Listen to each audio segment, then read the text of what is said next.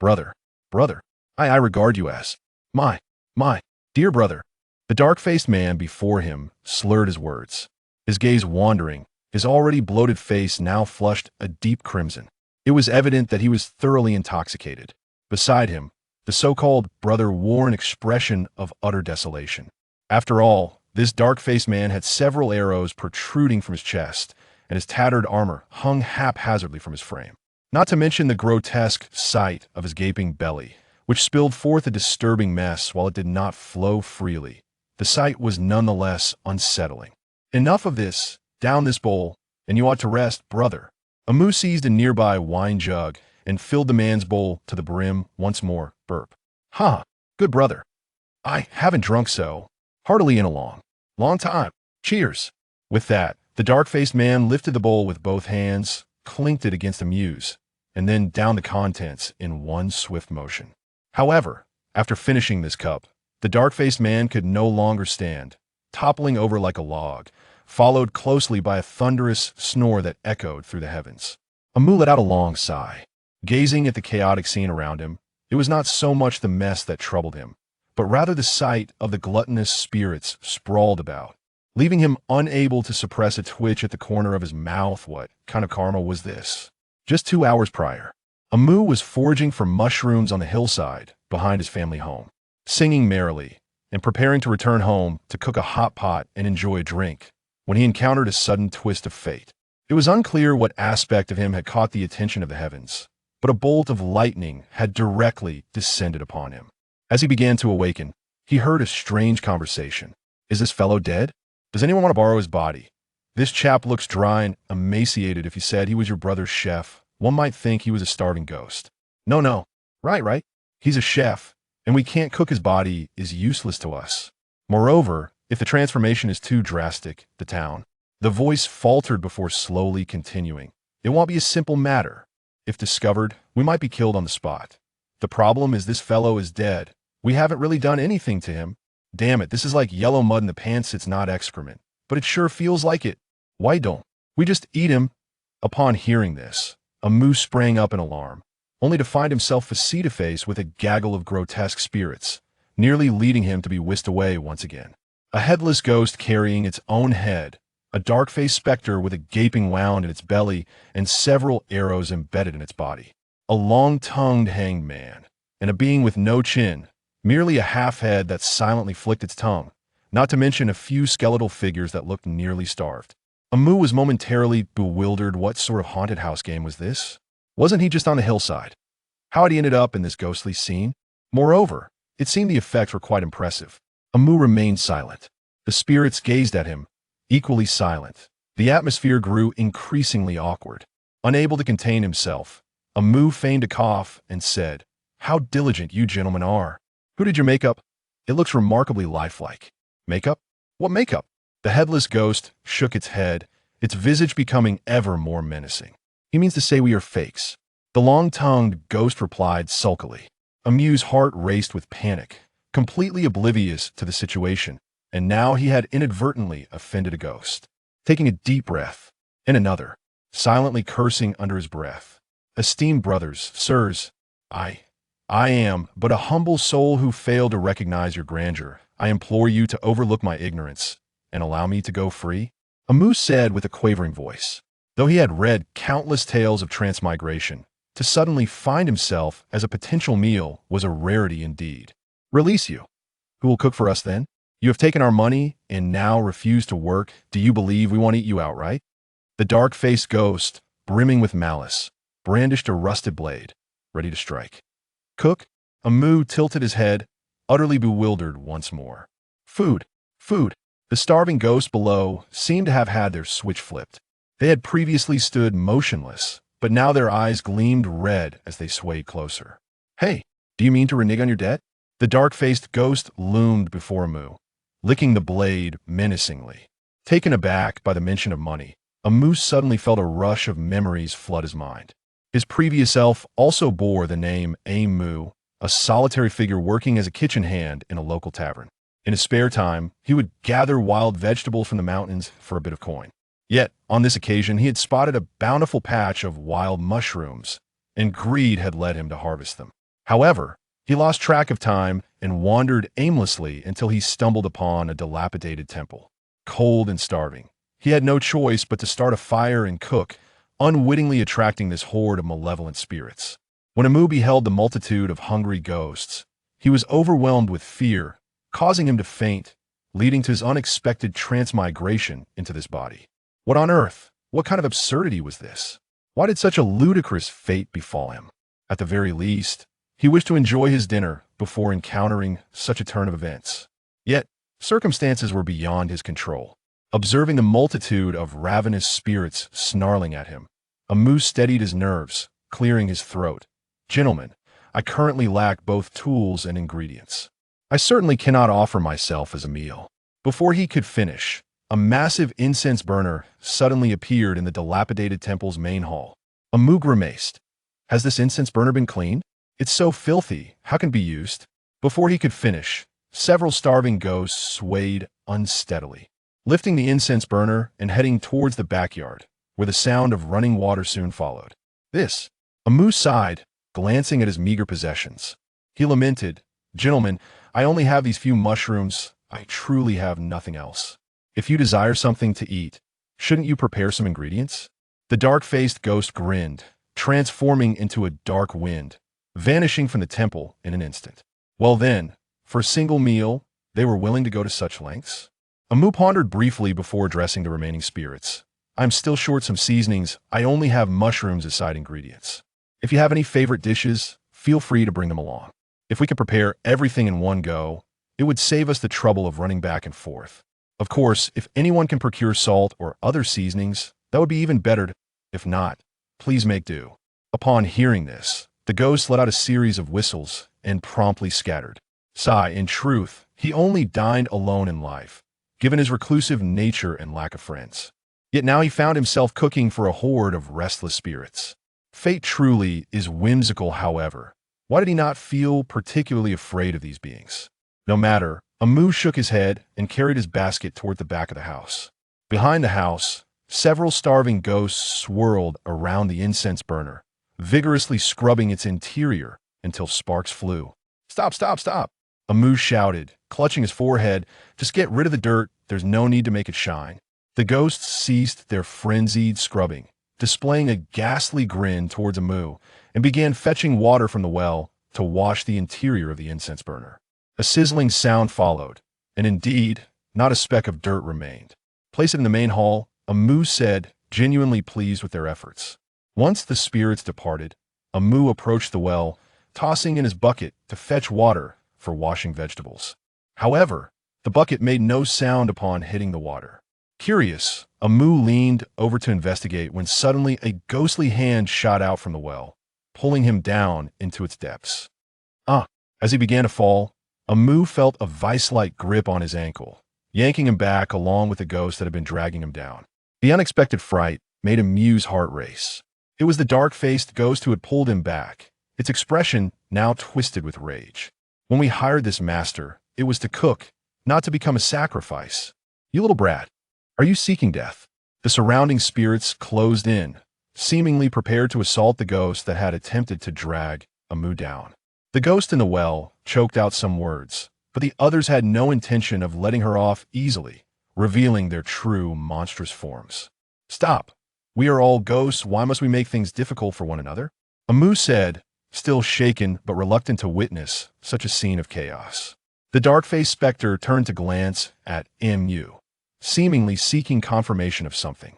However, upon witnessing Amu's resolute expression, he waved his hand towards the crowd, smiling as he said, "Since the master has spoken, we shall certainly honor his request. Pray, master, do prepare some sustenance for everyone, for they have been hungry for quite some time now." With that, the multitude of spirits reluctantly dispersed, returning to their respective tasks.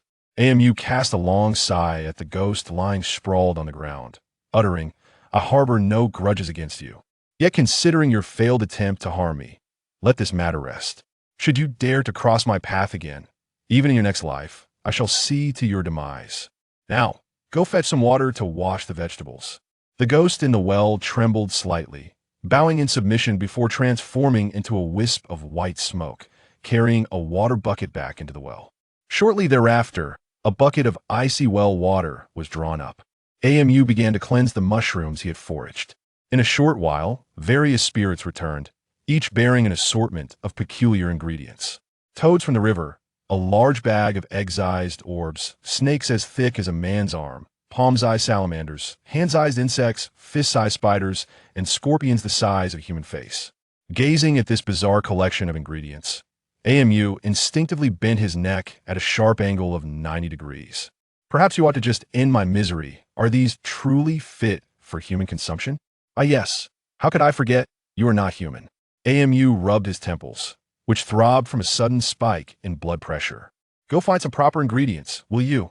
As he shouted, he discarded the utterly inedible toads and salamanders, pondering instead on fetching some bamboo to fashion skewers. While he was preoccupied with his tasks, several ghostly leaders returned, each laden with their own culinary offerings. A wild boar, 2 game hens, and 2 rabbits were among their spoils. Yet, these creatures appeared gravely injured, as if they had been frightened nearly to death, though still alive. Strip the fur and skin from these beasts, and gut them thoroughly. If you're willing, you may also wash the entrails clean. That would lend a fine flavor. And does anyone know if there is any alcohol nearby? Fetch some. AMU calmly surveyed the gathering of spirits, speaking unhurriedly. Upon receiving his orders, the spirits scattered once more, eager to comply. What AMU did not anticipate was the long-tongued ghost emerging with an enormous vat from some unknown location. Even before it drew near, the rich aroma of the liquor wafted through the air, tantalizing the senses. Where had this ancient wine been hidden? Nevertheless, it mattered not. They now had alcohol, and only a few seasonings remained to be procured. As the ingredients were nearly all prepared, the smaller spirits finally returned, not only bringing salt, but also an array of spices like vinegar and Sichuan pepper. They even brought back a cabinet. AMU's mouth twitched at the sight of labels reading dates, gastrodia, angelica, and ginseng. Surely, they had raided some apothecary. No matter, he could select a few nourishing ingredients suitable for his dish, and the rest could be returned, with the ingredients prepared and the fire stoked. AMU waited until the pot reached the right temperature before tossing in several pieces of fat. Once cleaned, he added the fat to the pot to saute, releasing its oils. Then he incorporated various seasonings to stir-fry together. Finally, he added ample water and the nourishing herbs to simmer, and soon enough, a rich broth began to take form. Meat was sliced, vegetables chopped, and all were added into the pot to stew now. All that remained was to patiently await the completion of the dish. Turning around, AMU noticed a throng of hungry spirits behind him, drooling, leaving the ground beneath them damp. A cascade of sweat broke out on AMU's brow. Truly, they were a pack of starving ghosts. The will not be so eager. The food is not yet ready. Prepare your bowls and chopsticks, he instructed the spirits behind him. In a whirlwind of activity, chaos ensued as they hurriedly gathered their utensils. However, they were swift to return. In mere moments, each ghost had returned, clutching a bowl and chopsticks. Master, use this. The dark-faced ghost presented a massive ladle to AMU. He nodded, smiling, and dipped the ladle into the incense burner to taste a spoonful. Master, is it ready? One ravenous spirit asked, eyes gleaming with desire as they fixated on AMU's ladle. Yes, it is nearly done. AMU took a handful of finely chopped scallions, scattering them into the pot before stirring vigorously, then ladled a portion into the bowl of the spirit who had inquired. With a swift motion, the spirit darted to a corner, ravenously consuming the food within the bowl. A plume of white smoke wafted upward, merging with the spirit's breath, and the contents of the bowl visibly shrank before AMU's eyes. A faint sigh escaped, likely one of contentment. It's my turn, my turn. Another spirit clamored, attempting to rush the pot's edge, only to be seized and tossed back by the dark-faced ghost. Form an orderly line. Everyone will have their share. AMU quickly reassured them. In no time, the spirits lined up neatly, each cradling their bowls, awaiting their turn for AMU to serve. It felt strikingly reminiscent of a cafeteria serving line. AMU chuckled softly, shaking his head as he chided himself for such thoughts. He suppressed his musings and began to serve the spirits one by one. Soon enough, each spirit retreated to a corner, savoring their respective meals. The only complication arose from the dark-faced ghost, the long-tongued specter, and the tongue-pulling ghost. They appeared unsatisfied, gazing longingly at the now empty pot. AMU glanced at the trio, but said nothing, silently moving the large incense burner aside, leaving only the remaining embers beneath. He stacked a few stones and skewered the prepared meat and insects over the fire to roast. Producing the jar of fine liquor, he filled bamboo cups for each spirit, cheerfully proclaiming, to all present, a toast to our budding camaraderie. Please indulge.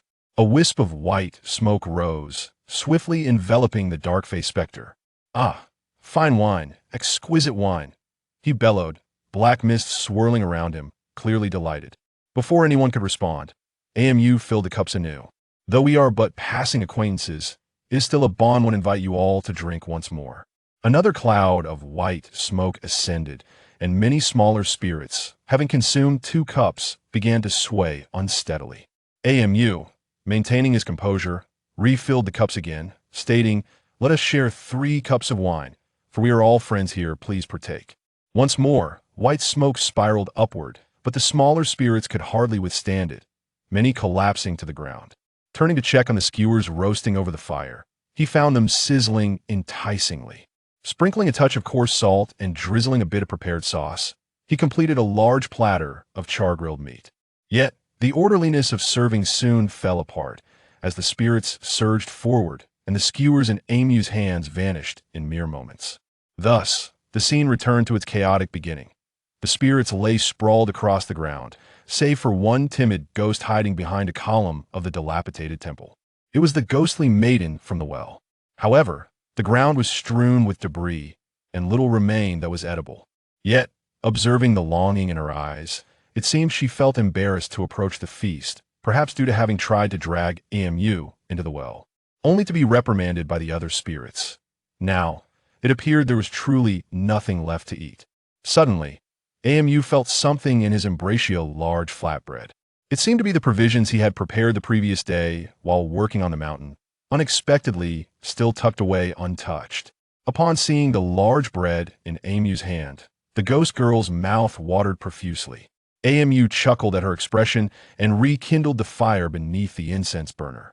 Once the remaining broth in the pot reached a bubbling boil, AMU leisurely tore the flatbread into smaller pieces, soaking them in the broth. Once the bread had thoroughly absorbed the liquid, he took a large bamboo bowl and filled it generously for the ghost girl. "This last morsel is the most flavorful. You must be hungry. So please, eat," he said, extending the bamboo bowl towards her. The ghost girl accepted the bowl, but did not eat instead. Large tears cascaded from her dark eyes. A wisp of white vapor silently merged with her form. Suddenly, a brilliant white light erupted from within her, and before she could scream, her once dark, ghostly form transformed into a pure white. Astonished, the ghost girl gazed at her own transformation, her once dark eyes now sparkling with clarity, her radiant smile revealing pearly teeth, embodying the beauty of youthful vitality. In disbelief, she marveled at the changes unfolding before her, her gaze fixed upon the bowl.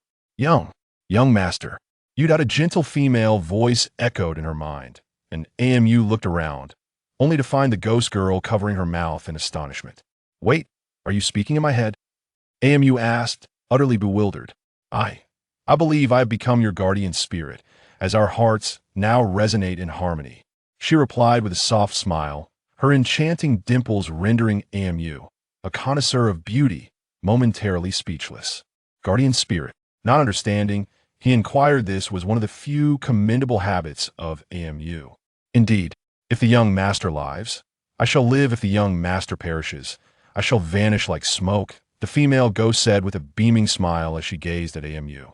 I was but a lonely, wandering soul, and I never expected that the young master would permit me to become his guardian spirit. In return, I vow to serve faithfully and ensure the young master's safety throughout this life. Huh, does that mean we share a life? If I were to die of old age, wouldn't you still vanish? That offers you no benefit at all, AMU remarked, clearly perplexed. If the young master were to die a natural death, I could accompany him to reincarnation, rather than drift aimlessly in this world as a lost soul, the female ghost replied earnestly. However, My abilities are rather limited, so I may not be able to assist the young master significantly. I hope for your understanding. Haha, it's quite all right. After all, I'm alone, and having a female ghost by my side could lead to some interesting situations. AMU grinned, revealing a rather mischievous expression.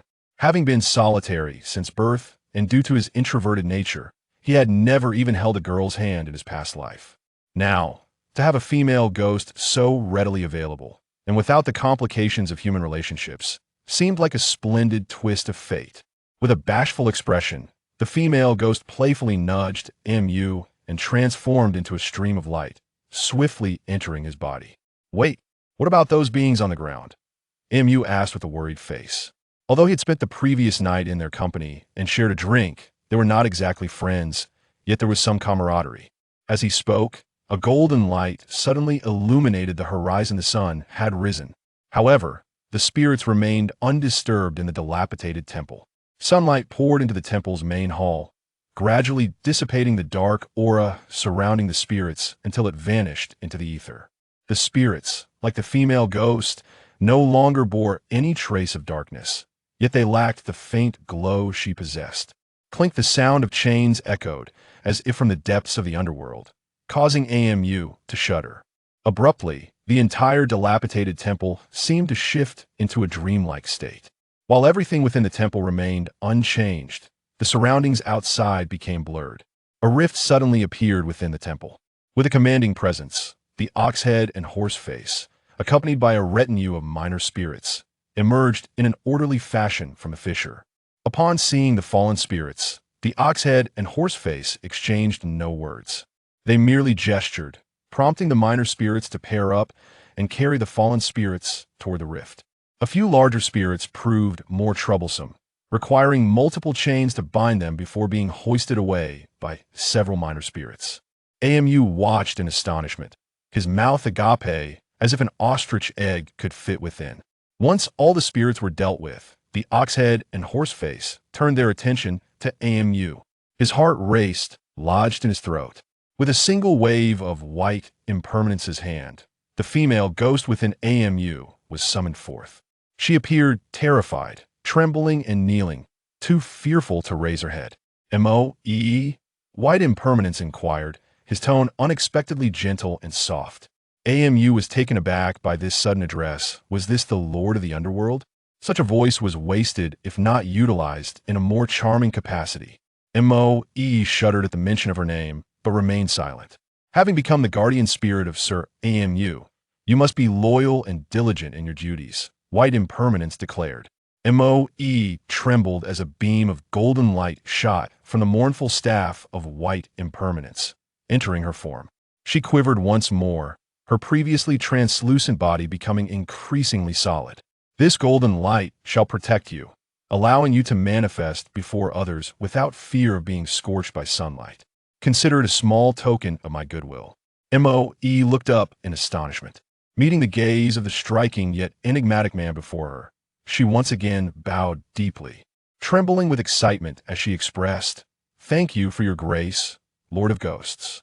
White Impermanence said no more, merely glanced at AMU, nodding in acknowledgement before stepping into the rift alongside the silent Black Impermanence. A flash of white light enveloped the space, and the rift vanished, leaving only AMU and the prostrate M-O-E within the temple. Noticing that M-O-E showed no intent of rising, AMU hurried over to assist her. Suddenly recalling that she was a ghost, he wondered if he could even touch her. To his surprise, he felt a substantial weight in his hands. "Eh!" AMU exclaimed in disbelief. With considerable effort, he managed to lift the limp M-O-E. "You're a ghost. How can you be so heavy?" AMU complained. I was frightened by the Lord of Ghosts. Now I have no strength left," M-O-E pouted. Before she could finish, MU swiftly scooped her up in a princess carry. "Young master." M-O-E blushed deeply, gazing affectionately at the righteous AMU. Carrying M-O-E, AMU hastened to his backpack, unceremoniously tossing her inside. M-O-E felt a sudden release beneath her as she landed securely within the backpack. "It's too heavy to carry. Just stay comfortably in the backpack while I take you down the mountain." A surge of annoyance flared in Moe's mind, and with a huff, she once again melded into Amu's body. Amu was momentarily taken aback. She just claimed to be drained of energy? Why did she seem revitalized now? Nevertheless, descending the mountain promptly was the priority. Reflecting on the bizarre events of the previous night, Amu shook his head in exasperation. This world was too peculiar. He wondered what other strange occurrences awaited him. Time to make a swift exit. Chapter 2. The journey home the mountain path was arduous. By the time Mu emerged from the dense forest and reached the official road, it was already afternoon, under the bright blue sky and the vast expanse of the heavens. The only drawback was the sweltering heat. After departing from the dilapidated temple and traversing the rugged terrain, Mu had not encountered any peculiar sights, which allowed him to walk with a sense of tranquility. Along the way, he stumbled upon some delightful wild vegetables, which he unreservedly collected into his backpack. Otherwise, he would have exited the thicket much earlier. The only vexation now was a slight thirst, however, on the stretch from Shirley Pavilion to the city walls. There were no resting spots in sight, at least none that Mu had ever encountered. The only known source of water was a clear spring beside Shirley Pavilion, where many wayfarers would fill their vessels before embarking on their journeys. After all, once one passed Shirley Pavilion, they would be considered to have left the jurisdiction of the county. Yet, driven by a determination akin to no venture, no gain, Mu had ventured deeper into the forest in search of sustenance. A testament to his willingness to risk his life for a meal. Alas, fate did not favor him, as he felt his courage falter. This thought, Mu could not help but silently offer sincere blessings to the departed predecessors. Upon sighting Shirley Pavilion, Mu's steps lightened with relief. Of course, it was due to his thirst. He dashed to the spring like the wind, cupping the water in his hands and pouring it into his mouth. Unsatisfied, he plunged his head into the water, gulping down a bellyful before finally releasing a long sigh of contentment. What sheer comfort. However, an elderly man, dressed simply, had appeared beside him, gazing at Mu with a smile. Mu felt somewhat embarrassed. Perhaps this elder was also there to fetch water, and his face buried in the spring could easily provoke a reprimand if the old man had a temper. "Please, go ahead," Mu stammered, stepping aside. The elder remained silent, merely nodding with a smile as he produced a small bottle from his robe and filled it with water from the spring. Mu was not in a hurry. After all, the return to the city was only a 10-mile journey. Moreover, the remaining path was primarily along the official road, which he could traverse comfortably in 2 hours. Yet, having traveled through the forest from morning till noon without breakfast and having hardly slept the previous night, he felt surprisingly well, showing no signs of fatigue or drowsiness. How wonderful it is to be young. The only trouble was his grumbling stomach. A sudden rumbling sound erupted, akin to a pigeon cooing, far louder than he had anticipated. Unfortunately, the rations he had brought were given to Moe last night, and the ingredients from yesterday had largely satisfied the appetites of the many hungry ghosts. Now, his backpack contained only a few wild fruits he had gathered and some wild vegetables and mountain goods he had carelessly collected. Just as he contemplated peeling the fruits, he realized he had forgotten to bring a knife. Last night, he had borrowed the large knife from the black-faced ghost, but that fellow was now long gone, having reported to the underworld. Where could he find a knife now? While lost in thought, a chilling blade suddenly materialized from his chest, revealing itself to be the very knife he had borrowed from the black-faced ghost. What? How is this still with me? Moe's voice echoed in his mind. Of course, I took it. They were all taken by the underworld, so I figured I could keep whatever was left behind. Mu broke into a cold sweat. You actually stole the black-faced ghost's knife? Aren't you afraid he will come after you? Do you think the underworld is just a place you can enter and exit at will? Moe sighed. I just don't know when we'll meet again. Perhaps I should ask Bai Wu Cheng to take you down with me, so we can see each other every day? Mu jested, but a surge of ire, not his own, welled up within him. It was evident he had provoked this little girl. Just as he contemplated how to smooth things over, he felt a sharp pain in his fingertip. Looking down, he noticed a drop of blood had fallen onto the blade and a faint blue ripple spread outward. And Mu hastily removed the floating knife, glancing around to find only the old man who was patiently waiting to fill his bottle. Thankfully, the elder appeared oblivious to the commotion as he bent down to retrieve the small bottle, filled with water. Mu released a sigh of relief. He was fortunate not to have been discovered. If the old man had seen a knife suddenly appear from his chest, he would likely have fled in terror. But this was not the time for such thoughts. His stomach was still growling. With no cutting board available, Mu waited for the elder to step aside before using handfuls of spring water to rinse the stone table and chairs. Improvising a makeshift cutting board, he then washed the wild vegetables he had gathered in the spring water, producing from his backpack what appeared to be a root vegetable. Mu bit into it, finding it sweet and refreshing. Was this not the fabled sugar beet, a worthy counterpart to sugarcane? Unfortunately, he could only shred it and combine it with the other wild vegetables to prepare a salad. Yet, if only he had some bird eggs and bland, matured plant oil, he could make a delightful mayonnaise. But that was a thought for another time. For now, he could only make a simple mixed vegetable dish with the ingredients at hand. Fresh cabbage, shredded sugar beet, sliced wild onions, and cleaned mountain mushrooms all went into a bamboo bowl, where he drizzled a bit of soy sauce and vinegar, adding a pinch of salt. He silently apologized for the lack of seasoning, stolen from his household the previous night. This was all the doing of those starving ghosts, but it was beyond his control. The only downside was the absence of cooking oil, which would likely detract from the dish's enjoyment. Nonetheless, this was merely a makeshift meal to satiate his hunger, so he would not complain as long as it was edible. Just as the salad was prepared, the old man approached with keen interest. He seemed like yet another seeker of a free meal. A mere dish of wild vegetables was hardly fit for a guest. If you like, would you care to try some? Mu inquired. The elder remained silent, but nodded with a smile. One moment, after speaking, Mu fetched a segment of bamboo from his backpack, splitting it in half with his knife and cutting two similarly sized pieces to fashion a pair of bamboo chopsticks, which he handed to the elderly man. The elder said nothing, simply taking the chopsticks and devouring the food with remarkable speed. Within moments, Mu's prepared salad had vanished. "Delicious!" exclaimed the old man, his appetite thoroughly satisfied. "I am glad you enjoyed it," Mu replied, though he himself was still hungry. "Having eaten your food, it wouldn't be fair for me to leave without offering something in return. That I have nothing of value. Only some fruits I haven't eaten yet," the elder said, producing several fine-looking fruits from his sleeves and handing them to Mu. "Consider this a payment for the meal." Mu accepted them with both hands, smiling. "These are merely humble offerings. If you enjoy them, I shall bring you more next time we meet." The old man nodded with a smile and walked away from Shirley Pavilion. Once the elder had distanced himself, Mu washed the fruits with spring water and began to munch on them for his lunch. Unexpectedly, Moe emerged from within him, gazing longingly at the fruits, drooling in anticipation. "Hey, you're a lady, mind your image," Mu remarked, unable to contain his amusement at her gluttonous expression. Moe replied, her demeanor shifting to one of elegance and grace. "Might I share a morsel with you, sir?" Her eyes sparkled, her voice soft and melodious, embodying the very essence of poise.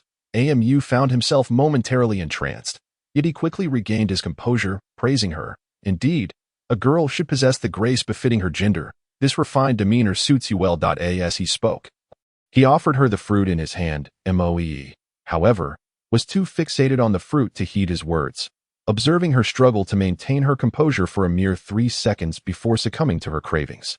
Mu understood the situation all too well. As he lifted the fruit higher, her gaze followed suit. As he lowered it, her eyes dropped. This fruit was indeed peculiar. Tell me, what's special about this fruit?" Mu inquired, having already consumed one without noticing anything unusual. Moe, her eyes transfixed on the fruit, replied, "This fruit is brimming with spiritual energy, unlike any ordinary fruit. Just looking at it makes me want to eat it." How intriguing! That old man must possess some remarkable qualities. However, now was not the time to dwell on that, nor to tease this little glutton. With a flick of his wrist, he tossed the fruit towards Moe, who caught it and quickly popped it into her mouth. "Leave the pit for me. That's useless if you swallow it," Mu called out, but Moe merely replied with a muffled ah. Her cheeks bulged like a round dumpling, eliciting a chuckle from Mu as he watched her. "Everything belongs to you, and no one is fighting you for it. So just let it out," Mu said softly.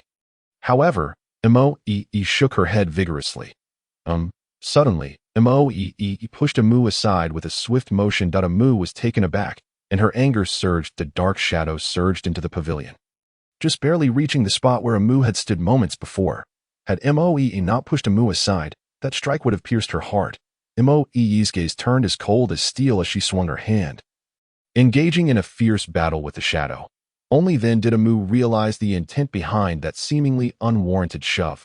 Mother Hecate was trying to help her evade danger, But could she not find a different way next time? After a few rounds of close combat, the black and white figures suddenly separated, and without a word, Moe positioned herself protectively in front of It. Was then that Amu finally discerned the nature of the creature before her. A black bird nearly half her height, It looked quite appetizing, but why had it suddenly attacked her? As she pondered this, the shadow darted forward again, and Amu was once more pushed aside by Moe. Just as she was about to inquire about what was happening, she noticed several black feathers embedded in the ground where she had just been standing. What the hell? Did I provoke you? Amu's temper flared instantly, and she brandished her ghostly blade, intent on striking the black bird. Yet, in an instant, the shadow flickered again, and Amu instinctively raised her blade to defend herself. Clang, clang, clang. A series of crisp sounds rang out as Amu stared incredulously at her weapon. Amazed that it had managed to block the bird's feathered projectiles, the black bird, engaged in a fierce battle with Moe, seemed to sense that something was amiss and glanced over. Its gaze towards Amu turning increasingly hostile as it realized all its attacks had been thwarted. With a powerful flap of its wings, it stirred up a whirlwind, catching Moe off guard and sending her flying far away. Before she could react, the great black bird charged directly at Amu with lightning speed. Unwilling to indulge this audacious creature, Amu bent her knees, drew a breath, and with her front leg slightly bent and her back leg taut, she faced the approaching bird. With a fierce shout, she swung her tightly gripped blade upward with great force. A brilliant arc sliced through the air, leaving behind a splash of red. The critical moment. The black bird dodged the sudden attack, but the strike was so swift that it still grazed half of its wing. Just as it attempted to take flight, it found itself unable to rise. Amu approached with a sinister grin, wielding her blade, followed closely by a white ghostly figure with a massive fruit in her mouth. That a flash of white light appeared again, and Amu, by the spring, dug up some yellow mud from where the water flowed. The black bird, its feathers intact, had its skin and plumage removed, leaving only the flesh, which was seasoned with salt and stuffed with various herbs and vegetables. She then found large taro leaves by the nearby stream, wrapping the black bird tightly, binding it with dried grass, and finally covering the entire creature with yellow mud she had excavated. All that was left was to build a fire and slowly roast the entire mud-covered bird.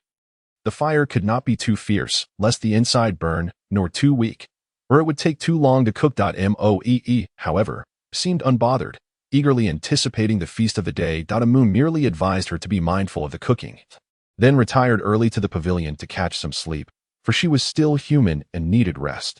When she finally awoke, the sun had already begun its descent, painting the evening sky with soft shades of gold and crimson. Turning her gaze to the mud ball that had been cooking for some time, she saw that it was nearly done.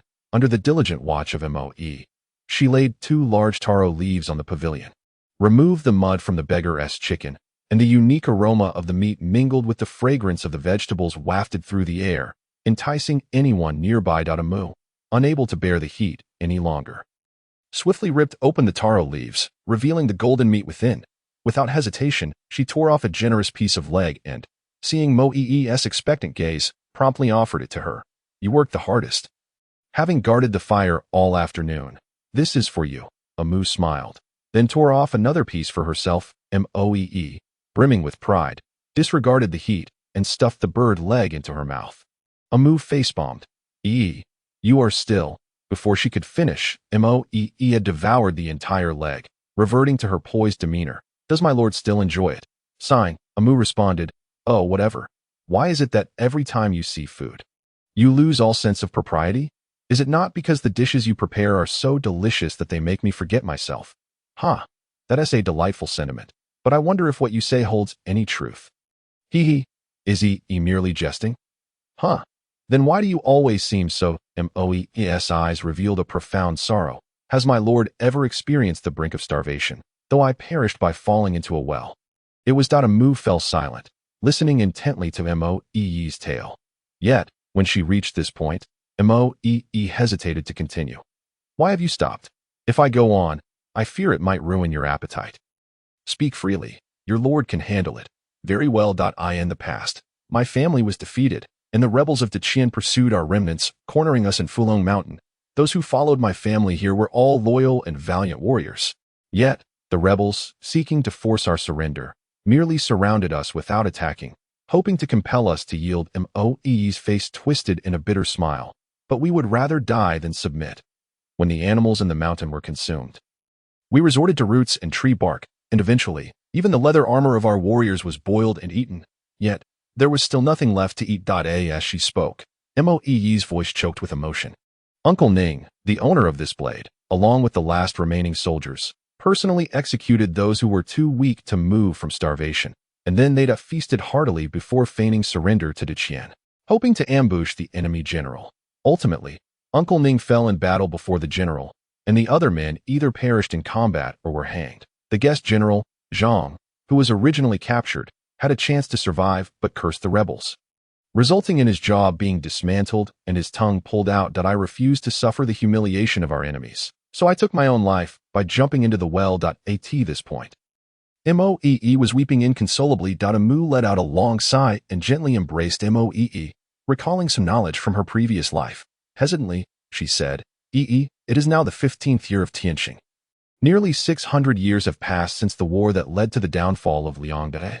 Amu felt a jolt of realization, suddenly understanding that her ghostly companion was the last royal descendant of the Liang dynasty, which had valiantly held out in Fulong Mountain. This mountain was named after the downfall of the last bloodline of the Mo family. She could only wonder if the Diqian royal family knew that she had taken the last pride of the Mo family as her guardian spirit. Amu grinned. Isn't this tiger skin a bit too large? Chapter 3. Unforeseen disaster. They needed to return to the city swiftly. After all, only a little over half the sun remained visible beyond the peaks. And once it set completely, the city gates would be closed. Hurrying along, they finally spotted the towering city walls and the imposing gates just before sunset. However, the entry inspection remained stringent, with everyone still queuing for checks. This was the final barrier to entering the city, and the Demon Suppression Bureau would not allow any malevolent creatures to enter without permission. After a long trek of 10 kilometers, Amu finally reached the end of the line. The evening glow had almost vanished behind the mountains, and the sky was quickly darkening. On the city walls, a massive torch was lit, illuminating a large bronze mirror nearby, which bore intricate inscriptions. In an instant, a flood of light reflecting those inscriptions enveloped the people still outside the city gates. Suddenly, a scream erupted from a basket behind one individual, and a shadow burst forth, flailing within the light but unable to escape. In a flash, a beam of white light shot down from the city wall, pinning the shadow to the ground. A white-faced scholar in official garb leaped down from the wall, his blade flashing as the shadow let out a final cry, dissipating into black mist. "Fear not, everyone, it is merely a wandering spirit," the official said in a deep voice, his tone clear enough for all awaiting individuals to hear. Observing the dashing official, the crowd's restless emotions seemed to settle considerably, and they expressed their gratitude in unison. "Thank you, my lord, for your protection. Thank you for slaying the demon and ensuring our safety. Thank you, my lord. May you live a long life." Amu glanced at the official clad in military attire, feeling that perhaps he was a bit too perfumed. However, it was true that he had slain a minor spirit, and he was courteous to the people, so it was not her place to comment. Following this interlude, the queue experienced no further unexpected occurrences. Tranquility reigned, and even the rather flamboyant official had returned to the city to rest. After a brief wait, it was Mu's turn to undergo inspection. However, as Amu stepped into the designated area, a sudden beam of red light enveloped him. Several guards, armed and shielded, immediately aimed their weapons at Amu, demanding, "Where did this demon come from? Seize him at once." Adhering to the principle of discretion, Amu straightened his posture, raised his hands high, and exclaimed loudly, "Innocent, my lord, I am no demon. The demon mirror cannot be mistaken. Take a closer look." A man clad in armor pointed at a copper mirror suspended within the city gate. In the mirror, Amu appeared as himself, albeit with a faint white aura surrounding him. Amu quickly realized the cause. My lord, this is my guardian spirit. It is not a harmful demon. I implore you to see clearly. Guardian spirit? Huh. You, a mere commoner, possess a guardian spirit. Why not boast about vanquishing all the demons within 100 miles of this county? If you are so capable, why not become a demon-slaying guard? The guard threatened, "Speak further nonsense, and I will have you executed on the spot." Amu, wishing to argue a bit more, was taken aback as the spirit Moe surged forth within him.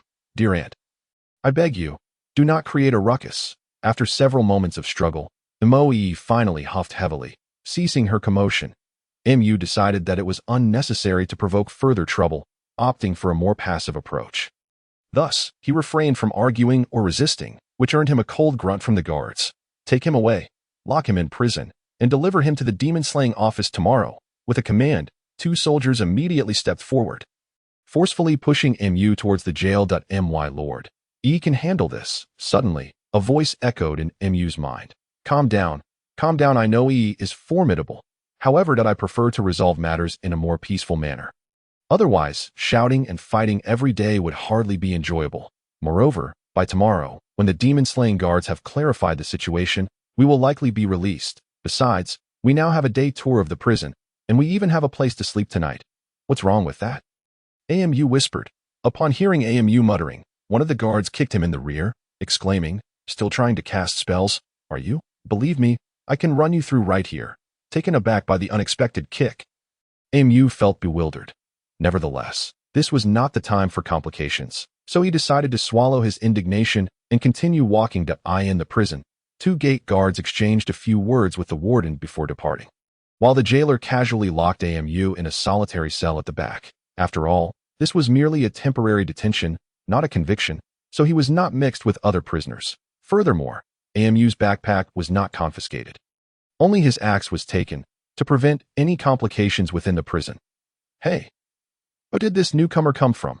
Come entertain your elder. The prisoners, upon seeing a new face, appeared quite elated, only slightly restraining their enthusiasm when the jailer rapped the cell door with his sword sheath.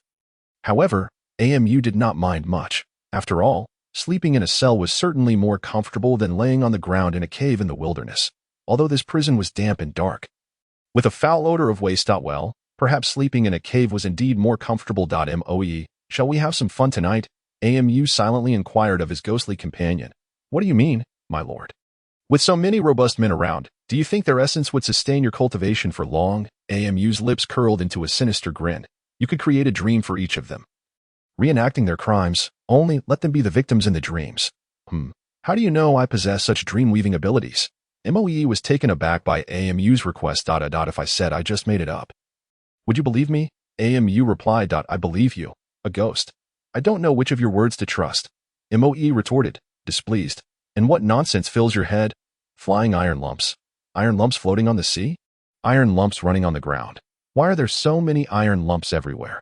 How were those stone boxes built? Why are there so many people on the streets? Why do the night streets appear so bright? And why are there so many girls without clothes? Who are they to you? Stop, stop, stop, AMU exclaimed in astonishment, realizing that this girl could delve into his memories. He quickly steadied his mind, locking away the goddesses in his thoughts.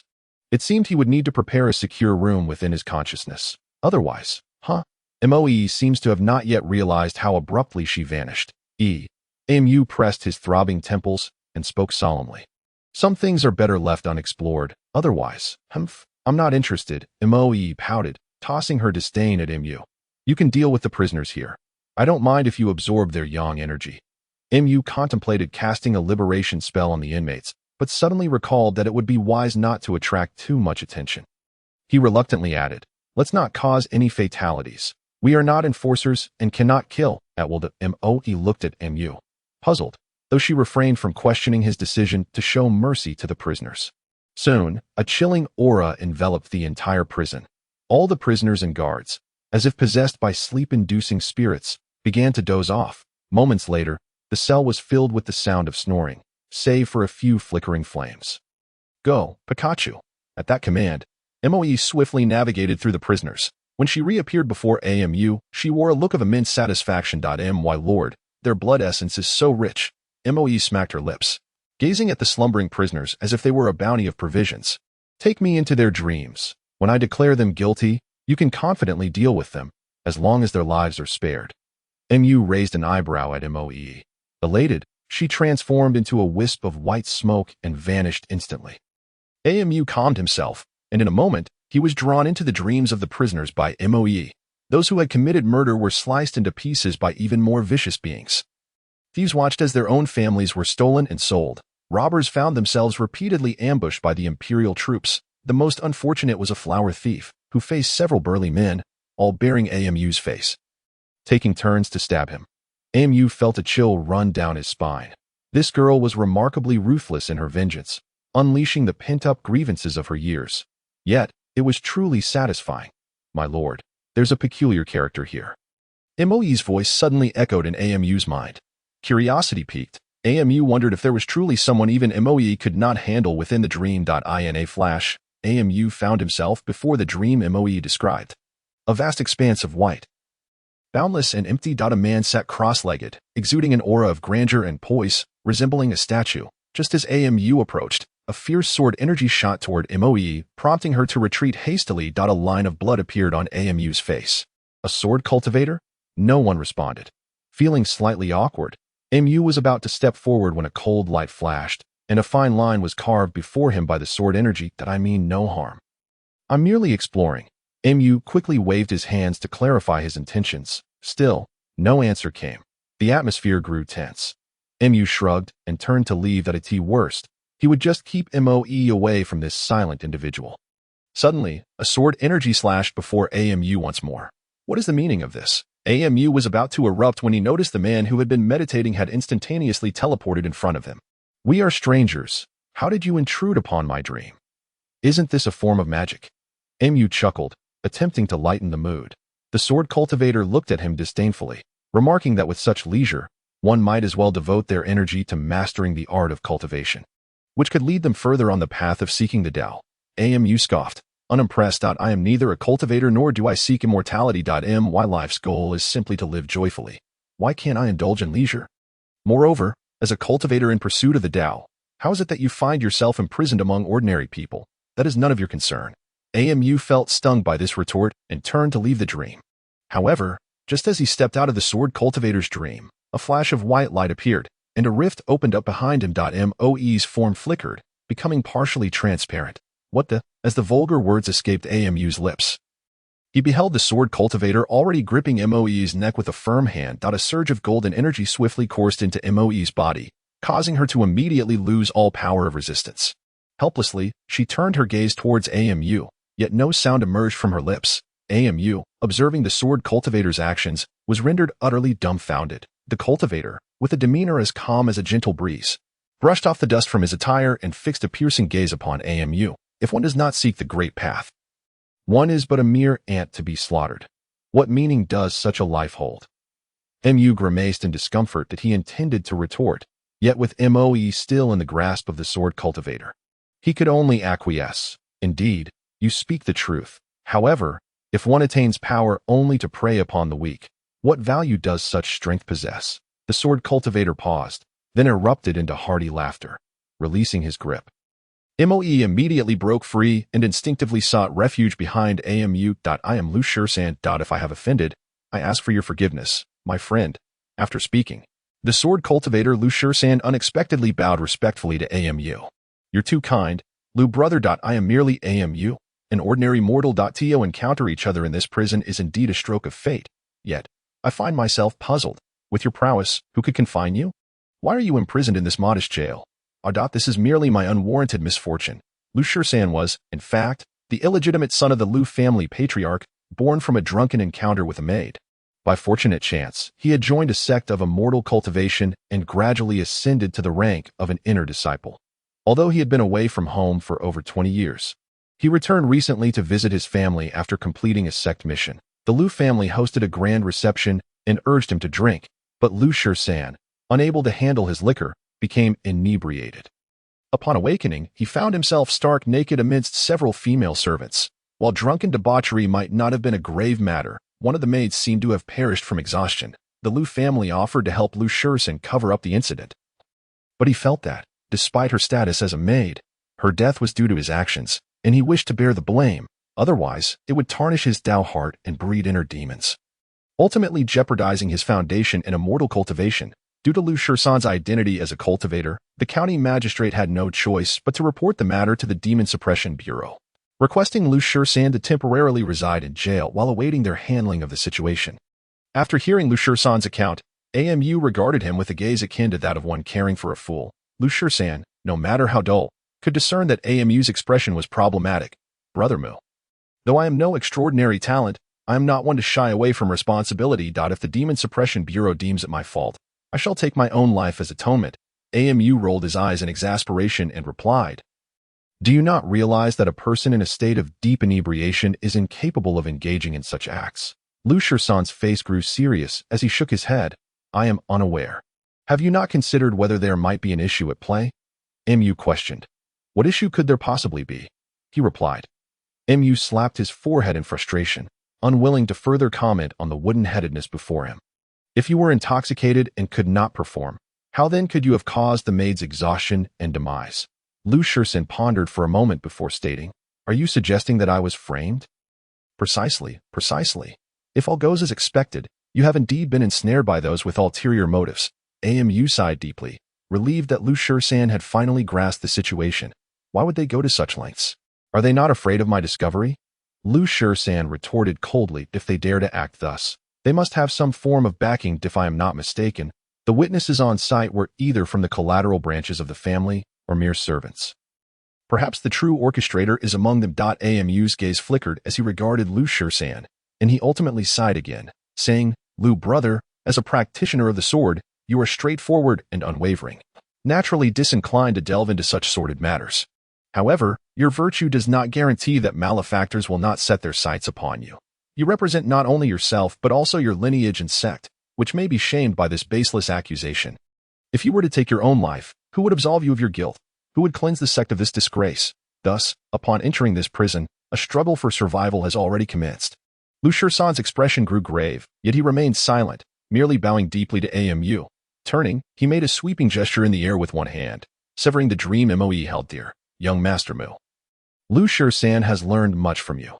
Once this matter is resolved, let us share a hearty drink to eye in the darkness." A calm voice echoed, indicating that Lu Shisan had indeed settled his mind in preparation for the following day.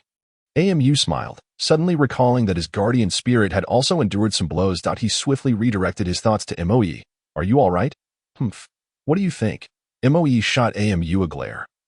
But judging by her tone and demeanor, it seemed that the issue was not too grave. "Are you injured? How can we treat it?"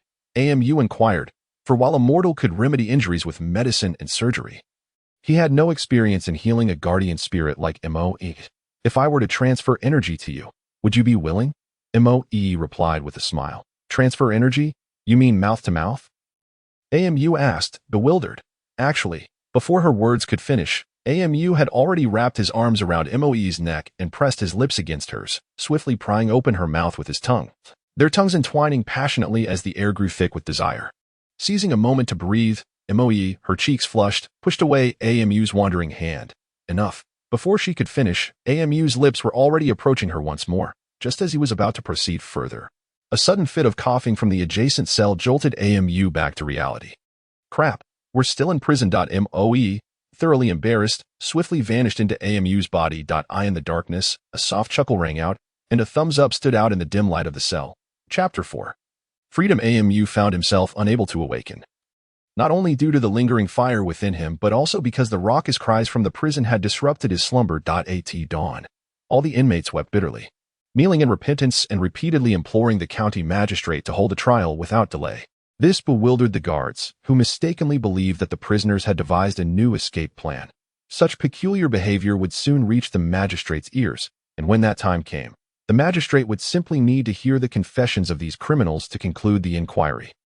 It was likely that this magistrate had never witnessed such an enthusiastic display of contrition before. AMU couldn't help but chuckle at the thought. With a clang, the door to AMU's cell swung open, revealing a man clad in opulent robes, coldly staring at AMU. "AMU, come with us." Presumably, these were members of the Demon Suppression Bureau. AMU stifled a yawn, casting a sidelong glance at Lu Shisan, who remained seated in meditation like a steadfast dog. Not wishing to disturb him, AMU followed the robed man out of the prison. The county town was not large, and to utilize resources more efficiently, the prison was situated not far from both the county magistrate's office and the Demon Suppression Bureau. However, while the magistrate's office was located on the main street, the Demon Suppression Bureau resided in a discreet courtyard of its own. In the courtyard, a young man with a demeanor as gentle as jade and strikingly handsome sat confidently in the hall. He was the same individual who had slain a minor ghost at the city gate the previous night. Yet, from a distance, he appeared to be a mere scholar, and the closer one got, the more he resembled a woman disguised as a man. His eyes shimmered with brilliance, radiating a golden aura. However, when he met AMU's seemingly foolish and innocent gaze, he seemed utterly oblivious to anything amiss. Who are you, esteemed sir? If this is your guardian spirit, surely she should have a name. Indeed, she is female. Moe swiftly materialized beside AMU. However, despite her normally resplendent appearance, she now donned plain, coarse garments, her hair appearing somewhat disheveled. She resembled an ordinary peasant woman, far removed from the image of a royal jewel. AMU opened his mouth, feeling a surge of emotions, but wisely chose to remain silent. IME, an ordinary woman. Once, my family lived harmoniously, but calamity struck, and my kin were slaughtered by bandits. Those rogues sought to violate me, yet I refused to submit, and I took my own life by jumping into a well. Little did I know that I would encounter a noble sir like you, who liberated my spirit from that well. Thus, I became your guardian spirit. AMU gaped, tempted to ask if she had consumed several television dramas. Her acting was truly on par with award-winning actresses. They say that ghosts speak in riddles. Do you think your words contain any truth? The woman scoffed, clearly dismissive of E's tale. What I say is the truth. If you do not believe me, I swear to the heavens. Should I utter a single falsehood, may I suffer the wrath of the heavens, struck by 5 bolts of lightning and perish, seeing E's reddened eyes. AMU felt that she had already earned an Oscar. Yet, outside, the sky showed no signs of change. After all, her words were not entirely unfounded. Since that is the case, by the way, what is your name? The woman finally recalled the other person standing in the room. AMU, however, wore a look of helplessness.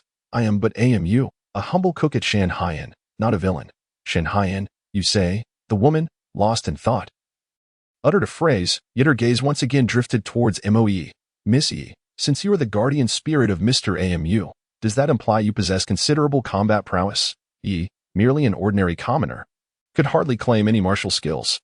I beg your pardon, my lord, she quickly pleaded. Fret not, I shall be gentle, came the response. After all, I am accustomed to dispatching mere trifles. Encountering someone capable enough for a sparring session is a rare delight that would tempt any hand to itch for action. So, I humbly request your guidance. As the last words hung in the air, the temperature in the grand hall plummeted abruptly, and frost began to crystallize upon the table's surface. AMU shivered violently, glancing down to find ice fragments gathering at his feet. AMU exclaimed, having never encountered such an overbearing force. Quickly return. In a flash, E transformed into a streak of light, swiftly re-entering MU's body. Instantly, a warmth enveloped him, dispelling the surrounding chill. MU exhaled deeply, preparing to flee through the door, only to find it immovable. Upon closer inspection, he realized the door had been thoroughly frozen by the encroaching cold. My lord, we are but humble folk, having committed no wrongdoing. You cannot slay the innocent. AMU's voice rose dramatically, not from fear but in hopes of attracting the attention of those outside. Think you can call for help? In this office, I know it better than you do, the woman scoffed with disdain. Come now, I merely wish to engage in a friendly bout with your guardian spirit. Irrespective of victory or defeat, I assure you, I shall not harm you. Before the words fully settled, several ice spikes shot towards AMU's face. With a swift motion, he ducked, watching as the spikes embedded themselves into the door, penetrating deeply. MU gulped nervously. What do you mean? You won't harm us, he muttered. Are you truly willing to endure such humiliation? E's voice resonated within AMU's mind. I cannot intervene. If I do, she might discern my origins, but I cannot fight. AMU shouted internally, a torrent of frustration flooding his thoughts. You cannot, yet your mind is filled with martial techniques? E questioned, her skepticism evident. These skills. You cannot execute them, can you? AMU clumsily dodged the oncoming ice spikes, trying not to lose focus. I only know of them. I cannot utilize them. If you have any strategies, please employ them quickly. I am barely holding on. With a sharp intake of breath, AMU realized he was being looked down upon. Suddenly, the martial arts knowledge surged through his mind, flashing before his eyes. The woman noticed that the previously flustered AMU had undergone a transformation in both demeanor and presence. Oh, is this a serious engagement? Serious? How could he be serious when he had no understanding of these martial arts? AMU wished to voice his thoughts, but E seized control of his body, executing a series of agile footwork, evading the ice spikes with grace. The woman's expression shifted, ceasing her ice attacks, and instead, she engaged AMU in close combat. Meanwhile, E mimicked the Tai Chi technique stored within AMU's mind, while the woman's strikes exuded a fierce and unyielding force, imposing an overwhelming presence. In a few exchanges, they surprisingly matched each other blow for blow. Tai Chi, birthed from the limitless, balances movement and stillness, the mother of yin and yang, where neither can exist without the other, the harmony of opposites, the still heart guiding the body, the energy flowing, the opening and closing. The unity of inner and outer, transforming with strength, blending hardness and softness. Tai Chi embodies both gentleness and strength, merging the two. Suddenly, AMU recalled a line from a film. As the realization dawned upon E. She too seemed to grasp something profound. Yet, the woman's powerful punch hurtled towards MU's face. E gracefully drew a circle with her hands, deftly dissipating the woman's force. The woman, caught off guard, attempted to retreat but was struck by E's palm to her side. Stumbling back, she barely regained her balance after several steps. Just as she steadied herself, E commanded AMU's body to close in once more, utilizing the element of entanglement to negate the woman's strength. The woman fumed. Ah! A spectral figure materialized behind her, and AMU winced at the sight. The figure, wielding dual axes, bore a formidable countenance reminiscent of a legendary warrior, an unmistakable resemblance to a figure known as the Giant Spirit. Why are you, a girl, practicing such masculine martial skills? Are you not afraid of becoming a tomboy? AMU muttered under his breath. What did you just say? The woman's eyes glimmered with fury, her power clearly exceeding the bounds of their contest. With a sweeping strike, the ground beneath them fractured as a result of her force. Good heavens, sister, aunt, restrain your powers, AMU yelled.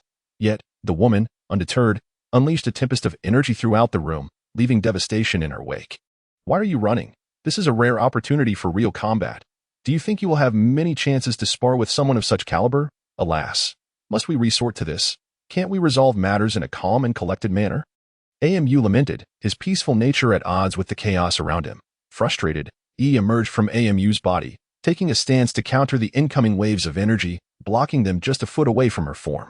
Now, this is getting interesting, the woman exclaimed, her spectral form vanishing, yet the golden armor materialized upon her body. With a roar that echoed like thunder, objects within a foot of her disintegrated into dust. Is she truly going this far? MU thought. Suddenly, a flash of white light struck her forehead, where a white lotus blossomed between her brows. As the radiance spread, the golden armor cracked and disintegrated into shimmering motes of light. Breathless, MU and E beheld this astonishing spectacle. As the brilliance faded, revealing the girl's fair complexion, just as they were about to witness a climactic moment. E enveloped her in white silk, securing her tightly. AMU averted his gaze, exhaling a resigned sigh. In a swift motion, the soft flesh at his waist was twisted, causing MU's eyes to widen in pain as he refrained from uttering a sound. He could only grimace and smile awkwardly at E, who, with a haughty toss of her head, dismissed him entirely. Thank you, young lady. A man entered the room, bowing respectfully. Clad in scholar's robes, he radiated an aura of formidable ferocity. My younger sister is mischievous and has a penchant for martial arts, being the youngest in the family. Thus, our parents have indulged her. I hope you can forgive her. After another deep bow, AMU sighed heavily. The man had offered a conciliatory gesture. What more could he do? My lord, you overstate the matter. The young lady was merely sparring with my guardian spirit. If there are no further issues, I have mundane matters to attend to. So I request permission to take my leave. Just as he intended to depart, the man caught his arm. Please, wait. He then called out, Fu Bo, take the young master to the account room and provide him with 100 taels of silver as his medical fee. Yes, young master. This way, please. An elderly man emerged, guiding MU towards the account room. Once AMU disappeared around the corner, the man mused aloud, agile in movement, adept in close combat, yet devoid of malice. My sister has met her match. But whose hidden pawn is this? I shall keep an eye on him. A shadow flitted by, leaving no trace behind. After collecting the silver, MU hurried towards the Shanghai residence, being merely a kitchen helper. And currently residing there, missing work for 2 consecutive days in this era, could see him facing the master's wrath. Pa, with me around, what do you have to fear from your master's punishment? Although he had not decisively triumphed over that girl from the demon-subduing division, she had compelled her to employ an unorthodox trump card, thus marking a victory in its own right.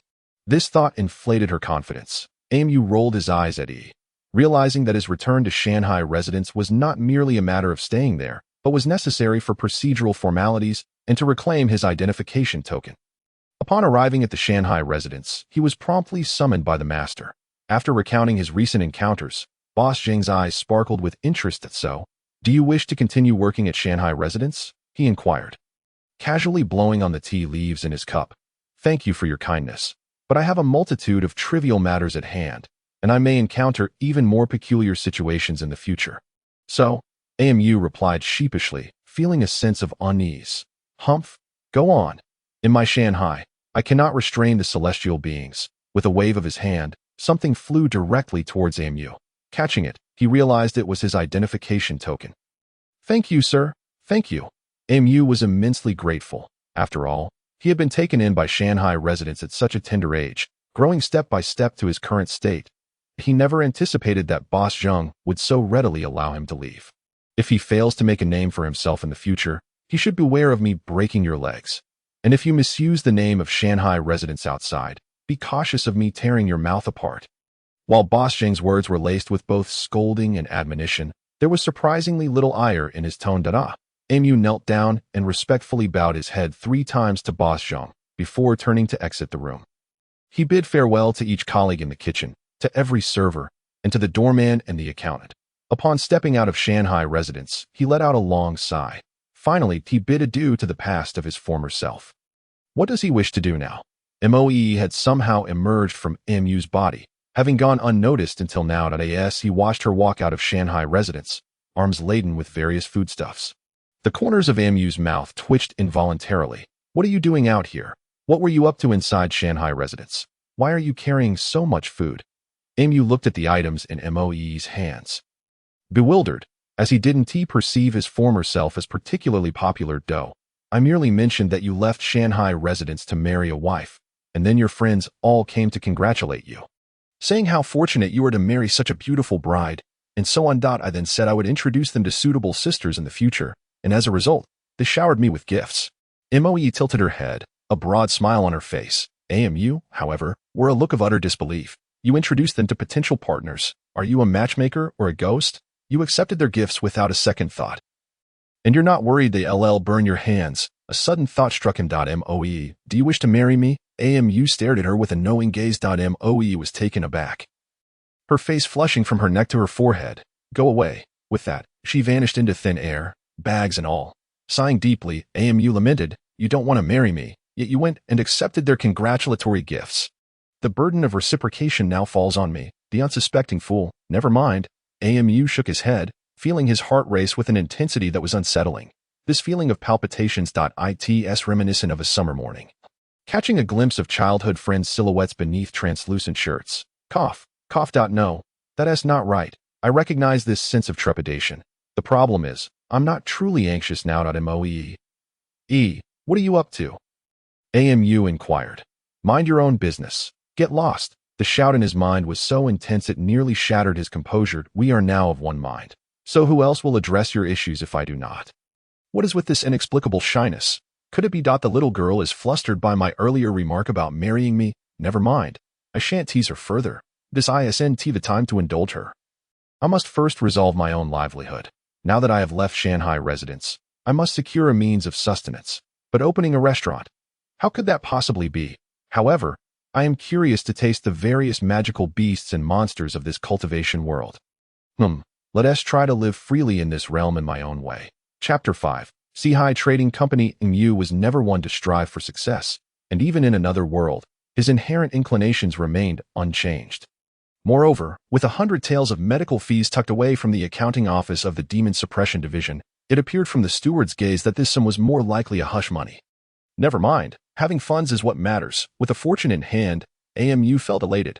Since he had money, it was only natural to indulge lavishly. As for how it was acquired, let's not dwell on the details. This thought prompted MOE, residing within MU, to roll her eyes. Regardless, MOE was a guardian spirit, and thus did not require any expenses. First, let us devise a plan for my own life. The world is vast, and I wish to explore it. Moreover, this is the realm of cultivation. Shouldn't I experience the splendor of a place rich with spiritual energy? Shouldn't I seek out opportunities to defy fate? Shouldn't I encounter other races in enchanting encounters? Just thinking about it fills me with joy. While lost in dreams of a blissful future, MOE suddenly smacked him on the forehead. What nonsense are you thinking? Do you truly not understand the dangers of the wilderness? Or are you feigning ignorance? Still thinking of exploring the world? Before you think of venturing out, you ought to determine if you can even hold your own. Amu clutched his head, wincing in pain. Moe's strikes were too fierce, and his head was still buzzing that it would be best to prepare a mobile fortress. Something like an armored vehicle. An armored vehicle? What is that? Moe was baffled. Amu proceeded to explain, only to receive another smack on the head. What do you mean by armored vehicle? Isn't that just a mode of transportation? You think it's sufficient to only run on the ground? Isn't flying on a sword far more appealing? Amu rubbed his head, which had already endured several blows, and muttered under his breath, Isn't this just planning? If something seems off, we can adjust it. Why resort to violence? Moe shot him a cold glance, her voice icy. What did you say? Amu's heart skipped a beat. He couldn't fathom why Moe seemed as if she had swallowed explosives, and hurriedly chuckled awkwardly. It's nothing, just contemplating what kind of person could thrive in this world. You think you can thrive? I've been a ghost for 600 years, in terms of cultivation. I am merely at the nascent soul stage. Even so, those with techniques to counter ghostly entities at the core formation stage can still contend with me. Furthermore, some noble families or royal courts begin their elite training from the chi refinement stage. By the time they reach the peak of foundation establishment, they can easily face us, who have our shortcomings. Above the nascent soul stage, there are the God transformation, void refinement, integration, and ascension stages. Although those who reach the great ascension stage ascend, it doesn't prevent them from leaving behind some tricks for posterity.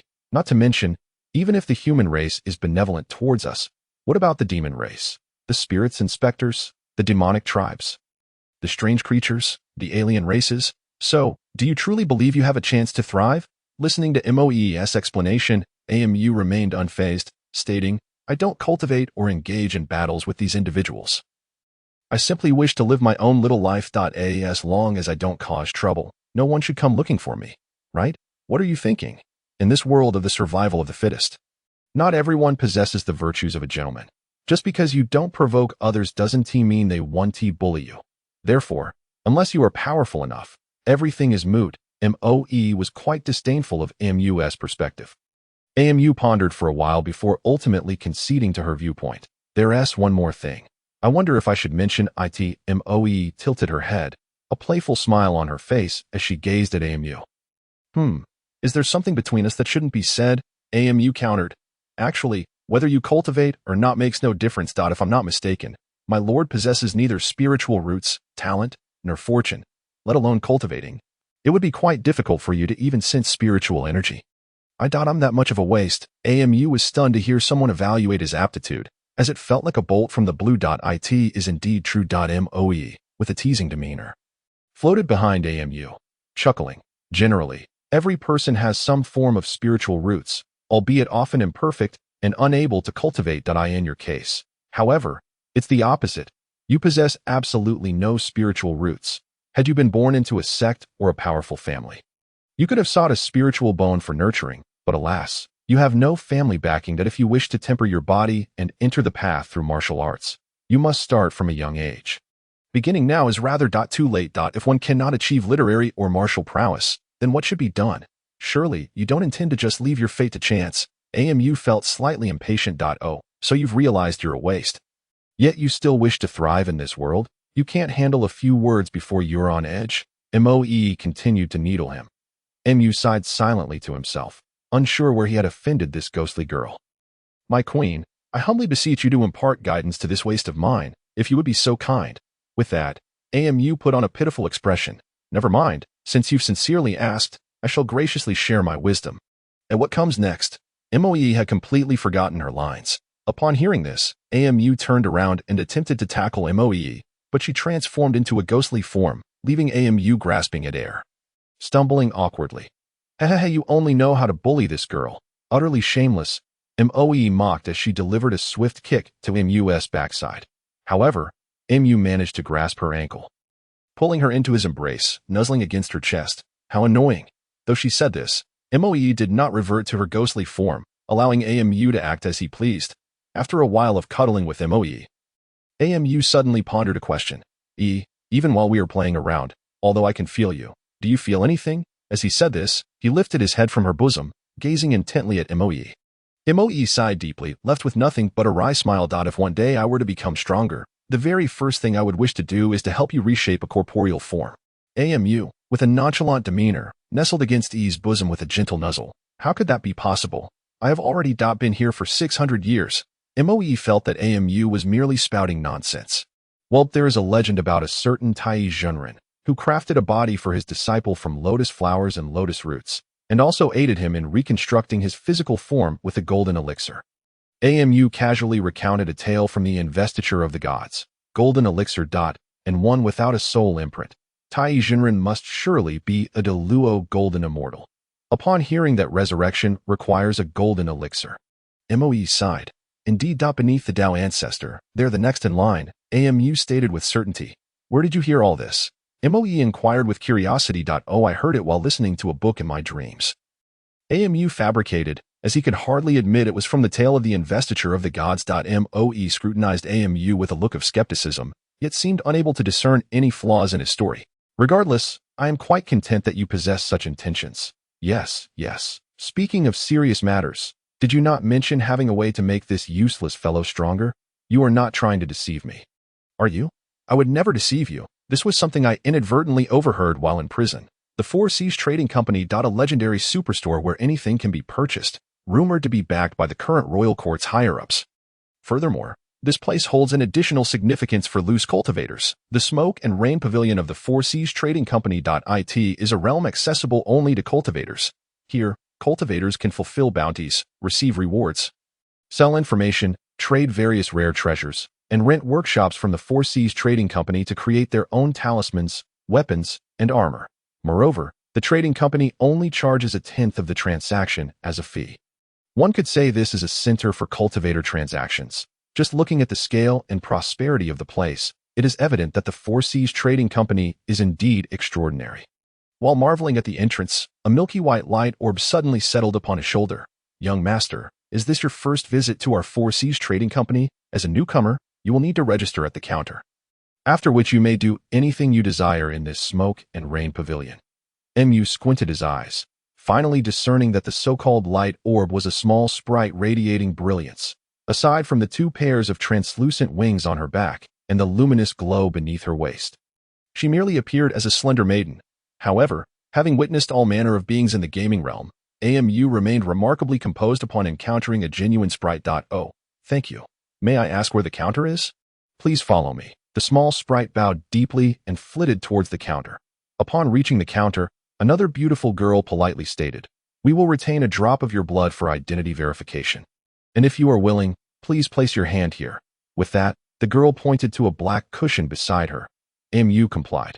The moment his hand pressed against the black cushion, a silver light illuminated from beneath, followed by a sharp pain in his fingertip, causing a drop of blood to fall onto the black cushion. In an instant, that drop of blood was completely absorbed by the cushion. The cushion slowly arched, and a substance resembling black liquid seeped forth, enveloping Amu's arm.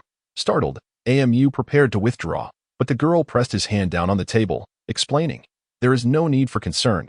This is merely the standard etching process. Please wait for the inscription to be completed." Mu hesitated. The black cushion opened on its own, returning to its original state. Mu's arm bore a circle of black line-like tattoos. "What is this?" Amu inquired. "This is your identification mark. Should you unfortunately perish outdoors, a candle made from your blood will extinguish. The runes on your arm will facilitate the identification of the deceased by subsequent seekers. Additionally, these runes can record the accomplishments of the owner by absorbing the residual souls of those slain. However, they will not impede the essence of the soul, so please rest assured." Amu examined the runes on his arm. They were merely a fine black line, comparable in thickness to data cables from his past life.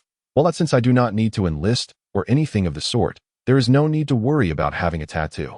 With this thought, Amu's mood lightened considerably. The registration process was complete. May you enjoy eternal youth and a smooth path ahead. With the girl's final blessing, the entire registration process concluded. Yet, throughout this journey, the attentive care felt reminiscent of certain organizational tactics from reality. However, the Four Seas Trading Company seems to have official endorsement. Let us not dwell on that, and see how things unfold. That a vast water curtain appeared as Mu approached. The circle of tattoos on his arm emitted a faint golden glow.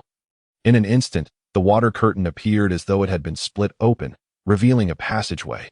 Entering the passage and taking a few steps, he was greeted by the bustling atmosphere reminiscent of a marketplace. The sunken area featured a massive platform for trading or auctions, with projections of various item prices overhead, and there were even small training grounds scattered about. There were even girls in revealing attire selling food and beverages within the premises. This was undoubtedly the sports arena version of the cultivation world. If the founders of the Four Seas Trading Company were not from the same realm as AMU, he would find it hard to believe. However, that was not the main focus at present. The priority now was to investigate the various wanted notices and bounty information, and also to check the rental prices for the workshops offered by the Four Seas Trading Company. If feasible, he even considered commissioning them to produce firearms and ammunition, allowing him to simply purchase the finished products. Alas, fate did not favor his desires. The workshops were available for rent, but the fee was 1 or 2 gold pieces per day. Converted to silver, that would be approximately 100 taels. Forget it. I shall refrain from utilizing the workshop for now. I will first examine the various wanted cultivators and the distribution maps of monsters in different regions. Sigh, the investigative range depicted on the map extends only about 50 kilometers from the town center, and that is merely from aerial reconnaissance. Moreover, the drawn map left AMU utterly perplexed. Another long sigh escaped him. It seems that tasks such as map-making will have to be handled by himself. The only silver lining is that, unbeknownst to him, AMU had memorized the faces of various wanted monsters and cultivators. He even clearly noted down the bounty amounts and remarks, though unfortunately, he had no immediate use for that information. Is the method you mentioned truly existent? AMU silently queried. Well, those few spirits would not dare deceive me. They were once listed on the bounty board, and after being captured and brought to the Smoke and Rain Pavilion, their spiritual powers were entirely extracted before being handed over to the Demon Suppression Bureau. Thus, they met their demise in the Bureau's prison. Therefore, the Smoke and Rain Pavilion must possess methods for extracting the spiritual power of others, or even infusing power into them. AMU nodded thoughtfully. If that were true, then the Smoke and Rain Pavilion had indeed grasped the weakness of all cultivators. Wouldn't he be able to traverse this world with ease? Indeed, they are currently doing just that. Brother Mu. AMU seemed to hear someone calling him. Upon looking around, he spotted Lu Shursin waving to him from a short distance away, accompanied by 2 other elegantly dressed disciples of the sect. He chuckled. Lu brother, you emerged so quickly. Have all matters been resolved? AMU inquired with a smile. The sect sent 2 disciples skilled in hard inquiry, and with Brother Mu's reasoning, we deduced from the testimonies of those present that this was a scheme employed by the second son of the Lu family to seize power for his clan. Yet, prior to this, Brother Mu had already discerned the unusual from mere hints, which is truly admirable. Come, let me introduce you to young Master AMU. Brother Mu, this is Wuxin, and this is Wu Yan. They are my 2 junior brothers. The 3 exchanged pleasantries, though the 2 were not particularly familiar with AMU, and the so-called distinction between the immortal and mortal realms rendered their interaction neither cold nor warm. Lu brother, what brings you to the Smoke and Rain Pavilion? Shouldn't you return to the sect to report on the matters here? AMU inquired with a smile. Brother Mu, what is the essence of cultivation? It is the cultivation of the heart. Experiencing the mundane world is also a form of cultivation. This trial was deemed a lack of experience by the sect. Thus, Wu Xin and Wu Yan were sent to accompany me outside the sect for some practice, and were better for such practice than the Four Seas Smoke and Rain Pavilion. However, I am curious as to why Brother Mu is here. Now it was Lu Shursan's turn to notice the discrepancy. My companion, is known to Lu brother. AMU replied calmly. Is my guardian spirit. Although as a spiritual entity, she does not require food or sleep, she still needs to replenish spiritual energy. Thus, I came to the Smoke and Rain Pavilion to take a look, but I did not expect Brother Mu to be so well informed. Lu Shursin chuckled, wearing a knowing expression. Now it was AMU who felt puzzled. What do you mean by that, Lu brother? Oh dear, how can Brother Mu still be pretending not to understand? You came here for the spiritual pearls. Did you not? Lu Shursin laughed. This secret method was something the Smoke and Rain Pavilion put in considerable effort to uncover. Moreover, it has been communicated to all major sects, as long as one is recognized as a notorious villain. Someone guilty beyond redemption. And if they are delivered to the Smoke and Rain Pavilion with their dantians intact, then the pavilion can extract their spiritual power entirely and refine it into spiritual pearls usable by everyone. Moreover, The Misty Rain Pavilion only charges a 10% service fee. Thus, with a knowing glance, Lu Shisan directed a look that suggested understanding that it turns out that the crux of the experience lies within this spiritual pearl. I had foolishly assumed that this individual was being marginalized within his own sect, but it appears he has been favored by the heavens instead. I was merely unprepared for the cunning of the Misty Rain Pavilion, which has set its sights on the imprisoned monstrosities of the various major sects, and the astonishing fact that they are being met with gratitude. However, the affairs of the major sects are not my immediate concern. Brother Lu, I have come to this vicinity in search of a place rich in spiritual energy to serve as a nurturing ground for E. Regarding the matters you mentioned, I am entirely oblivious. And do you truly think I possess the capability to become embroiled in such affairs? Amu said with a smile, playfully patting Lu Shisan on the shoulder. Brother Lu, I have great faith in you. You are far more suited to be a carefree sword immortal. As for the trivialities of the mundane world, they can go to hell. The three cultivators present were momentarily taken aback by Amu's crude language. Yet Lu Shisan suddenly burst into hearty laughter, exclaiming, "Ha! Brother Mu truly understands me. Let those trivial matters go to hell." As his words faded, an overwhelming sword aura surged from within Lu Shisan, soaring into the heavens and sweeping across the surroundings. The previously overcast sky instantly brightened. Amu couldn't help but sigh inwardly, surprised to find such a pure-hearted man. Meanwhile, the two junior disciples could no longer contain themselves, kneeling in unison with clasped hands. Congratulations, senior brother, for enlightening the path of righteousness. Suddenly, a deep voice reverberated through the sky, proclaiming, "Congratulations to the Lu Sword sect for clarifying the heart and mind. The Misty Rain Pavilion extends its congratulations to the Lu Sword sect of the Heavenly Guardian sect." This was swiftly followed by another declaration. "Congratulations to the Lu Sword sect for clarifying the heart and mind. The Spirit Guardian sect extends its congratulations to the Lu Sword sect of the Heavenly Guardian sect." In an instant, the skies echoed with countless congratulatory voices. Amu felt a slight discomfort in his heart. What is going on here? He was somewhat bewildered. Clarifying the heart and mind. This brother Lu could establish a sect centered around the sword. Even within his own sect, he would undoubtedly lead a faction. Moe remarked nonchalantly, "You were defeated in the final battle of a generation-defining master establishing his sect. That should give you some bragging rights." "Wouldn't you agree?" Amu teased. "Get lost," Moe retorted, recalling the night when Lu Shisan had severed the dream realm with his sword intent, igniting her ire. Why does he possess such cultivation at such a young age while we languish in this state? It is infuriating. Moe began to adopt a sarcastic tone. Get lost, get lost." Amu laughed and scolded playfully. The Misty Rain Pavilion had transformed into a marketplace of fame and fortune for various sects in relation to Lu Shisan and his affiliated sect. Amu, ever astute, chose to withdraw from such a scene. It seemed that the Misty Rain Pavilion would find it exceedingly difficult to conduct business today. Where to next? Moe inquired. "Do you think the Four Seas Trading Company will seize this opportunity to enhance their reputation among cultivators?" Amu remarked with a smile directed at Moe. "What do you mean?" "I suspect the Four Seas Trading Company will leverage Lu Shisan's enlightenment to conduct a business campaign aimed at expanding their influence among cultivators. Perhaps even gaining favor." Amu stated with conviction. And then, Moe still didn't grasp Amu's intentions. "Then, as an utterly ordinary participant, I will naturally seek to benefit from the Four Seas Trading Company." With that, Amu swiftly made his way toward the workshop. Suddenly, a resounding proclamation filled the air. "Congratulations to the Lu Sword sect for clarifying the heart and mind. The Four Seas Trading Company extends its congratulations to the Lu Sword sect. From this day forth, for 3 days, the Four Seas Trading Company will not charge any transaction fees, waive equipment usage fees, and offer all goods at a 20% discount. We invite all cultivators to come and celebrate alongside the Lu Sword sect." Upon hearing Moe's astonished exclamation, Amu merely smiled, approaching the counter at the workshop to say, "I would like to rent a workshop for 3 days. Chapter 6. In the world, there are always those who lack foresight. 10 taels of silver exchanged for a total of 100 caddies of pig iron and brass. However, how to process them into usable forms became a conundrum.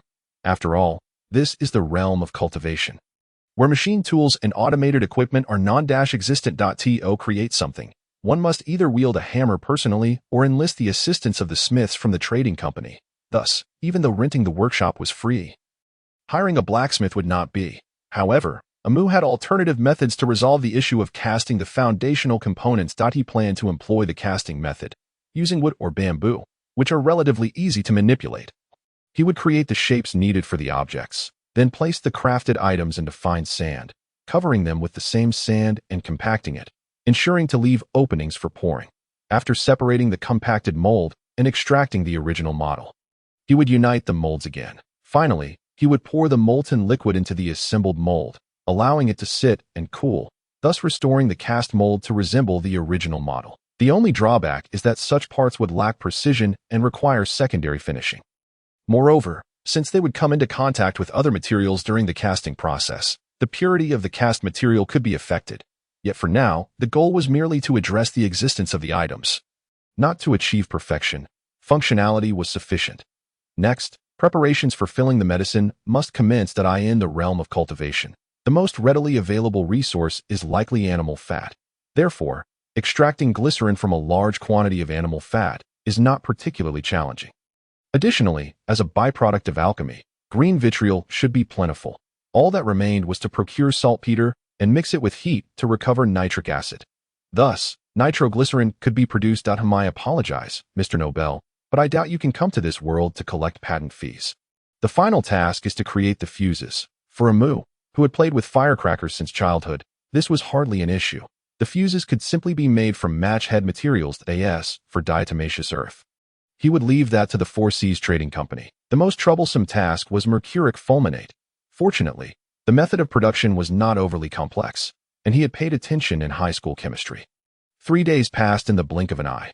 When Amu returned the workshop key to the Four Seas Trading Company, he gazed at the numerous self-made grenades stacked in boxes behind him. Feeling an inexplicable sense of pride, where could one go to discuss rationality in an alternate world while utilizing self-made grenades? As for testing, how dare he conduct such reckless experiments in a place like the Four Seas Trading Company?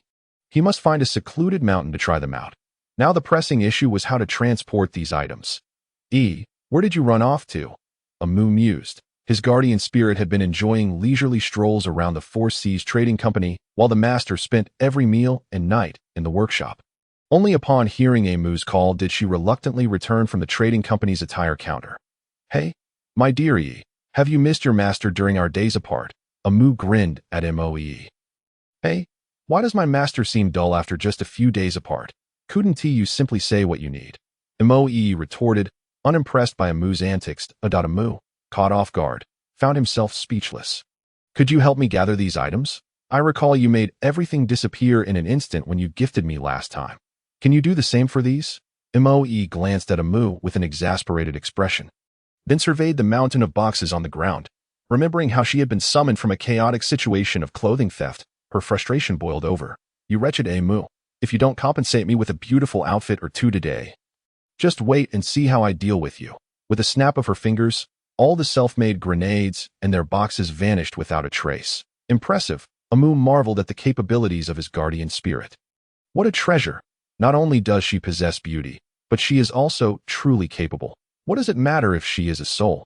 Is it not said that beautiful appearances are a dime a dozen? While interesting souls are rare, this soul is simply extraordinary.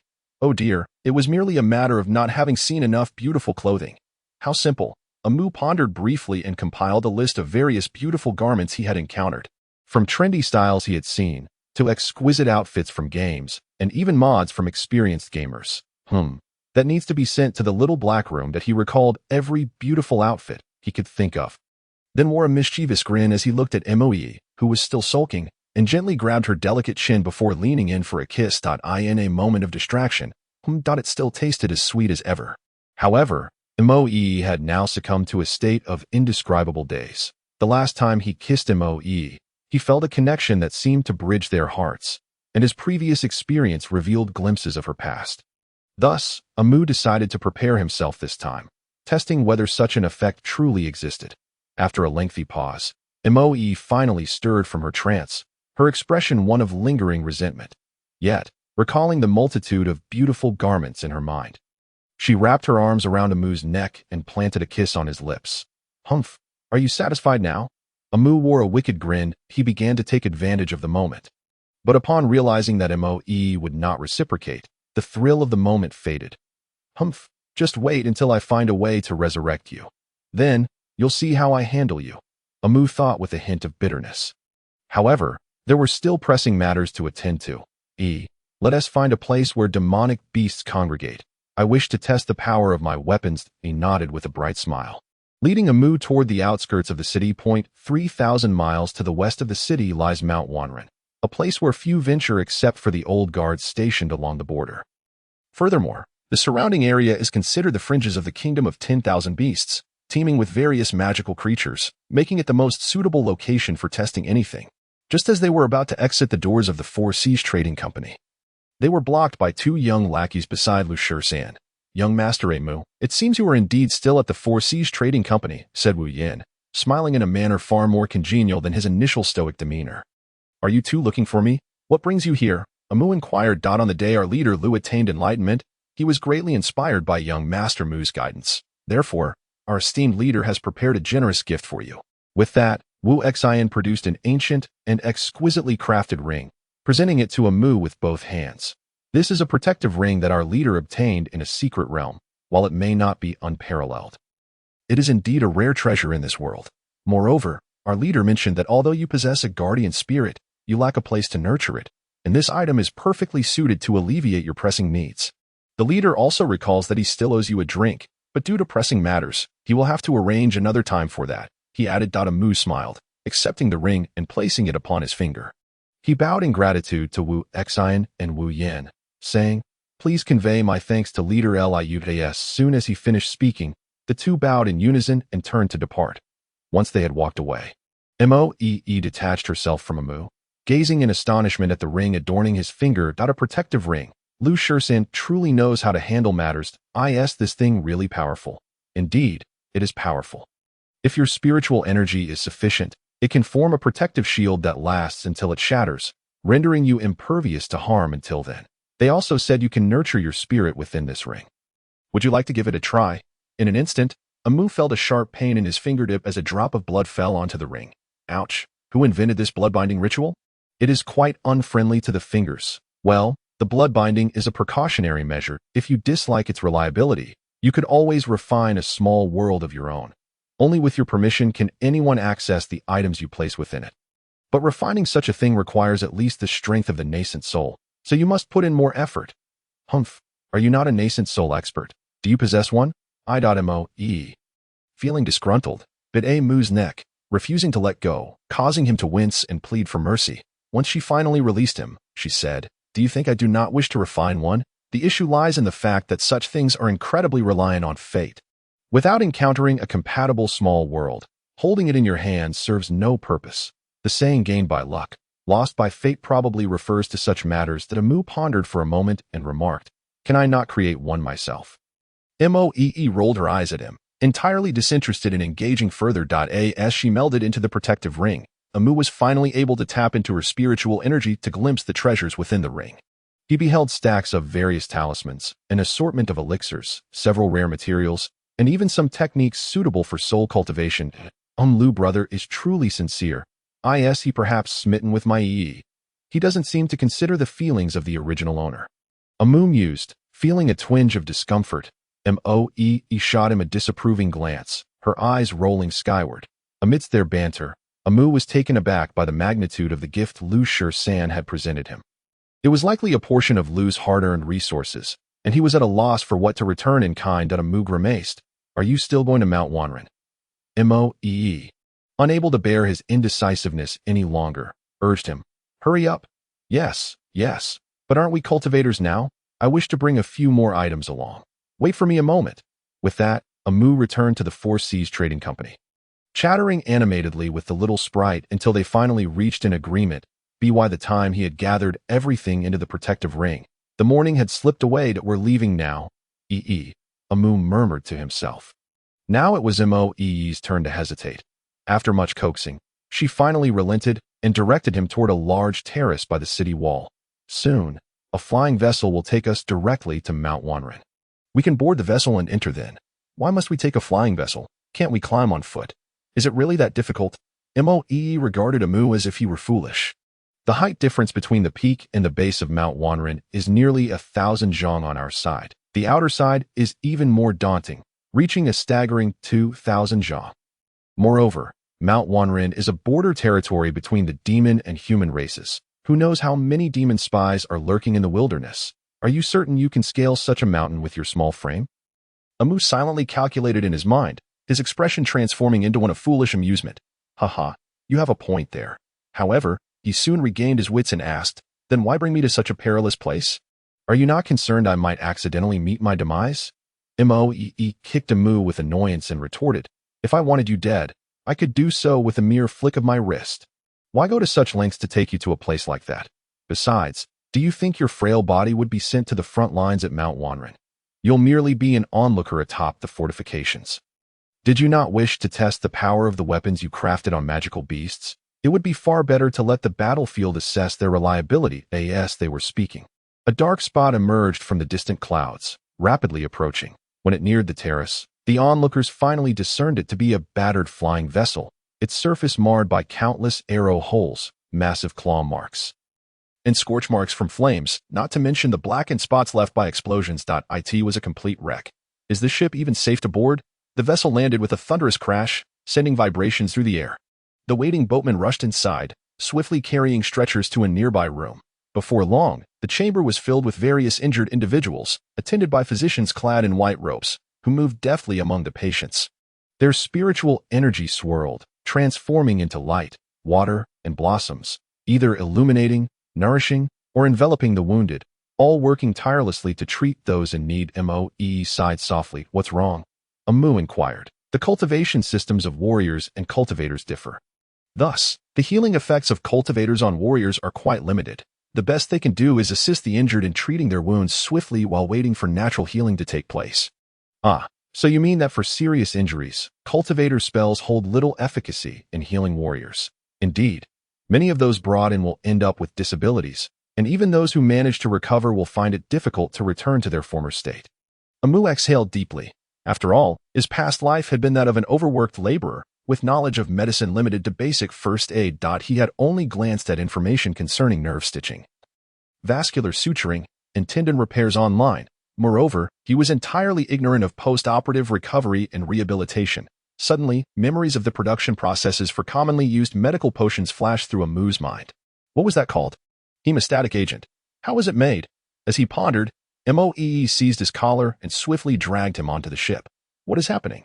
The ship is about to depart, and you are dawdling here. Wait, the ship is ready to go already? Of course. Once the cultivators and warriors heading to Mount Wanren board, we can set off immediately. Is such a large vessel not meant to carry cargo? Aside from transporting a few large items, who would utilize the internal storage space of such a flying vessel? Ordinary supplies are typically stored within one's own storage space and brought along. There is no need for this vessel. By the time the two boarded, there were no others waiting to embark. The boatman glanced at the now empty terrace and nodded toward the captain. A gust of wind filled the sails, and the battle-worn flying vessel soared upward, piercing the heavens. All passengers, please enter the cabin. Remain within the cabin until we reach the mountaintop. Those cultivators or warriors who believe themselves capable and wish to assist in dealing with aerial threats are most welcome. A deep voice resonated within the cabin, capturing everyone's attention. Now we need passengers to help address dangers on the way to Mount Wanren. Are the warriors of the royal court truly that incapable? A brazen voice emerged from an unknown corner. As the passengers reflected on this statement, they realized the absurdity of needing to protect the vessel while aboard it. They clamored for the captain to explain the situation. Recently, a small group of female demons breached the defenses of Mount Wanren, launching attacks on our transport routes. However, the demon suppression army is currently engaged in a full-scale offensive against the demons and cannot spare troops to subdue the female demons at this time. Therefore, if any of you are confident in your abilities, please lend us your assistance. TCH. Isn't this your own mess to deal with? Neglecting one's own responsibilities while expecting others to shoulder them.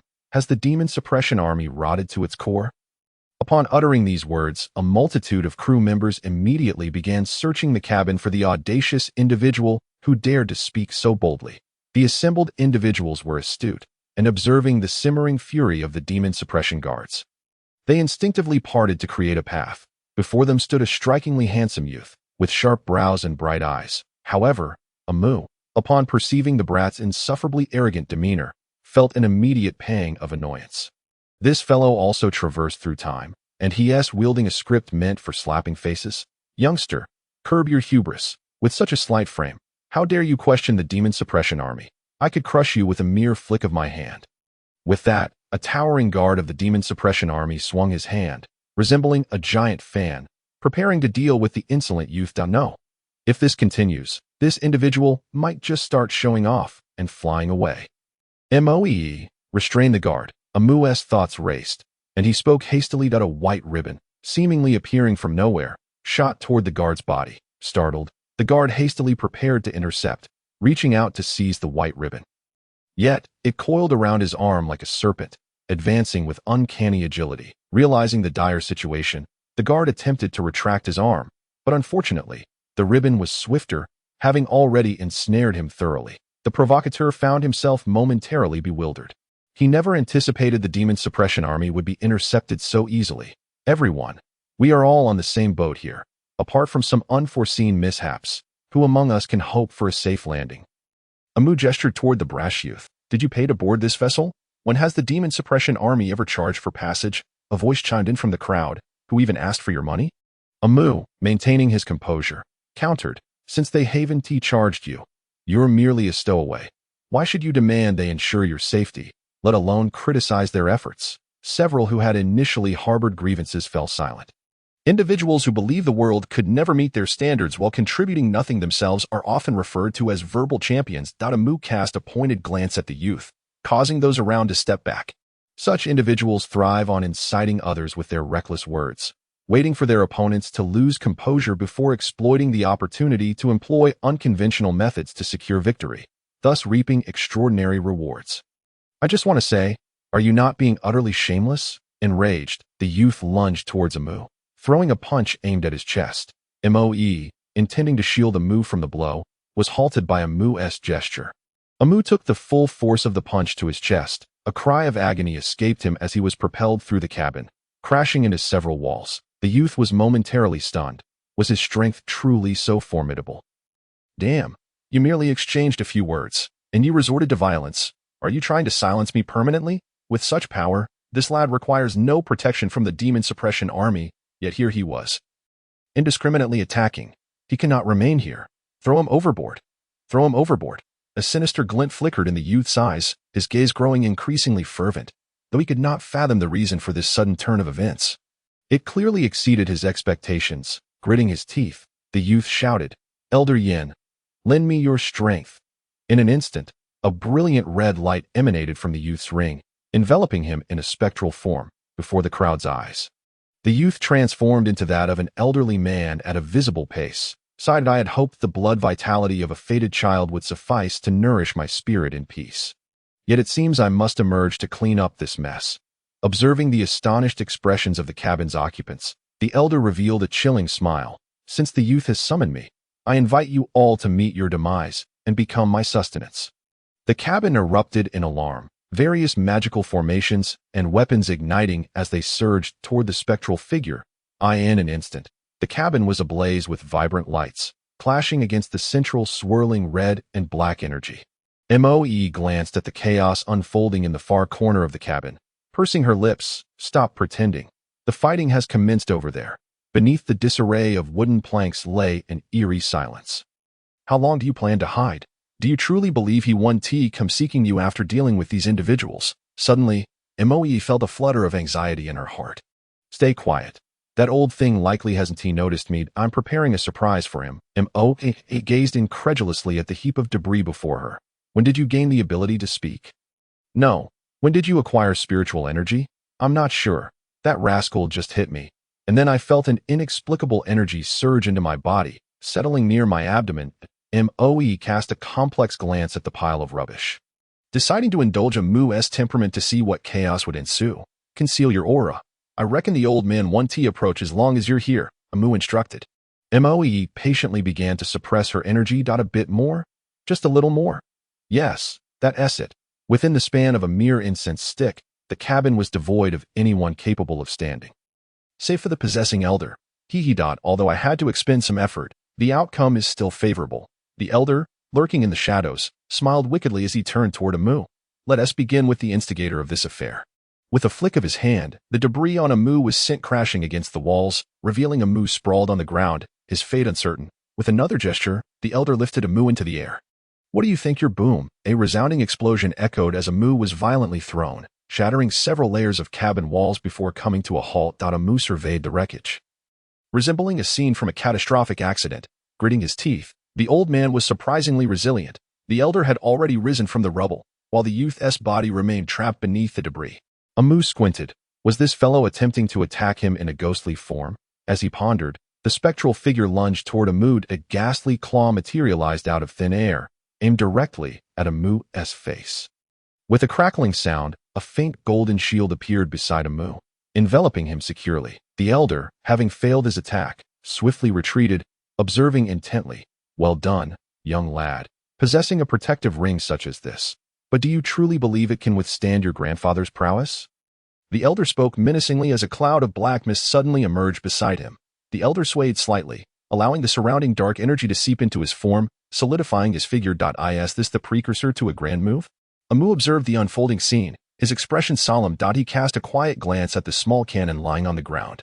Sighing inwardly, he realized he could only dare to fire it once. After all, the quality of its barrel was merely cast, and he was genuinely hesitant to overexert it. However, it was said that high-quality salt could repel spirits. Whether this was true or not remained uncertain. Regardless, with the protective ring, enduring a few strikes should pose no significant issue. Let us give it a shot. Amu decisively summoned a device resembling a fire extinguisher from his ring, a creation intended to prevent fires during workshop mishaps. As he lacked precision machinery here, understanding the principle and adapting accordingly, he crafted a dry powder extinguisher imitation. After vigorously shaking it, ensuring a chemical reaction had commenced, he only needed to spray it at the advancing elder. As the white salt powder met the swirling black mist, it erupted in a brilliant flash, causing the elder's form to dim instantly. Young hero, let us talk this out." The black-robed elder attempted to flee, eager to merge back with the youth, only to realize he had no refuge to return to. Moe was closely inspecting the youth's ring, having quietly severed the connection between the elder and the youth. The elder's eyes flared with bloodlust as he turned toward Amu, but just as he did, Moe effortlessly grasped his neck. With a single motion, she conjured a fierce wind within the dim room, scattering the salt powder all over Amu's face. Amu hastily halted, frantically patting himself down, not because the salt posed any harm, but because it dissolved upon contact with moisture, and excessive salt on his skin would cause discomfort as it absorbed his sweat. Moe paid no heed to his plight, her hands firmly gripping the despairing elder, pulling forcefully. In an instant, the elder's spectral form shattered into two, and with a deep inhale, all of his spiritual energy was drawn into Moe. She smacked her lips, observing Amu, who was still flailing about in disarray, and burst into laughter. With a gentle breath, a soft breeze swept over Amu, instantly cleansing him of the mess dough. Mu was taken aback. Yet his thoughts were more occupied with the old man who had vanished in the blink of an eye. Did you see where that old man ran off to? I ate him. Quit joking. Where did that old man really go? I'm not joking. I truly did eat him. The taste was somewhat lacking, but the spiritual energy was quite abundant. Mu gazed at the increasingly radiant beauty of the ghostly girl before him, his expression one of mild exasperation. After a moment of calm contemplation, he remarked, "Well, if he ran away, then so be it. He likely won't cause any significant trouble anymore. By the way, we should first deal with everything lying around here. Damn, the captain is still here lying about. How on earth did this ship end up like this?" Clearing his throat, he added, "It's fine. Before I left, I entrusted the ship to the first mate. There shouldn't be any issues. I just didn't expect." The captain surveyed the wrecked lower deck, realizing that this ship truly required extensive repairs. Feeling somewhat sheepish, Mu followed the captain's gaze and weakly uttered, "Captain, the damage to this ship is so severe due to the malevolent spirit surrounding that ignorant youth. However, this boy is also a victim of manipulation. Is nature isn't necessarily malevolent? He might even be a prodigy, though somewhat arrogant. Perhaps we could attribute this loss to him and use the debt to hone his skills. It would not only aid his growth, but might even temper his sharp disposition, making him a formidable general for the demon suppression army in the future." The captain appeared somewhat bewildered. How could this young man bear the brunt of the old man's actions? Amu paid no mind to the captain's confusion and gestured toward Moe, who instantly understood and swiftly lifted the unconscious youth among the debris. AMU didn't concern himself with whether the boy was injured. He simply delivered 2 swift slaps, providing a quick wake-up service. The youth finally regained consciousness, though a noticeable bruise marred his chest. Awakening him in pain. Moee kindly placed her hand on his wound, and a chill surged forth, significantly alleviating his discomfort. Young man, I admire your courage to challenge the demon suppression army alone. But there's a pressing issue now. AMU signaled to Moee, and the boy was spun around in midair, completing a 360 rotation. You summoned your grandfather to help you resolve this matter. But your dear grandfather has already fled, leaving behind such a colossal mess. What do you intend to do about it? The youth gazed at the chaos in the cabin with a conflicted expression. Lost in thought, MU glanced over and addressed the captain. Captain, please assess the damages to the ship and calculate the total. We'll collect the debt from this young man's family later. AMU had already discussed this arrangement with him beforehand, and since someone was willing to assist in addressing the repairs, the captain naturally agreed. This flying vessel had been granted by the royal family for the convenience of the Demon Suppression Army's access to Mount Wanren, originally costing over 100,000 high-grade spirit stones. Thus, even with the extensive damage, the vessel remained remarkably resilient. However, given the severity of the internal destruction, it would likely require 3. The captain noticed MU raising his thumb upwards, aiming to report 3,000 high-grade spirit stones. Upon seeing MU's gesture, the captain promptly changed his tune. 30,000 high-grade spirit stones. Materials will be calculated separately. Why don't you go and rob someone? 30,000 high-grade spirit stones. You could probably buy a decent ship with that. The youth was immediately infuriated. MU merely chuckled at the boy and pointed at Moe. Kid, do you know where your grandfather has gone? The youth's complexion paled slightly, and he did not respond to AMU's inquiry. Your old man has already run away. Oh, and your ring. AMU took the boy's precious item from Moe and waved it in front of him, stating, consider this as compensation for my medical expenses. However, for the repairs and material costs of this ship, I reckon you'll be spending the rest of your life in the Demon Suppression Army. If the youth's glare could kill, MU would have died 1,000 deaths by now. Yet, MU remained unfazed. And don't think your grandfather was good to you, now that he is not by your side. Try channeling your spiritual energy and see if it has begun to recover. MU seemed quite certain of this matter and directly inquired. The youth, startled, quickly focused his energy. Indeed, although his spiritual energy was sparse, he was no longer in the dire state of being unable to summon it at all. What is happening? The youth's voice fell into a somber tone. It's that your so-called grandfather drained your spiritual energy to nourish his own soul. However, to prevent backlash from the heavenly path, he imparted some rudimentary skills to you under the guise of a master-disciple relationship to evade the heavenly tribulations. This is impossible, the youth shouted in anger. Utterly shocked that the old man, who had seemingly cared for him, had been siphoning off his spiritual energy all along. The truth is as it is, believe it or not. But now that you've escaped that old leech's grasp, you'll likely return to your former peak. When you do, reclaiming what was rightfully yours shouldn't be too difficult, right? AMU turned to the still dumbfounded youth with a knowing smile. However, your parents have long since passed away, and you have no one to rely on in your family. The other candidates for the family headship are all secretly backed by their own kin.do. You think you can recover what you've lost? Isn't there a tremendous opportunity right before you? AMU continued. What do family clans matter? What do sects matter?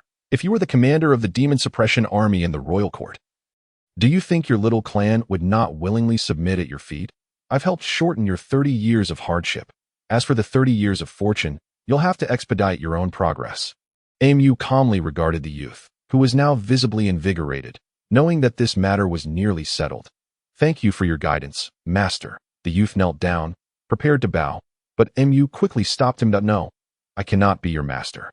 You should join the Demon Suppression Army, where you will naturally find your master. The youth looked somewhat dejected but ultimately acquiesced to MU's request. He then clasped his hands toward the captain and declared, I accept the repair fee of 30,000 high-grade spirit stones. However, it will only take effect once I return to the Lin family and assume the position of family head. Until then, I shall serve in the Demon Suppression Army, treating it as interest on the repair debt. AMU nodded in satisfaction but suddenly realized something was amiss. Wait, you said you would return to which family? What is your name? I am Lin Fan. AMU grimaced, cursing inwardly. Damn. Chapter 7. A conflict while the captain and Lin Fan were exchanging interests to reach an agreement, AMU decided to step onto the deck for some fresh air. What's wrong? You look a bit off, Moe asked with genuine concern to EE. With your ghostly vision, could you assess the fortune of that fellow named Lin Fan? MU said with a smile. Moe looked puzzled but complied. After a while, she returned to MU's side, her face filled with astonishment. What extraordinary fortune! It's simply radiant. Such an extraordinary existence. Although she was frequently taken aback by AMU's various maneuvers, this exceptional fortune genuinely shocked her. Wait, you can't foresee fortunes. You shouldn't be able to see his high fortune. How did you know? Suddenly realizing this, Moe found MU's insight even more astonishing. MU pondered for a moment and decided to reveal a secret that it is said that in this world, there are several surnames whose descendants are best avoided or minimally interacted with. That way, one can at least avoid a fate of misfortune or disgrace. These prominent surnames include Yi, Xiao, Lin, and Chu. Instantly, Moe's expression darkened considerably that a chill enveloped the air as a white flame surged toward the heavens. Within the flames, Moe's eyes widened with rage, her expression twisted in horror, and her malevolent aura spread like a tangible force, causing frost to form across the deck. Now, it was MU's turn to feel bewildered. Calm down, calm down. There's no need for this. The ground is turning to ice. MU embraced her, soothing her with gentle words, until he finally pulled Moe back from the brink of despair. The 600 years of hardship as a ghostly spirit had now rendered her in MU's arms, weeping like a child. MU was unaware of the reason, but knew it was undoubtedly tied to the deepest secrets within Moe's heart.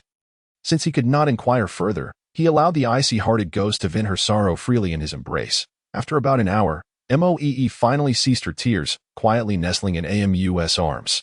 They sat in silence on the vast deck, lost in their thoughts. Aren't you going to ask why I'm feeling this way? When you wish to speak, you will naturally do so, if you choose not to.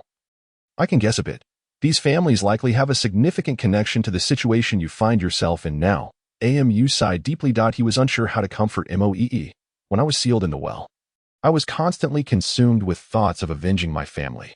However, during my time with the young master, my feelings of resentment seemed to have faded considerably. Initially, I thought that accompanying the young master through the vicissitudes of life before seeking my chance for revenge was a reasonable course of action.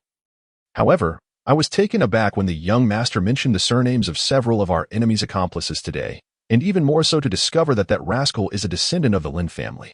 Back then, in order to preserve my own innocence, I had no choice but to leap into a well, right before the eyes of the heads of those families who had defected to the Chen clan.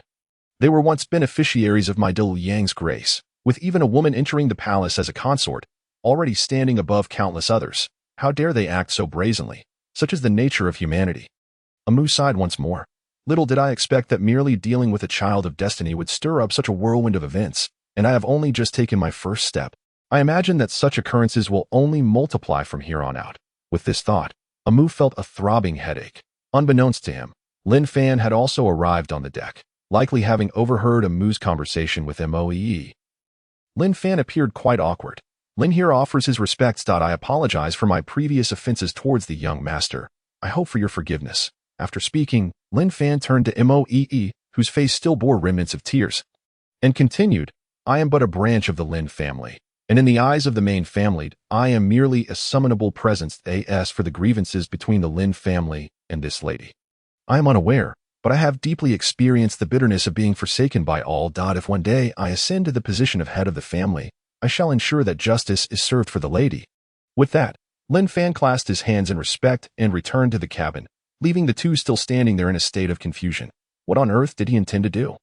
Moe pondered, somewhat bewildered. It's nothing. He merely sought to establish rapport, indicating that we are not his enemies.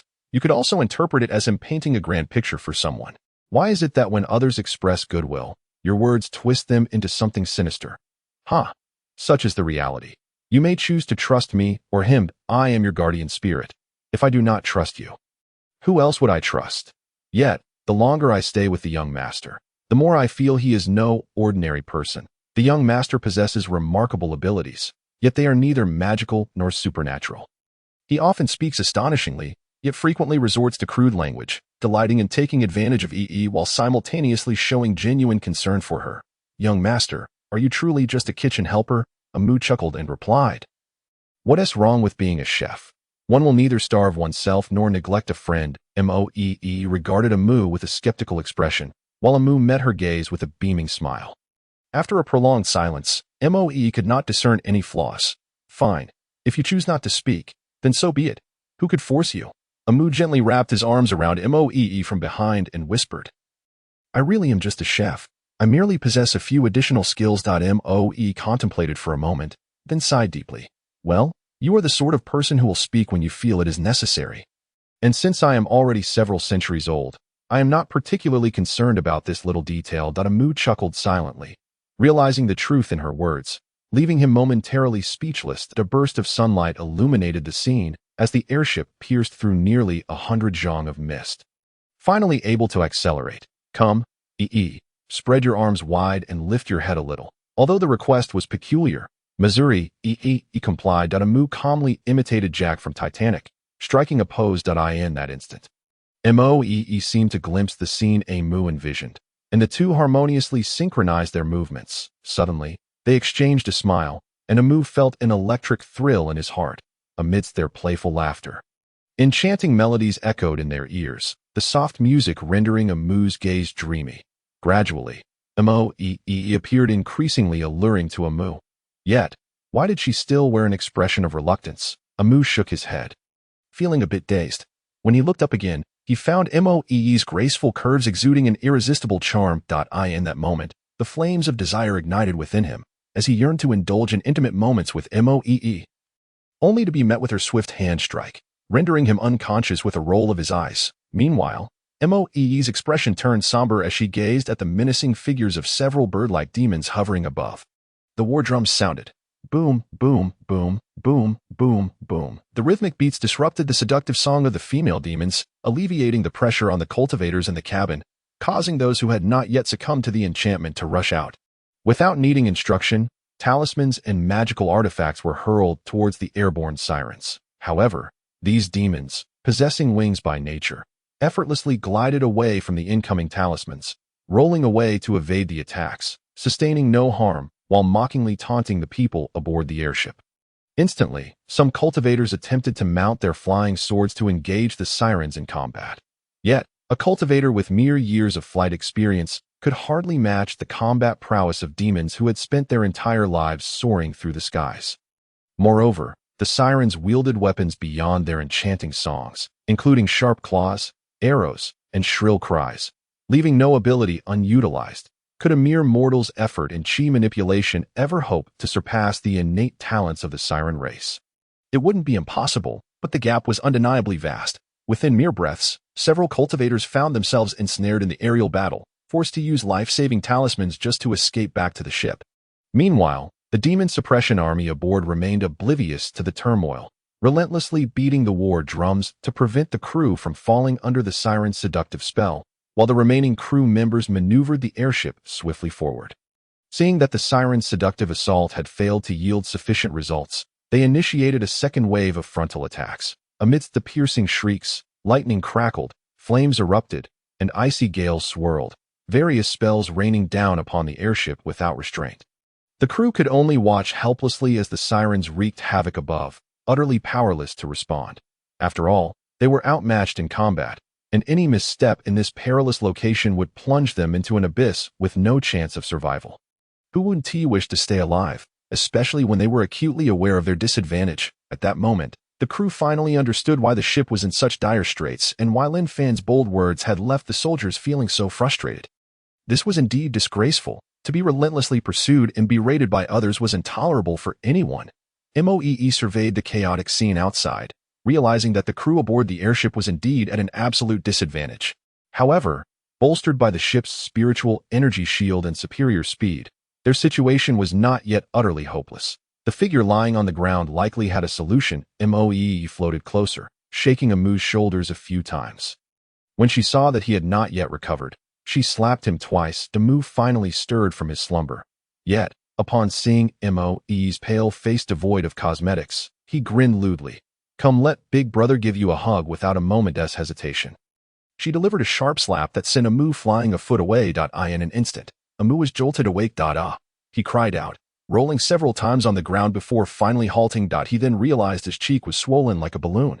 Who the hell was so unscrupulous as to launch a sneak attack? Amu was furious, but as he exerted himself, the pain in his jaw made him cautious about breathing heavily. Moe, however, remained composed, pointing outside the ship that a large swarm of sirens had formed a massive encirclement, while the old, dilapidated vessel strained to escape this 360 trap. Let us give it another push, once we break free. I'll treat everyone to drinks. The food and girls will be in abundance.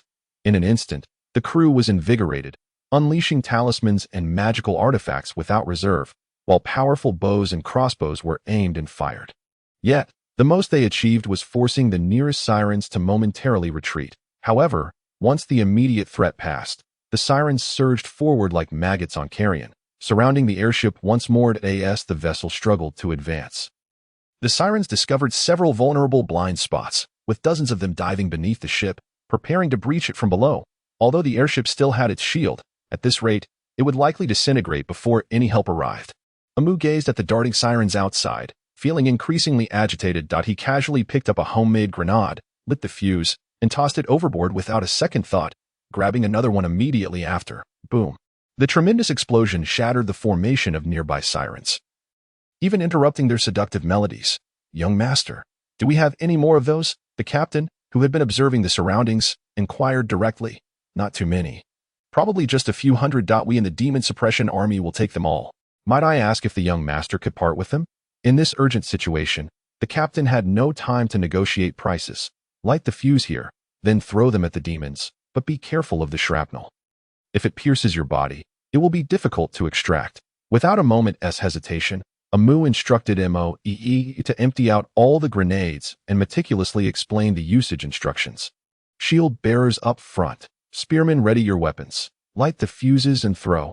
Aim to throw towards the gathering place of the harpies." As the commands were issued one by one, a semblance of order finally emerged on the chaotic deck. With a dozen or so dart throwers beginning to hurl improvised grenades with a semblance of proficiency, at this point, the operation merely expanded the area of deterrence slightly. Its sole purpose was to prevent the harpies, who were preparing to bore through the ship's hull below, from congregating there, as grenades could not be thrown very far upwards, but posed no such concern for targets situated lower down. The airship continued its flight towards the towering fortress. And although the harpies encircled the vessel, they dared not approach too closely, gradually retreating under the pressure exerted by the airship. Thus, the two forces tugged at each other in the sky, neither able to gain the upper hand.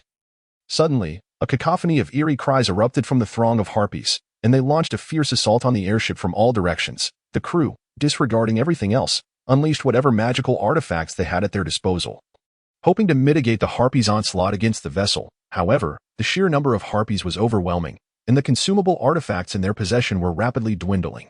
"Young master, you should retreat to the cabin. The confined space will be more advantageous for defense."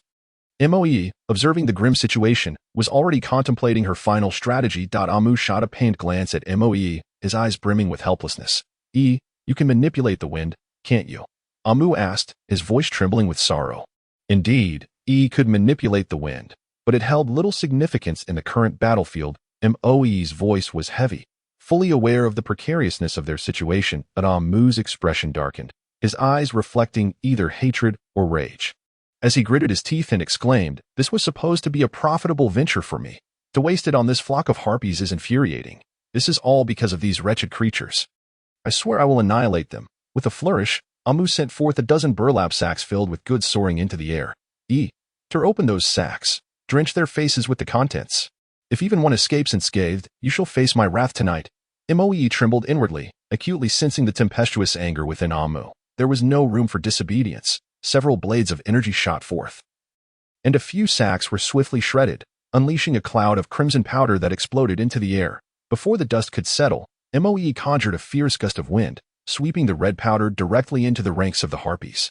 The tide of battle, which had seemed overwhelmingly in favor of the harpies, underwent a dramatic upheaval. The once arrogant harpies were now reduced to a pitiful state, tears and snot streaming down their faces. Struggling to maintain even the basic posture of flight, Many plummeted helplessly to the ground. A multitude crashed onto the deck of the airship, their once menacing claws now indecisively clawing at their eyes or covering their mouths and noses. Embodying the essence of creatures cornered. In a short while, dozens of harpies lay sprawled on the deck. The remainder either fell from the sky or, attempting to flee, were swiftly dispatched by the waiting cultivators. The once fearsome harpies were now merely a flock of helpless sparrows awaiting slaughter. The crew aboard the airship stood in stunned silence. What sorcery is this? Meanwhile, Amu wore an expression as though someone owed him a fortune. Eager to devour every last harpy. Bind them all, Amu bellowed, shaking the very foundation of the ship. The demon-slaying guards, finally snapping out of their stupor, hurriedly began to secure the captured harpies, placing restraints to prevent their escape. Once everything was in order, Amu bitterly remarked, fetch them some water to drink, and help wash their eyes and mouths. I don't wish to be accused of mistreating prisoners of war. Young Master Mu. There is something I wonder if I should say. The captain carefully considered his words, evidently harboring a modicum of admiration for Amu. Speak freely, Captain. I am not in the best of moods. So if I offend, I beg your pardon, Amu replied, his tone flat. Young Master Mu, what I wish to convey is that we do not typically concern ourselves with the treatment of prisoners of war. With these harpies, who are not of our kind, the standard procedure is to execute them outright, or otherwise. The captain hesitated, continuing, they become the soldiers' playthings. After all, there were still many female cultivators present. Even if everyone understood the unspoken truth, certain matters could not be articulated too bluntly. Many harpies had killed cultivators during the earlier chaos, and numerous harpies had also met their demise at the hands of the cultivators. Nevertheless, for Amu to personally order the execution of the harpies clashed significantly with his moral compass. Those whose hands are stained with blood shall be dealt with by you. As for the rest, leave them to me. I still have use for them. Amu spoke in a low voice. Thank you, young Master Mu, the captain exclaimed with elation, sprinting back to the helm, while the crew, having survived the harrowing battle, approached Amu to express their gratitude. Yet, Amu's spirits remained low. The crew, exhausted from the fierce conflict, soon sought out places to rest. Meanwhile, Amu, wearing an expression of exasperation, gazed at the subdued harpies on the deck, a surge of anger bubbling within him, and he approached one harpy with the intent to kick her. However, upon seeing the fear etched on their faces, the flames of his ire were swiftly extinguished. With a long sigh, he followed it up with a frustrated shout. You wretched creatures! You owe me for the chili powder. Chapter 8. Harpies. The airship was already sailing behind the front line, and the harpies that had breached the blockade had suffered near total losses in the previous battle. The remaining journey should hold few unexpected twists.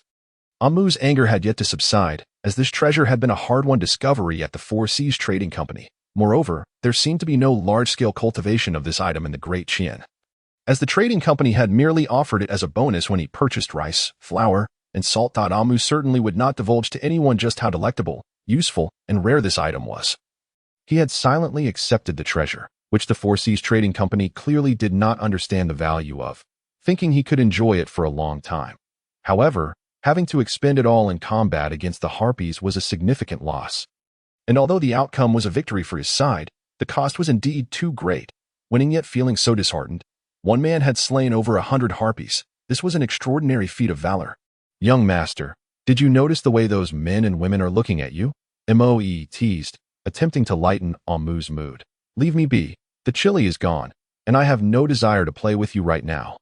Amu replied, his expression one of exasperation. That a chilling sensation grazed his back, a wave of coolness cascading down his torso. Amu swiftly grasped the mischievous hand that sought to provoke him, playfully swatting it away. Don't bother my brothers. If you have the guts, come at me.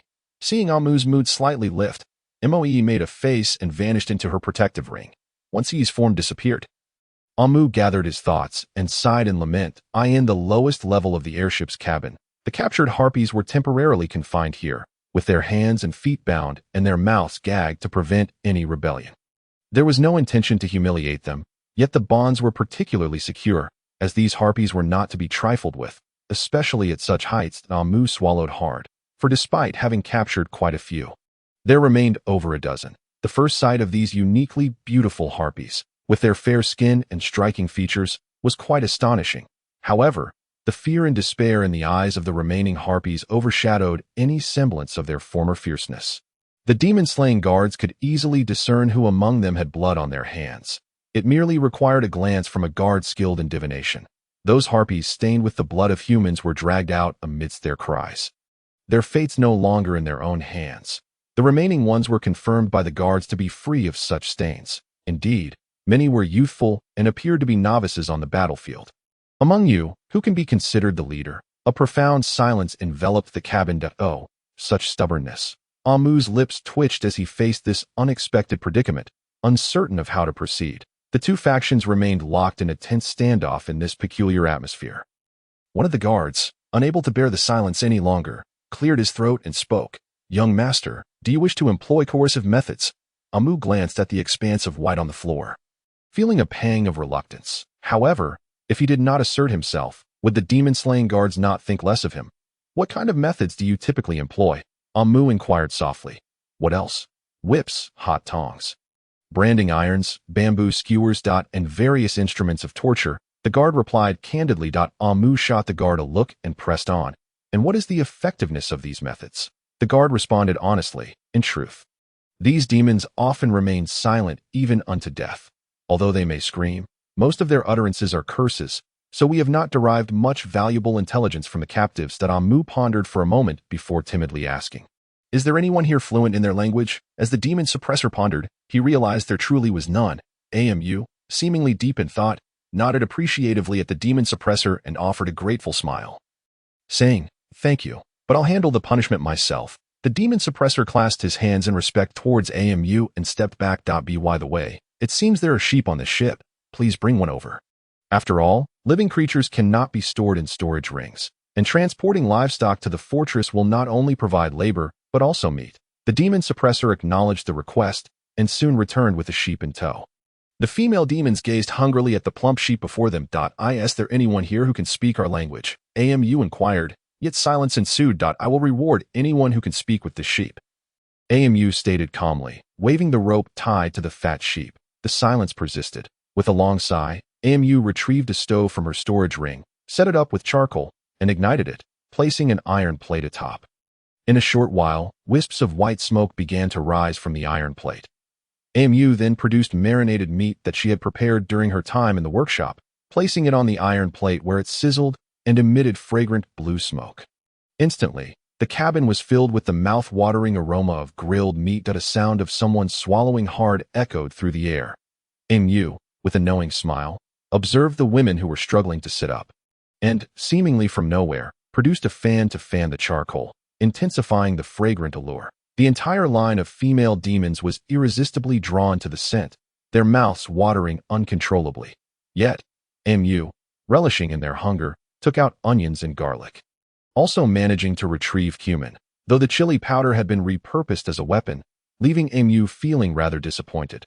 Glaring at the drooling harpy demons, her frustration only seemed to amplify the flavors further. "Well, since I've gone this far, I might as well prepare some pancakes, chop some radishes, pair them with soy sauce and vinegar, and add a touch of mustard. I'll also prepare some cabbage leaves and slice the grilled meat thinly to create meat rolls." One bite, and the flavors burst forth, leaving a lingering taste. Amu ceased her inquiries and began to meander among the demonesses while enjoying her meal. This was a battle of wills. Suddenly, one of the female demons could no longer resist the temptation and began to shift within the ranks. Amu's eyes sparkled, and a demon suppressor quickly stepped forward to extract this female demon from the crowd. "Do you understand what we are saying?" Amu asked. The demon nodded, still somewhat dazed. "Can you speak our language?"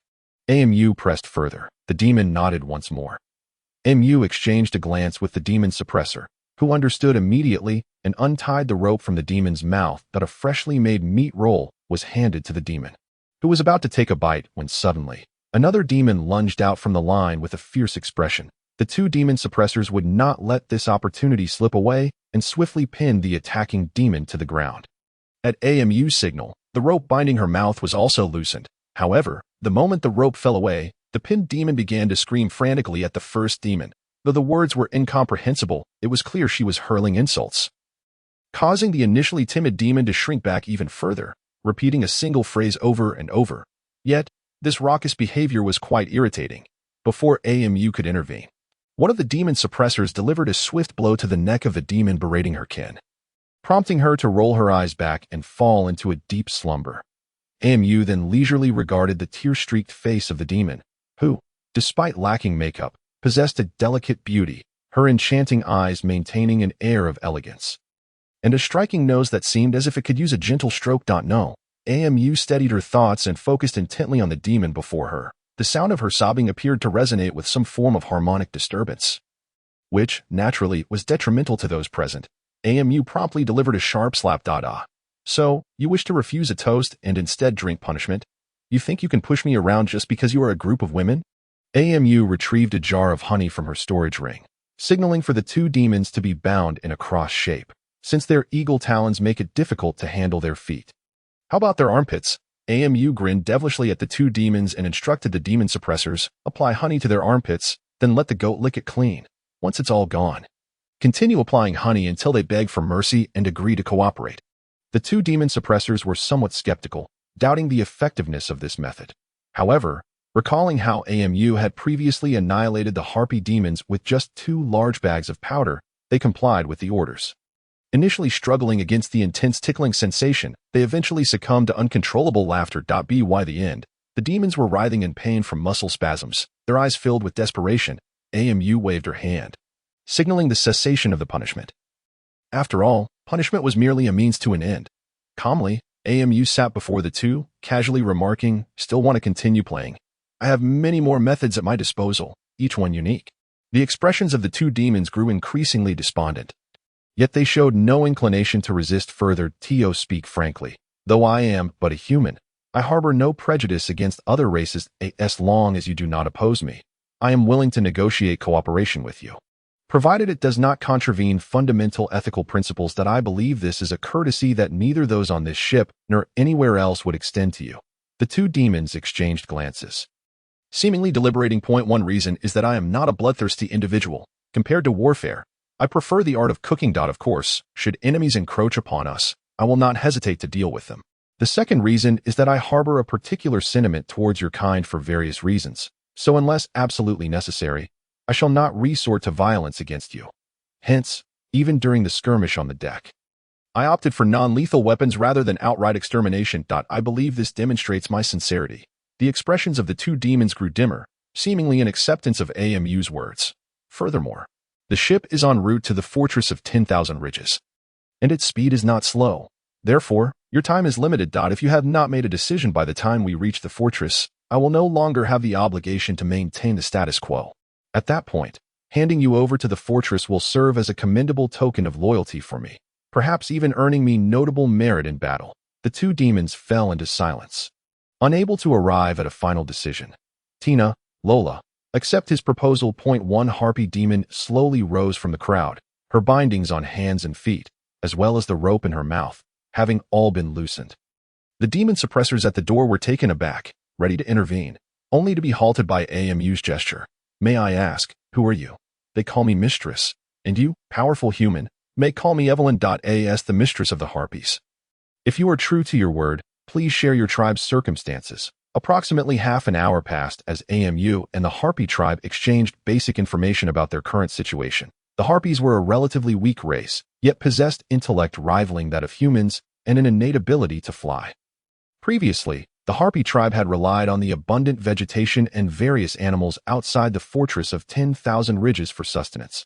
Though not wealthy, they were self-sufficient. However, with the onset of war, both sides amassed forces at the borders, leading to the confiscation of not only the surrounding food, but even the Harpies' homes for military supplies. Left with no choice, the Harpies risked immense danger to traverse the formidable mountain defenses. The raiding airships, having previously observed the great ship loading and unloading goods, mistakenly believed that it contained the resources they sought, thus yearning to plunder it. As a result, when the airships reached Sushin swiftly, the foolish Harpies gained little advantage. After much waiting, they finally encountered another opportunity to strike, only to face total annihilation at AMU's hands. What the Harpies sought was merely a return to their once stable lives. I can assure the safety of all present here. However, regarding the others taken by the demon suppressors, I must frankly admit I cannot guarantee their safety. Evelyn sighed deeply, acknowledging her own uncertain fate. "Mr. AMU, you have yet to disclose your plan. The distance from the fortress of 10,000 ridges to the nearest town, Sushin, is approximately 3,000 miles. within that distance. You will undoubtedly find suitable habitats for hunting and breeding, allowing your race to flourish. As long as you avoid conflict with humans, I estimate that characters like the demon suppressors will likely not take notice of your presence. Once you have settled, I will come to find you. Your only request is for our people to avoid conflict with humans. If you engage in excessive conflict with humans, your demise is inevitable. Understood? May the wings of the divine protect you. Evelyn crossed her arms and bowed to Mu before retreating back into the throng of female demons. Mu exchanged a knowing glance with the two demon wardens behind her, though slightly apprehensive. They began to untie the captured demons. Freed from their bonds, the demons assisted one another in loosening their restraints, and in just a few moments, everyone was able to move freely. However, despite the tantalizing feast laid before them, not a single one dared to seize the opportunity and snatch away the food prepared by Mu. With an encouraging nod towards the matriarch, and upon her silent command, the female demons descended upon the food with a fervor. Within mere moments, a goat was dismembered and devoured, the scene gruesomely brutal. Mu instructed the two demon wardens to bring forth 4 more live sheep and to retrieve all of her cured meats, which barely quelled the frenzy for food among the demons. Watching as each demon tore into their portions of meat, the once fervent desire for aggression dissipated, allowing Mu to breathe a sigh of relief. Seizing the opportunity while the demons feasted, Mu pulled the two wardens aside. "I wish to speak with the captain." Thus commenced a negotiation driven by the exchange of interests. "Young Master Mu, while these demons are indeed your spoils of war, are you certain about releasing them? Should this become known to outsiders, it could tarnish your reputation with accusations of treachery. You must ponder this carefully. These demons are not inherently malevolent, and the guilty have already been captured by the wardens. Moreover, if we were to slaughter this entire group of captives, who would dare surrender to us in the future? Besides, to release them merely means guiding them to a place of refuge. If their whereabouts are known, it would be much easier for your wardens to keep watch over them. Furthermore, given the current turmoil within the royal court, there are pressing matters to attend to. There seems little need to focus on a small settlement that poses no threat to the kingdom. Does there?" Mu calmly sipped her tea and replied, "Furthermore, I shall accompany them until they are settled. With my presence, there should be little cause for concern." The captain pondered for a moment before heaved a heavy sigh. "Young Master Mu, with your intellect and abilities, it would be effortless for you to rise within the wardens. Why do you insist on this course of action? Very well, consider this a repayment for saving the lives of the entire crew. As you wish, the matter of the demons shall proceed as you desire. However, I will absolutely not return those stained with blood to you." Mu grinned. "That is only natural." The captain led the crew in a battle of wits against the demons, employing unconventional tactics to ultimately defeat them, even capturing many in one fell swoop. Yet, one monk named Mu, entranced by the demon's beauty, seized the opportunity to breach the cabin, allowing a portion of the demons to escape. Thus, Mu was also swept away by the demons. "Captain, what do you think?" The captain scrutinized Mu for a long while before he laughed bitterly. "Young master, why do you demean yourself so?" Mu flashed a toothy grin and replied, "For the thrill. That." The captain could only shake his head in bemusement, gesturing for his subordinates. A quarter of an hour later, a tipsy Mu stumbled towards the lowest part of the ship where the demons were confined. The two demon wardens had been discreetly dispatched elsewhere, and the replacements assigned by the captain had yet to arrive due to delays in orders. Mu nonchalantly opened the cabin door and grinned at the demons inside. "Ladies, if not now, then when?" In a flurry, the demons leaped from the cabin. Before the crew could react, they surged onto the deck and leapt overboard. In the blink of an eye, all but the isolated demon had vanished. "What is happening? What is going on?" "The demons have escaped. They've taken young Master Mu, who was originally responsible for their capture." "Hey, shouldn't we pursue them?" "Pursue? How do you expect to catch them in the air? Had they not fallen victim to young Master Mu's trickery, do you think we would have had any chance against them? Now we can only pray that young Master Mu is unharmed." Chapter 9. Mu is a good person. Mu felt somewhat dazed, especially when the matriarch seized him and dashed towards the ship's edge, weighing around 100 pounds. Mu felt like a mere rag doll flung through the air as the matriarch effortlessly hurled him overboard. Just as he was about to plummet, a pair of powerful claws grasped him. Yet, suspended in midair, gazing down at the earth, the thrill was exhilarating. "I have no parachute, and I'm being held by the demon's feet. It hurts. Matriarch, could we perhaps change positions? I'm a bit acrophobic." The surrounding demons erupted into laughter at Mu's words. With a flick of her legs, The matriarch tossed Mu into the air. Eek! Mu hadn't even registered what was happening before he was flung far away. As his screams faded, he began to freefall several dozen feet. E. Mu was thoroughly frightened, hastily summoning his guardian spirit, but he showed no response. How infuriating! At such a critical moment, to falter, the betrayal of life came so unexpectedly, leaving him feeling desolate. Mu lamented that he had been overly trusting of others. Different races have different hearts. The ancients had not deceived him. Despair enveloped Mu as he closed his eyes, preparing to accept his fate. Suddenly, he felt a gentle, warm sensation, as if he had softly landed on a plush carpet. Mu opened his eyes to find himself surrounded by a circle of demons, resting atop the matriarch's back. The matriarch had caught him.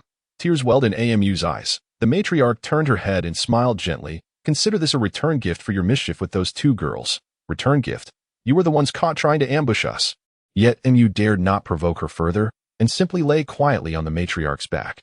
The dramatic ups and downs of life came too suddenly. His heart raced uncontrollably. Could you sit up a bit? The matriarch tilted her head slightly, her cheeks flushed with shyness. Mu, momentarily bewildered by her unexpected response, soon felt a delightful caress from below. Well, considering I'm lying on her back. This position could easily lead to intimate contact. Mu's face turned crimson, and he quickly shifted forward, now straddling the matriarch's waist. It was still in awkward posture, and the sensitivity at her sides caused her to glide gracefully on the winds. Young Master Mu. Could you? Mu offered an apologetic glance, yet his thick skin allowed him to remain unfazed. However, this position was too peculiar. He decided to simply lay back on the matriarch's back. Finally, they both sighed in relief as the matriarch no longer felt embarrassed or hindered in her movements. Suddenly, a white streak raced towards them, blocking the path of the group. Which demon dares to swagger about in a throng? I shall take you down. A robed cultivator bellowed, ready to engage. Wait. We're on the same side. Don't attack. Mu quickly flipped onto the matriarch's back, peeking out from behind her. Fellow cultivator. How did you end up amidst these demons?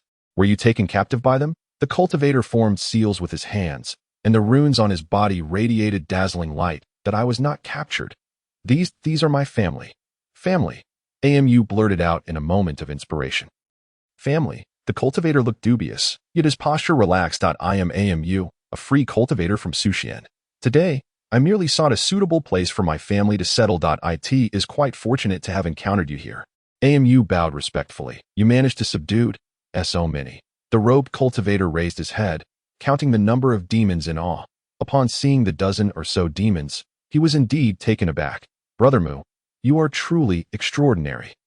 Yet, within his tone of admiration, there seemed to linger another implication. You flatter me. The path of immortality is long. Perhaps we shall meet again. Mu chuckled and signaled the demons to prepare for their departure. Young Master Mu, please wait. Just as Mu intended to leave with the matriarch, the cultivator called out to him again.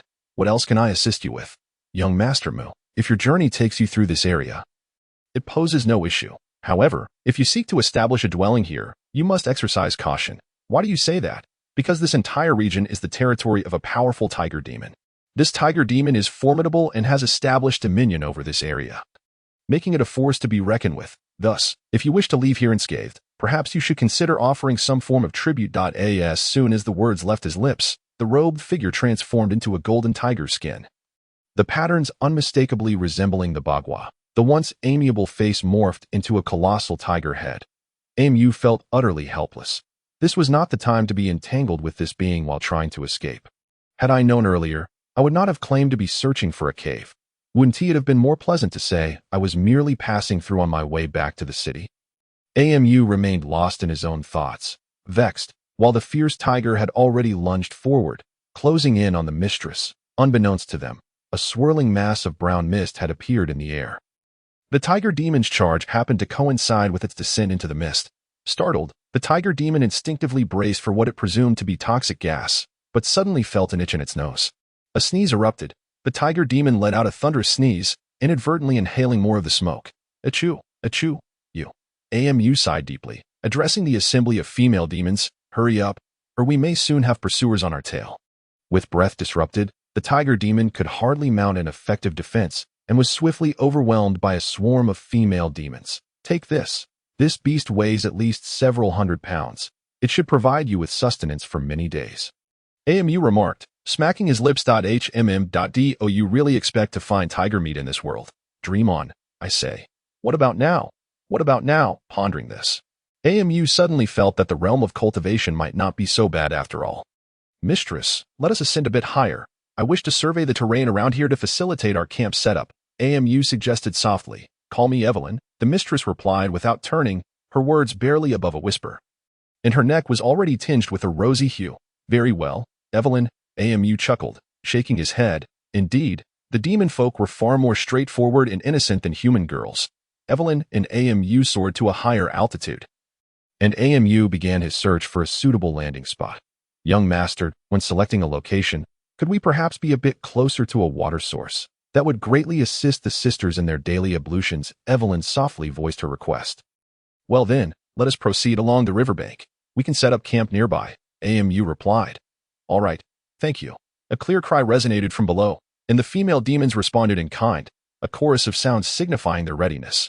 Aside from the two who clutched the unfortunate tiger demon's carcass, the others scattered to begin a thorough search. Meanwhile, AMU and Evelyn coordinated from above. A long call echoed through the air. Evelyn, carrying AMU, flew towards the source of the sound. Sure enough, after a brief while, they beheld a broad river. Let us head upstream, AMU instructed. Another clear cry was heard. Evelyn led the way, while the demoness who had first spotted the river awaited the arrival of her sisters before following suit. As they journeyed upstream, they encountered numerous potential resting spots, though either other clans occupied them, or they were unsuitable for defense. After flying about 100 miles, they finally came upon a breathtaking waterfall. A cascade of white silk tumbled down from the mountain, and below it lay a deep, tranquil pool. The scenery was splendid, but to find a more suitable dwelling place, they would likely need to venture higher into the mountains. However, the group had already expended considerable energy today and lacked the strength to continue their exploration, and primarily because AMU expended no effort at all. Evelyn was rather exhausted. Let us find a safe place to rest, and we can search for a more suitable location tomorrow, AMU reluctantly suggested.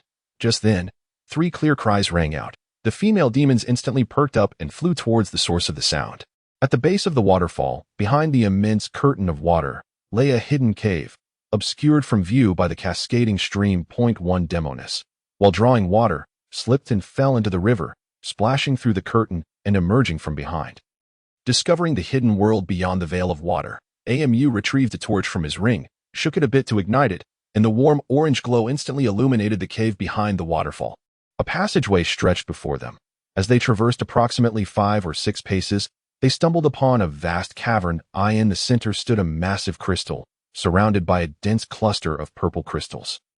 Wow, AMU couldn't help but exclaim. The female demons, forgetting their weariness, began to flit around the cavern, investigating their surroundings.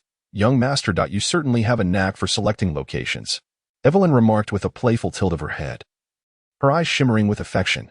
Ahem, it was merely a stroke of fortune, and besides, it was you who discovered this place, AMU chuckled, observing the delight on the faces of the female demons, feeling that the day's arduous efforts had not been in vain. With their lodging settled, the only matter left was that of sustenance. The tiger demon's carcass lay outside the cave, and AMU informed Evelyn, then set off along the riverbank in search of food. He gathered some water plants, wild taro, and after wandering through the woods for a while, collected mushrooms and berries, returning with an armful of provisions to the area behind the waterfall. The female demons, who were preparing their nests, had already gathered a sufficient amount of firewood, eagerly awaiting MU's culinary skills. MU grinned widely, noting that the tiger had yet to be processed. Dinner would likely take a bit longer. A few female demons had already brought over the thoroughly butchered tiger. The skin was separated from the meat, cuts were neat and smooth, and the precision of the work indicated a seasoned hand. AMU was utterly astonished. He had assumed the female demons' usual dining habits were akin to their behavior aboard the ship, not realizing they possessed such meticulous skills. Without further ado, the iron grill was set up. Without any marinated meat, grilling directly would mean the salt would penetrate deeply, leaving the interior bland. Thus, AMU decided to slice the tiger meat thinly and stir-fry it with the water plants on the iron grill, creating a delectable dish, accompanied by grilled flatbreads. Their evening meal was soon prepared. However, looking at the abundant food on the grill, the female demons appeared rather hesitant. while the flatbreads were easy to grasp. They were uncertain how to serve themselves from the stir-fried dish. Mu burst into laughter. Having completely overlooked this detail, he picked up a large spoon, scooped a portion onto a flatbread, and wrapped it up, thus creating a delightful grilled meat wrap. Waving Evelyn over, she approached with a blush, and Mu offered her the wrapped treat. The other female demons seemed ignited by this intimate gesture, gathering around to watch the pair closely. Evelyn, with a shy demeanor, savored the food prepared by Mu, visibly pleased. Yet, Mu couldn't afford to dwell on that. There were still over a dozen mouths waiting to be fed. He arranged the flatbreads, placing a generous scoop of the stir-fry atop each one. But to his dismay, the female demons merely stared at him, their eagerness evident, making Mu feel an unexpected chill at his back. All right, Mu conceded, raising his hands in surrender, and began to personally roll wraps for each female demon.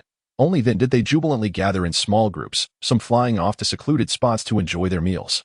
Once the last female demon had been served, Mu stretched his somewhat stiff back and began to tidy up his cooking utensils. Do you need any help?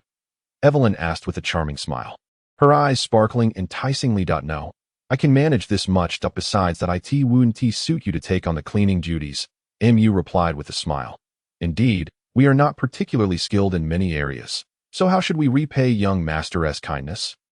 Evelyn slightly turned, revealing her alluring curves. Her long legs gleamed alluringly white.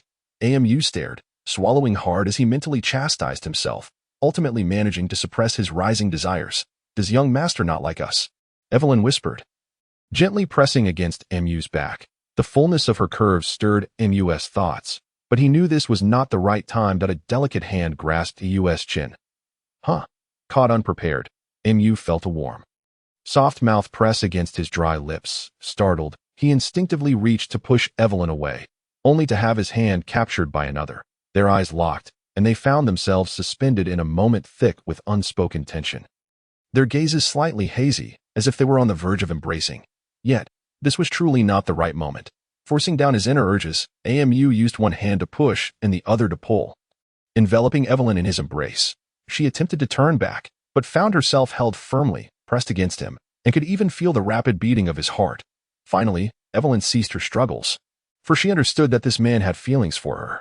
Evelyn, may I ask you a few questions? Mu whispered, still holding her close, his hand lingering in an indecisive position. Speak, she replied. Although he had not achieved his initial goal, Mu's demeanor revealed much, and Evelyn willingly acquiesced to his inquiries. If I recall correctly, your original dwelling should have been situated further west, near the ocean. Why have you migrated across half the world? Evelyn stiffened, taken aback by Mu's direct question. Her mind raced, as the query itself posed a dilemma. Mu understood, sensing that something must have transpired back there, yet the details remained elusive. Gently holding Evelyn's delicate hand, Mu softly exhaled a breath near her ear, pleading, might I ask for the mistress's enlightenment? Evelyn turned her head, playfully casting a reproachful glance at Mu, and replied in a whisper, it seems that something has forcefully broken through from the depths of the sea, or rather, from the abyss of the underworld. That in my prophetic dreams, the master has instructed me to lead our kin to higher ground, to journey eastward without looking back. Mu savored the gentle warmth of her hand, remarking, so, you willingly embark on a long journey of thousands of miles in pursuit of refuge based on the master's dream. This is the will of the great goddess of the sea, and we shall undoubtedly comply. Yet, as the master's servant, does the master permit you to so easily submit to others? Evelyn, not one to casually yield herself, swore by the honor of the goddess of the sea. However, if the other party is someone to whom I can entrust my entire existence, as a hobbit, I would not consider it a betrayal of the goddess's will to offer everything I possess. Do you not agree, Your Excellency, the divine messenger? Mu was taken aback, suddenly finding the beauty in his arms less enticing. Divine messenger. What is that? Evelyn made a concerted effort to turn around, her expression flirtatious as she gazed at the bewildered Mu, her languid tone betraying her growing excitement. Your Excellency, the divine messenger, even if you strive to conceal it, cannot escape the favor of the goddess. Evelyn tightly clasped Mu's hands, still playfully stirring mischief, gazing at the astonished man before her. With her eyes half closed, an imposing and magnificent figure of a woman suddenly materialized behind Evelyn. In the void, only a pair of gem-like sparkling eyes flickered briefly. In an instant, calmness returned. Evelyn, nestled in Amu's embrace, succumbed to slumber, leaving Amu in a state of perplexity, unsure of what to do. Shaking his head, Amu gently lifted Evelyn and proceeded deeper into the cave, where a refuge had been established for her and the other nymphs. Chapter 10. Friends, what joy! Amu did not sleep in Evelyn's hanging bed. In fact, it was the two nymphs whom he had previously dealt with who assisted Evelyn into the hanging bed. After all, that bed was truly suspended from the ceiling, and Amu had a genuine fear of heights. However, when the nymphs saw Amu still lingering on the ground, their eyes sparkled with desire, akin to wolves spotting their prey. Startled, Amu promptly slipped out of the cave, leaving behind a chorus of mournful cries. Calmly, Amu shook his head, silently reminding himself not to provoke. Initially, Amu intended to rest beside the woodpile, but just as he was about to lie down, Tina and Lola brought him a hanging bed similar to their own. This one, however, could stand firmly on the ground. Amu could only smile in response, recalling that he had once clashed with them. Yet he hadn't anticipated such a generous act of kindness in return.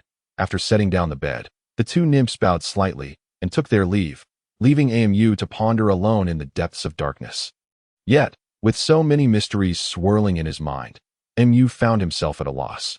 Unable to comprehend it all, he decided to abandon his thoughts and simply fell asleep in the bed as the sun shone brightly on a beautiful morning. A perfect time for a leisurely slumber. Amu was awakened by a chorus of cheerful chattering that a group of lovely nymphs frolicked in the sunlit depths of the waterfall's pool, their perfect forms glistening in the rippling waters.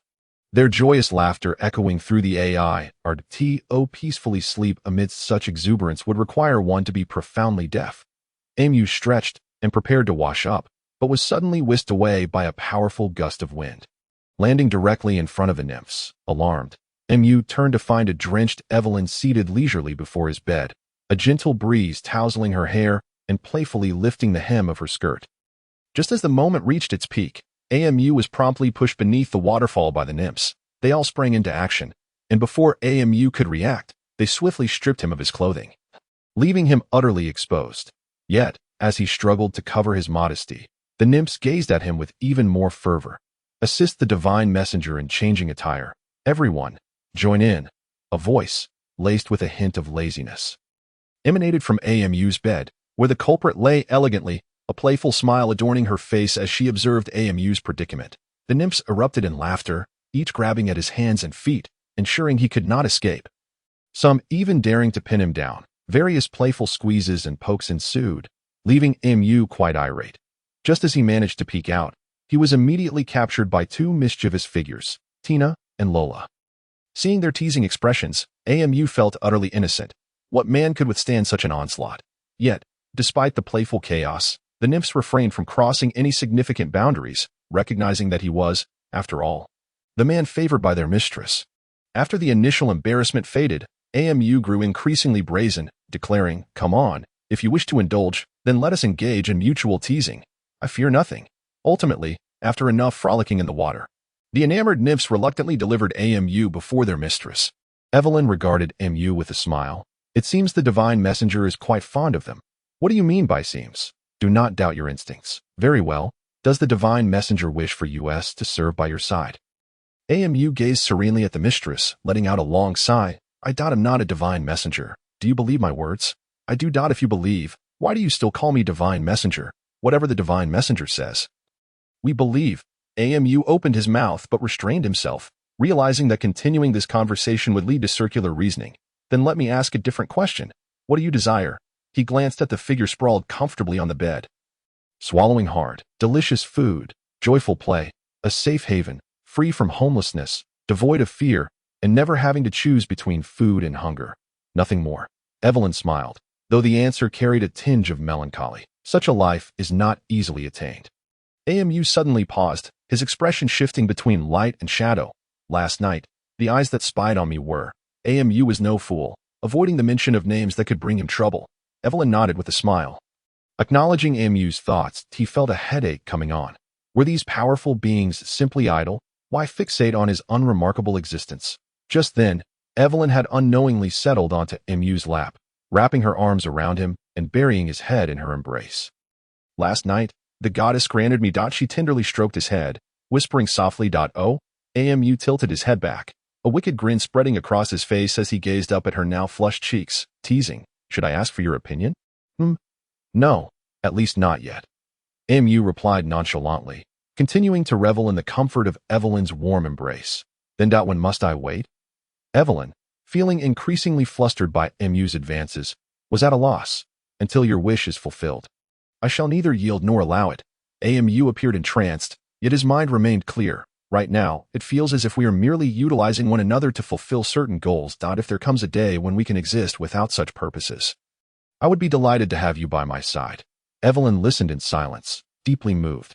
However, this feeling of warmth was short-lived as she swiftly grabbed the two hands that had wandered down her back, playfully scolding, "You speak so sweetly. Yet what are you doing now?" AMU chuckled cheekily, reluctantly releasing his hold, calmly replying, "Consider it interest, Pa." Evelyn feigned annoyance. "You truly lack shame. A face cannot be eaten as a meal." AMU lamented, wistfully taking another sip before reluctantly getting up. But being shameless does bring benefits. Evelyn found herself both amused and exasperated. With a wave of her hand, a gust of wind sent AMU soaring from the waterfall. Thankfully, it was all in jest. Although he was flung quite far, Evelyn ensured his safe landing. However, MU did not rise immediately, instead sitting quietly on the ground, gazing at a massive stone nearby. Then, he grinned. "Come out. It's better for us to meet openly. I thought just days ago, you claimed to be merely a kitchen helper. What kind of kitchen work are you involved in, Master Moo?" AMU's face lit up with joy upon recognizing the familiar voice. Evelyn also sensed the uninvited guest, and swiftly flew to MU's side, while the harpies behind her quickly retreated to their lair within the waterfall. "Lord of the Demon Suppression, it has been a while. I trust you have been well?" AMU greeted with a respectful bow. The woman who had once clashed with EE in the Demon Suppression Bureau did not respond to his greeting. Her gaze fixated on Evelyn with increasing intensity. "Shall we have a duel?" Evelyn found herself somewhat perplexed and turned to AMU for assistance. AMU, overwhelmed, realized that this wild girl was truly capable of resorting to any means when in a frenzy. Last time, she nearly summoned deities to settle a dispute. It was only thanks to his brother's intervention that the matter was resolved, and now she was back for more? "Please, no, my lord. You seem intent on confronting each of my companions. Does this not seem excessively targeted? If I, AMU, have done no wrong to you, my lord, you may punish me as you see fit, but do not take out your frustrations on my companions. What have I done to deserve such treatment?" The woman appeared to struggle with her reasoning, while the female guards behind her stifled their laughter. "What are you laughing at? Where is the demeanor of the Demon Suppression Guard? Stand at attention." With a sharp reprimand, the squad of 18 women instantly transformed their presence, a chilling aura enveloping the space. The woman turned, coldly assessing the writhing AMU, her eyes blazing with intensity. "AMU, you better explain this situation to me thoroughly. Or else." She cracked her neck and wrists, the sound of popping joints echoing ominously. AMU swallowed hard. This girl was likely a battle-crazed warrior, and considering her position as a general, along with his brother's protection, it was illogical for her to be involved in such matters. "My lord, these hobbit kin are my companions. Though we lack a spiritual bond, we have been blessed by the heavens, and I believe a glance from your divine eye would affirm this. Thus, I kindly implore you to exercise restraint and refrain from using force." The woman exchanged a knowing glance with the nearby Demon Suppression Guard, who, understanding her intent, nodded solemnly within a few breaths. AMU let out a long sigh of relief. The sweat on his back had thoroughly dampened his clothing. Although Evelyn was unaware of what the woman was doing, she understood that the divine envoy had shielded them from significant trouble.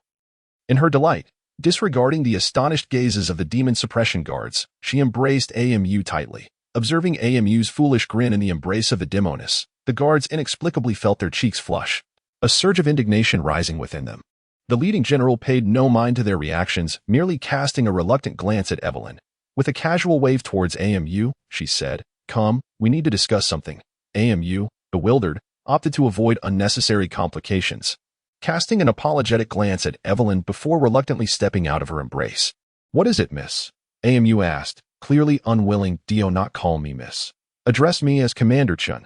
She barked in discontent. "Commander, may I inquire about your purpose here?" AMU pouted, genuinely wishing to avoid trouble. "That I was ordered to monitor the movements of the demonic creatures in this desolate place. Though it was not specified what I was to observe. Did you cause this ruckus? Hey. Now that you see me here, would you believe me if I said it wasn't my business, since you are the cause of this predicament?" and I have had to endure this misery because of you. Do you not owe me some favor?" Commander Chen regarded AMU with a twinkle of mischief in her eye, reminiscent of a hungry dog eyeing a bone. "Commander, I am but a humble being, without anything of worth to offer you." Before he could finish, AMU received a punch to the chest. "I never asked for anything from you. Besides, am I that old?" AMU was taken aback. Wasn't it she who sought a favor? How could she turn so swiftly? "Then what does the esteemed commander propose?" AMU asked tentatively. "I have heard that your companions are quite formidable on the flying vessel. How about a friendly spar with me?" A foolish grin spread across Commander Chen's refined countenance. "As long as I can enjoy the thrill of battle, I assure you, there will be no shortage of rewards for you." AMU's lips twitched in confusion, unable to fathom the warrior's mindset. "I need to discuss this with them, and if they engage with you, they won't have time for hunting, so I'll cover their meals. Moreover, I will grant them bonuses," she continued. "And one more thing. Last time you summoned deities during your fight, my companions are delicate and cannot withstand such treatment. They can only practice their martial arts with you. And even then, they might not be a match for you, Commander, so I implore you to show mercy. This minor matter? Fine. I agree to go discuss with your leader, and we shall consider it a friendly match. After all, our task is merely to observe them. It would be dull just staring at each other daily, so let us regard this as a friendly exchange. Of course, it will be me sparring against all of them." AMU found no admiration for this individual, who possessed both ancestral blessings and formidable strength, yet she was now the commander of the Demon Suppression Guard. AMU felt an unwillingness. Why must they be at the mercy of such individuals? Upon returning to Evelyn's side, AMU's displeasure was immediately noted. Evelyn instinctively pulled him into her embrace. "It's always better with family. What does that commander want? She wants all of you to practice martial arts with her. Otherwise, she will find reasons to engage you in battle, even without justification. However, if you spar with her, she will provide meals and bonuses." AMU recalled how this individual had brazenly unleashed her powers in the Demon Suppression Hall. Would she not become even more unruly outside martial arts practice? Evelyn suddenly revealed a smile that was both enigmatic and intriguing. "What, are you considering it?" AMU lifted his head from her embrace and inquired. "Sort of. We are now settled, and since she is willing to pay us for sparring, even promising meals, and it serves as a means to strengthen our bodies, why not take advantage of such a good opportunity?" There are others present. Saying this, Evelyn forcibly pulled AMU from her embrace. "Go. Tell them we agree, but it's strictly for martial practice. If any spells or items are used, it will be considered a concession." All right. With the terms of their engagement established, AMU finally exhaled a sigh of relief. After all, he had initially proposed the idea of monitoring their residence, not anticipating they would converge in this manner. Perhaps this was what they called fate. Now that the Demon Suppression Guards had taken over the monitoring task, he could attend to other matters. For instance, why had the guardian spirit at home been perpetually slumbering, refusing to respond to summons? And what would be the repercussions for letting the female demons escape from the flying vessel? This latest explosive experiment could not be deemed a success, as it had not inflicted significant harm upon the female demons. Fortunately, there were no severe repercussions. Had he truly become a slayer of demons, Evelyn and he would likely be sworn enemies by now. All these matters required a return to Sioux County. The only dilemma remaining was how to navigate back. Considering the cultivators soared through the skies while the female demons naturally possessed wings. All right. Mount Summon. Evelyn. Chapter 11. AMU, have returned. Evelyn, could you take me back to Sioux County? AMU pondered for a long while, but could not articulate a coherent thought. After all, he possessed no map, and the location of this outpost was a temporary arrangement. He truly had no idea which direction Sioux County lay in. Observing AMU's bewildered expression, Evelyn struggled to suppress her laughter. It seemed even the divine envoy encountered challenges. AMU pouted, realizing that if he could resolve every issue, he would not be the divine envoy they spoke of. Perhaps. Evelyn quickly covered AMU's mouth, casting him a reproachful glare. All right.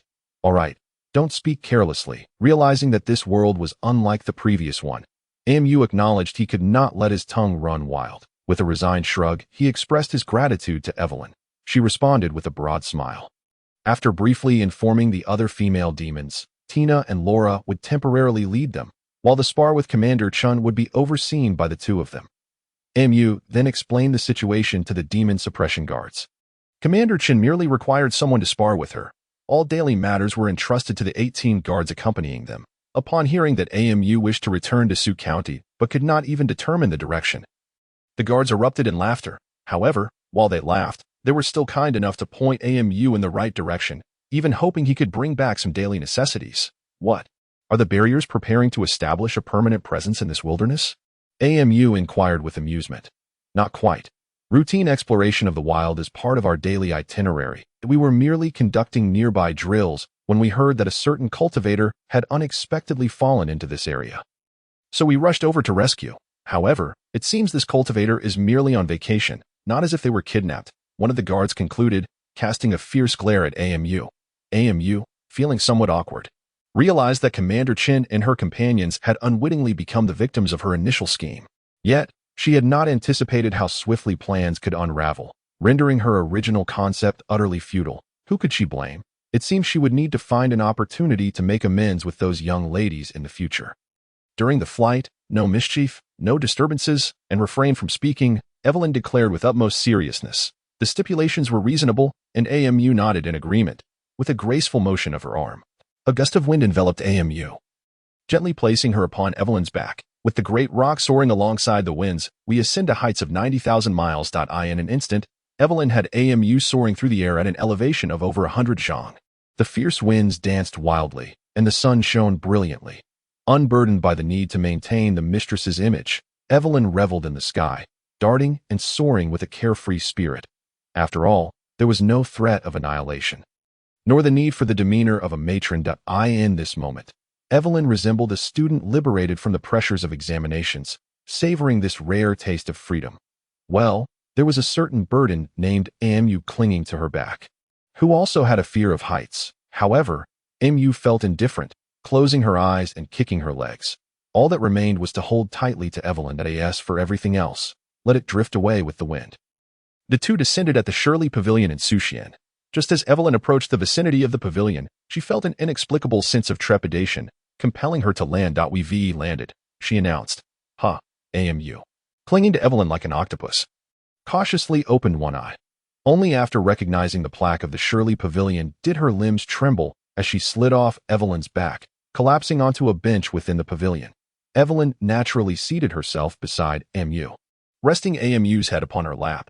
Initially taken aback by the extreme aerial adventure, AMU had intended to lecture Evelyn, yet seeing her so considerate, she opted to enjoy the moment in silence. A cough startled AMU, causing her to spring upright from the bench. An elderly man strolled into the pavilion. It was the same gentleman whom AMU had encountered with MOE previously. The old man glanced at AMU, then at Evelyn, who resembled a bird with talons, his gaze filled with confusion. AMU hurriedly stood to explain, "Sir, please don't misunderstand. This is Evelyn, now my companion. The one you saw last time was MOE. My guardian spirit, not what you might think." The old man chuckled, looking at AMU. "I thought perhaps the young lad had remembered the old man and came to treat him to a meal. But it seems you are merely showing off your harem." Amused by being labeled as AMU's consort, Evelyn joyfully approached. "Of course, we remember to treat you. We've even brought some meat along," with a casual flick of her hand. Half a side of pork appeared in her grasp. "Master, Evelyn is not adept at cooking. I will have to trouble you." She then cast a flirtatious glance at AMU. AMU responded with a knowing look, signaling her to wait, before stepping outside the pavilion to start a fire for cooking. Ignoring the lively conversation between the old man and Evelyn, he prepared the tiger ribs that had been marinated the previous day. Unexpectedly brought by Evelyn, that he quickly set up a fire pit, cut the ribs into pieces, and skewered them with stripped branches, commencing the charcoal grilling. From his ring, he retrieved local specialties, tossing them by the fire. In a short while, the grilled tiger ribs paired with vegetables were ready. Taking a makeshift tray, he arranged the fragrant and visually appealing food, satisfied, before entering the pavilion. Here, last time, I could only offer the old gentleman some vegetables. I sincerely apologize. This time, do try this." The elderly gentleman sniffed appreciatively, nodding in satisfaction. "Indeed, this is quite different from the fare of ordinary households. Young lad, you always bring delightful surprises." He promptly picked up a skewer and began to relish it. "Let us eat together. No need for formality. You two cooked, so why bother?" He then grabbed a grilled bamboo shoot and popped it into his mouth. AMU and Evelyn exchanged smiles, and each took a skewer to enjoy. However, upon tasting the first bite, Evelyn could no longer maintain her composure and indulged freely. "Is it really this delicious?" AMU took a piece for himself, savoring the rich, tender meat that melted in his mouth. Combined with the sweetness of the grilled bamboo shoot, the contrasting aromas collided delightfully in his mouth, akin to a duet of destiny that lingered on his palate. Amu smacked his lips, relishing the flavors. Now, if only I had some wine, it would be a transcendent experience. After finishing a few bites, Mu snapped back to reality, intending to grab another skewer, only to find the table completely cleared, while the old man was shamelessly licking the tray clean. Young lad, this fare is splendid. Unfortunately, I have no money to offer you. However, I shall not leave empty-handed. This is for you. The old man produced a palm-sized gourd from his sleeve. Amu was slightly bewildered.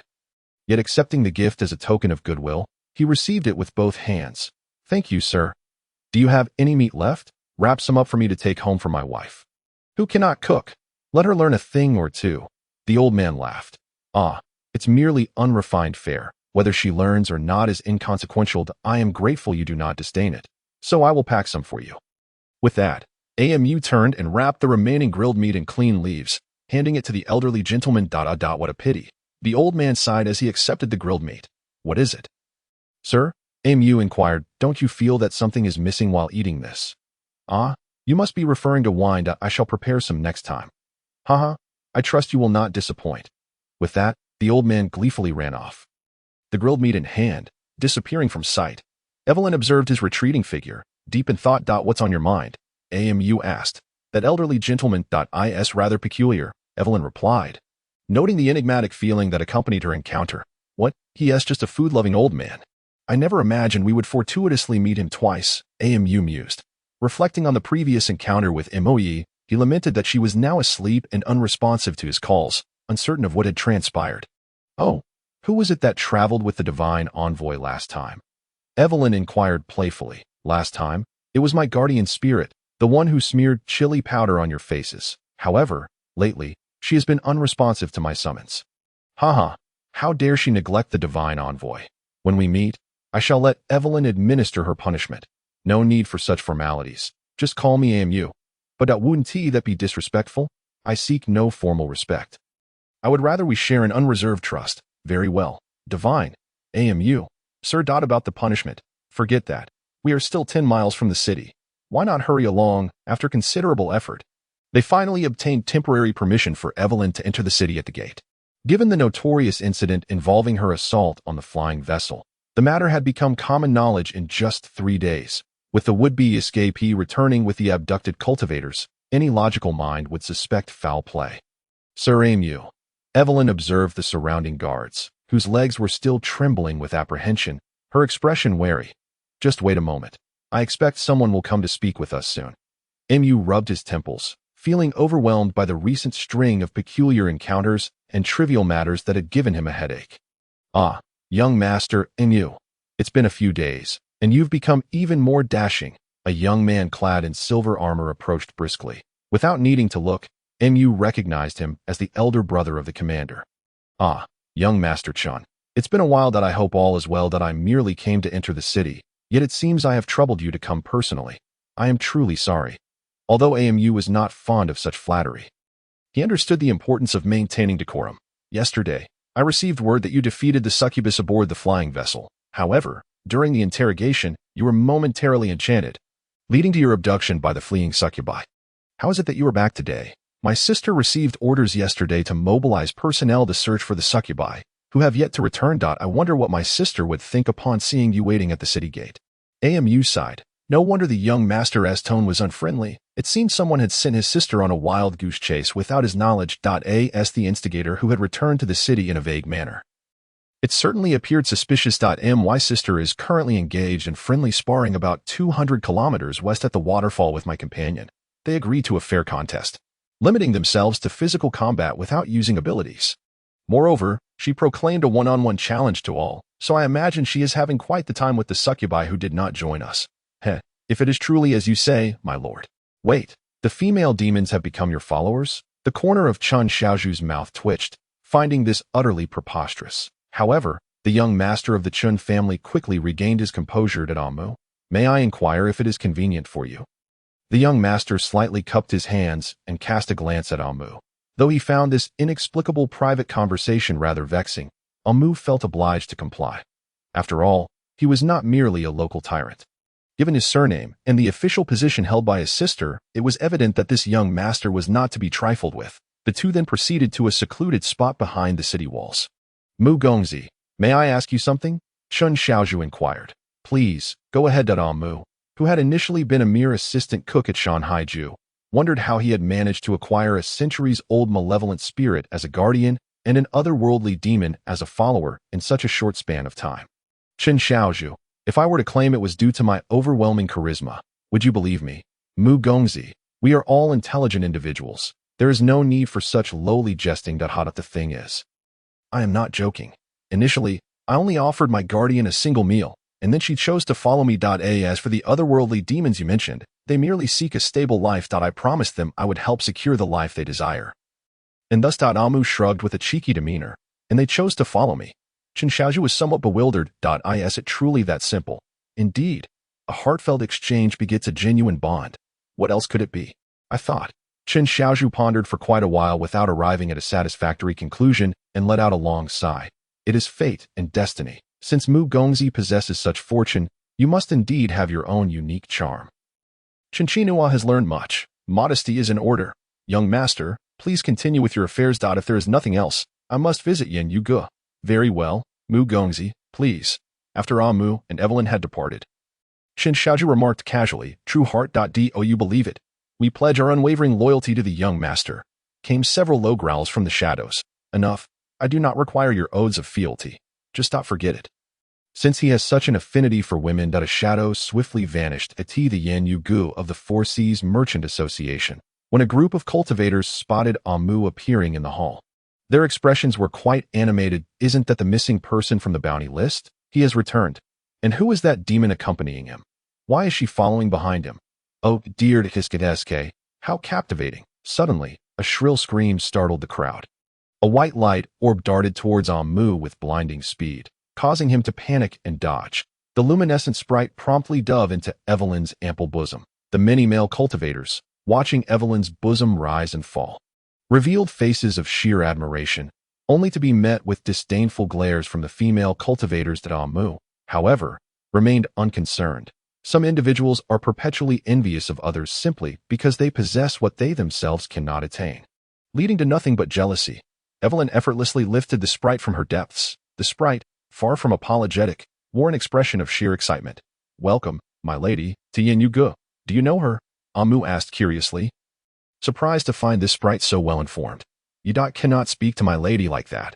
After holding back for a while and unable to offend the cultivators present, the sprite could only utter this pitiful statement.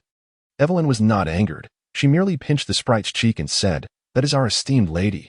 You ought to be more courteous. Also, this matter must remain confidential. Now it was the sprite's turn to be astonished. Meanwhile, Amu wore a self-satisfied expression, as if daring anyone to challenge him. My lady. Is there some misunderstanding? The sprite looked forlorn, clearly feeling somewhat disheartened. Not at all. Evelyn replied with a smile. I assure you, it is indeed him. Although Evelyn and the sprite were unaware of how they had become acquainted, since they had history, it was best for the two to converse further. Amu, meanwhile, approached the counter to update his status. Amu, the attendant at the counter confirmed the name. Amu nodded. Resting his arms on the black mat of the counter, a ripple of magical energy confirmed his identity. Yes, cultivator Amu has returned. The bounty search has been cancelled. Furthermore, Amu, please follow me. We will fetch your followers separately. Guided by the attendant, Amu arrived before an ancient and elegant door. Please enter. A commanding voice emanated from within the room. As the door swung open, Amu stepped inside with confidence. In the spacious room, behind an intricately carved desk, sat an elderly man in black garb, leisurely perusing a book. On either side of him sat two elderly men of similar age, one of whom was the captain of the flying ship, whom Amu had met before. Just as Amu felt out of place in the room's atmosphere, Evelyn was also invited in shortly thereafter. The elder at the desk glanced at both of them before calmly stating, Now that the main characters have gathered, let us commence. With a light cough, one of the elders tore open a black rift in space, instantly enveloping everyone within it. What? This is my rule of law's power. Do not worry, young friend, the elder spoke softly, although his cough persisted. Amu quickly cupped his hands in respect towards the elder. Given such extraordinary ability and the elder's consideration in explaining it to alleviate his worries, Amu felt compelled to show respect. Suddenly, the entire space brightened. The brilliance was blinding, causing Amu to squint. And when he regained his sight, he found himself standing in a void. Overcome by vertigo, Amu, who feared heights, was steadied by Evelyn, who looked at the elderly men in the room with curiosity. "I am Sima Moru, the Grand Manager of the Four Seas Merchant Association," the elder in black stated, pointing to the coughing elder. "This is Lin Yuan, the head of Yan Yu Good." He then gestured to the ship's captain. "And this is Zhang Bingtian, whom you have met. I am Amu, honored to meet the three esteemed elders. However, may I inquire why you sought me?" Amu asked, suppressing his discomfort. Yet, the gazes of the three elders lingered on Evelyn. "The matriarch of the demon clan. How shall we address you?" Sima Moru inquired first. "Evelyn," she replied to HMMAS, the matriarch of an alien race. "May I ask why Miss Evelyn chooses to remain beneath Amu?" Becoming his follower, the head of Yan Yugo posed a rather pointed question, causing any goodwill Amu had harbored to dissipate instantaneously. "It is the will of the goddess," Evelyn replied calmly. Unfazed. "Oh, currently, we hold over 100 of your kin captive. How would the matriarch like us to handle them? I am their matriarch, so naturally, I would wish for you to show leniency and spare their transgressions. However, that is not within my power to dictate," Evelyn stated coolly, as though the captured female demons were not her kin at all. "I shall not plead for their wrongdoings, nor will I accept threats that involve their lives as leverage. If your sole purpose in summoning me and my master here is due to these matters, then I must regretfully inform you that you shall be disappointed." The three of us, nearing 300 years in age combined, laughed like children. The three elders chuckled, their expressions brimming with mirth. "Your followers possess quite the personality, as does your guardian spirit," Sima Moru remarked, his gaze on Amu laden with implication. "Every individual should have their own remarkable traits." Amu, stifling his discomfort, quipped, "My strength lies in their understanding." Hearing this nonsensical reply, Evelyn shot Amu an exasperated glare. The three elders fell silent, and the atmosphere grew tense. Ahem. Elder Lin finally spoke. "As for the female demons we previously intended to eliminate, given the circumstances, we must reconsider, especially since they are implicated in deaths. However, the situation outside the demon-suppressing barrier has become increasingly precarious. You are from that region and are undoubtedly aware of the current state of affairs. As long as the matriarch reveals the circumstances, we shall spare your kin. What do you think?" "I do not know what it is. I only understand that its presence embodies a force capable of annihilating worlds." Evelyn stated. "It indeed traverse the abyss of the underworld. However, what it ultimately becomes is beyond my comprehension, as I have never laid eyes upon it." Elder Lin listened intently, nodding subtly, and chose not to speak further. "Amu, what are your thoughts on demons?" Sima, the manager, inquired. "They are all born of mothers, just as humans are. The distinction lies in their nature, nothing more," Amu replied. Evelyn let out a soft laugh at his remark. The three elderly men were momentarily taken aback, the atmosphere suddenly becoming rather awkward. "Ha. The young lad possesses such a broad-mindedness. Indeed, he is extraordinary." Zhang Chuanu interjected to ease the tension. "Do you know why the three of us old fellows have sought you out? What could it possibly be, if not something unpleasant?" Amu pouted slightly, though such thoughts were hardly fit for utterance. "I humbly request the three esteemed gentlemen to elucidate." At that moment, Manager Sima produced a smooth stone, channeling a surge of spiritual energy into it, which resulted in a holographic projection materializing in the air. The projection stone. This is my first encounter with such a novel artifact, yet the effect is remarkably lifelike." The scene depicted was aboard the flying vessel, where the formidable female demon, shrouded in crimson mist, caused the crew to falter, leading to several of them collapsing onto the deck or plummeting from the sky. "Is there a problem?" Amu asked, somewhat puzzled. This is the initial combat footage from the ship, during which Amu personally engaged and even bellowed for the demon to repay him with chili powder. Naturally, there is no issue with this record of our battle on the vessel. We merely wish to ascertain the nature and origin of the treasure you employed." Amu glanced at Manager Sima, who had posed the question, feeling quite vexed. "Are you certain you wish to hear the truth? Of course, such a valuable treasure would greatly enhance our chances in future encounters with flying demons." Sima replied. Evelyn, well acquainted with the artifact, recalled the torment of being splattered with chili powder and was equally curious about the origins of the item that had once caused her such distress. Observing the expectant expressions of the others, Amu appeared rather disheartened. "This item is originally called chili. On the ship, we used ground chili powder in its entirety, but I stumbled upon it in a neglected corner of the warehouse while purchasing rice and provisions at the Sea Trading Company. At that time, it was a gift accompanying my purchase of 80 taels of rice. However, I have yet to see anyone here selling it on a large scale, and after this use, it would be quite difficult to acquire again. An abrupt silence enveloped the air. Haha. The young master is remarkably knowledgeable to recognize such a rare item. It truly opens the eyes of this old man, Manager Sid chuckled awkwardly. Though, it cannot be said that my knowledge is vast. I merely encountered it while assisting in the Shanghai residence, having seen it with a merchant. Mu hastily sought to defend himself, lest the old man inquire further. I see. The young master has contributed greatly to the Sea Trading Company, not only safeguarding our vessel but also preserving the company's reputation. Therefore, feel free to state any rewards you desire. Upon the mention of monetary compensation, Mu's spirits soared. Haha, the manager is being overly polite. I have hardly done anything. It was my guardian spirit, Moe, who dealt with the demons using the chili. I merely prepared and selected the appropriate tools. By the way, do guardians require rest as well? Young friend, do not fret. Your guardian spirit has likely encountered some fortuitous opportunity and needs to enter seclusion for a time. Given that you mentioned Moe also contributed. How about this? In the future, anything you purchase from my Sea Trading Company will be sold to you at cost. As for Moe, we will prepare some spiritual treasures for her, since we have already made peace with the Habi tribe. We will also arrange suitable accommodations for them. What do you think? Thanks to the manager's kindness, our Habi tribe has already found a nest we favor, so there is no need for you to trouble yourself.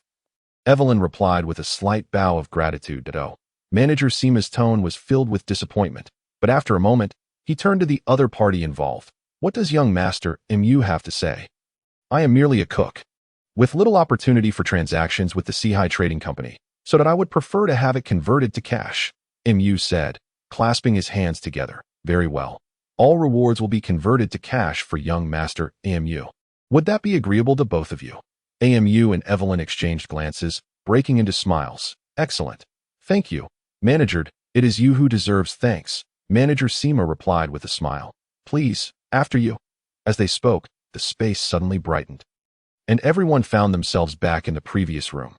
Mu and Evelyn greeted the others before departing the study. Upon reaching the door, a manager was already waiting outside. Please, follow me. Mu and Evelyn were somewhat bewildered. Was it really necessary to make such a fuss over a cash conversion? The manager led them to a room outside. Please, enter. The two, still unclear about the situation, stepped inside. The manager not only closed the door but also activated several defensive formations. Perspiring after a considerable effort. My apologies for the wait. Given the substantial amount, I prepared a bit more meticulously.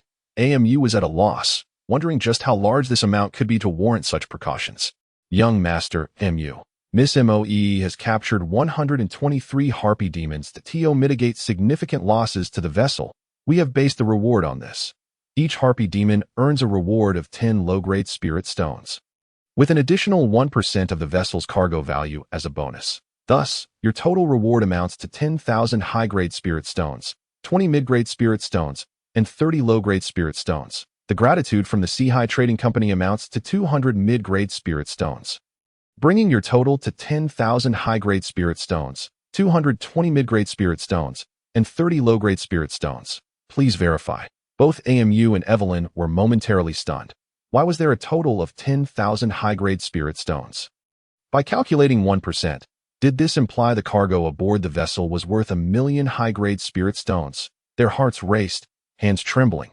The dream of financial freedom had unexpectedly materialized. All this. For us, Mu's throat felt dry as he gulped down nervously. The manager beamed. Congratulations, Mr. Mu. May you soar to great heights and enjoy everlasting fortune. However, Mu barely registered what the manager said, distractedly tossing a spirit crystal to him as a tip, causing the manager to bow repeatedly in gratitude. With a thought, Mu's protective ring emitted a mysterious pull, swiftly drawing all the spirit stones in the quiet room into the ring. Mu's heart raced with exhilaration. He was overwhelmed with excitement. Tell your esteemed manager that if such fortunate events arise again, he should not hesitate to seek me out. Of course, I will relay your message. Upon exiting the quiet room, Mu felt as though he were floating. This was his first experience witnessing such an abundance of spirit stones scattered across the floor, leaving him utterly astonished. It seems there are indeed events that can exceed the young master's expectations. Evelyn remarked with a smile. Naturally, there are many things that your master has only heard of but never seen, and some he has not even heard of at all. Amu responded joyfully, still reveling in the thrill of newfound wealth. So, what does the young master wish to do next? The young master wishes to visit the Qianjing Pavilion of the Sea Trading Company. It is said to house a collection of techniques and skills rivaling that of the Great Qian Scripture Pavilion. May I accompany you, Evelyn? Of course. In the future, as long as there is something beneficial for me, there will certainly be a share for you, and you are the closest people to me in this world. I would never shortchange you. Evelyn's eyes sparkled. Thank you, young master. We are family. There is no need for formalities. Let us go. At the entrance of the Qianjing Pavilion, Amu felt a twinge of anxiety. After all, he had never practiced any so-called techniques, and he currently lacked spiritual energy. He was unsure if there would be anything he required within. Guided by the little spirits, he remained close to Evelyn. Watching her frolic with the little spirits, Amu chuckled and shook his head before entering the Qianjing Pavilion to search for what he needed. All the technique manuals in the Qianjing Pavilion were categorized by the heavenly stems and earthly branches. Faced with the densely packed shelves of books and jade slips, Amu felt a headache coming on, unsure of where to even begin his search. What kind of books does the young master seek? Evelyn asked cheerfully, hovering in midair, with little spirits perching on her shoulders and arms. Indeed, the little spirits seem to adore you. Amu replied with a smile, esteemed administrator of the scriptures. I seek some beginner-level techniques for cultivation. If there are any recommendations, I would be grateful for your guidance. Additionally, I have a keen interest in various miscellaneous texts. I wonder if there are any worth recommending. The little spirits chattered excitedly. And after a moment, Evelyn grinned and said, the cultivation techniques here are quite formidable. One must possess considerable understanding to master them. However, the young master could also directly learn techniques through enlightenment, though the downside is that unless one possesses unique insights, it is challenging to make significant progress through this method. Moreover, the costs are rather steep. Mu raised his head, feeling as though he were a wealthy heir. Do not worry about me. I brought spirit stones today. Feel free to spend lavishly. Difficult to progress, is it? Then I shall simply purchase fully mastered skills. Do not fret about whether I can afford it. I prefer to buy the best value. After a short while, amidst the joyful chatter, the little spirits presented Amu with a plethora of jade slips, all labeled as fully mastered techniques. Although the techniques had reached perfection, they were still categorized by levels. The 5 colors, white, green, blue, purple, and yellow, symbolize the varying degrees of difficulty and rarity associated with the cultivation techniques. As Amu surveyed the options, he found himself momentarily paralyzed by the kaleidoscope of labels, despite all being of the great perfection. After all, it is daunting to confront techniques that are valued in the hundreds of superior spirit stones without understanding their true purpose. With a heavy sigh, Amu felt a wave of melancholy wash over him. Evelyn naturally leaned against the back of Amu's head, gently kneading his shoulders. Do you not have a favorite technique? She inquired. No, it's not that. I simply do not know which technique to choose. I have no idea how to cultivate. Then imagine the strength you can comprehend, and naturally, you will sense the right path. Is that so? Every technique is a manifestation of consciousness. If you can envision the extent of your potential strength, you will find the way forward. If you wish, you can start imagining it now. The issue is that I am acutely aware of my physical limits, and the strength I understand transcends my body's capabilities. That is the essence of cultivation. It enables your body to embody the strength you can comprehend. If this is your goal, does it not imply that possessing great power also entails bearing corresponding responsibilities? Indeed, with great power comes great responsibility. Yet, some pursue strength only to lose themselves within it, ultimately leading to their demise, a fate known as falling into madness. Then I hope that my strength can protect those I cherish, bringing them happiness. As for anything else, it is of little consequence. The profound stir of emotion surged within him, akin to a young man experiencing the first flutter of love upon seeing his most beloved. Suddenly, Amu sprang to his feet, rummaging through an array of peculiar jade slips. The little sprites gathered around Evelyn, chattering excitedly, as if explaining something. Young master, that pile of jade slips is undefinable, although they are items for consignment. No one comprehends their intrinsic value. Are you certain what you seek lies among them? Yes. I felt a connection just now. It must be among these. Having received the answer he sought, The sprites eagerly assisted in clearing all the undefined jade slips, covering the entire floor of the Thousand Classics Pavilion. Yes, yes, yes, I understand now, AMU exclaimed, extracting a collection of bizarre tomes from the undefined jade slips. Brew, longevity of 100 flavors, compendium of 10,000 monsters. Painting the tiger, suppression, the 108 techniques of the great might heavenly dragon. Point 6 jade slips, devoid of introductions, annotations, or signatures. Gazing at the titles, AMU felt a twinge of confusion. Yet, according to his intuition, the aura of these 6 books was the most unique within the entire pavilion. The sprite seemed eager to persuade Evelyn to dissuade AMU, but Evelyn calmly remarked, "If you know what you are doing, do not regret it. Simply proceed."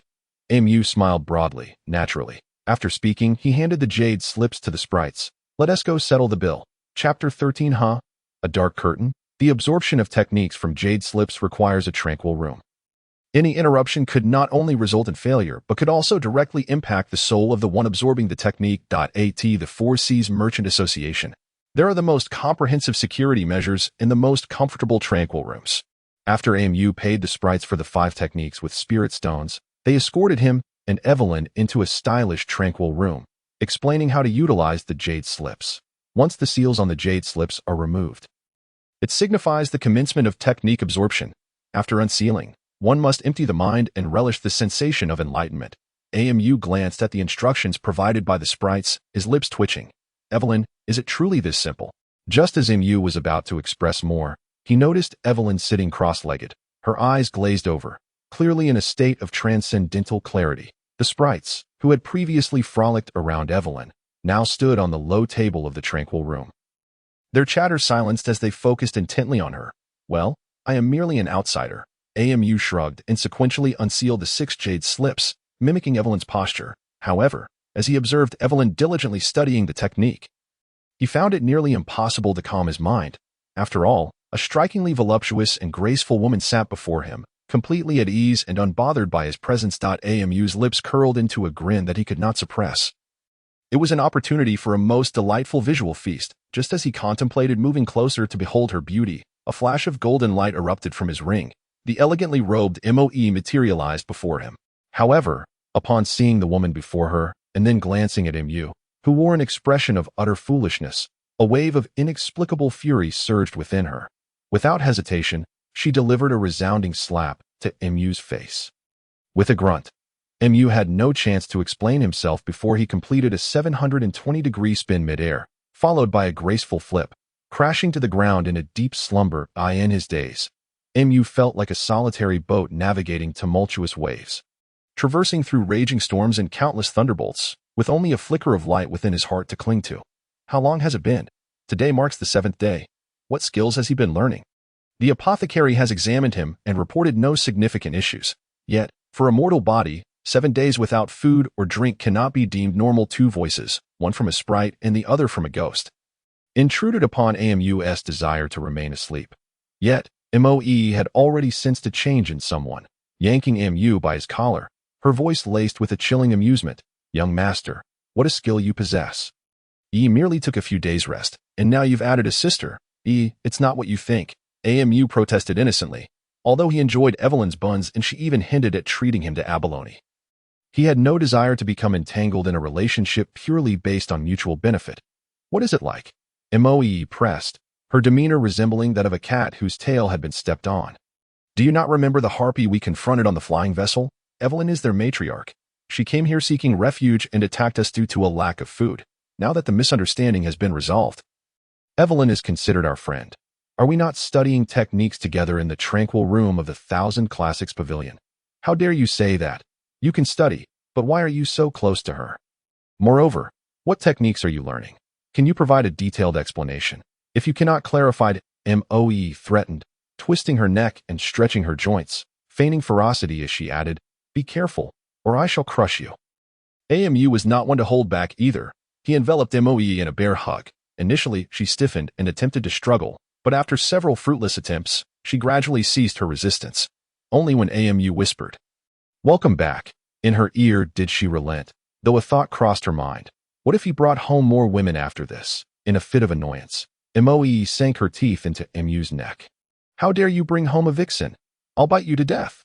To clarify, Evelyn observed the two in their intimate exchange, unfazed by jealousy. I am not a vixen. My name is Evelyn, the harpy. Moe scoffed, turning her head away, clearly unwilling to acknowledge Evelyn. Observing Moe's haughty demeanor, Mu could only offer an apologetic smile to Evelyn, who seemed unconcerned, merely stating, "You've slept for 7 days. Are you not hungry?" Upon hearing this, Mu realized his stomach felt as if it had long since turned into a hollow void. That it's better if you hadn't mentioned it, but now that you have, it truly is. Please have some exquisite food sent over. If there's anything you wish to eat, feel free to include it as well. Evelyn casually instructed the sprites, who promptly vanished without a trace. Presumably to place an ordered, Moe shot Evelyn a disdainful glare, visibly displeased. Mu pulled Moe into his embrace, attempting to divert her attention. What happened during this slumber? The head of the Misty Rain Pavilion mentioned you were to advance. Did you succeed? Humph. Such trivial matters are hardly a challenge. Moe nestled comfortably against Amu, her expression radiating pride. Now I am at the late stage of the nascent soul realm, with a few more fortuitous encounters. Reaching the peak of the nascent soul realm is well within possibility. Evelyn quietly approached Amu from behind, leaning slightly forward, causing Amu's head to brush against her astonishing softness. So, what skills have you acquired from the Jade Slips? Could you share? Moe's anger, which had nearly subsided, flared anew at Evelyn's boldness, causing her fury to soar several notches higher. Suddenly, Mu felt as though he was embracing a block of ice. Mu's head throbbed. This realm of human emotions was utterly overwhelming. First, we must confront the gravest crisis that has befallen us in this realm of cultivation. Otherwise, tranquility will elude us forever. Mu, with a gentle pat on Evelyn's thigh, beckoned her to sit beside him. As Moe basked in her moment of triumph, Amu assisted her to her feet, gesturing to the space beside him. Although reluctant, Moe pouted and eventually settled down next to him. Ladies, there are some matters that necessitate a special explanation from me at this juncture.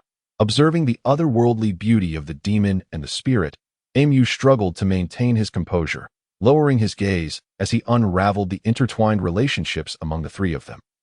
Allow me to introduce Moe, my guardian spirit, who once engaged with you aboard the flying vessel, a 600-year-old ghostly cultivator of the nascent soul. He addressed Evelyn, then turned to Moe. Evelyn, the matriarch of the Harpies, a child of the sea goddess, has sought refuge with us, bringing her kin along. Until I fulfill their desires, she will remain by my side with her few remaining Moe. I vow to reconstruct your physical form. And I equally pledge to provide Evelyn's kin with the lives they seek. Amu continued. Had I never crossed paths with either of you, perchance I would not be seated here today. Such is the essence of fate.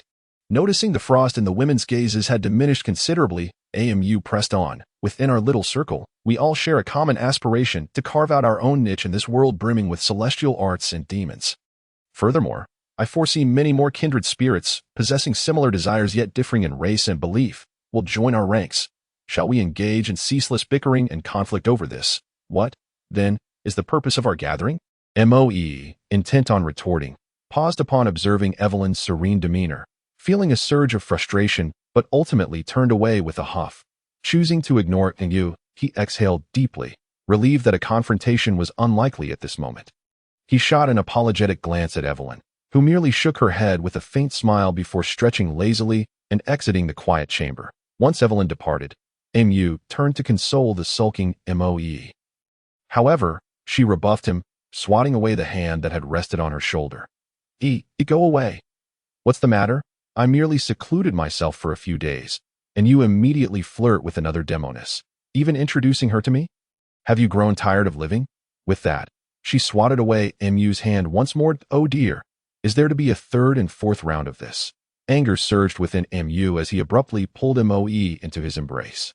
Despite her struggles, Moe inadvertently flashed him a victorious glance that a pang of excitement surged through Mu. Hold tighter. I still need to put on a show for some onlookers. Startled, Mu realized that since Moe had prompted him, he ought to commit fully to the charade. After a few rounds of playful tussling, Moe seemed to tire and began to weep softly in his arms.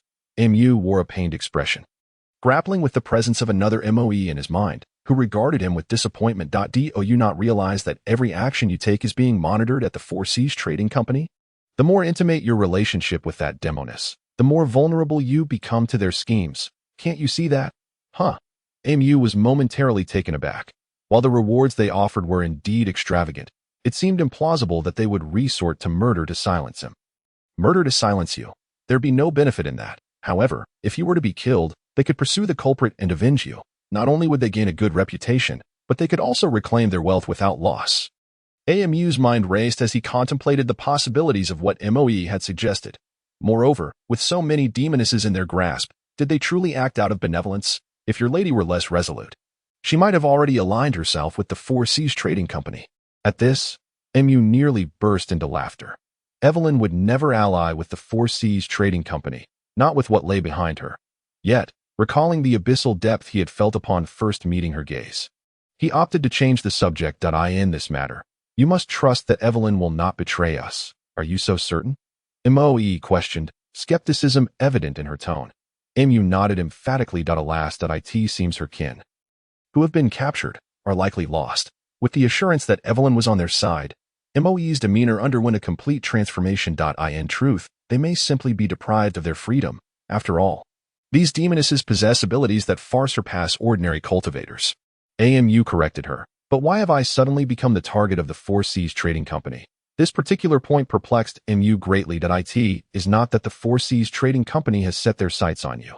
Rather, you have inadvertently drawn their attention, Moe stated with conviction. Your emergence was too sudden, and your rise too rapid. This has incited their wariness. She continued, consider the case of Lu Shursan's untimely demise. Do you believe a mere scion of an ordinary family would dare to lay hands on a direct disciple of a sect without the backing of local powers? Without such support, who would risk such folly? Had Lu Shursan not heeded your counsel, he might have perished before his two disciples could come to his aid.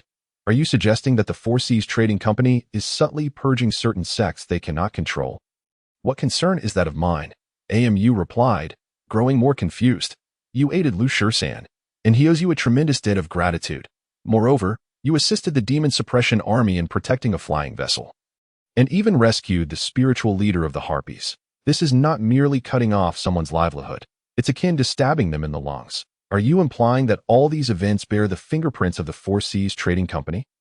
Amu swallowed hard, his mind reeling from the implications. The Four Seas Trading Company operates throughout the entire realm, directly overseen by the royal authority, and even the Misty Rain Pavilion, which controls loose cultivators, runs parallel to their operations. Thus, what remains ungovernable? As an emperor, he would never allow anyone to stand on equal footing with him within his domain. Therefore, the Four Seas Trading Company is not only the largest merchant enterprise in the realm, but also a tool of imperial authority to control the wealth of the land. More likely, it serves as a blade to eradicate any uncontrollable forces within its territory. Amu, fully absorbed in Moe's analysis, felt his mind whirl with the tumult of revelations. To hell with this. How did I become embroiled in such matters? And with the largest trading company in the realm, which might very well operate like the biggest criminal syndicate, what do you propose we do? Amu pondered for a moment before deciding to seek Moe's advice. Flee, she replied with a calm demeanor. However, the moment you step beyond the Four Seas Trading Company's threshold, it's likely someone will follow you. Once outside the city, an attack could be imminent. Even if no one acts, they could easily spread tales of your glorious exploits, which would attract all manner of greedy and unscrupulous cultivators like flies to a feast. It appears we must wade into this murky water ourselves to ascertain its depth. What do you intend to do? Do good deeds. Chapter 14. Whose family doesn't he have a few troubles? Shopkeeper, how much for a secret storage carriage? Amu inquired with an air of calmness to the proprietor of the Four Seas Trading Company that a secret storage carriage. The shopkeeper was momentarily taken aback, unprepared for such a request from a mere loose cultivator. Young master, while your reputation has soared, do you not find acquiring such a treasure a bit extravagant? You mean wasteful? Amu replied with a sardonic smile, observing the shopkeeper's apparent concern for him. What is your surname, esteemed shopkeeper? My surname is Chien, the shopkeeper responded with a bow. Young master, in this day and age, most people utilize flying vessels or magical devices. Carriages are seldom used, especially by someone of your standing. Spare me the nonsense. I lack spiritual energy and cannot wield it. So how could I possibly fly? Amu internally scoffed, feeling a deep-seated frustration. Well then, since you seem a few years my senior, I shall refer to you as Brother Chien. Amu smiled warmly. Not at all. I am humbled. Brother Qian quickly lowered his head, as if he had committed a grave offense. Brother Qian, did you know that just 10 days ago, we were no different? Mu helped Brother Qian to his feet, chuckling as he spoke. Back then, I was merely a kitchen hand at the mountain and sea residence. In terms of status, I might not even measure up to you. Brother Qian. So, what is there to be humbled about? Brother Qian was well aware of Amu's background, yet found himself at a loss for words in response. Forming a pact with a vengeful spirit to become my guardian spirit is fundamentally the reason I am now able to call myself a cultivator. It has nothing to do with my own abilities. Thus, what distinguishes you and me? Merely the presence of a guardian spirit. Qian, the shopkeeper, seemed to have caught the subtlety in Mu's words, and his breath quickened slightly. Brother Mu, Qian said, having stealthily approached, that we are all aware of this matter. Yet your experiences are rather legendary. Each person's account varies. Therefore, if Brother Mu is willing, could you perhaps elaborate? As for this carriage affair, I assure you I will make you satisfied. Mu felt a twinge of melancholy, reflecting on how he had unwittingly become a cultivator while many others aspired to the same but found themselves at a loss. But is the path of cultivation truly so remarkable? Since there is nothing pressing, might we find a place to sit and have a good conversation, my humble self and Brother Qian? Splendid. My foolish brother has a fine tea room. If Brother Mu does not mind, let us engage in a hearty discussion there. What say you? That sounds excellent. It is indeed Brother Qian's domain, so we need not worry about eavesdroppers. Very well. Brother Mu, please. As they retreated, they entered a storage room designed for items akin to flying swords. Further back stood a towering courtyard wall. Qian extended a hand, and with a crack, a brilliant blue light emanated from his palm. Before it could dissipate, it was absorbed by a talisman on his arm. Instantly, the symbols on his arm shone with a white light, and a door radiating a soft white glow was projected onto the high wall. With a mere gesture, the previously closed door swung open, revealing a delicately appointed tea room. The verdant grass carpeted the ground, and oddly shaped stones jutted out. A lively spring gurgled nearby, and amid the landscape stood a charming side courtyard. A graceful woman emerged from behind the stones. Upon seeing Qian leading Mu into the small courtyard, she merely cast a playful glare at Qian and greeted Mu with a respectful bow. Esteemed guest, I apologize for not receiving you properly. Qian, with a gaze full of affection, helped Su Xiaoxiao to her feet. Xiaoxiao, I have important matters to discuss with this gentleman. Su Xiaoxiao cast a curious glance at Mu before returning her attention to Qian. All right, Xiaoxiao understands with that. She bowed once more and proceeded into the tea room. Mu observed the intricate wrinkles on Qian's face and raised an eyebrow. Brother Qian, you are quite skilled. Qian sighed deeply and chuckled. Brother Mu jests that I am but a speck of dust in this mortal realm. He then revealed his arm with a smile, pointing to the intricate patterns of the talisman. This was bestowed upon me by a master from the Divine Machine sect, who took pity on my dismal existence. Dismal? Is it not true that our interpretations of dismal differ significantly? Brother Qian, you possess a commanding presence and a sincere manner of dealing with others. The staff at your establishment are diligent and courteous, so surely your daily life is satisfactory. What then is the source of your dismal state? Alas, that every family has its own burdens to bear. Brother Qian, whose real name was Su Jingqi, was born into a scholarly family, but fell victim to a natural disaster that claimed the lives of all his relatives. Though he escaped death, his life became increasingly arduous. After all, a scholar has little to offer beyond the ability to read and write. Eventually, he encountered a wealthy family named Qian, who sought a son-in-law from a noted family. It turned out that their daughter took an immediate liking to Su Jingqi. What he thought would be a turning point in his life turned out to be a mere arrangement. As he was chosen solely because he was a solitary man, to provide legitimacy to the child she would bear. As for his treatment, what could be expected of someone bought as a mere son-in-law? He was forced to adopt the Qian surname, serve his virtuous wife and her paramour, all while maintaining the facade of marital harmony in public. Initially, Su Jingqi attempted to resist, but after a month in the Qian family's dungeon, he not only adopted the name Qian Liang, but also grew accustomed to serving his wife and her lover, all in the name of preserving the last remnants of his family's legacy. Later, due to his skills in writing and calculation, he frequently engaged in transactions with the Four Seas Trading Company in the Qian family. Eventually, he was fortunate enough to meet a steward who, upon learning of his plight, took pity on him and devised a way to extricate him from the Qian family, starting him off as a clerk and helping him rise to the position of shopkeeper. However, even then, his earnings continued to be appropriated by the Qian family. He remained merely a possession of theirs. That it was only after the previous steward ceased sending his profits back to the Qian family that he gradually accumulated some wealth. With the support of his customers and friends, he was able to establish the current form of this hidden tea room, and his family, Mu, felt a mix of melancholy and confusion. Brother Su, if your life has improved so significantly, why do you still aspire to become a cultivator? He cautiously inquired, taking a sip of tea. In the dungeon of the Qian family, I got lost as he spoke. The previously gentle Su Jingqi's expression twisted with rage, veins bulging, and his voice trembled with fury. I am the last male descendant of my family. If I cannot carry on the family line, what face do I have to meet my ancestors in the underworld? How can I return to my roots? After a moment, Su Jingqi gradually calmed himself and bowed to Mu, saying, my apologies for letting Brother Mu witness my outburst. I am not seeking revenge through cultivation. The masters of the Demon Suppression Office handle such matters. However, I have heard that reaching a certain level of cultivation allows one to regenerate limbs.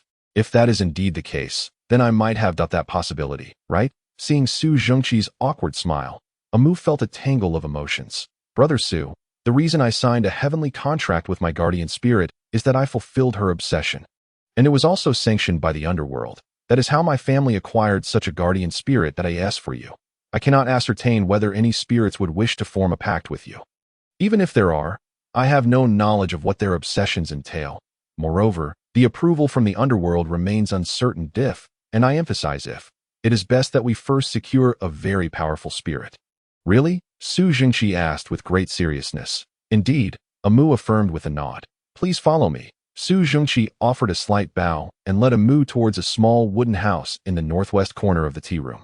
Upon stepping outside, Mu was immediately struck by the intense chill reminiscent of the spirit in his home. The door was plastered with an array of talismans, and outside, a complex array of spells was laid out. Secured by chains as thick as a man's arm, the chains were inscribed with symbols, and the ground surrounding the room was punctuated with enormous iron nails forming a vast array. Mu suddenly recalled the peculiar array known as the Dragon Prison from the Jin Tome. He was astounded, both by the sight of the Dragon Prison and the impressive jade slip he had encountered. The world of cultivation is indeed wondrous. Brother Su, you are quite the grand architect. Mu marveled. Think you possess the Dragon Prison. I wonder whom you have contained within. Su Jingqi forced a bitter smile and replied, having spent many years within the Qian family, I am well aware of their misdeeds. Even if an entire family were to be executed, they would not wrongfully accuse anyone. These are merely victims of the Qian family's transgressions. Su Jingqi cannot seek vengeance for them. All I can do is collect their remains. Mu was taken aback, observing the slightly stooped figure before him and realizing that this was indeed a remarkable man of the world. Come help. Get lost, sister. I am not, your majesty. There is. Before the sentence could be completed, appeared before them, clad in resplendent royal attire. Little Mu, what business do you have with me? But before she could finish, Moe sensed the chill emanating from behind her. Oh, how intriguing. With a glance, the coldness within the small house vanished. The talismans ceased to flutter, the chains fell silent, and even the inscribed symbols dimmed. Not bad. You know when to advance and when to retreat. Once satisfied with the situation inside, Moe turned her attention to Mu and the astonished Su Jingqi. How did your discussion fare? Does acquiring a carriage require such effort? Mu's lips twitched. Ever since he heard that Evelyn was the daughter of the sea god, this girl had reclaimed her once abandoned identity, insisting that Mu address her as your majesty to receive her responses. However, this was not the time to focus on that matter. He needed to appease Moe. Your majesty, the Qian family has committed numerous transgressions, harming many. Currently, these wronged spirits are being nurtured by this esteemed elder, Su, in hopes of avenging them. Moreover, Su has endured years of torment at the hands of the Qian family, rendering him inhuman. Today, as we occasionally discuss this matter, I hope the esteemed queen will select a guardian spirit to assist him on his path to cultivation, if he can achieve rebirth after losing his limbs. I am certain that Master Su would be immensely grateful to the queen. Humph, how unamusing. Moe pouted, her expression one of displeasure. Why not simply go to the Qian residence and leave no chicken or dog alive? Why must we aid him in his cultivation? Mu's lips twitched. Wasn't it he who claimed to aspire to be the queen? How quickly his enthusiasm waned. After enduring years of humiliation, Would he allow others to suffer at the hands of vile men? Amu wore a serious expression. Well, but he is already in his 40s. Cultivation is exceedingly challenging.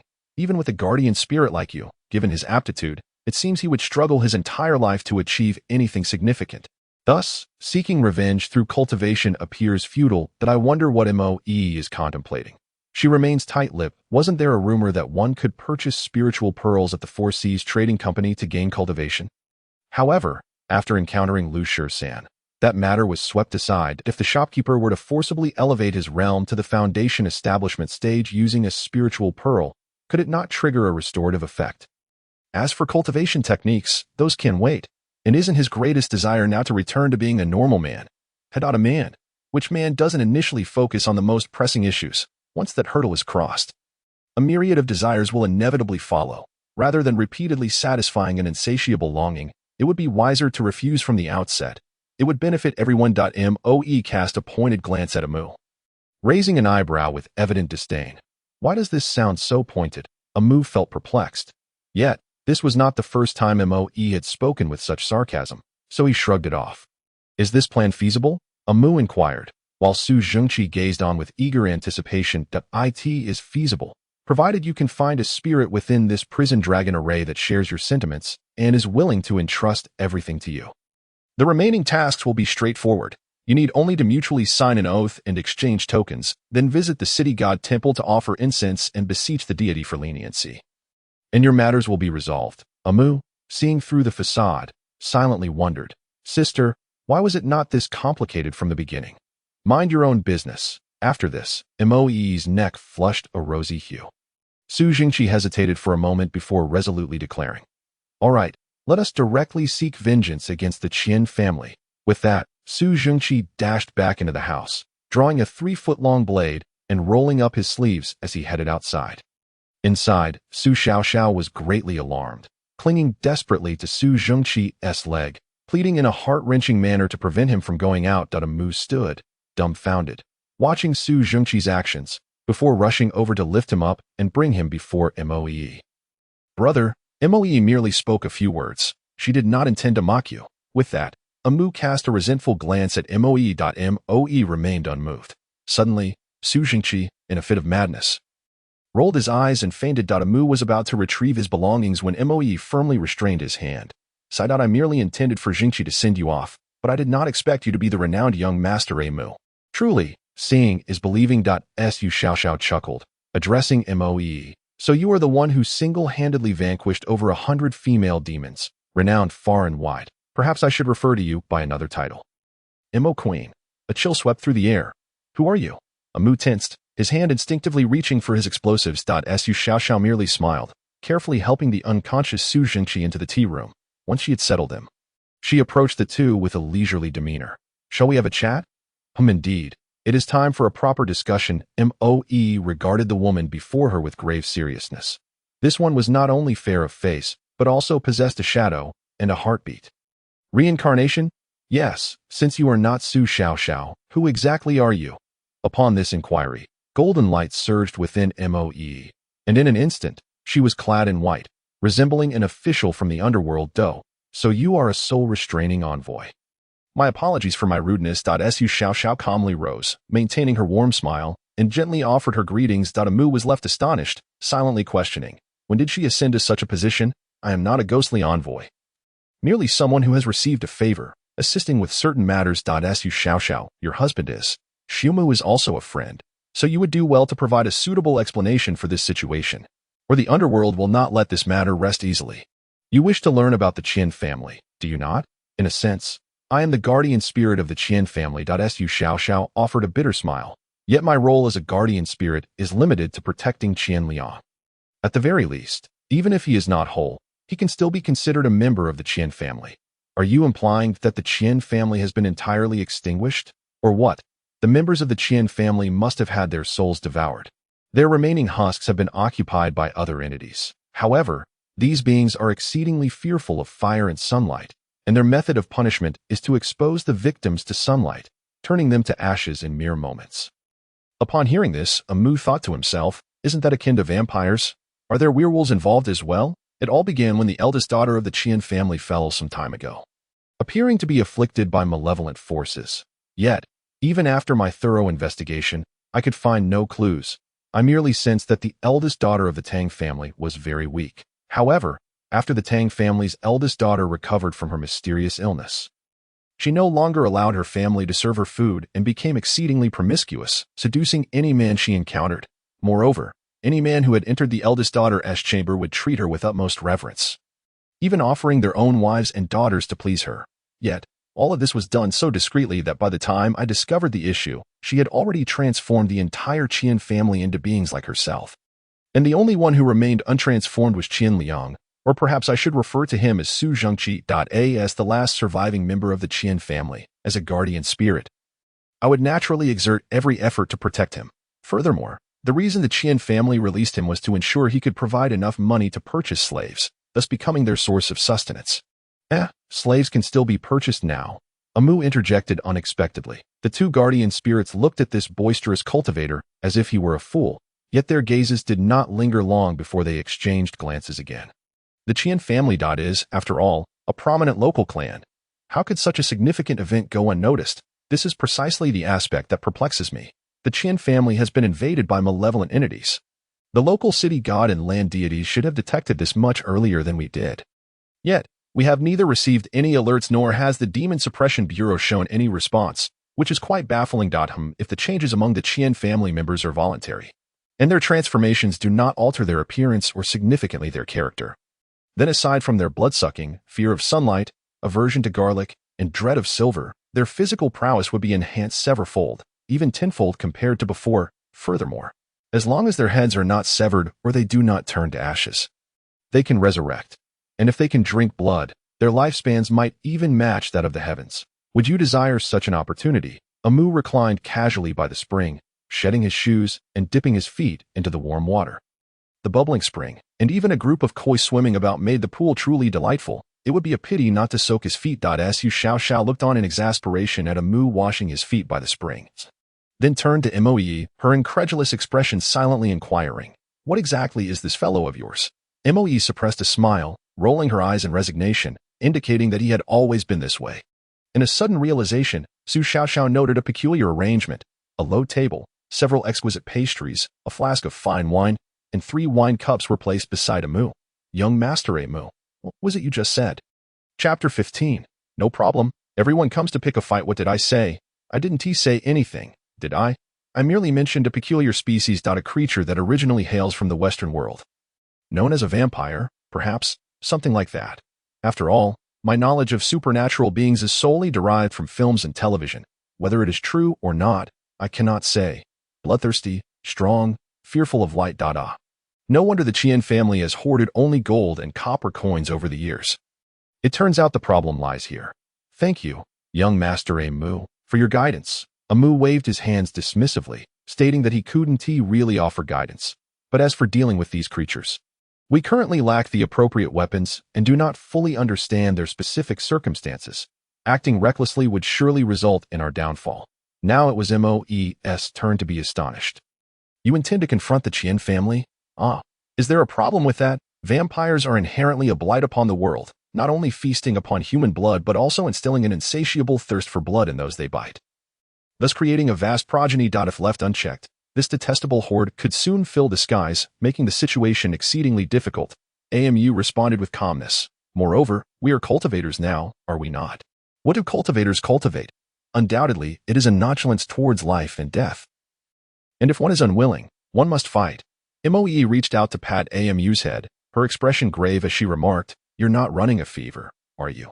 Why are you speaking nonsense?" Amu retorted, gripping Moe's hand with annoyance. "You have no warmth yourself. How could you possibly discern if I have a fever? Have you lost your mind?" Hearing this, Moe couldn't help but chuckle, realizing it was not a matter of mental instability. Come on, what is the real reason? Surely she couldn't admit to knowing that the vampire woman was rather ostentatious, could she?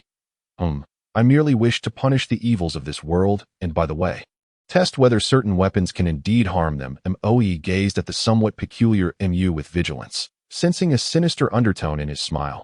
"Please don't act like that. It's rather frightening," she admonished. Frightening, you say? I was merely contemplating a promising weapon tester. I suspect this individual will appear at the Qian family's estate. Mu mused internally. Just think about it. They cannot be killed. And even if injured, a little blood will rejuvenate them. If we were to capture one for bizarre experiments every day, do you think the tester would go mad first or perish upon hearing this? Moe understood Mu's excitement. It seemed he viewed the situation as an opportunity to acquire fresh resources. A surge of inexplicable resentment welled up within her, and she kicked Mu, who had been sitting comfortably, directly into the pond, splashing a great deal of water. Humph, let us see if you dare to act so smugly again, she declared before transforming into a gust of wind, vanishing into her protective ring. Mu suddenly emerged from the water, having just washed his feet, only to be disgusted by Moe's antics. Wiping his face, he sought revenge but found only Su Xiaoxiao, who was watching their playful quarrel with curiosity. Forget it. There will be plenty of time for revenge.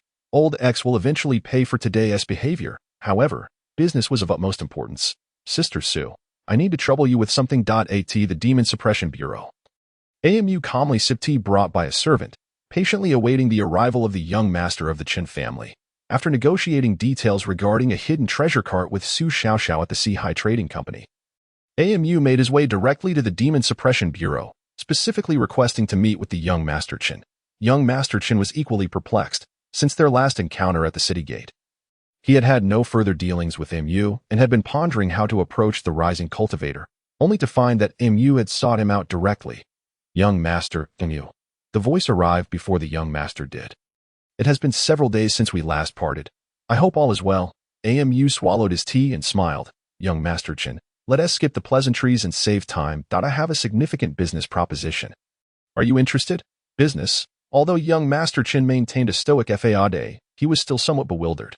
Yes, a significant business. Mu grinned mischievously. Yet he appeared sincere. I wonder if young Master Mu could elaborate further. Merely stating business is hardly convincing.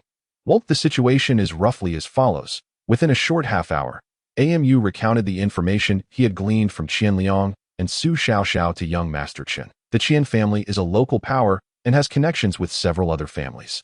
I suspect that young Master Chen's life is not particularly comfortable. There are too many constraints, making it difficult for you to realize your ambitions. Otherwise, you wouldn't have gone to such lengths to engage with a rogue cultivator like myself. If young Master Chen harbors any doubts, perhaps you should send your spies to the Qian family for reconnaissance. The situation will become clear. Mu smiled nonchalantly, exuding confidence in this business venture. However, young Master Chen merely sighed softly. Observing the expression on young Master Chen's face, Mu felt a twinge of apprehension. Young Master Mu is indeed a man of great benevolence. I admire that. Young Master Chen praised, however. I have yet to find a suitable method to deal with the Qian family. What seems to be the issue? I would like to hear more. The Qian family has long been suspected of employing a strange secret method to expand their power. Had you not informed me today? I would not have realized how sinister this method is. It requires the blood of our kind as sustenance. However, this matter is of great importance, and our knowledge of countermeasures is limited, so it seems we will need more time to eradicate the Qian family. I hope young Master Mu can understand. Mu comprehended the situation entirely, knowing that without absolute certainty, young Master Chen would be reluctant to act against the Qian family. Nevertheless, it was essential to administer some preliminary measures against them. In truth, annihilating the Qian family was not a difficult task. After all, they feared sunlight, which, according to legend, could inflict severe burns upon them. Additionally, they appeared to be allergic to silver. If one were to strike with silver weapons at high noon.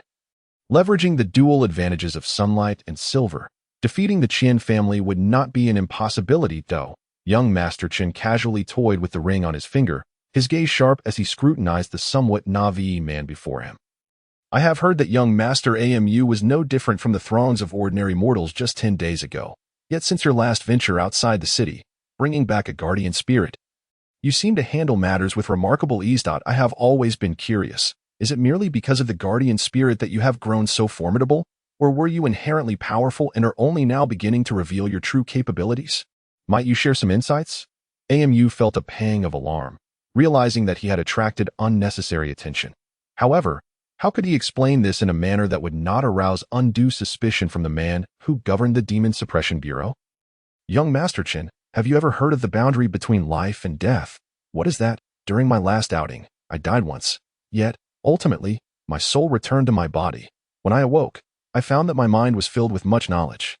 Though I grasped little of it seemed like experiences I had lived through before. Did I surmise that while my soul was adrift, I must have encountered some extraordinary and powerful entities, though I cannot recall them. Thus, I believe that my journey across the threshold of life and death is the reason for my newfound strength. Young Master Chen's eyes glinted with intensity, shimmering with golden light, as he evidently employed a secret method to discern the truth of Mu's words. After a prolonged silence, he remained unresponsive. Although what you say is indeed astonishing, I see no signs of deceit. Let us assume your words are true. Young Master Chen closed his eyes, appearing to have expended considerable energy during the previous exchange. As for the matter of the Qian family's haunting, since there are victims, we will certainly address it fairly. You may return and await news. Thank you, young Master Chen. Farewell. Exiting the Demon Suppression Bureau, Mu found himself with nothing to do and began to wander the county town. However, aside from the various enterprises of the Sihai Trading Company, there were few substantial businesses engaged in trade. As he meandered, aside from unique culinary delights and sporadic vendors selling handcrafted trinkets, the rest were farmers peddling their homegrown produce or herbs gathered from the wilderness. Mu's interest waned significantly. Suddenly, a bustling alleyway caught his attention. The joyous laughter and playful banter of numerous charming young women instantly piqued his interest. Was this the fabled brothel? Ha! I have traversed to this world and finally found a place for my little brothers to settle. A group of heavily made-up maidens stood at the foot of the building, beckoning passers-by while occasionally posing provocatively, enticing the men nearby to stop and gaze. Furthermore, the beauties on the second floor would sometimes lean over the railing, either resting or conversing, revealing glimpses of their snowy waists, drawing throngs of men eager for a closer look. Still relatively modest compared to the spectacles of my previous life, but the effect is beyond anything I have ever seen. Just as he began to scrutinize this earthly vice with a critical eye, he felt a sudden pain at his waist. An unseen ghostly claw had gripped him under the ribs. The jolt of alarm surged through him.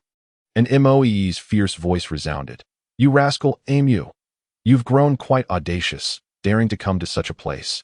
Mu sighed inwardly. This girl was increasingly taking on a parental role, forbidding this and that. Who is truly the master here? She is my own sister. I am not here for leisure, and besides, all my money is in the ring. As long as you do not say anything, how could I possibly take it out? Furthermore, I am merely seeking the Qian family's connections. Since they require a substantial amount of blood, it is only natural that they will need a relatively stable source of blood, excluding the direct purchase of servants. I suspect they possess alternative sources for sustenance or methods to procure it. Thus, I have spent the entire day wandering, observing the bustling crowds, only to find that the most populous area in the city is right here. And so, I approached to take a look. It's truly not for the sake of those superficial beauties. Moe pondered for a moment before timidly inquiring. Really, of course, it is. This place is the liveliest in the city aside from the Sihai Trading Company. With such a multitude of tourists, they are sure to deploy personnel here, though I have yet to devise a specific method for acquiring sustenance. Humph, you speak as if it were the absolute truth. Yet, one cannot blame others. After all, it is your kind, those insufferable men, who cannot keep their subordinates in check, and thus deserve to be treated as sustenance. As soon as the words left her mouth, a chill ran through Xiao Amu. If you cannot manage your subordinates, this queen shall personally take charge. You shall truly become a chief steward. Amu could only gaze skyward with a long sigh. Feeling a profound sense of melancholy, she had intended to remark that the enchanting ghost before her had not yet made her move, and the alluring succubus behind had not yet graced her lips, leaving no time for frivolities. Moreover, no wildflower could compare to the two of you. My lady, you truly underestimate your dear Musy. These superficial beauties cannot hope to captivate my Musy, at best. They might entice him to glance their way a couple of times. You still wish to see? Moe, like a cat whose tail had been stepped on, instantly bristled. Why would I not want to? I am a man. Should I not desire women? Must I instead crave men? It is merely that I am averse to filth. I would never touch those who are merely sought by the masses. At most, I would glance. Humph. From now on, you are forbidden to look, forbidden to think. If there is someone at home, and you still venture outside, be wary. I shall break Xiao Amu in two. Moe remained relentless. TCH. Amu rolled her eyes, feeling a wave of discontent rise within her. What is there at home? It is only me there. You may look but not touch. Even Evelyn and I are not of one mind. indulging would merely be a transaction. How's that different from spending money on these people? Now, it is worse. I cannot even glance. How am I to live in the days to come? Then you must cultivate diligently. Once I am reborn, it will all be possible, though I cannot fathom the expression MOE wears while saying this.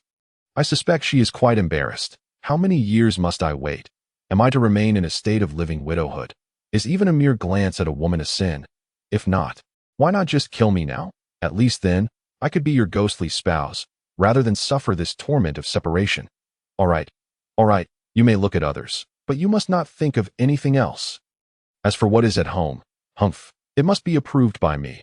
Otherwise, beware of my wrath. Moe felt a pang of guilt, inadvertently granting Mu a reprieve.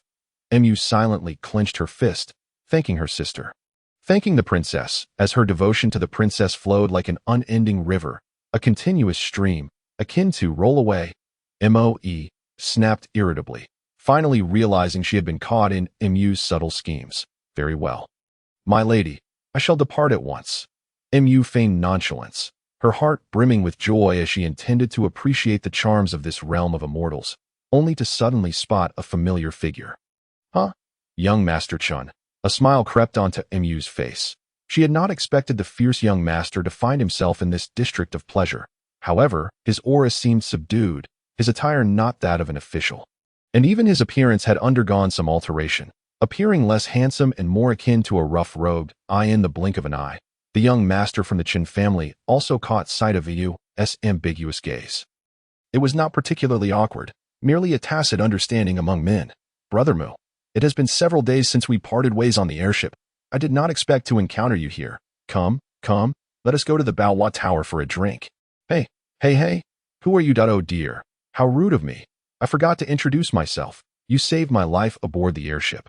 I am called Lin Air, and since I lacked the chance to express my gratitude back then, I must treat you to a fine drink today. To the Baohua Tower, let us go. Without waiting for a response, he threw his arm around Amu's neck and headed straight for the Baohua Tower. Amu intended to break free but heard the young Master Chin's voice whispering, Brother Mu, play along. Understanding his intent, she realized this young master was up to something. Do not worry. Our acquaintance is a stroke of fate. Since Brother Lin is willing to treat, how could I, Mu, refuse to accompany him? Let us go.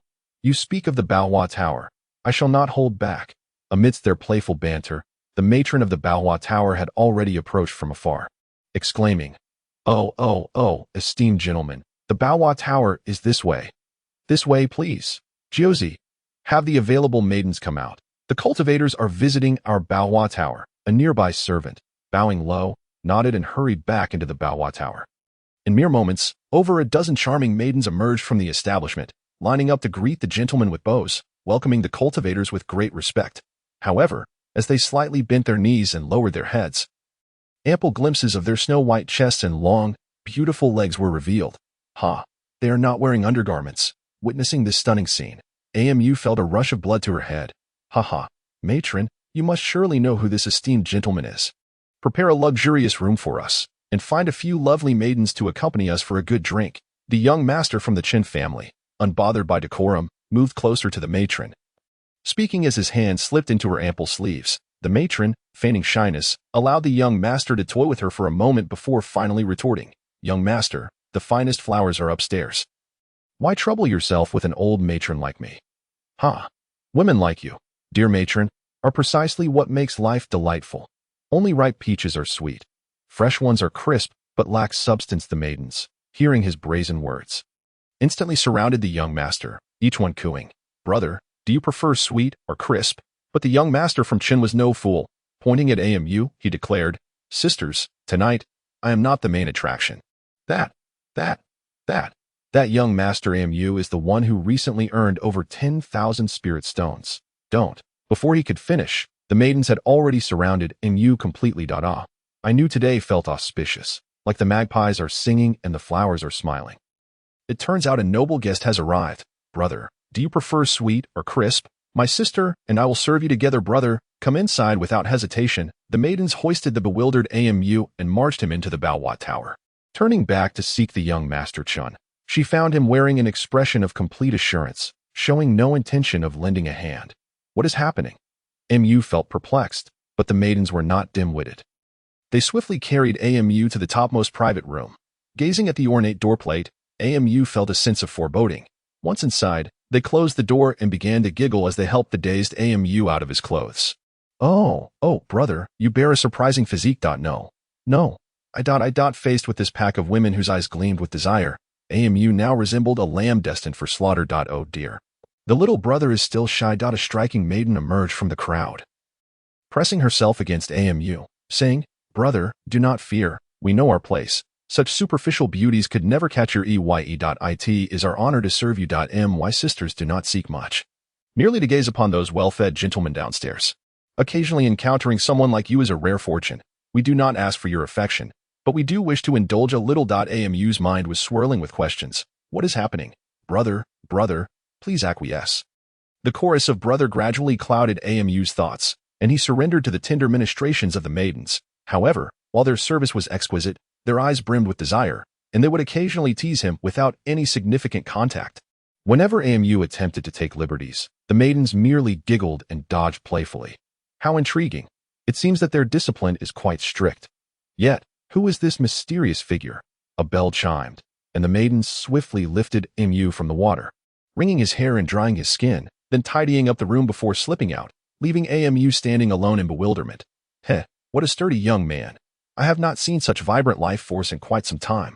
A sultry, gentle voice drifted from behind the curtain. AMU turned to look, and a captivating figure, half revealed, lay languidly on the bed, wrapped in red silk, her chest barely concealed, her eyes shimmering with affection, lips lush and crimson. One hand caressing her bosom, unable to resist the allure of her own bounty. Her legs, delicate and translucent, radiated a soft, milky glow. AMU rubbed his eyes. She is indeed glowing. What sort of pain is this? AMU extended his hand and caressed the thigh that radiated an enchanting glow, soft and delicate. Yet regrettably, the temperature was akin to that of MOE. However, this maneuver left the character on the bed rather perplexed. "Young master," the woman was about to speak. "Don't say a word. Let me feel for myself." AMU's eyes narrowed slightly, and his hands began to roam upward along the woman's body, meticulously traversing her waist, bosom, and back. The direct contact elicited a series of soft gasps from the woman, who was caught between resistance and acceptance. "Why, young master, what are you doing?"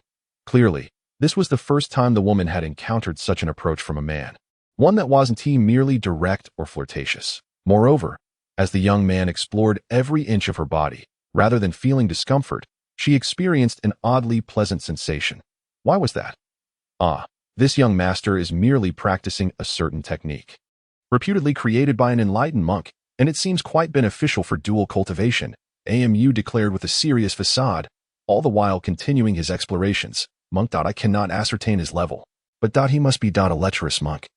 Perhaps, after several exchanges, the stunning woman felt her energy wane, yet the flames of desire within her surged uncontrollably. I don't know, I only know that the content in this book is utterly unfathomable, and I am uncertain of the effects after use. Thus, this young master chose to practice on a lady like you for the first time.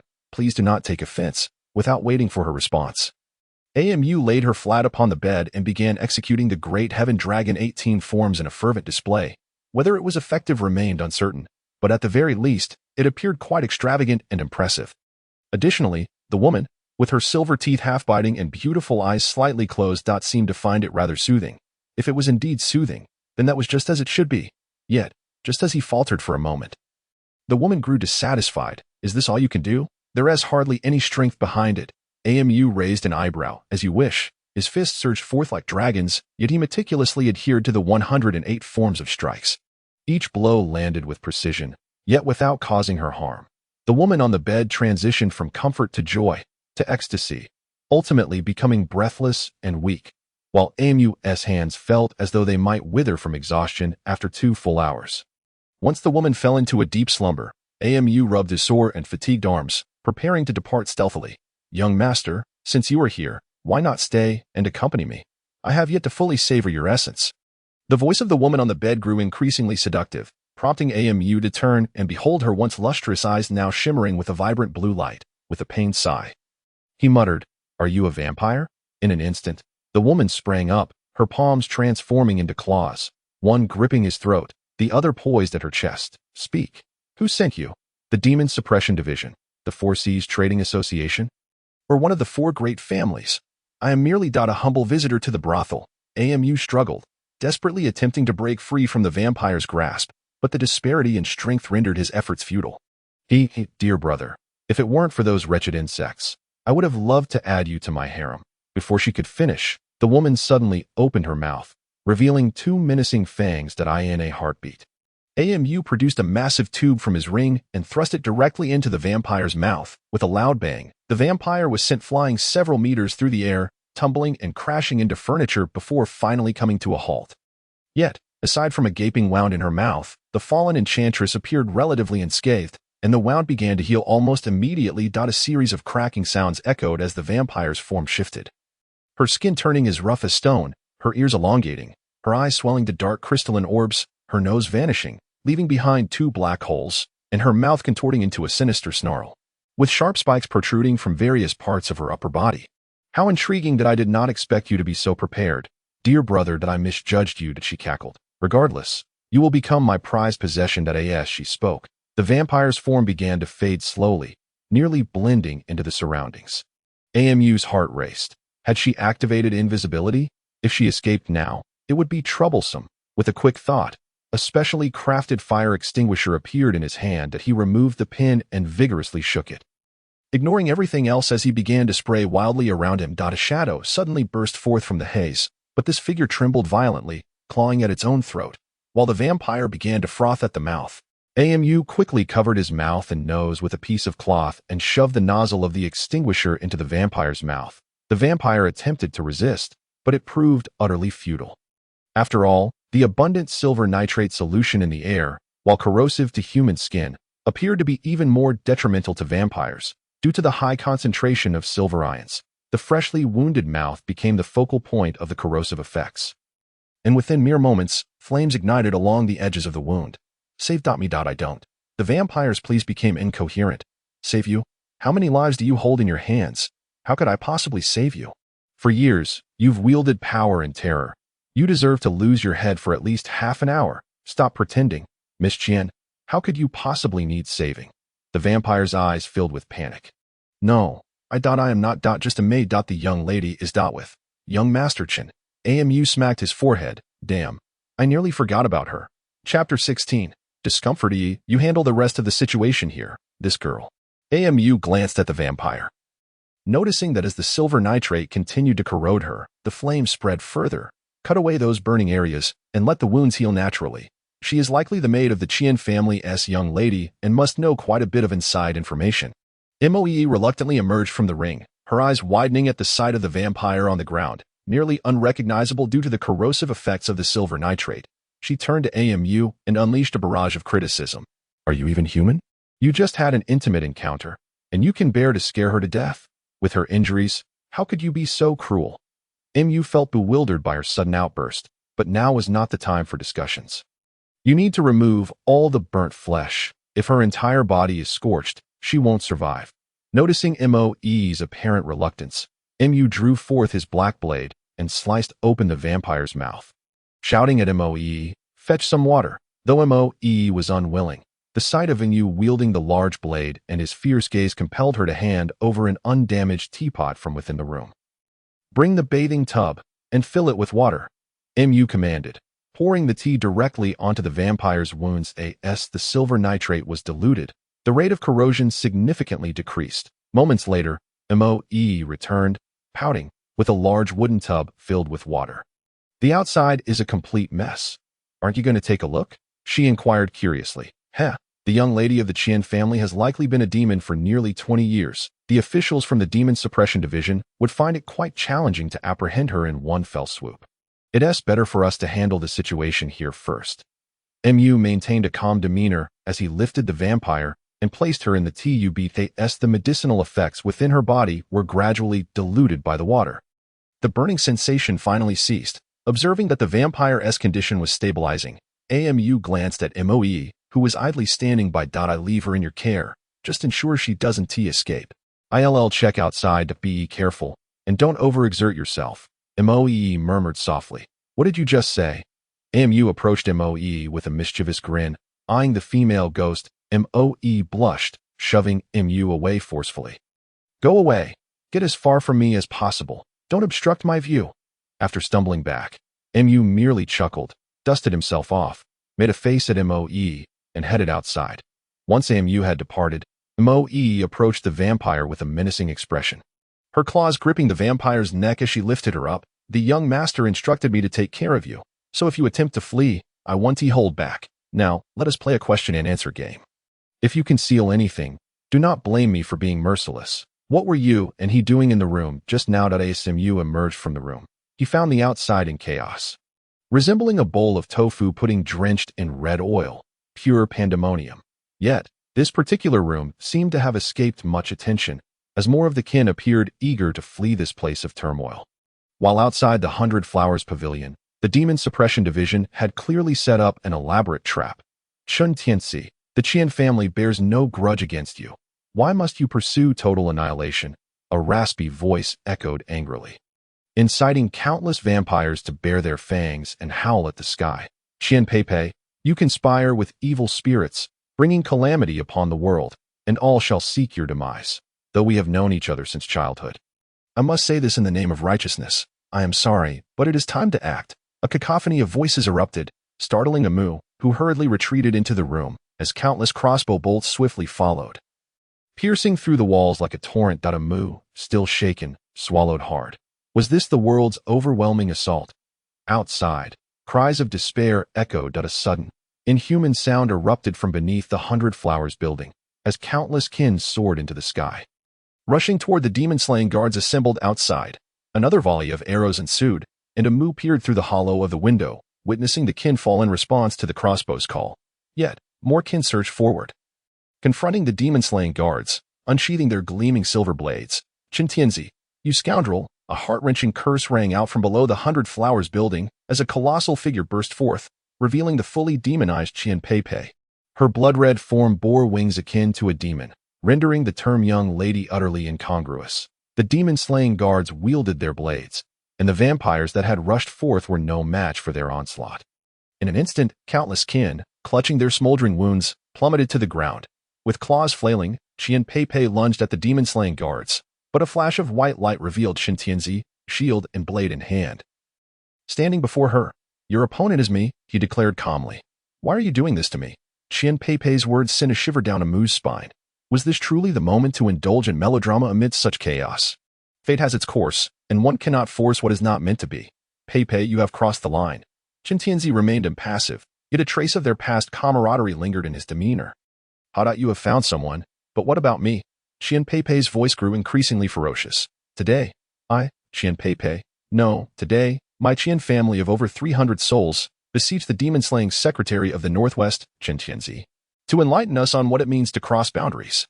That night, who was it that committed unspeakable acts against me, yet shamelessly denied them? Who exchanged my chosen husband for a mere cat? Who tortured him into a eunuch after long torment? Who? Qin Tianzi closed his eyes in anguish, yet remained silent. Qin Tianzi, speak. After a moment of silence, he slowly opened his eyes, exhaling a deep sigh. It was Ba. Qin Tianzi, you shameless wretch, if it were truly you, your father would have long since broken your legs and brought you to my home. It absolutely cannot be you. It truly is me. Bah, shameless. Would you also shield him in this matter? Amu was bewildered. What kind of moral drama was unfolding here? With such bloodshed, could they truly debate right and wrong? Would they let those below continue fighting or not? Could they not resolve their emotional entanglements in private? What was even happening? In the pitch-black sky, a golden light, akin to a shooting star, raced from the horizon. Suddenly, a tremendous pressure descended, causing Amu's heart to shudder. He instinctively took a step back. Come back? Moe, who had been engaging in amicable exchanges with the female vampire, looked somewhat perplexed, but quickly retreated into the protective ring. A weighty force bore down upon Amu. He felt a sudden constriction in his chest, tasting blood and sweetness. The protective ring flared to life, enveloping him in a circular barrier. In stark contrast, the vampire beside him was crushed to dust beneath the inexplicable pressure. Amu, powerless to intervene, could only watch in horror as a surge of inexplicable rage ignited within him. The 100 Flowers building finally succumbed. collapsing with a resounding crash, reducing all to rubble. A voice, devoid of emotion, drifted as if from the void. Chun Tianzi, to cower in battle is to tarnish the heavens' might. Yet, considering your family's enduring service at the borders, your toil and merit shall grant you a reprieve for 1 year, allowing you to remain as the demon-slaying secretary, with future decisions pending.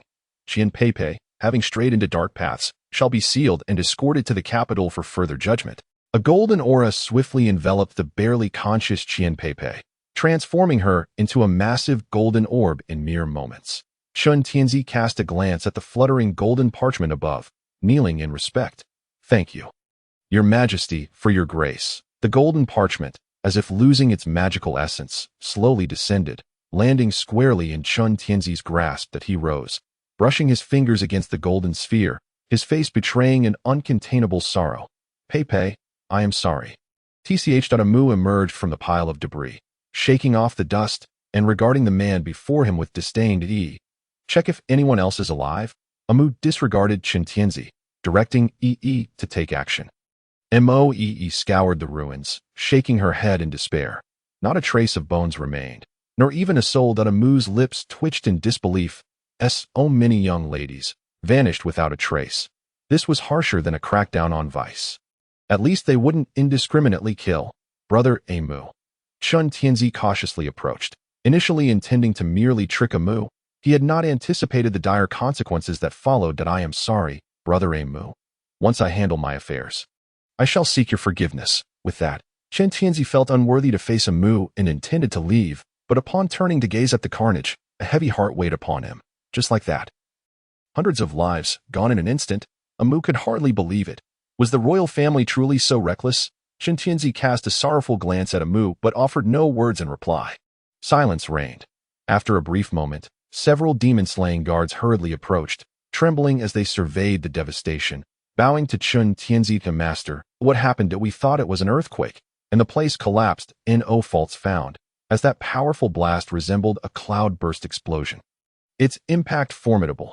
Had it not been for the protective ring, Amu would likely have been reduced to ashes in a short while. The county office and the demon-slaying secretary's forces chamber had begun organizing cleanup efforts. And soon, all traces of the calamity would be erased. Who was behind this? Which event? The killing and silencing. Chun Tianzi did not look at Amu, merely gazing distantly. The perpetrators should be from the royal family. The decree was issued by the chief eunuch. Who was it that assaulted Qian Peipei, exchanged her child, and castrated Su Jingqi? Chun Tianzi's face bore deep sorrow, as if reluctant to address the matter. Could it be that the Northwest King, Chun Tianzi, harbors taboos? That seems improbable. It is said that the demon-slaying secretary deals with demons, slays monsters, yet governs humans. It appears there is truth in that saying. You need not provoke me, Chun Tianzi replied gravely. This matter is not as simple as you perceive. If possible, I would prefer you remain entirely unaware of it. Brother Mu, my apologies. With that, Chun Tianzi rose, bowing respectfully to Amu before hurriedly departing. However, he left behind a small wooden stick laid out in the shape of the character N. Amu was somewhat perplexed, yet it seemed wiser to inquire directly with someone more knowledgeable about such matters. Like Su Xiaoxiao, the Four Seas Carriage Company, from the hurried words of Amu, it became clear that his former master had been captured and was to be escorted to the capital. Su Jingqi nearly knelt before Amu, as the years of pain, resentment, and hatred found release in that moment. Su Jingqi laughed uproariously in his estate, only to break down in tears shortly after. Su Xiaoxiao, deeply concerned for her man, was about to comfort him when Amu called out to her, Sister Su, let him cry for a while. He has avenged his grievances and deserves to ease his heart. Su Xiaoxiao nodded with a smile, but then suddenly knelt before Amu. Startled, Amu leaped back several steps, regaining his balance before asking, Sister Su, what is the meaning of this? Su Xiaoxiao gazed intently. Surely, the young master knows something of the situation. Amu's expression darkened as he could only nod silently. Su Xiaoxiao approached Amu, attempting to kneel again, but Amu swiftly caught her. Sister, please do not do this. I cannot bear it. I am the guardian spirit of the Qian family, failing to protect my master, yet lingering here in survival. My master suffers unjustly, imprisoned and slandered. And if I cannot clear the Qian family's name, what face do I have to enjoy the pleasures of humanity? I know the young master possesses the means. I implore you to take action and uncover the mastermind behind this. Mu fell into deep contemplation. Young master, Sister Su, do you know if anyone in the Qin family has the character in their name, or someone indebted to Qin Tianzi?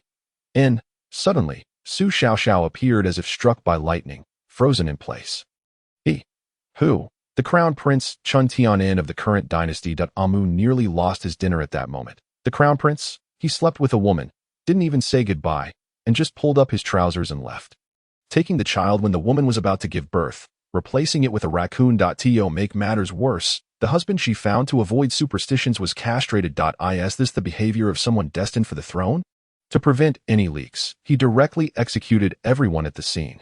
Thinking of this, Amu felt a surge of hatred. After all, without that ring, there would probably be one more soul lost beneath him. Speaking of the ring, Amu suddenly jolted. He hadn't yet asked Yi about it. Without a moment's hesitation, he waved his hand and summoned Yi from the ring. Her complexion was pale, her breath weak, and she felt almost insubstantial in his embrace. Yi. Amu's heart raced, and he called out urgently. Su Xiao formed a hand seal, and a stream of white mist burst forth from her mouth, transforming into a white vapor that instantly entered Mo's body. Cough, cough. Mo suddenly began to cough uncontrollably, and a black mist quickly oozed from her body, rapidly dissipating in the air. Young Master Mo, do not worry that It merely needs to cultivate her energy for a few days of rest, and she should recover fully. If you have any spirit elixirs, I believe she would heal even faster. Su Xiao reassured that Amu nodded faintly, quietly cradling in his arms, softly expressing his gratitude. Thank you. After a long while, Yi's chaotic breathing finally began to stabilize, although she was almost weightless. Without suppressing her ghostly energy, Amu felt as if he were holding a massive ice block, uncomfortable yet reluctant to let her go. Eventually, the overwhelming ghostly energy retreated back into her body. But Moe still showed no inclination to rise. Amu sighed deeply. Wake up when you can. No, it's much more comfortable in your arms. I want you to hold me. If you don't let me up, I'll turn into a ghost and come back to embrace you. Moe raised her head and noticed a thin layer of frost covering Amu's clothes and hair. She hurriedly climbed off them. Looking apologetic, I'm sorry, I forgot I was a bit cold. Amu shifted his stiffened joints, slowly lifting his head with a smile. It's that nothing. I'm not used to it. Are you feeling better? Seeing Amu still concerned about her well-being despite his own condition, Moe was suddenly overwhelmed with sadness. Two streams of crimson tears cascading down her cheeks. Don't cry. You look frightening when you do, Amu said. Having regained his composure, was so beautiful. Yet with tears streaming down her face, who would dare approach her? If no one wants me, why should it concern you? Moe retorted, though her tears only flowed more freely. All right. Amu gently pulled her back into his embrace. Struggled a couple of times before lying quietly against this man. Looking at the beauty in his arms, especially with tears adorning her cheeks, Amu felt a pang of tenderness. You are mine. No one else can have you. I am nothing like that Chun Tianzi, who let his woman be taken away without resistance. With that, Amu leaned in and kissed Moe. Don't. Moe exclaimed in embarrassment, hurriedly scanning her surroundings, only to find that Su Xiao had long since vanished, allowing her to finally breathe a sigh of relief. Yet when she turned back, she found the man who had just been gazing at her affectionately was now measuring his territory with his hands, causing her to feel even more flustered. Stop. This is someone else's place. Upon hearing this, Amu froze, reluctantly lifting his head from Moe's chest with a long sigh. Alas, Moe, her face flushed with embarrassment, straightened her clothes, no longer resembling her usual proud self, but rather like a wife who had committed a transgression. Amu felt a pang of sympathy and pulled her close again, though his hand unconsciously slipped into the wide sleeve of his robe. Do you know, the moment you hid in the ring, the Qian family, apart from Miss Qian, was almost annihilated in an instant. Amu spoke expressionlessly, as if recounting a trivial matter. That Moe was taken aback by the shocking news, momentarily forgetting to stop the wandering hands on her body. Moreover, the Qian family was the true victim. A member of the royal family had forced himself upon Qian Pei, resulting in her pregnancy. To avoid disgrace, Qian Pei had no choice but to find a man she deemed acceptable to take responsibility, and that man was Su Jingqi. However, those who were monitoring the Qian family castrated Su Jingqi. In her desperation to resist, Qian Pei inadvertently came into contact with something that transformed her into a vampire. Even with the combined strength of her entire family, she sought justice. But as Mu spoke, he sighed deeply once more. Moee gazed at the sorrowful man before her, her eyes filled with tenderness. Husband. It is rare for one like you to empathize so deeply with others. Mu shot a dissatisfied glance at Moee in his arms, his brows knitting into a frown. What are you thinking? Your husband is a victim in this incident. The problem is the perpetrator left without a care in the world. How can one endure this? Moee struggled to follow Mu's train of thought. If it weren't for this ring, your master would also be in a state of soul scattering. So whether he is a prince or not, this Qin Tianin has made a formidable enemy of me. If I don't beat him until his face blooms with peach blossoms, I'll write the name Mu backwards. In this Tianin, it should be called Xing Dog Shit, with one moment being a romantic lead and the next turning into a shrew scolding in the streets. Moee found it difficult to keep up with the pace. Staring incredulously at the man who had just seemed so tender-hearted, I've made up my mind. I will discuss that scoundrel. Mu's lips curled into a fierce smirk. Moee, feeling exasperated, rose from Mu's embrace and wandered towards the outside.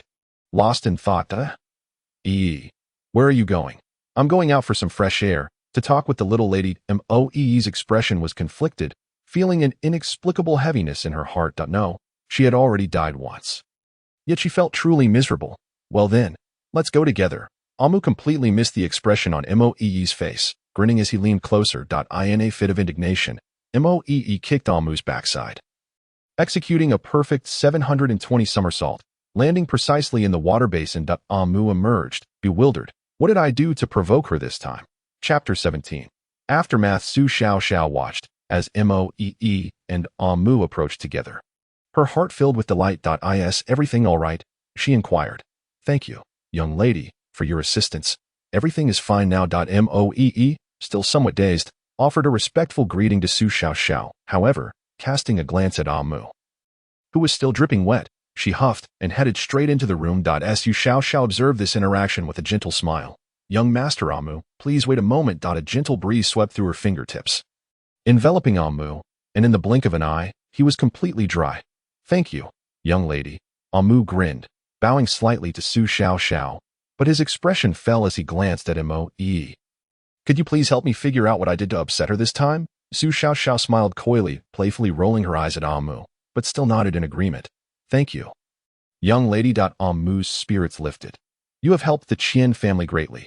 It is rare for me to repay you even a fraction, especially for matters concerning women. With that, she offered a respectful bow and took Moee away to chat about girl talk. Mu then made his way to the wooden hut where the vengeful spirits were contained. Prison Dragon. He took out a high-quality spirit stone from the ring, feeling somewhat pained. However, releasing the intricate and energy-consuming formation of the prison dragon would undoubtedly require considerable effort. Reluctantly, he pulled out 2 more stones. With a single hand gesture, the high-quality spirit stones transformed into a green luminescence in his grasp. Seizing the moment before they scattered, Mu began to perform his spell. In mere moments, a shimmering green rune materialized in the air. As the rune flickered, the restrictions on the wooden hut dimmed further, eventually dissipating into a cloud of smoke. An intense chill pervaded the secret chamber. Yet no spirits rushed forth from within. Sensing the change, the two flew over and immediately noticed the transformation of the wooden hut. Young master, you can undo formations. Both Moee and Su Xiao were taken aback. Somewhat, Mu replied with a grin. No, this is the prison dragon. Su Xiao's voice rose several octaves. Prison dragon, is it formidable? Mu asked, somewhat perplexed. However, upon hearing this, Moee rolled her eyes dramatically. Sister, he probably just got lucky. He knows nothing of prison dragon or anything else. He can't even cultivate. Moee retorted to Su Xiao. Yet, Su Xiao looked at Mu with a gaze reminiscent of a perverted wolf eyeing a naked maiden. Her fiery stare making Mu want to find something to cover himself. The series of whimpering sounds echoed from the small dark room. Moee sighed deeply, a golden light flickering within her. And she donned a white garment once more. I am aware of your grievances. However, the truth of this matter must await further clarification, and in due time, I shall deliver justice to you all. The sounds of crying persisted. Mu sighed deeply again, patting Moee's shoulder, signaling her to step back. With a wave of his hand, he retrieved some long-stored provisions from his protective ring food. Upon reflection, he had purchased last time for 80 taels at the Four Seas Chamber of Commerce. Although merely ordinary rations, their only apparent virtue lay in their durability, and Amu laid out all the food he had in his pockets before the small hut with utmost respect. He then asked Su Xiaoxiao to fetch 3 incense sticks from the tea room, which he carefully inserted into the offerings. The wispy smoke spiraled gracefully into the darkened interior of the hut. Suddenly, a child, his eyes vacant and devoid of spirit, stumbled out of the wooden shack, appearing as though his very soul had nearly dissipated. His sole reliance seemed to be his instinctual need for sustenance.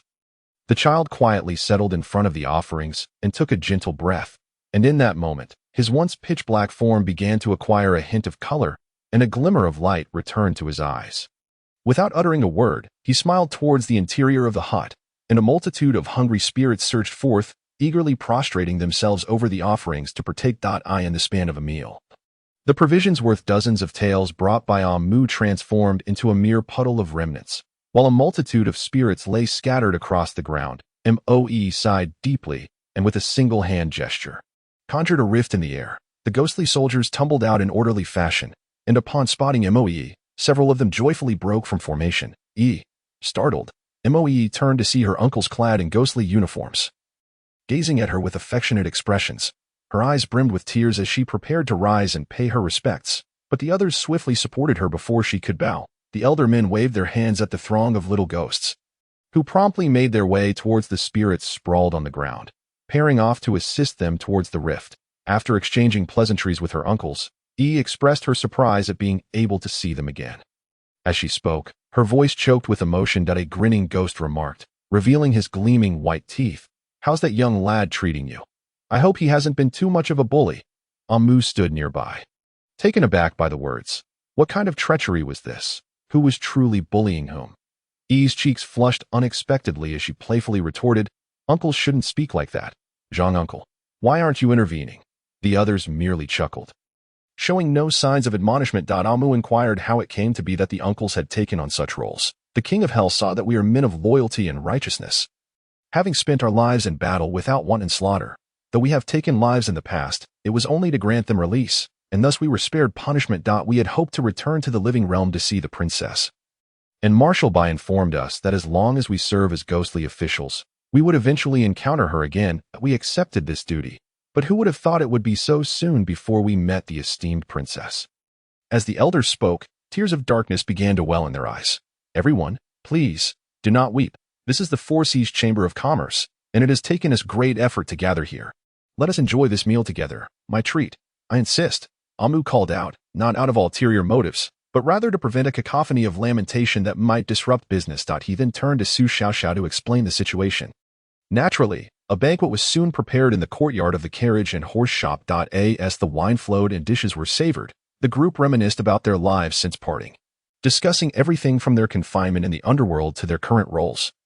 From their failed attempt to quell the demon at Jinyao Pass to the destruction of Baiwa Tower, they delved into the past lives of the recently deceased spirits, unearthing various matters concerning the Qian family, which cast a pall over their spirits. With treacherous ministers in power, this world grows ever more chaotic, Uncle Ning lamented, yet felt utterly powerless. Speaking of the grievances behind these spirits today in the court, I overheard the judge raging about how the living are attempting to borrow from the underworld, blatantly disregarding the laws of the nether realm. Is this related to the plight of that poor soul heading to the capital? Zhang uncle, who had been a guest before his passing, now served as a minor official in the court, thus had gained some insight into the situation. On Mu's side, in the case of Baiwa Tower, there were at least 200 or 300 people inside. The official from the capital ordered their deaths without hesitation, not only erasing their remains but annihilating them completely. Had it not been for the protective treasures Yi and I possessed, we likely wouldn't even have the chance to share this drink with you all. What? An indiscriminate massacre of the hundreds, even leading to the utter obliteration of souls. Is there no justice? No law?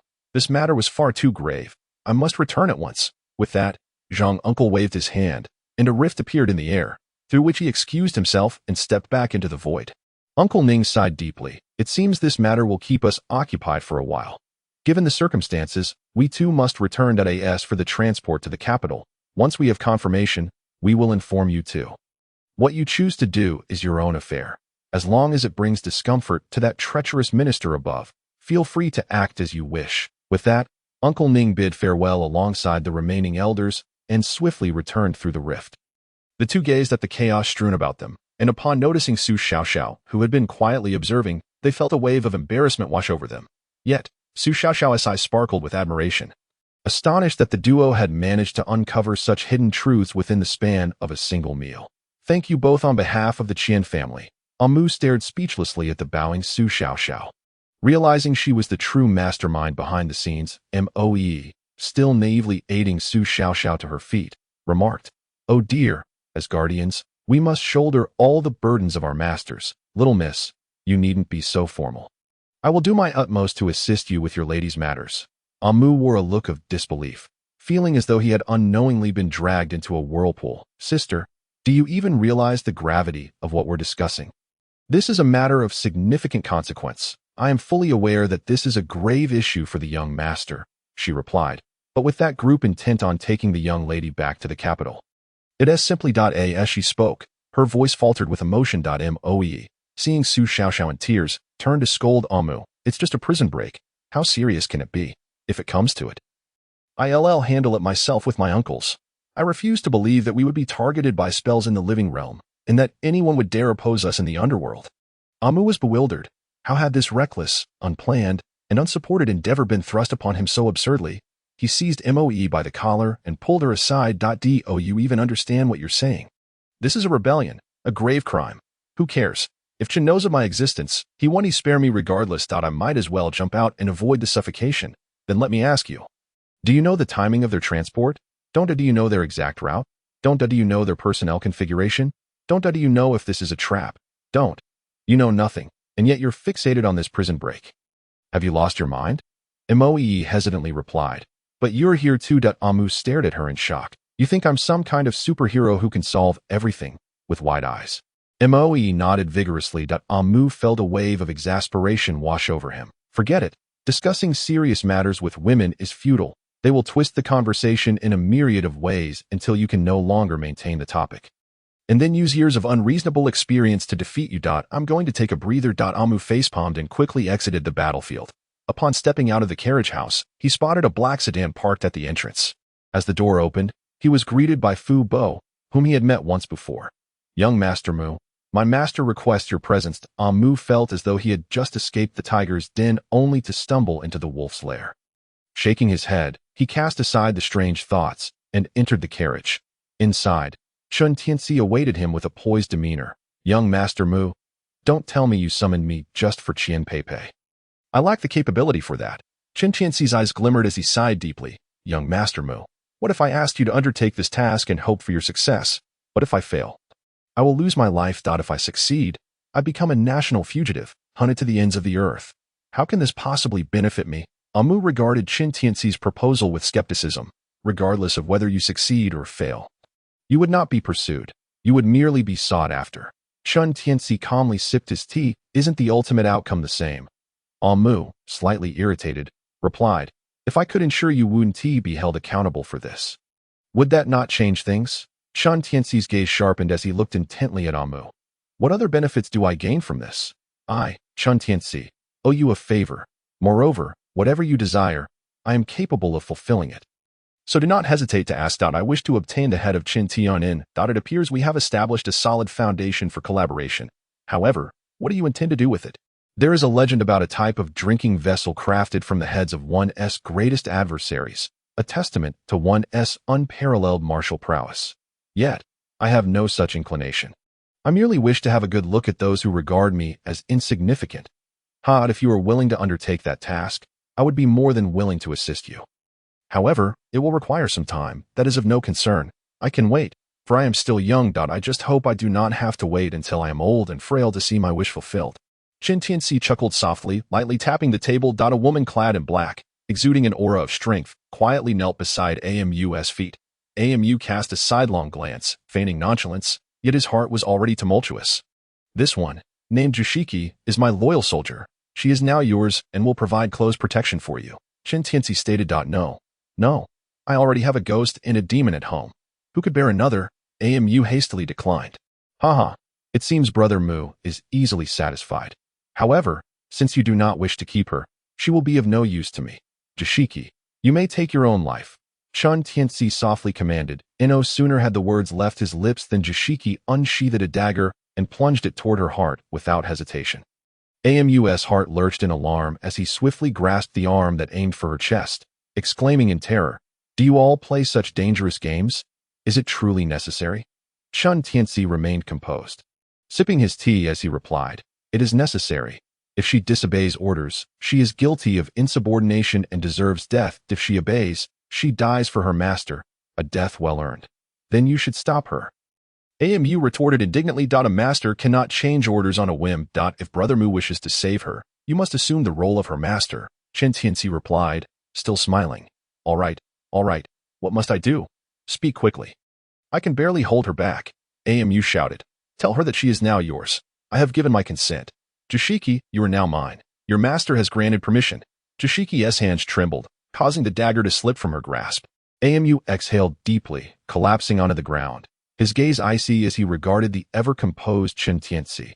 "Why do I feel you are not much different from that Chen Tianan? We are cousins. The difference lies in my adherence to principles while he indulges his whims. As for Qian Peipei, this is merely one of my cousin's underhanded tactics against me. The Qian family, with hundreds of members, can be slaughtered in an instant. What do you think of such methods? Have you been disgusted?" Mu's expression grew cold as he stared at the man before him, feeling an overwhelming sense of detachment. "Young Master Mu, do you know how many soldiers are in the Demon Suppression Army?" Chen Tianzi suddenly posed a rather peculiar question. What does the Demon Suppression Army have to do with the Qian family? The Demon Suppression Army comprises 98,800 soldiers, with daily casualties ranging from dozens to hundreds. How does that compare to the 100 members of the Qian family? Chun Tianzi observed Mu's pained expression calmly. "I have grown accustomed to life and death. My sole reason for living is to ensure those I care for can live well. As for the Qian family, their importance in my heart is no greater than that of the soldiers on the front lines." Mu gazed quietly at the man before him, feeling an inexplicable sorrow swell within him. "Very well, I shall think of a way regarding Qian Peipei, but you must provide me with detailed plans for her escort back to the capital, timing, route, personnel arrangements, and even the preferences of the accompanying guards. If possible, this will facilitate our actions."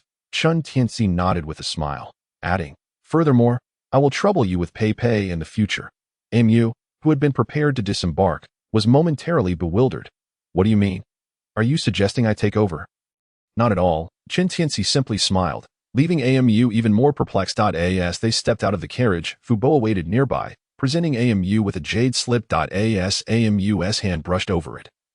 Countless images flooded his mind. When the visions faded into nothingness, he cast a faint glance at the carriage, sighing deeply. This man is truly cunning and treacherous. Chapter 18. Preparations for departure. The information gleaned from the jade slip left Amu exceedingly troubled. The imperial capital had dispatched a contingent of 4 nascent soul and 8 golden core cultivators for the escort. While not the Sea Army de la Sea Army, the lineup was undeniably impressive. Furthermore, this group would arrive in Suxian in 3 days, at the latest, taking Qian Peipei back to the capital the following day. Attempting to seize Qian Peipei from these 12 individuals would not only be a Herculean task, but also a likely death sentence. Yet, Chen Tianzi was not to be underestimated. He had prepared a protective escort. While this was reasonable, Amu's name appeared on the roster, designated as the Demon Suppression Envoy. What exactly is this position? Amu inquired of Fu Bo, who grimaced slightly, apologizing. "I am merely a steward of the Chen household. I know little about the affairs of the Demon Suppression Division. I beg your forgiveness, young master." Amu regarded Fu Bo with a puzzled expression, uncertain whether the old man spoke truthfully or not. "Rest assured, young master, the young master is always true to his word," Fu Bo added, mistaking Amu's expression of concern for indecision. "Haha, Fu Bo. I never doubted your family's integrity. I merely ponder how I can extricate myself unharmed." Amu sighed deeply, feeling a sense of melancholy. "You are a promising young man. You will surely turn the tides alone. When you return, I am certain the young master will await you with open arms." Fu Bo said, bowing respectfully before taking his leave. Mu gazed after the departing carriage, suddenly recalling, "Hey, what about that girl who attempted suicide?" As he scanned the surroundings, a cool voice interrupted him from behind. "Are you looking for me, young master?" Clad in black, devoid of any embellishments, even her belt and hair ties were black. Though she wore no face-covering accessory, Her slightly pale face and sparkling eyes stood out even more. AMU's heart raced. He quickly averted his gaze and asked in a low voice, "Have you practiced any soul-capturing techniques?" "Yes," Jushiki replied honestly. "I have practiced alluring techniques." AMU groaned inwardly. Chen Tianxi truly was a cunning individual. Upon returning to the carriage, Moe, who had been laughing and chatting with Su Xiaoxiao, turned cold as she noticed a black-clad woman accompanying AMU. "I say, young master, you've only been gone a few minutes, and you've already brought back another sister? Is my young master so charming?" Su Xiaoxiao, however, gently took Jushiki's hand, inquiring, "This young lady, whose servant are you? How did you come back with young Master Mo?" Jushiki, blushing at the sight of the two celestial beauties, stammered, I am young master AMUS. Personal. Made. Moes. Anger flared. Her gaze fixed intensely on the smiling AMU, observing his pained expression. Her mind surprisingly calmed.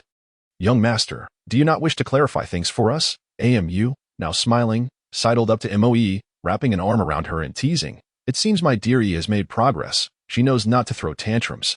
Moe rolled her eyes, and seizing the moment when no one was paying attention, she pinched Mu's thigh hard, causing him to grimace in pain. However, the others merely thought young master Mu was playfully bantering with his guardian spirit. Oblivious to the true nature of the exchange, "This is the personal maid sent to your master by young Master Chen, originally named Jushiki."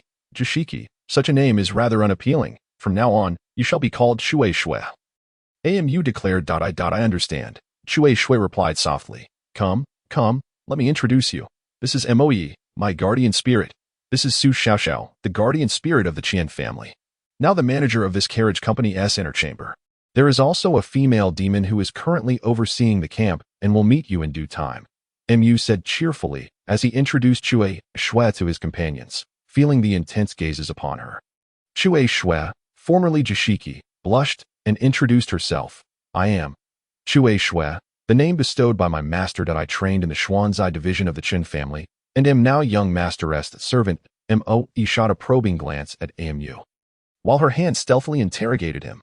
Faced with her scrutiny, AMU raised his hands in surrender, mentally communicating, "This girl is a spy placed here by Chen Tianci. So openly." Moe was skeptical. "Those around me are either ghosts or demons. Perhaps he believes that humans are what I lack, thus placing a pawn. Knowing it is intentional, you still accepted her? Do you have some ulterior motive?" Moe pressed on relentlessly. "Indeed, but it pertains to you. Is that acceptable?" AMU wore a rather lewd grin, assured that this was a mere telepathic exchange, unheard by others. Scram. Moe, her cheeks flushed, playfully shot him a disdainful glance. She exchanged a knowing look with Su Xiaoxiao, and the two immediately shared a silent understanding. They grasped Shui Shui's hand, exclaiming, "Shui Shui, from now on, we shall be good sisters. Come, let us indulge in our own conversation, ignoring this foolish young master." With that, they paid no heed to Shui Shui's willingness, dragging her away to play. This was a perfect opportunity for solitude, allowing AMU to quietly contemplate the impending escort mission. He sat in stillness, his mind clear. Inwardly observing his surroundings, he found nothing but a vast expanse of white. Devoid of self, AMU surveyed the area with satisfaction. His thoughts manifested tangibly before him. A grand map of mountains and rivers unfolded in his mind's eye. This was a version of the map derived from the meticulous measurements and drawings in longevity and its delicacies. If the author had not erred significantly, this map was likely the most comprehensive AMU could access at this stage. It detailed not only the precise locations and sizes of rivers, lakes, and hills, but also described the flow rates of the waters. Most notably, it showcased the unique local ingredients, confirming that foodies are indeed the most formidable of beings. After marveling at the map, AMU began to scrutinize the planned escort route. However, upon examination, he found the entire route remarkably safe, predominantly following the main thoroughfares, with no perilous areas in sight. This struck AMU as peculiar. With such a secure route and a formidable escort team, how could he possibly extract the woman of Chen Xiaoju's affections from this impenetrable entourage under the watchful eyes of many? Given Chen's character, this could not be the only move in his strategy. With this realization, AMU felt at ease, deciding to play along with Chen's script. Yet, he knew that the accompanying items would still need his own preparation. At long last, AMU's carriage was nearing completion, and he gathered his friends in this world to witness the transfer of his first asset post-rebirth. Moe, Evelyn, along with all the female demons under their command, as well as Commander Chun and his guards. along with the little sprites from the Four Seas Merchant Guild and the welcoming Su Xiaoxiao, were all present. The only one absent was Chui Shui, who preferred to remain hidden in the shadows. The entrance to the Four Seas Carriage Company was unprecedentedly filled with beautiful maidens, attracting a throng of men who gawked shamelessly, making it widely known that the Four Seas Merchant Guild had a carriage company. If I had known the effect would be explosive, I would have charged the Four Seas Merchant Guild for advertising, AMU mused internally. With such a crowd, the transfer inexplicably acquired a series of ceremonial gestures. After a brief introduction from Manager Su Xiaoxiao smiled and presented a delicate crystal on a tray. Observing AMU's face filled with doubt, she cheerfully remarked, "A drop of blood to recognize the master." Before he could react, a sharp pain pierced his middle finger. No need to look. It was certainly Moe's doing. However, why did it feel persistently painful this time? Lowering his gaze, he was taken aback to see that someone had filled a large crystal cup with nearly a full goblet's worth. "What are you doing?" he inquired mentally. "Oh, nothing much. Just my dear sister wanted a change of taste," came the somewhat deranged chuckle in response. A drop of blood directly entered the exquisite crystal, which shimmered briefly before a blue light flickered and then vanished into AMU's ring. The crystal in the tray disintegrated into powder, scattering with the breeze. AMU, bewildered, was at a loss for what had transpired. It feels rather delightful, Moe remarked, her eyes sparkling with blue light. Just then, AMU suddenly sensed the carriage. As if he comprehended every corner of it. "It's your treasure. Cherish it a bit," Moe communicated. AMU smiled back at Moe and addressed the gathering. "Shall we proceed inside to explore the female demons?" Along with Moe and the Su couple, along with the little sprites from the Four Seas Merchant Guild, all entered the carriage to investigate. As soon as they stepped inside, AMU's ring flickered, and the items hidden within soared out. With a casual wave of her hand, Moe organized everything neatly into a corner.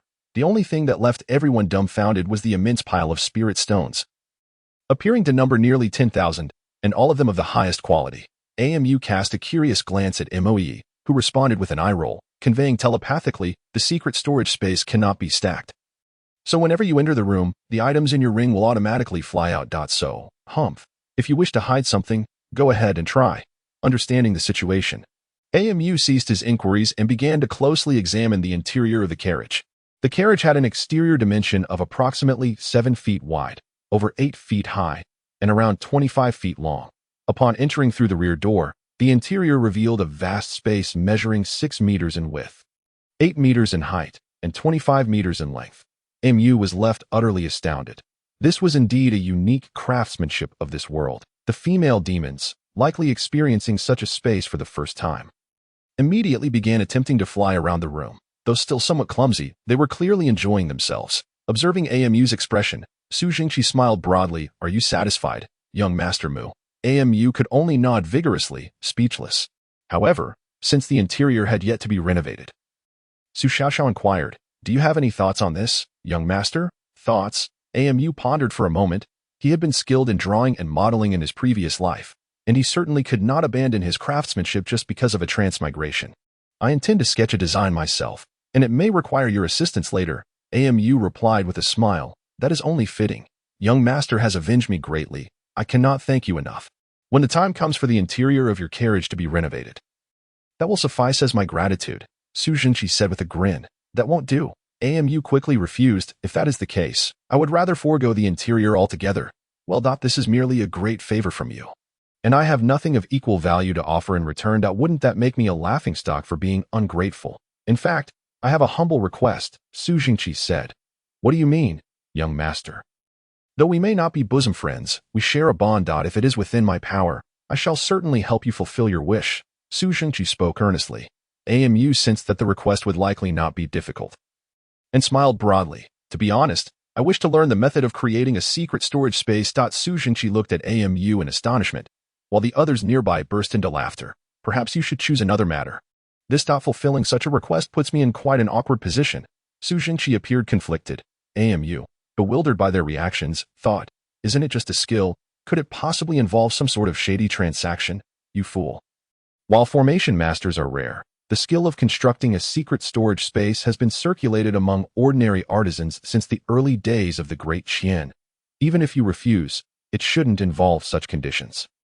A telepathic message from Moe clarified the situation for AMU. He quickly added, "To be honest, I have long wished to master this craft, but due to the rarity of such techniques in jade slips, I have always found myself at a loss. Hence, this humble request. I would be grateful for your guidance. Su brothered. Su Jingqi finally understood, his expression shifting to one of realization, and he no longer hesitated. Casually producing a jade slip from within. If that is the case, then this jade slip should contain what you seek. I hope you find it satisfactory. Amu was overjoyed and thanked him profusely. Everyone celebrated the joyous occasion. Regarding the interior renovations, Mu had already begun to sketch a rough outline in his mind after understanding the overall dimensions. At the farthest end would be the sleeping quarters, divided into 2 levels. The lower level for Amu's bedroom, study, and storage, while the upper level would serve as the nesting area for the female demons. The remaining space included provisions for a restroom and washing area in one corner, with an open kitchen adjacent to the storage room. To facilitate food preservation, Amu contemplated inscribing a freezing formation within the storage area. As for the furniture and decorations, these had long been conceived in his mind. For in his previous life, he had dreamt of owning a perfect home, yet his finances, alas, his wish had been realized, and Amu was genuinely delighted. As for the remaining open space, he would allow his companions to arrange it freely. After all, they too deserved a measure of autonomy, did they not? Ultimately, he consolidated opinions and submitted them to Su brother. After settling the payment of 1,000 high-quality spirit stones, he requested Su to calculate the final delivery time. With everything settled, Mu received a message from Qin Xiaozhu. The young master had just informed him that the escort mission to the royal court would commence in 3 days, with an expected arrival in Suxian on the 4th day. The return journey would not utilize flying boats. The young master advised that due to the long road to the royal court, rife with demon caves and banditry, he urged Mu to make comprehensive preparations for any unforeseen circumstances. Upon hearing this, Amu's mind was already formulating a plan. It seemed he would need the assistance of the craftsmen from the Four Seas Merchant Guild and the Demon Suppression Division in the coming days. Shui, please ask the Four Seas Merchant Guild to procure iron beads the size of a thumb, as many as possible. If there are blacksmiths capable of crafting iron sheets as thin as paper, acquire as many of those as well. Additionally, gather as much verdigris and saltpeter as possible and procure a substantial quantity of animal fats, again, as much as available. At the Sea High Trading Company, I intend to rent a workshop where I will personally reprocess all the materials. I plan to procure cured meats, dried fruits, legumes, and various staples such as rice and wheat, as well as salt and an assortment of spices. Should I encounter any unfamiliar spices, I will purchase them without hesitation. I will also prepare an adequate supply of fresh meat. A few hundred pounds should suffice. Upon hearing Amu's directives, Shui felt an immediate sense of unease. Young master, are we preparing for battle? Amu glanced at her and merely nodded silently. If a conflict were indeed imminent, why would the young master choose to manufacture at the Sea High Trading Company's workshop instead of the armory of the Demon Suppression Bureau, which boasts numerous skilled artisans? The armory, this was the first time Amu had heard that name. Indeed, the armory is the designated place for crafting weaponry for the Demon Suppression Army. Amu smacked his forehead, realizing he had been unaware of such a remarkable department within the Bureau. Let us go. We must pay a visit to this armory. If possible, I shall ask them to assist us in crafting our weaponry. As for food procurement, I will still entrust that to the Sea High Trading Company. Understood, young master. At the armory, several master craftsmen regarded the young man before them with skepticism. Amu felt quite vexed.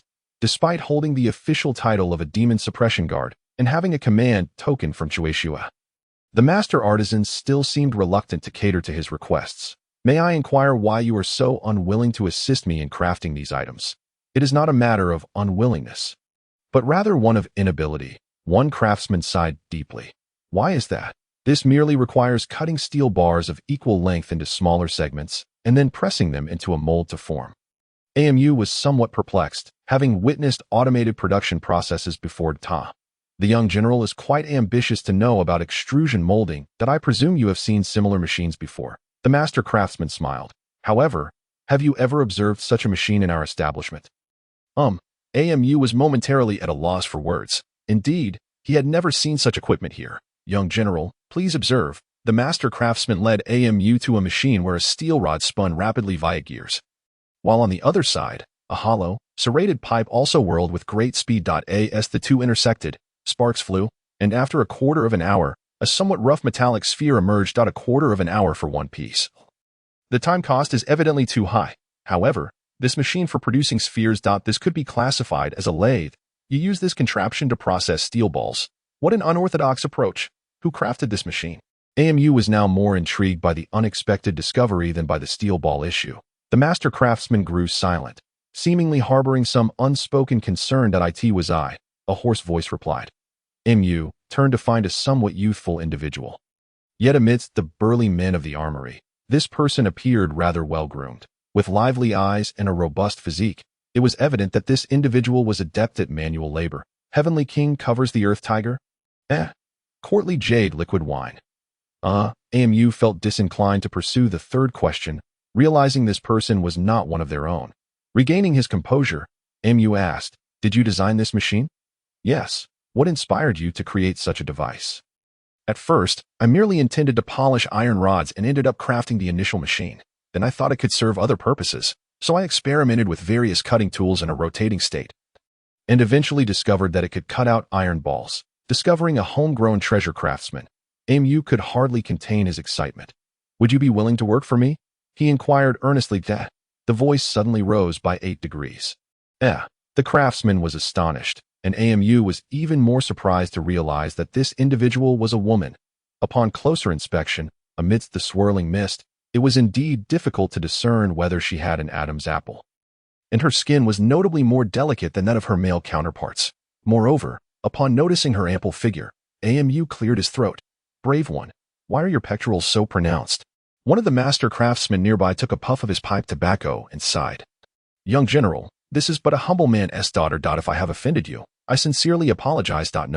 No, good sir, your daughter possesses exceptional talent. She is indeed a rare gem. To call her a genius would not be an exaggeration.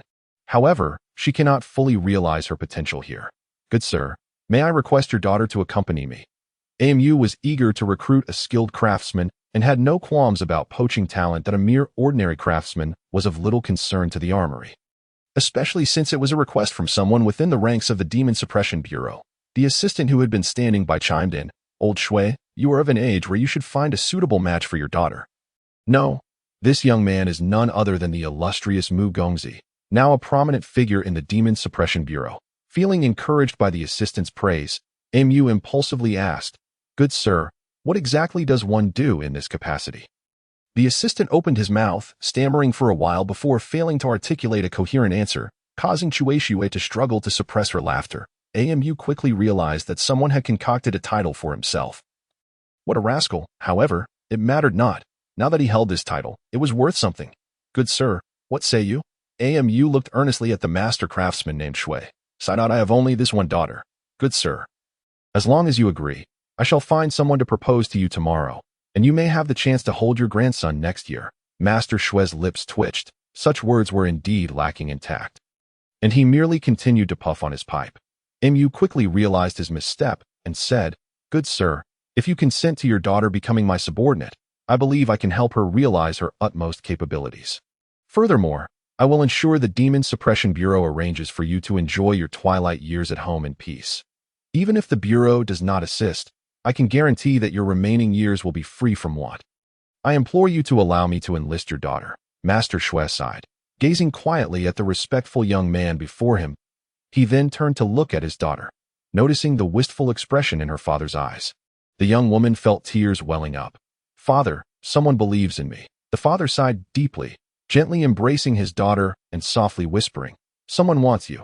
Be sure to take good care of yourself with the master." With that, the father and daughter wept in each other's arms. The surrounding craftsmen paused their work and gathered around, but their expressions bore a hint of sorrow rather than joy. "Shui, what is going on?" Craftsmen are craftsmen for life. Their descendants cannot escape this lineage. Therefore, as the sole daughter of the Shui family, she must inherit her father's duties. However, now that the young master has helped her escape this fate. What does that mean? You have selected the Shui family girl. She will henceforth be yours. Whether as a servant or a subordinate, it is preferable to laboring here at the workshop. The most important aspect is that she and her future children will no longer belong to the craftsman's lineage. AMU shook his head, completely bewildered by the concept of a craftsman's lineage. Nevertheless, how could he pass up the opportunity to find a gem while simultaneously liberating a girl? He promptly completed the necessary paperwork at the armory and prepared to transport her and the machinery.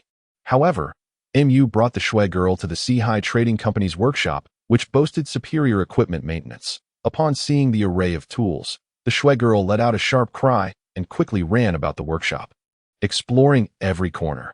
Mu shook his head, realizing he had encountered a mechanical prodigy. Shui girl, come here for a moment. Mu beckoned. The Shui girl jolted slightly and approached with small, dainty steps, reminiscent of certain young women. Mu felt a slight headache coming on. You may behave as you wish. There is no need for decorum or restraint. As long as you are comfortable, that is sufficient. Hearing this, the Shui girl finally exhaled deeply and flashed Mu a radiant smile that revealed her back teeth. I am called Shui Hua, my lord. Mu nodded, sensing a connection. Shui Hua, can you drill holes in iron rods? Chapter 19. Preparations before departure. 2. Mu longed for firearms, nearly driven to madness by the thought, as they represented his greatest source of security at this stage, requiring no spiritual power. Setting aside the high material demands, the first technical hurdle in gun-making was drilling holes in metal. Yet, Shui Hua remained unaware of Mu's intentions. Drilling is feasible, provided I have high-quality cutting tools. Upon hearing this, Mu nearly rushed forward to plant a kiss on Shui Hua's cheek. Wonderful, Shui Hua. Take a look at this. Before he finished, Mu had already produced an entire set of blueprints that he had somehow managed to assemble. You need only follow the dimensions on these plans to create all these components. Young master, Suhu timidly uttered. I cannot read. Mu was nearly overwhelmed by a surge of blood rising in his throat. You cannot read. How do you find references when you craft? Generally, one merely needs to observe a few times to grasp the essence, and then compare after completion, Suhu replied candidly, upon hearing her words. Mu felt as though something had lodged in his throat, rendering him speechless for a spell. He had finally managed to secure a fairly skilled craftsman, only to discover that this individual's literacy was insufficient to comprehend blueprints. Why? Mu called out to Moyy. Yes, I'm here. Are there new sisters joining us? I mean, could I create a jade slip or something similar to directly transcribe knowledge and share it with Suhu?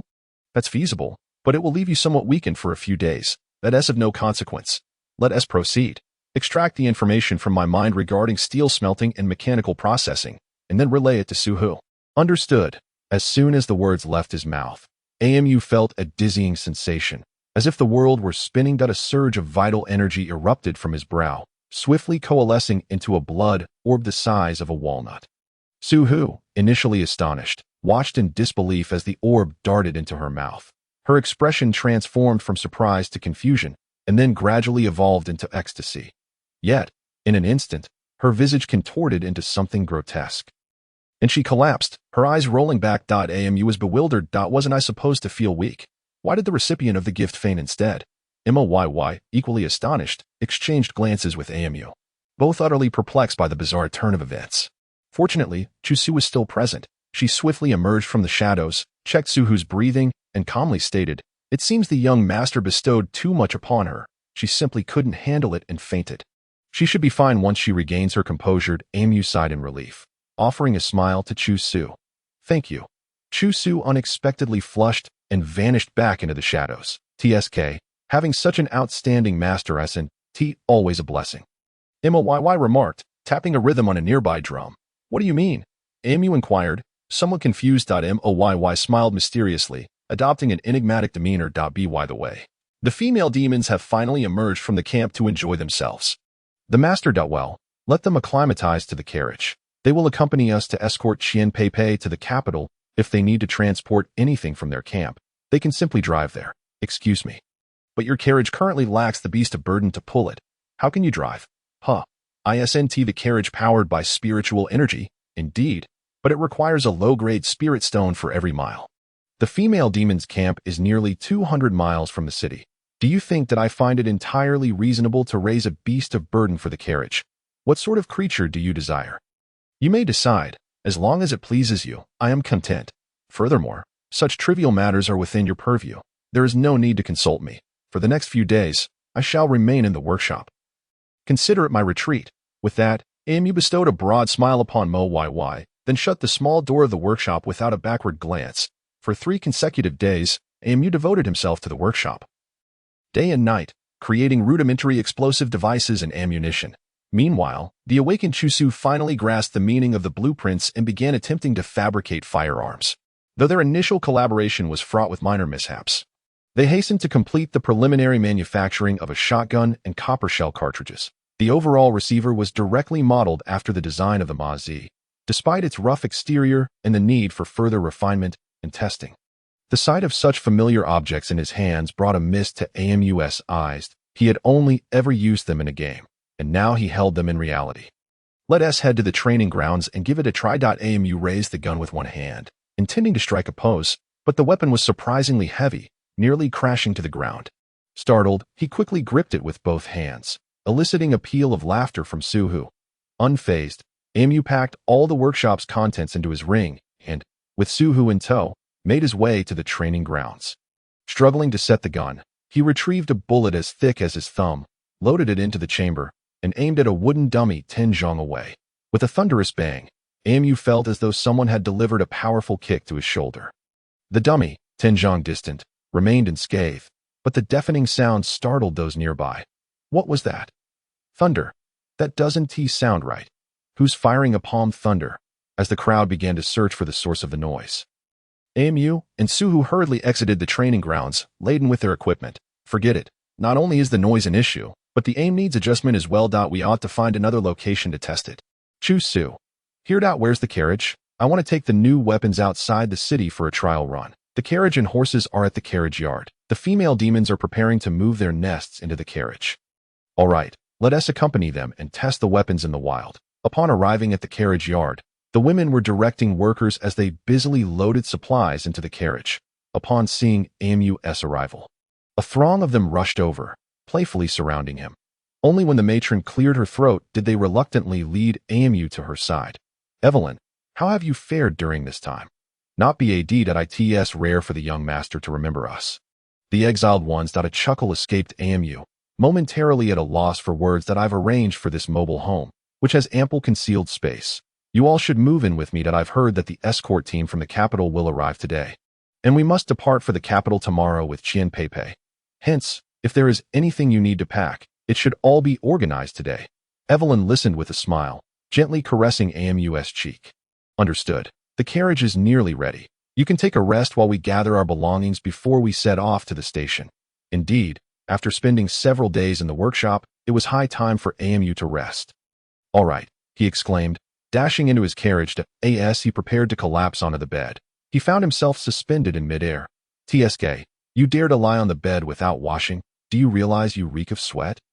MOYY waved a hand, and before AMU could utter a sound, he was unceremoniously tossed into a large water barrel at the back of the space, struggling to poke his head out of the barrel. He was taken aback to see MOYY approaching with loofah and soap. A chill ran down his spine. Did she intend to bathe him with the loofah? No. I'll do it myself. AMU protested vehemently. Humph. If it's acceptable for the female demons to wash you, why should I be excluded? MOYY huffed, disregarding AMU's objections, and with a flick of her wrist, she pinned him onto a long chair. Her fingers gliding over him as the loofah began to scrub vigorously. Lady, allow me to tend to the young master's needs, Chu-Su interjected, having appeared at AMU's side, seizing the loofah from MOYY's grasp. For reasons unknown, MOYY's cheeks flushed at the mention of lady. Humph. If you are willing, then you may attend to the young master's bathing. He hasn't washed in days. And only once he is clean will he be allowed to sleep on the bed. Understood, lady, Chu-Su replied respectfully, causing MOYY to beam with delight. However, just as she turned away, she grasped the implication. I am the lady. Suggesting that he might have other ladies as well? You scoundrel. AMU, you must clarify this today. Of course, Evelyn is the second lady. As for whether there will be others in the future, Chu-Su paused. That depends on the abilities of the two ladies. Chu-Su, I bear no grudge against you. Is it amusing to stab me in the back like this? AMU glared at Chu-Su, but she did not even glance his way. This is outright betrayal, and you call yourself my personal secretary. Your defection was far too swift. Very well, you are called Chu-Su. Yes, from now on, you shall remain by the young master's side, warding off any romantic pursuits. Understood? MOYY declared triumphantly. Soaring away in high spirits, AMU considered chastising Chu-Su, but upon reflection, Realizing her few words had so easily delighted him, he understood her intentions. He smiled at Chu Su, observing her flushed cheeks and flustered demeanor. Thank you. Just hand me the items, and you may take a rest. With that, Amu took the loofah and began scrubbing himself. Wow, this is splendid. Suhu, who had been following closely, suddenly exclaimed, gazing at the large bathtub before her. Her eyes sparkled with excitement. Can I wash too? Feel free to wash if you wish, Amu said with a smile. Only to regret it the next moment. The person before him had already discarded her half-coat, revealing her well-defined 8-pack abs and a black bodice. With a dramatic flourish, she tugged at her chest, showcasing her impressive physique, hands resting on her hips as she shed the final remnants of her attire. Before Mu could even process the situation, she had gracefully slipped into the bath. Rising, she hastily grabbed her clothes to cover her modesty and made a swift exit. Why is there something in the middle of the young master? A single remark nearly sent Amu skidding across the ground. Indeed, if one remains unembarrassed, it is often others who feel the discomfort. The ancients did not deceive me. Though Amu had been momentarily taken aback by Xuehua's boldness, it did little to deter his intention to rest. By the time Xue came to rouse him, the carriage had already arrived at the waterfall's edge. The various nymphs had ventured into their lairs to tidy up, while Amu seized the opportunity, alone and undisturbed, to conduct his firearms testing. He marked a large circle on a tree 30 meters away, took aim, inhaled, and fired 5 consecutive shots. Observing the spread of the bullet impacts, Mu let out a long sigh. The erratic landing points of the bullets were indicative of the quality of his craftsmanship. He then reloaded with dart rounds. As the name suggests, these were not conventional bullets, but small darts. With a whoosh, several darts shot forth, instantly severing the marked tree trunk. Mu nodded in satisfaction and, glancing at Xue, whose eyes were alight with wonder, he smiled and said, "Relay this message to your young master. Inform him that I have crafted a rather unique weapon, capable of striking with a range of approximately 15 zhang, powerful enough to cleave through trees as thick as a leg.as for the rest." Before he could finish, Mu continued to pull the trigger, firing 7 or 8 times before the last bullet was expended. This weapon could fire in succession 10 times, requiring only the simple act of pulling the trigger. As for the specifics of ammunition creation, you are not yet privy to the detailed process, as this was crafted in my workshop behind closed doors. Xue looked at Mu, astonished, her expression quickly shifting to one of profound concern, nearly causing her to kneel. Mu caught her, playfully pinching her cheek. "I know you are a maidservant, and wherever you go, you are still your young master's maidservant. Your loyalty to him is his fortune." He paused, then continued, "Regardless of whether you leave my side, your young master will always assign a maidservant to me. If it is not you today, it may be someone else in the future, for I am surrounded by quite a few mysteries. Your young master is a prince who desires to know every detail, leaving no room for surprises. Hence, he has sent you to me." Amu handed her a map. It was the original blueprint for a single-shot shotgun. While intricate, it could only be loaded with 2 bullets at a time. You may inform him directly that this is the initial design, while my current design allows for 10 consecutive shots. He then produced 2 shotgun shells, one a slug, the other a buckshot, and handed them to Xue. "You may handle these as you see fit." With that, Mu strolled towards the nymph's lair, leaving Xue in a state of disarray. Upon reaching the entrance of the nymph's dwelling, Mu too found himself in a state of confusion. Numerous hanging baskets were being methodically loaded onto the carriage. Certainly, these were the nymph's beds. Dozens of neatly rolled animal hides were also being sent inside the carriage. Mu's lips twitched in disbelief. How could these women amass such a bounty in just a few days? As he pondered this, dried strips of beast meat were being carried out of the cave in an orderly fashion. Yet, was this quantity not a tad excessive? "Evelyn, have you slaughtered all the nearby magical beasts?" "Not at all. We merely dealt with the beasts that frequently intruded here. However, as time passed, fewer magical beasts have ventured into this area." Amu bared his teeth. "You 12 nymphs must have cleaned out all the wild beasts that came here for water. Were the beast wardens not concerned while you hunted?" Mu was curious whether the wardens were truly there to oversee them or for some other reason. The sisters said nothing. They merely challenged us to spar in various styles. Initially, they could not match us, but gradually they began to hold their own against us. "Their formations are quite formidable," Evelyn said, mimicking the combat style of the beast wardens. Observing Evelyn's demonstration, Amu quickly grasped the tactics employed by the wardens. Yet, it was indeed a process of mutual learning and skill refinement, which was not without its merits. Just as he and Evelyn were engaged in discussion, several nymphs emerged from the cave, carrying a large crystal. Amu was momentarily taken aback. What was the meaning of this? Moe flew out from a ring. Are you planning to put this thing in the ring? Upon hearing the words of the matron, the others dared not raise their heads, casting pleading glances at Evelyn. She chuckled softly and replied, "The girls have a penchant for shiny things. We humbly ask for your grace." Matron, is this title of matron already so widely recognized? To be a matron, one should at least first consummate the marriage. As he mused, he suddenly noticed a flush spread across Moe's neck, followed by an indignant glare directed at him. Without a doubt, she had overheard his thoughts, prompting Amu to awkwardly respond with a smile. "Move it all inside. Quickly," Moe commanded, rolling up her sleeves and striding toward Amu. Evelyn shot Amu a knowing glance before directing the nymphs to manage the crystal, leaving Amu to wonder where these unusable items would eventually be stowed in the carriage. But let them handle it. Noticing the others had already retreated, Moe seized Mu and whisked him toward the bedroom within the carriage. "Every day, all you do is stuff the house with women.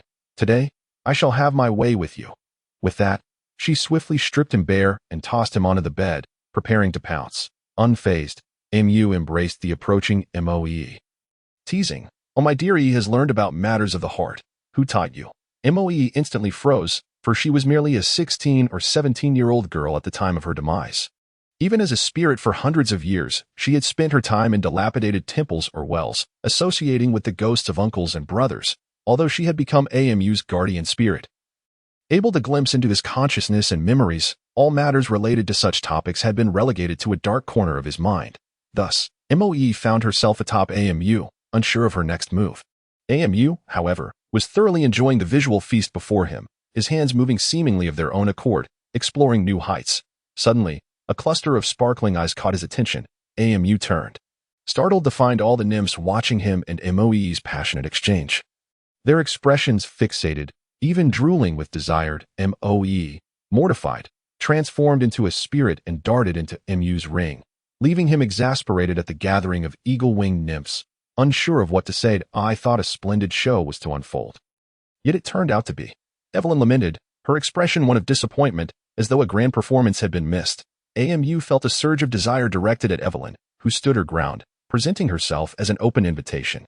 As Amu approached, Evelyn wrapped her arms around him, drawing him into a tight embrace.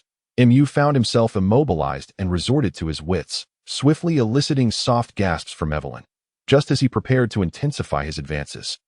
An unwelcome voice intruded upon their intimate moment. "Young master, the young master and his entourage have arrived." Amu had no desire to engage with Shui at that moment. "The young master is already outside the carriage?" With a heavy sigh, Amu showed no inclination to move. The soft warmth pressed against his shoulder felt irresistible. "Go ahead. Do you think I would run away?" Amu shot a vexed glance at Evelyn, who responded with a playful kiss. Watching her retreat to the far end of the carriage, Amu finally rose, begrudgingly making his way outside. "Young Master Chun, what brings you to this remote wilderness? Have you encountered some troubling matter?" Chen Tianxi remained unfazed, leaning casually against the axle of Amu's carriage, speaking with an air of nonchalance. "The fellows from the capital have already set out. This matter hardly seems worthy of you." "The young master, making the journey personally, does it?" "Not so. They have departed. I was informed they would only arrive today. They rejected my escort proposal and have taken Qian Pei Pei on the road. So, it's truly a kidnapping? Spare me from that. No, it is you who must rescue her. What difference is there between that and kidnapping? How could I possibly contend with those individuals? Surely, you jest.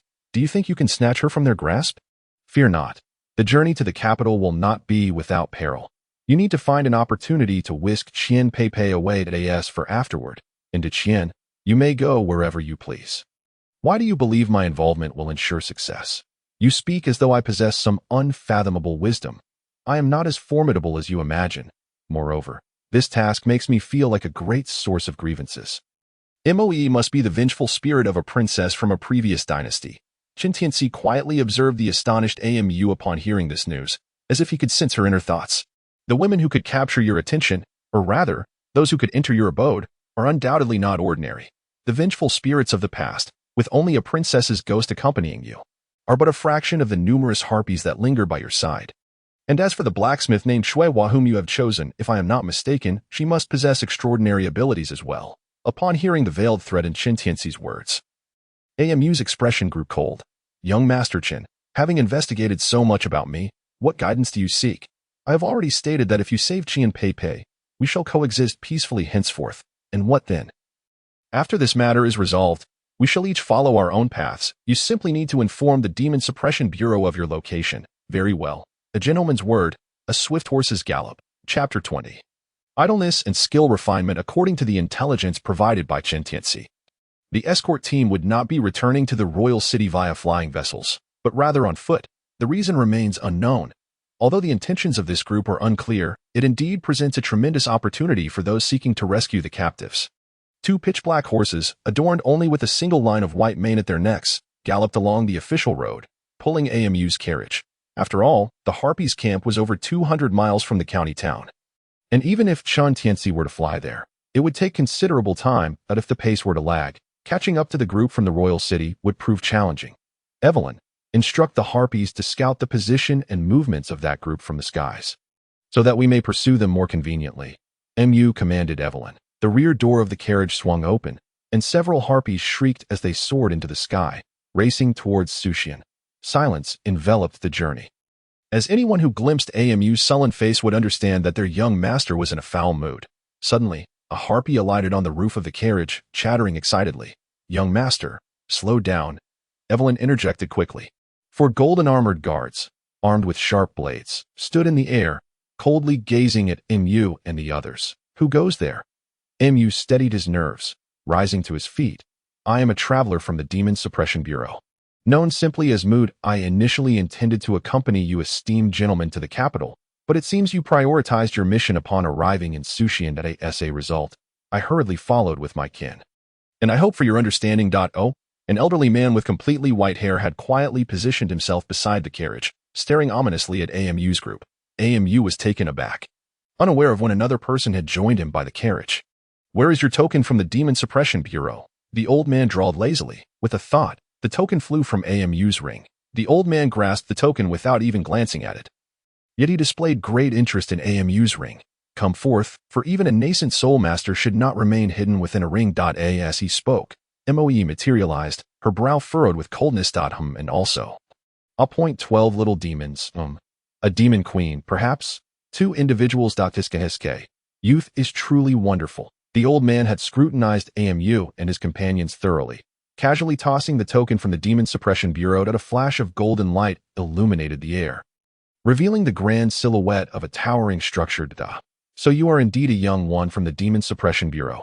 But when did the Bureau acquire such lewd subordinates? The old man's expression was one of amusement, yet his words were laced with malice. Mu opened his mouth to argue, but upon reflection, his companions were indeed all breathtaking beauties, albeit of different kinds. Thus, it appeared that, in a way, he was not entirely innocent. He decided against any rebuttal and simply offered the old man an awkward smile, saying, on the long path of cultivation, if one is not accompanied by delightful food, fine wine, alluring beauty, and breathtaking scenery, what meaning does immortality hold? The old man paused for a moment, then burst into hearty laughter. Ha ha ha. I have diligently cultivated for 100 years, achieving my current prowess, yet I always feel that something is missing in life. That my state of mind is far from complete. I never expected that a mere youth like you would possess such profound insights. How delightful, how delightful. Amu was at a loss for words, unsure whether the old man was insulting or praising him. With a wave of his hand, the 4 golden-armored guards descended from the sky, instantly transforming into paper figures that flew into the old man's sleeve. Oh, Amu felt a sudden brightness in front of him, his face filled with envy. That is the technique of a rune master. Moe remarked. A rune master. Amu was somewhat surprised, though he had studied a technique called drawing tigers. He had memorized the content without fully grasping the meanings of the runes, leading him to set that technique aside. Furthermore, this old man.is quite formidable. Moe gritted her teeth, asserting, if I were to confront him, my only option would be to flee. Mu's heart tightened, and he made a mental note of the old man. If unnecessary, it would be best to steer clear of this individual in the future. The old man walked slowly ahead. Observing that Amu and his companions remained by the carriage, he chuckled. Aren't you all accompanying us to the capital? Why do you hesitate? Mu quickly replied, urging the horses to follow the old man. However, no matter how fast they tried to keep up, the two fine horses could not catch up to the old man. They chased after him for nearly the duration of an incense stick before the old man finally came to a halt. Yet, the place where he stopped was a massive stone wall. Without explanation, he unfurled a spiritual talisman, causing a radiant golden light to shine, and the illusion of the stone wall vanished, revealing its true form. 3 elderly men, 8 middle-aged cultivators, and a circle of guards surrounded 5 luxurious carriages. Upon seeing the old man leading Amu and his companions into the camp, the others were somewhat taken aback. "This is Amu from the Demon Suppression Bureau, accompanying us on our mission," the old man stated casually. "Old Chung, that this mission is quite that. What do you mean by this?" a middle-aged cultivator inquired, cupping his hands. "That I have my own reasons. Please remain calm," the elderly man named Chung replied nonchalantly, seeing the old man's demeanor. The others ceased further inquiries and returned to their posts, their gazes toward Amu and his companions filled with wariness. "Aside from that old fellow," Chang pointed to an old man seated on one of the carriages. "You may settle down wherever you like. Tomorrow morning, just follow behind our convoy." "Thank you, Old Chang." Amu expressed his gratitude. Old Chang said nothing further, merely smiled and turned to enter one of the carriages. Immediately, several middle-aged men hurriedly followed him inside. Amu sighed deeply, realizing that he was not particularly welcomed here. Glancing at the peculiar old man perched atop the carriage, it seemed he was indifferent to everything around him. Quietly overseeing the entire camp, that old man, Amu pondered inwardly. "Do not stare. He is stronger than I am," Moe remarked irritably. Amu nearly laughed aloud, thinking, "Those who truly understand me, like E." Disregarding such matters, Amu parked the carriage in a secluded corner of the camp and turned to enter his own carriage. The harpies, having seen old Chung, dared not make a sound and remained silently within the carriage, not even daring to breathe. Outside, a host of extraordinarily powerful beings were present, and the harpies huddled closely around Evelyn. Amu waved his hand, summoning Moe from the ring. Along with Shuehua, the two, one ghost and one demon, were furrowing their brows in concern. Only Shuehua busied herself with her equipment, seemingly in a world entirely her own. "What do you all think?" Amu initiated the conversation. The four exchanged glances, their eyes filled with helplessness. "Let us remain as we are for now and observe the situation," Amu said, his expression weary, recognizing this was the only viable choice.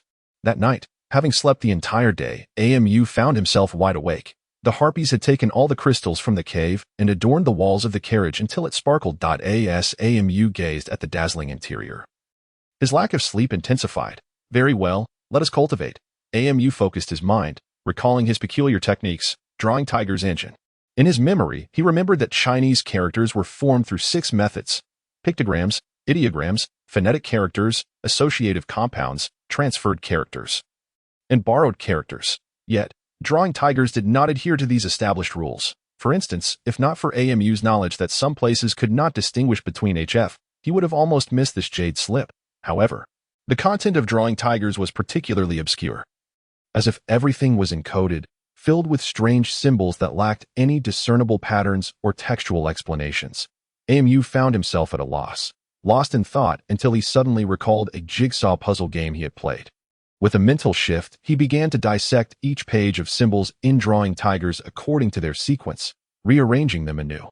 Although this resulted in some peculiar shapes, the overall picture remained elusive, nonetheless, with a newfound direction. The remaining task became manageable in his mind. Mu meticulously pieced together the 300 pages of symbols from drawing tigers. Yet, observing these fragmented shapes left him feeling helpless. Suddenly, he remembered the peculiar dots that occasionally appeared on the assembled shapes. With a thought, he categorized all the strange runes according to their designated symbols. Clarity dawned upon him. In a fleeting moment, the painting of the tiger transformed into another visage, the peach talisman. In his consciousness, the peach talisman morphed into countless streams of light, all merging into Mu's forehead, forging an inexplicable bond with the talisman. The sensation was so subtle, imbued with an odd sense of comfort. Could this be what is referred to as entering the path? Amu suppressed his overwhelming joy and summoned Moe. Moe appeared in Amu's dream with remarkable swiftness, her expression one of reluctance. "What is it?" Amu remained silent, merely gesturing in the air, causing a peculiar script to abruptly linger in the space. "I thought you called me for something. Can you draw talismans?" Draw talismans in midair? Moe stared at Mu's display in astonishment, as if she had witnessed a ghost. Well, I think I learned it from the jade slip I bought last time. Amu replied honestly. Learning it means you can draw talismans in midair. Who do you think you're fooling?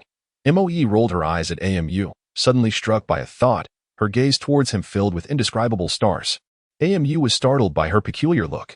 Why did it feel as if she was pondering something strange? Young Master Moe called sweetly. No. I still prefer the usual rebellious you. Let's speak plainly without theatrics. Amu firmly interjected. Moe pouted and said helplessly, since you can draw talismans now, could you make me a few spirit-gathering talismans? Relying on those piles of spirit stones for cultivation is effective but wasteful. Moreover, our earnings have dwindled. We are surviving on last time's bounty, and at this rate, we will be out of funds in about a month. Amu felt dazed.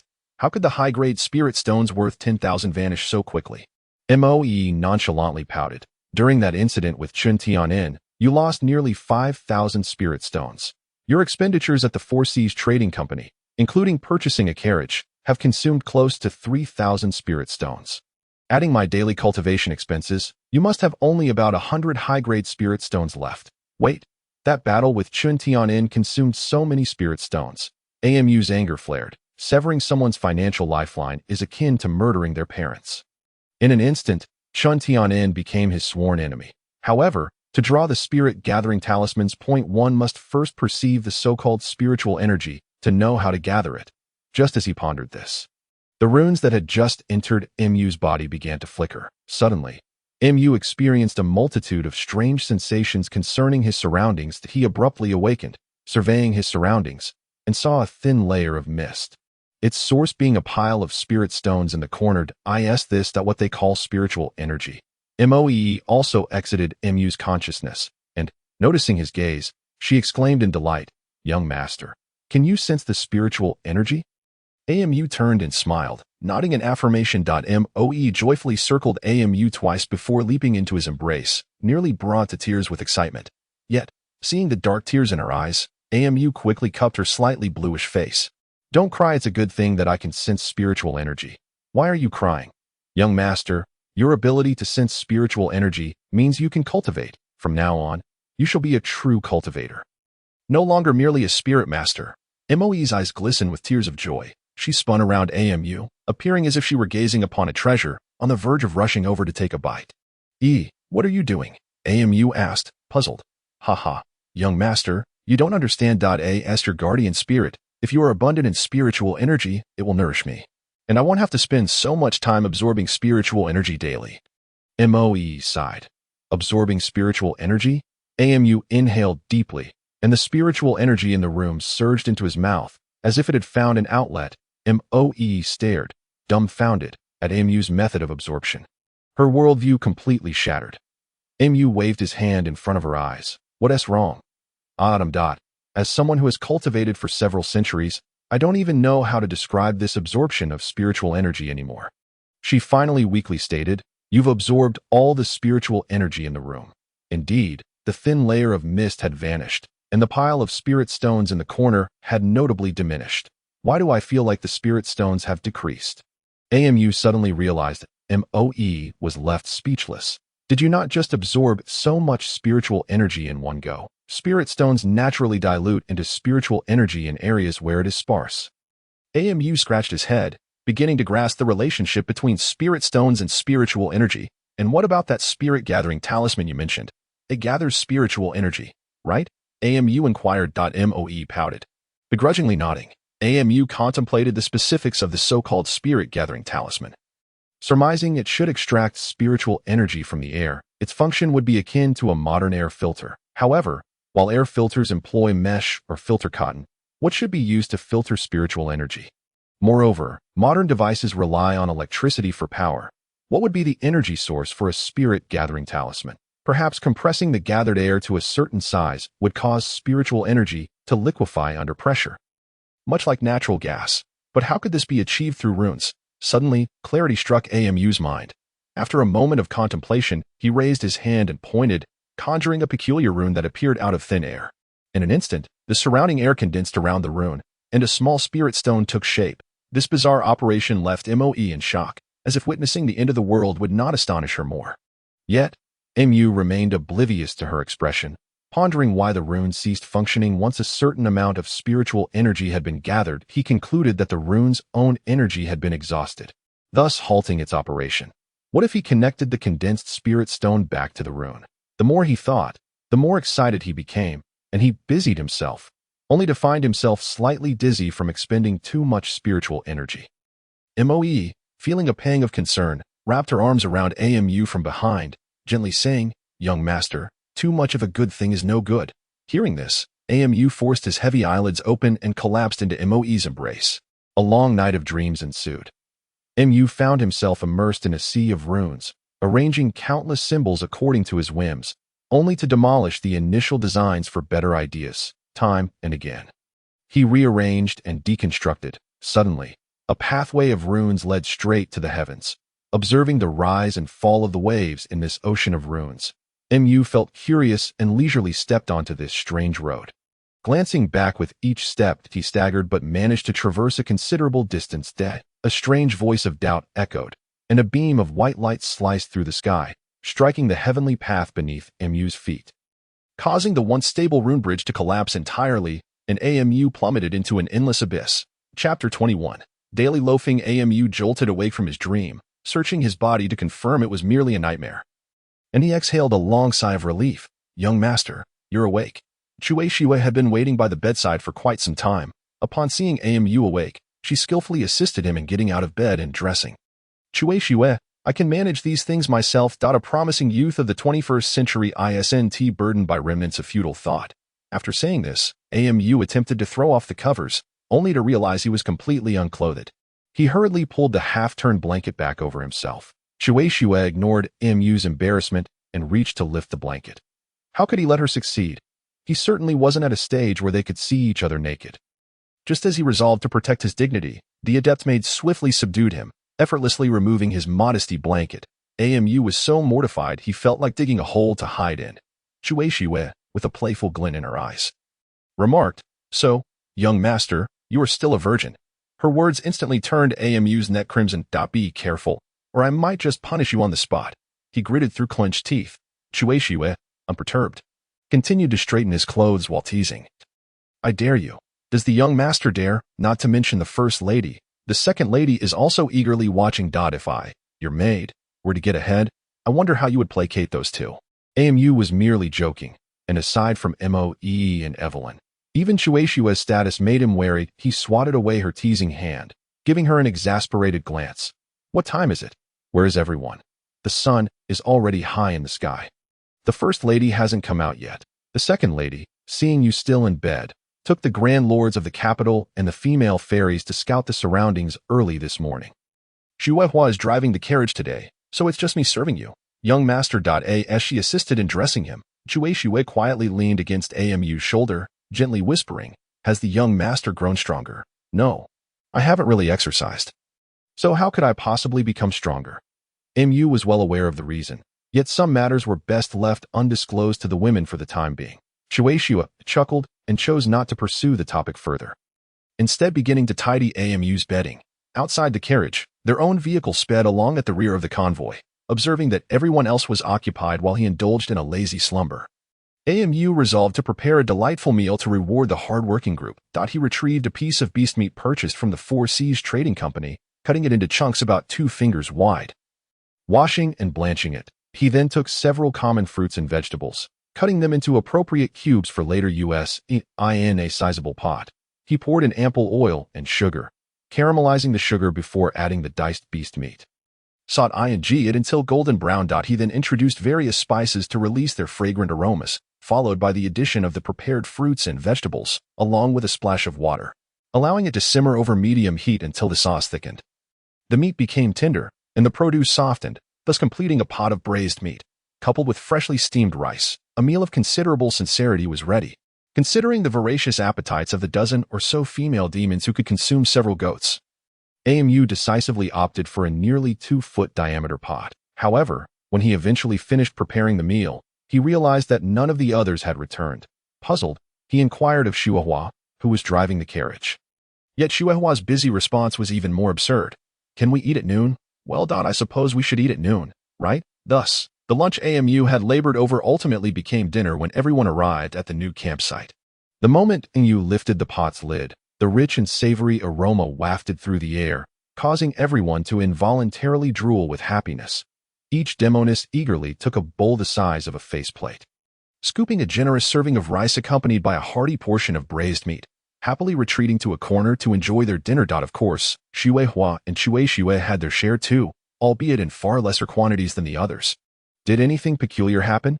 AMU asked Evelyn. Initially, didn't you say we were headed in the direction of the rising sun? We are escorting Qian Pei there, Evelyn replied.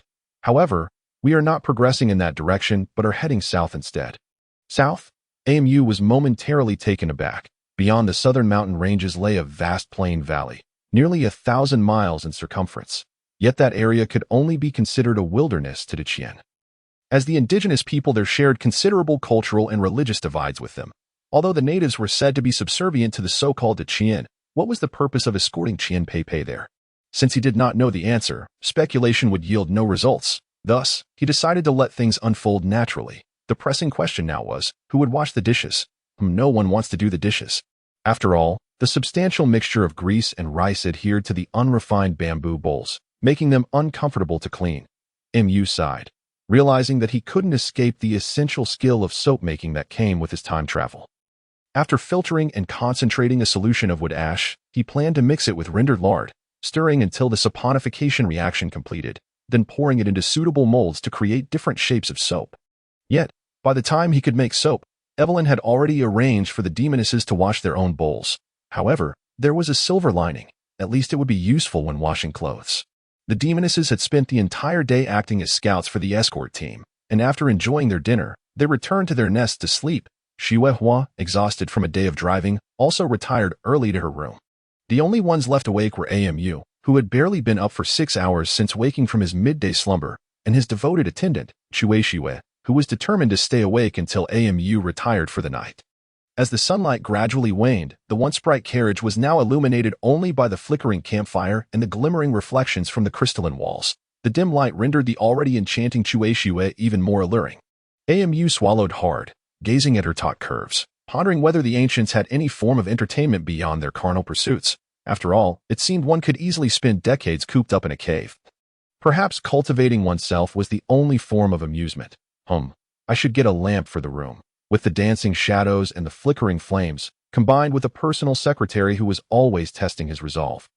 AMU felt uncertain about maintaining his composure under such circumstances and had no choice but to emerge from his carriage for some fresh air. The camp was brightly lit, yet apart from the sentinels on guard, everyone else had already retired to their respective carriages. The quiet camp, save for the chirping of insects in the wilderness, was punctuated only by the crackling of torches. Seeing the carriage that contained Qian Pei, surrounded by 4 other vehicles, MU let out a long sigh. The unfortunate fate of the woman seemed unjustly harsh. Young Master Mu, a sudden elderly voice from behind startled AMU, nearly causing him to lose his breath. Turning around, he found it was the elderly Cheng he had first encountered. Cheng Lao, must you always appear silently behind others? AMU complained that it's quite alarming. Dear friend, you are not so easily startled, Cheng Lao chuckled. However, wandering about the camp at such an hour may lead to misunderstandings with the guards. The long night stretches on, and I find it difficult to sleep, AMU admitted, scratching his head, feeling somewhat embarrassed. As his insomnia was due to having slept too much during the day. If you cannot sleep, why not accompany this old man for a stroll? AMU, unable to refuse, quietly followed Cheng Lao as they ambled through the small camp. One old and one young, their steps echoing softly. Young friend, why did you take on the task of escorting? Cheng Lao inquired, a smile on his face that I'm merely a humble cook who fortuitously gathered a few demonesses as my dependents. Then inexplicably found myself in the demon-subduing department, and subsequently received the title of demon-subduing envoy from General Chen, leading to my involvement in capturing Qian Pei. As for why I was assigned to escort her, I have no idea, AMU replied casually. A cook? Cheng Lao seemed particularly intrigued by this role. Since you have some free time, could you perhaps prepare a late-night snack for this old man? What would you like to eat? I'll eat whatever you make. Though I am advanced in years, my appetite remains hearty. Very well. Please wait a moment. In a short while. AMU retrieved his iron griddle and portable stove from his carriage. setting up a fire to prepare a late-night meal. The marinated beast meat and chopped vegetables sizzled on the griddle, and without any ostentation or excessive chatter, the two of them enjoyed a peaceful hour under the bright moonlight. One eating and the other cooking. Once Qing Lao was satisfied, he contentedly picked his teeth. However, glancing at the hefty iron griddle in AMU's hands, he remarked with a smile, "It must take quite some time to heat that thing." AMU chuckled, acknowledging that preheating the griddle was indeed a time-consuming process, yet a necessary preparation. "Indeed, you are quite the expert." The old man nodded with a grin, lifting the heavy griddle and saying, "Though it is merely an iron plate, the material is quite honest. It would suffice for inscribing a magical array." Before he finished speaking, Qing Lao effortlessly etched a curious pattern onto the iron plate with a flick of his fingers. Once completed, he no longer regarded AMU but continued walking, stating, "Though it's a mere casual creation, it should serve adequately as kitchenware. In the future, simply add a bit of spirit stone into this array, and the iron plate will naturally heat." "Qing Lao, take care. Come again next time," AMU called out loudly from behind. Yet Qing Lao did not turn back, leaving AMU to tidy up the remnants of their meal. Unexpectedly, what began as a simple late-night griddle meal for Qing Lao resulted in him crafting a spirit stone stove for AMU, truly a fortunate exchange. After all, this stove, crafted by a renowned figure, would fetch a higher price than ordinary stove should he choose to sell it. The casual gestures of a respected elder were worth their weight in gold. Delighted, AMU returned to his carriage, washed up, and lay down with a smile. However, barely 5 minutes had passed before he abruptly sat up. "That iron plate can heat up with spirit stones. Isn't that the transformation of the spiritual energy and power I've been yearning for?" A fit of maniacal laughter erupted, waking everyone in the room, who groggily gathered around to see what peculiar antics their master had conjured this time. Faced with a room full of women, AMU could only sheepishly smile before ushering them back to their beds so they could continue to sleep. Finally, he stealthily crept to the back of the carriage, examining the iron plate. The design was simple, resembling two lines intertwined in a neat circle, concluding with a circular indentation, presumably the place for the spirit stone. AMU produced a spirit stone and placed it directly into the recess. The spirit stone began to rotate naturally, emanating a faint blue halo. Its surface shimmered as if melting, yet its volume visibly diminished in just a few breaths. The iron plate in Amu's possession transformed from a deep black to a brilliant red. However, the workings of the runes were still a mystery to Amu. Nevertheless, this did not deter him from attempting to understand. No human, regardless of who they were, could carve grooves into an iron plate with their fingers. The old man must have utilized spiritual energy. Etching marks with spiritual energy. Easier said than done, as Amu found even the refinement of spiritual energy challenging, let alone concentrating it at his fingertips for such an advanced operation as etching iron. After a night of fruitless attempts, Amu lay exhausted and limp, resembling a man who had indulged excessively. The ever-early riser, Chui Shui, noticed her master's dark circles and fatigued demeanor, hurriedly assisting him to lie down in bed before scurrying around to prepare a meal. Amu, in a daze, fell asleep, only to awaken to the sun's decline. As he slowly rose, he beheld Chui Shui, her face filled with concern, carefully holding a bowl of thin porridge. The other female spirits and Shui Hua stood respectfully at the foot of his bed. What was the meaning of this grand display upon waking? "Young master, please eat something. This tiger bone and ox whip porridge has been simmered all day. It melts in your mouth, and you must nourish yourself," Chui Shui said, her expression one of heartfelt concern. Amu was bewildered, observing the sorrowful expressions of those around him, unsure of what had transpired. Yet, with Chui Shui feeding him, refusing would seem disrespectful to her efforts. But what was this tiger bone and ox whip porridge? Wait, Amu shook his still dizzy head. "What kind of porridge is this?" "Tiger bone and ox whip porridge. It's highly nourishing," she replied. "Highly nourishing indeed. Consuming this tonight, I imagine my brothers will storm in to challenge you all to a game of cards." Amu exclaimed. "I understand it's nourishing, but why must I eat this? And why are you all gathered by the bed?" Amu questioned, perplexed. Evelyn, embracing Amu from behind with tearful eyes, lamented, "Young master, such kindness. You would rather suffer than break your promise." Evelyn. "Wait," Amu interjected, his expression skeptical. "What are you all talking about?" Chui Shui shot Amu a roll of her eyes. "Last night, the young master was hiding at the back of the carriage, with so many sisters at home. Does the young master not find any of them appealing? You had to resolve it yourself." "Resolve it myself?" Amu quickly grasped the situation. "You cheeky girl, How dare you conspire against your own master? Realizing the truth, Amu's demeanor softened, like a warm spring breeze. Shui Shui, put down that bowl and come here. Shui Shui, though confused, complied. Amu pointed to his lap, instructing her to bend down. Shui Shui obeyed. With one hand pressing on her back, Amu unleashed a flurry of playful smacks on her rounded, pert backside, the sound echoing through the room. How dare you conspire against your master? Watch as I teach you a lesson. The resounding slaps continued, and Shui Shui remained silent, which only fueled Amu's irritation. He intensified his efforts. After delivering a dozen or so more smacks, Shui Shui finally trembled, stammering, "Young master, Shui Shui understands her mistake. I won't dare again." Seeing her tear-streaked face turn towards him, Amu's heart softened. His hands, now feeling the sting of his actions, decided to ease off. "You acknowledge your mistake. Yes? Should there be a next time, I shall truly ruin your backside." He lightly patted her back, and Shui Shui, obediently rubbing her sore rear, stepped aside. Yet, her tear-stained face and tightly bitten lip were pitiful to behold. Amu sighed deeply. "Next time, do not speak carelessly. Your master is not so easily swayed, even if he were. Are you not all present? Wouldn't that be unfair to my little Zhua and little you?" The female spirits appeared perplexed by his words, gazing at him in confusion, but Shui Shui instantly understood. And despite her tears, she burst into laughter. Amu, feeling helpless, raised his hands. "This is Miss Zhua, and this is Miss Yu." Evelyn immediately realized the situation, leaning in from behind to cover Amu's mouth. "Don't lead the young ones astray." Amu mumbled something indistinctly, but his head was already caught in Evelyn's trap, naturally beginning to enjoy the rare softness. Forgetting to speak. A cool breeze swept through, and Moe suddenly appeared before everyone. "Haha, Dede Amu, you're nothing special. Your aunt has learned to draw runes too." However, as Moe regained her senses, she found the room filled with people staring at her like she was a fool.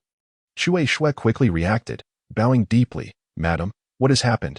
At that moment, Moe appeared disheveled, her clothing in disarray, her eyes darkened, exuding an ecstatic aura that raised concerns about her state. Amu, feeling sympathetic, approached her, enveloping her in his embrace, gently smoothing her tousled hair, and said with concern, "Don't be disheartened. We are all here. Whatever troubles you have, just speak them. There is no need to distress yourself." Now it was Moe's turn to be bewildered. "What on earth are you all doing? Stop being so cryptic. Don't scare me." Evelyn, who had remained silent, cautiously inquired, "Madam, are you truly all right? Do I look like I'm not all right?" Moe retorted sharply. The others exchanged glances, all gently nodding. "You all?" Moe's temper flared. "If you don't explain yourselves, beware, I shall deal with each of you." Amu sighed deeply and retrieved a mirror. Upon seeing her reflection, Moe gasped, then in an instant transformed into a wisp of white smoke, returning to Amu's ring. Moments later, she reappeared, perfectly composed. The women bowed gracefully. "Greetings, Madam." Amu looked at Moe's splendidly adorned exterior with a pained expression, internally lamenting that he found her previous appearance cuter. "Get lost?" Moe shot Amu an exasperated glance, mentally chiding him. "Everyone, please rise." Moe gestured, and the others slowly stood, stepping aside. After the formalities, they resumed their playful banter, giving Moe the respect she deserved. Moe then settled herself beside Amu, accepting the fact that Evelyn had taken to resting her head on Amu's shoulder. "Humph, don't think you're so impressive just because you've learned to draw runes. I've learned too." "Ah, you're amazing," Amu exclaimed, affectionately embracing Moe and praising her. "Humph, at least you have a conscience." Moe beamed at the compliment, and with a flick of her wrist, a dazzling rune materialized before everyone. The carriage instantly brightened.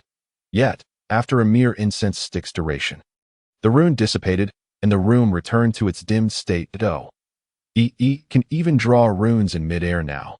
Amu genuinely marveled that, of course, the thought of gaining an additional means of offense made Moe beam with delight. "Huh, why does the room keep alternating between bright and dark?" Shui Hua, having entered from outside, inquired curiously. "Madam has learned to use runes," Amu replied with a smile, patting Evelyn on the back, "if memory serves." "Evelyn, you also possess similar runic items, known as rune stones, correct?" Evelyn's eyes widened in surprise. "Yes, we use rune stones, and we combine different rune stones to achieve powerful magical effects. That I can't believe the young master knows this." Amu grinned. thinking he had merely recalled something familiar from a game, not expecting it to be true. Upon hearing Evelyn, Moe's gaze towards Amu grew increasingly dejected. How do you know all this? When did you learn it? Why didn't I know? Amu chuckled. I'm not sure. I just saw many runes in a dream the night I learned about them, aside from the familiar runes. There were others I hadn't seen before, so I memorized the styles and combinations I encountered. And then? Moe pressed.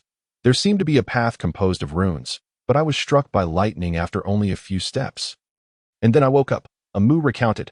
Hearing this, both Moe and Chue Shue's breaths quickened. To comprehend the path in one night is a sign of great potential, yet Amu was entirely unaware of this significance. Much like Shuehua, who was engrossed in tinkering with her machines, unfazed by the conversation.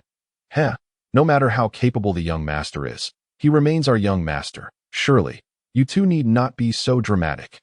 Evelyn was perplexed by the uncharacteristic behavior of the two individuals, prompting her to voice her inquiry. Moe, with a countenance of despondency, merely glanced at Evelyn and softly uttered, "You wouldn't understand." After which, she added, "I'm going out for some fresh air."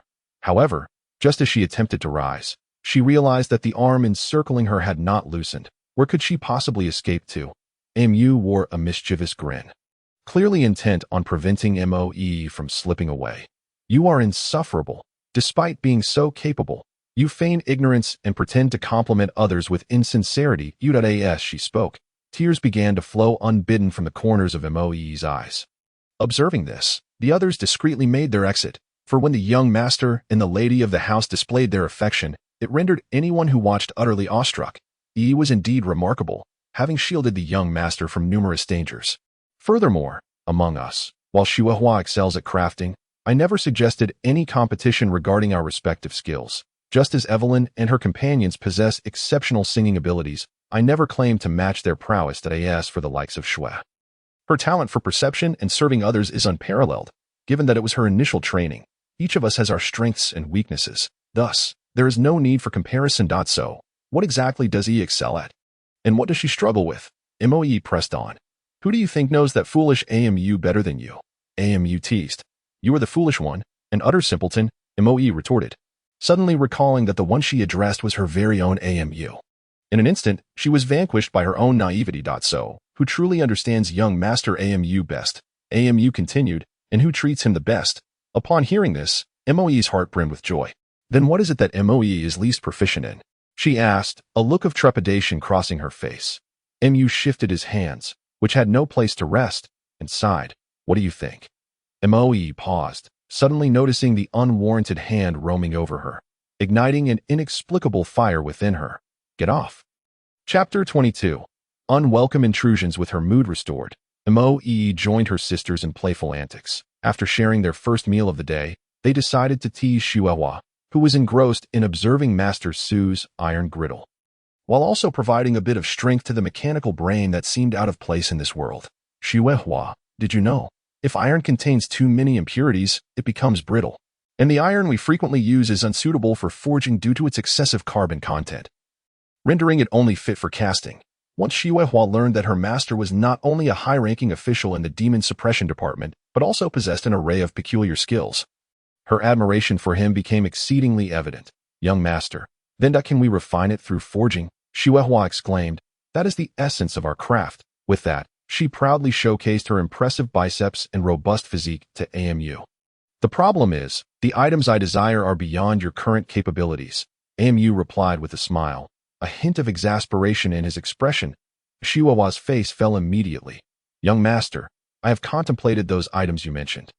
They are indeed feasible, but I am not yet able to produce them. That's all right. I believe in you. Amu encouraged, patting Shuehua's sturdy back. As long as you can understand what I envision. The technical details can wait until we have leisure time. Yes, Shuehua responded, her face flushed with admiration. After painting a rosy picture for Shuehua, Mu meandered out of the carriage. The towering mountains and dense forests indicated that their journey had led them into the mountainous region, likely aiming to traverse the expansive range that separates the north from the south. However, it was concerning to send a ticking time bomb into an area where his control was nearly non-existent, leaving him to wonder what the higher-ups were contemplating. Seated quietly atop his carriage, Amu gazed at the myriad stars twinkling overhead. After all, this celestial panorama was a sight he had never encountered during his life on Earth. Was there not a field of study known as stargazing? Yes, that seemed to be the term. Yet, were not the positions of the stars fixed? Although the seasons change and the heavens rotate, do they not eventually return to their original places? Were the stars in this world also separated by thousands of miles, just like those on Earth? As he pondered the vastness of the cosmos, Amu suddenly chuckled to himself. So what if they are? After completing this escort task for Qian Pei Pei, I will be free to do as I please in this land. Why dwell on it? Stretching comfortably, he prepared to re-enter the carriage when, in an instant, the sky shimmered, and countless starry lights cascaded down to earth like ethereal rain. Amu rubbed his eyes, thinking he must be mistaken. Yet, the falling starlight appeared almost tangible, enveloping the world in a radiant silver glow. As he reached out to capture it, the starlight merely danced in his palm before continuing its descent, ultimately landing on the ground and dissipating into a small, white halo. This little phenomenon is quite intriguing. Come out and witness this marvel. Amu communicated telepathically to Moe. In an instant, the ladies of his household emerged from their quarters. What marvel? Moe inquired, her expression one of confusion. Just look at the sky. Moe gazed upward, her face a canvas of bewilderment. Turning back to Amu, she questioned, what is happening? Is there something up there? Amu hesitated, then simply smiled sheepishly. I meant the stars above. Look, with a casual gesture. He caught a handful of starlight, but the odd posture drew the attention of those around him, who began to question his state of mind.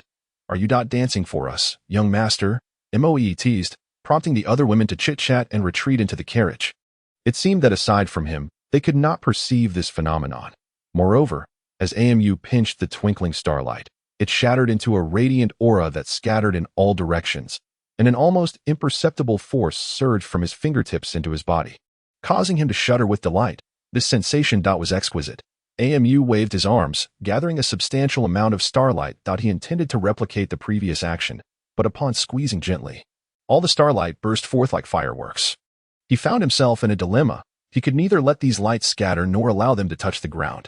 However, recalling that certain martial arts could manipulate leaves in a circle around oneself, and having witnessed a certain elder perform it once, he decided to imitate that technique. While it could not be described as graceful, he certainly appeared to be in motion atop his carriage. After a chaotic display, the shimmering starlight began to accumulate around him, yet Amu remained vigilant, fearful that a moment's inattention might send his efforts flying away. Countless sparks of light converged in his palms, transforming from erratic movements into a harmonious spin, ultimately coalescing into a golden orb of light that shimmered in his grasp. After this exhausting display of technique, Amu felt weary, yet he couldn't help but feel a twinge of pride at the golden sphere he had conjured. However, what could he do with it? He thought, summoning her. Emerged directly through the ground beneath her feet. What is it? Is this going to last all night? She expressed her dissatisfaction at his constant interruptions. Amu waved the golden orb. Can you see this? Moe looked puzzled. Young master, have you bumped your head? She said, reaching out to touch his forehead. Amu chose not to elaborate further and promptly pressed the orb against her chest. In an instant, the golden sphere penetrated her body. Moe seemed to sense something amiss. She intended to investigate, but the orb appeared to possess a life of its own, transforming into countless golden threads that spread throughout her being like an intricate network of veins. Moe was astonished, yet her expression bore no traces of pain. Rather, she felt a sense of comfort.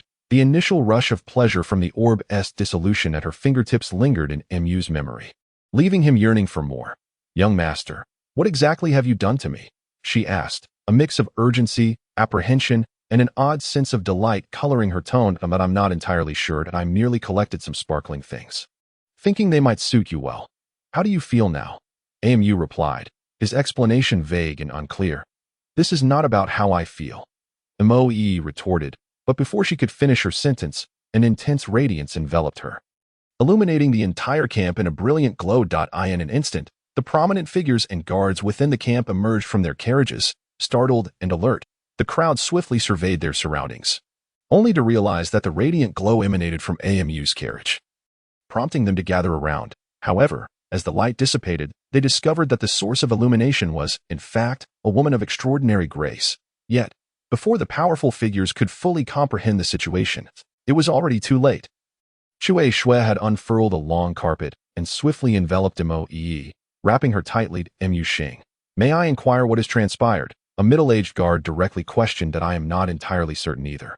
My guardian spirit just. Amu nervously waved his hand, feigning ignorance. Humph. Let us consider this an unfortunate incident. We are not in a hospitable environment.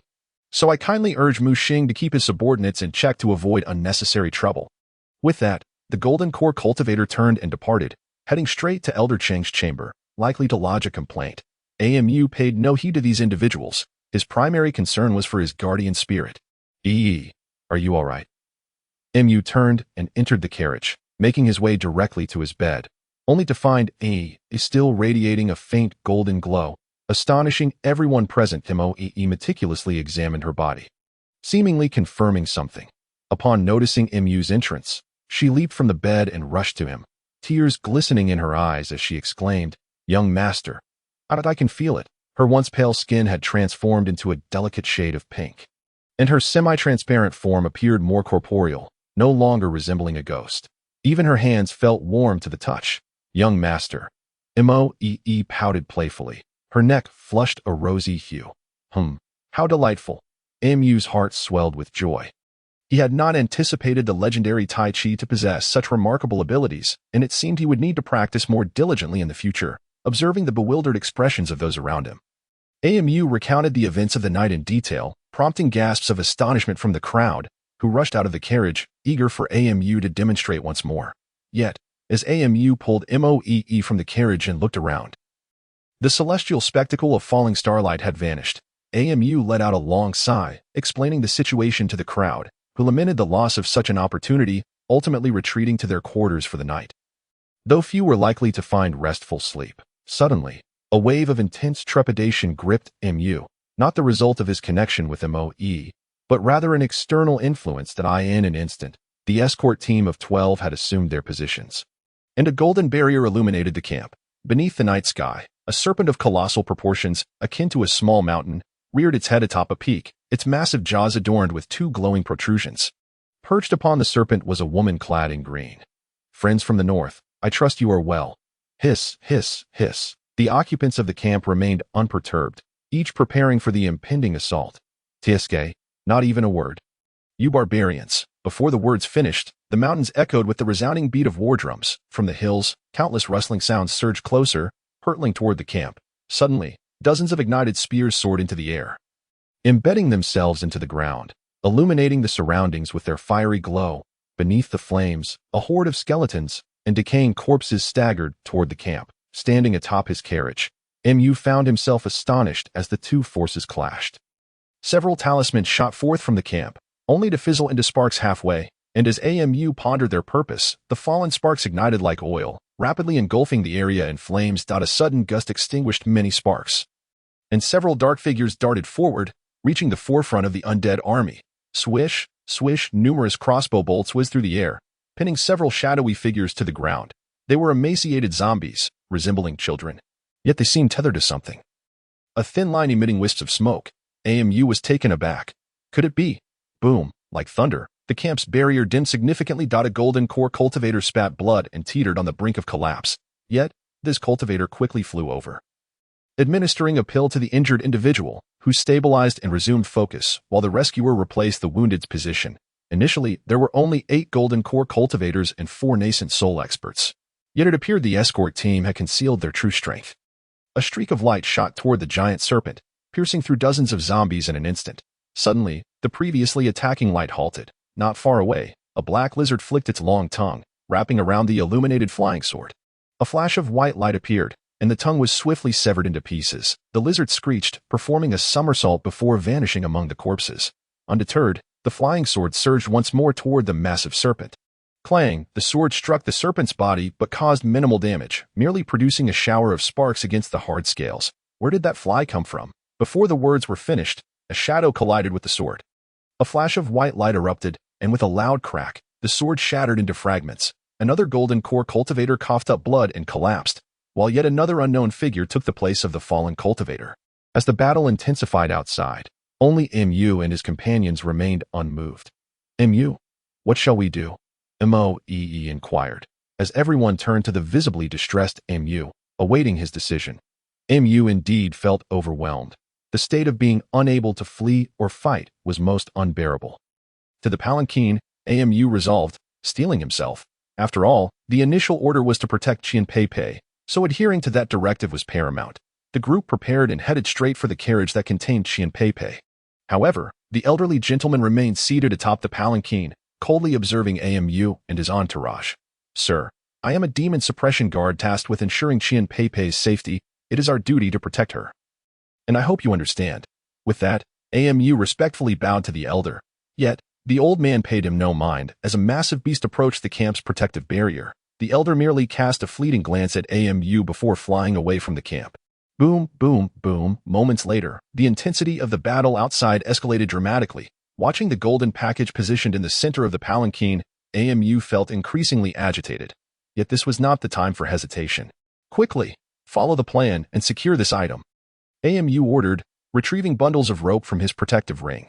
The others, not daring to delay, hastily tied up the package, leaving behind several ropes that could be secured to their shoulders if things go awry. "Evelyn, we shall rely on you and the sisters to carry us away from this perilous place. Should any mishaps occur, we will abandon this package without a second thought. Our lives are not worth sacrificing for it." The group fell silent now that everyone is here. "I needn't search for a reason to gather you," a sinister voice echoed from behind. Mu turned to see none other than the individual who had initially gone to complain to Elder Chang. A figure resembling a leader among the Golden Core cultivators. My apologies. What was your name again? Mu inquired, feeling exasperated. Indeed, aside from Elder Chang, Mu was hardly acquainted with anyone in this group, as he deemed it unnecessary to know the names of those merely passing through his life. The man's face flushed with anger. But this was not the time for pointless arguments. Two black talismans ignited in the man's hand, a chilling wind surged, and countless spirits erupted from the ground. Rampaging within the palanquin. "Seize them," the man bellowed, the spirits' eyes flashing as they locked onto Mu and his companions. The female demons calmly hid behind Evelyn, while Chui Shui and Shui Hua engaged in light-hearted banter behind Mu. In contrast, Mu stood at the forefront, seemingly indifferent to the chaos. Seeing that the others did not even desire to face him, the towering man's forehead bulged with veins. "Go. Slaughter them all, in an instant." The malevolent spirits charged toward the group, their eyes aflame with rage. Moe suddenly appeared in front of Mu, and the two locked eyes for a moment. Mu sighed deeply, shaking his head in resignation. Moe pouted, visibly displeased, and with a swift motion of her hands, a black fissure split the ground between the two factions. The spirits, caught off guard, were sucked into the chasm. The fissure swiftly sealed, vanishing without a trace. Suddenly, the countenance of the Golden Core cultivator turned a ghastly shade of pale. "You all," Mu yawned, feeling somewhat bored. "What else do you have? Just show it all, so we don't have to revisit this later." The Golden Core cultivator steadied himself, drawing forth a pitch-black dagger from his robe, and with a chilling smile, remarked, "Heh, I never expected you little fish to reach this level." I bang. Mu, expressionless, held a stout iron pipe, one end emitting wisps of white smoke. The Golden Core man's head was struck, his skull obliterated, leaving only a body eerily clutching the dagger. The onlookers were momentarily stunned by Mu's display. The only one wearing a pleased expression was Shui Hua. For this was a trial piece under the guidance of the boss, unexpectedly proving effective in battle. A flash of blue light revealed the soul of the Golden Core cultivator. Noticing the calm demeanor of the crowd, his only thought was to flee. However, no matter how he ran, he found himself rooted in place. The fissure opened once more, revealing two grimly dressed infernal officers wielding iron rods and chains. The Golden Core cultivator was struck by terror. But in his spirit form, he could not contend with the ghostly enforcers. In mere moments, he was bound like a dumpling by the two officers. They bowed to Mu and Moe before dragging the soul into the fissure. As the fissure vanished, the room returned to its initial tranquility. Clap, clap, clap. A gentle applause echoed as several uniformly dressed cultivators emerged from the shadows. Mu was taken aback, wondering when these individuals had entered, or if they had always been present. "I don't know how you managed to earn such respect even from the underworld officials, but I'm impressed." In the dim light, the applauding man stepped into the illumination, his well-proportioned figure clad in a long robe, with a peculiar bronze mask adorning his face. "Who are you?" Mu inquired, though he was already mentally probing Moe for details about this enigmatic figure. Run, Moe merely replied, preparing to charge at the masked man. Alarmed, Mu swiftly wrapped his arms around her waist, exclaiming, "Sister, please calm down." "Oh," the masked man looked surprised, saying, "This young lady bears a striking resemblance to a sister I once knew, who sadly passed away at a young age. What is her name?" "Her name is Lu Emoli. She is my guardian spirit." Upon witnessing Moe's reaction and hearing the man's words, Amu began to form a highly improbable conclusion.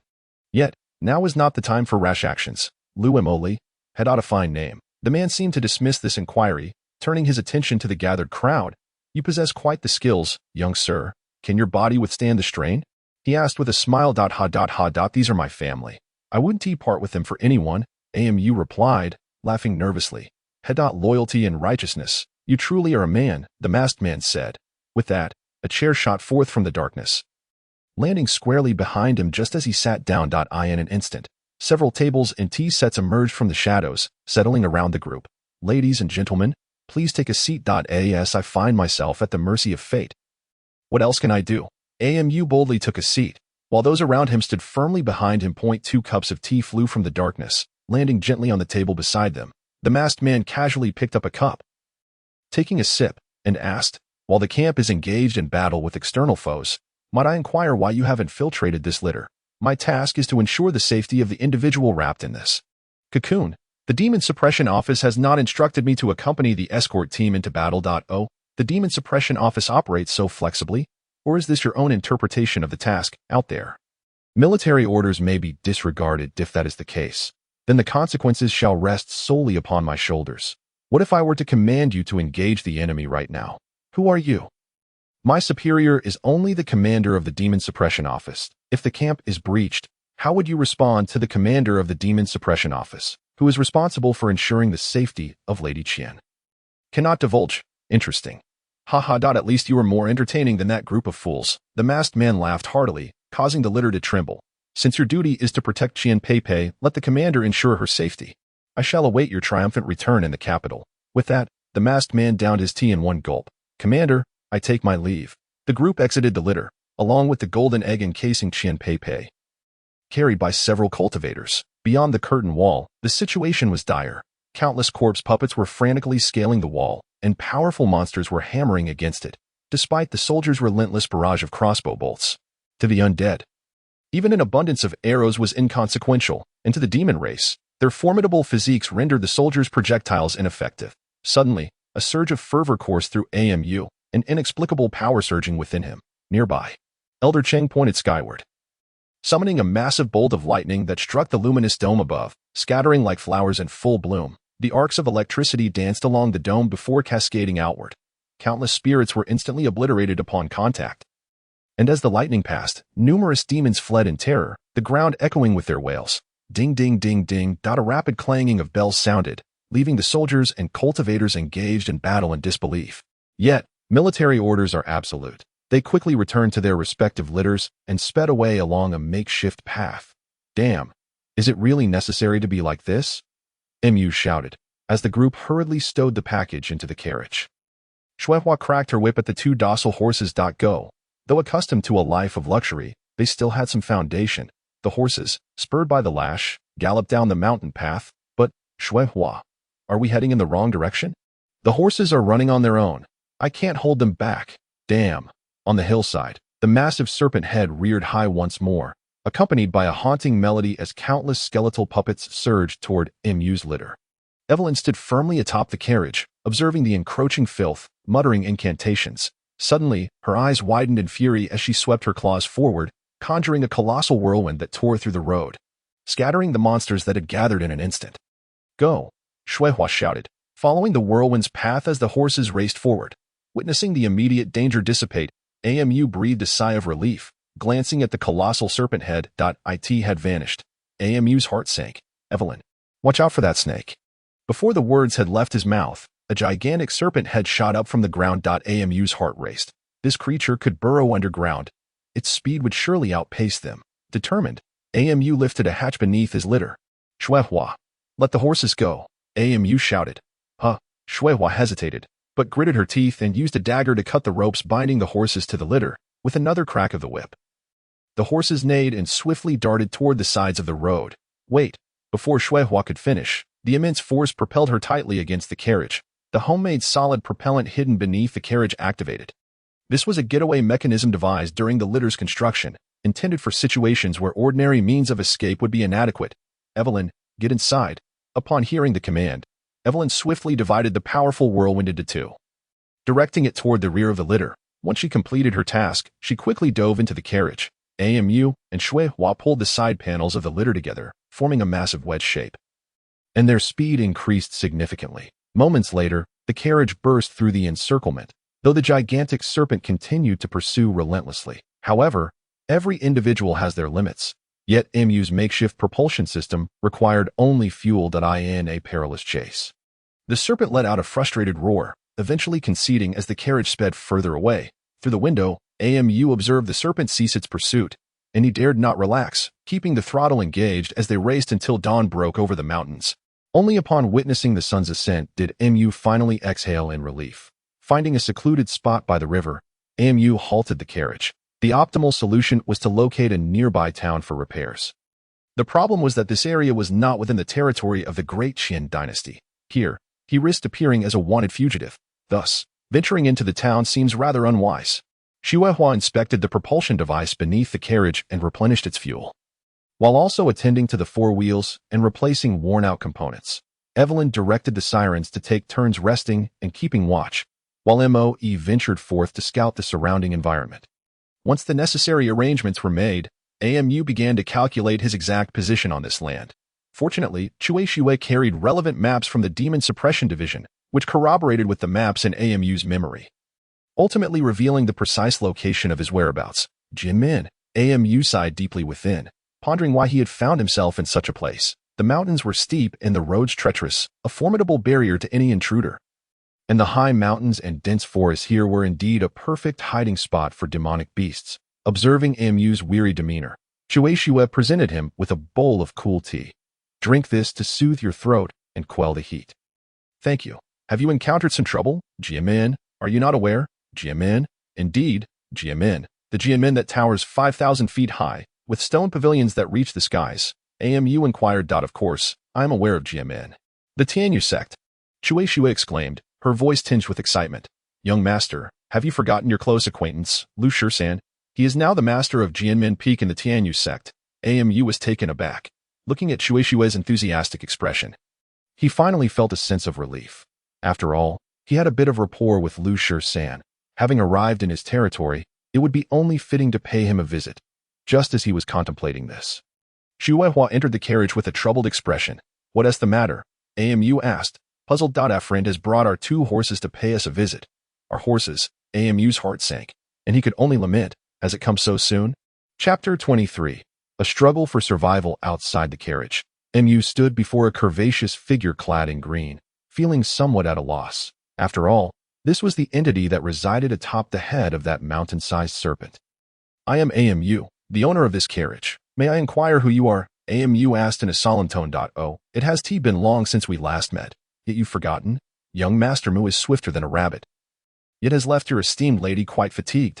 Amu, having been taken advantage of, did not feel anger, but instead replied with a smile, Sister, such words cannot be taken lightly. My female companions are present. If you were indeed fatigued last night, I suspect tonight will be quite restless. The green-clad lady appeared bewildered, not grasping Mu's meaning. Mu cleared his throat, deciding it best to return to the matter at hand. What brings you to us? Humph. What else could it be? Hand over that item in your carriage, and I shall let bygones be bygones. Otherwise, I shan't hesitate to trample over you. That item you refer to is our beloved kin and companions. If it must be handed over, I ought to know into whose hands it will fall, for should my family inquire, I would need a reasonable explanation, would I not? Amu remained composed, unsure if his deliberate delay would prove effective. Insufferable, the woman waved her hand, and in an instant, Amu was sent flying several meters, his body embedded into the mountainside. With a swift motion, the woman pulled him from the rock, observing the disheveled state of Amu with a scornful smile. If you were to die, wouldn't that spare you the need to explain to her family? Amu spat out the dirt from his mouth and replied with a grin. If I were to die, you wouldn't acquire a thing from the carriage. In fact, if this carriage were to be damaged, you would still gain nothing. would you? The woman grinned cruelly, revealing her sharp, white teeth. Do you believe there exists a method in this world that renders one unable to seek survival or death? AMU chuckled darkly. Indeed, I am aware of several. Boom. A burst of red powder exploded before the green-clad woman, momentarily startling her, leading to a shrill scream. Bang. MU fired his single-shot cannon at the woman. Although it did not inflict significant harm, AMU felt a sudden release in his body, and he collapsed to the ground. Die. The woman retaliated with a sweeping kick, but MOE had already whisked AMU away from the path of her attack. Ah, die, die, die. The intense pain had begun to unravel the woman's defenses, and in an instant, she became frenzied, launching indiscriminate attacks around her. At this point, MOE had already placed AMU beside the carriage. How confident are you in your method? MOE asked with a serious expression. Previously, it was a 1 in 10 chance of survival. Now, it is 9 in 10. MU grinned, giving MOE a thumbs up. If not for the protective artifact ring, AMU would likely have perished in that encounter. Even with the ring, he was still gravely injured. After all, his reserves of spirit stones were running perilously low.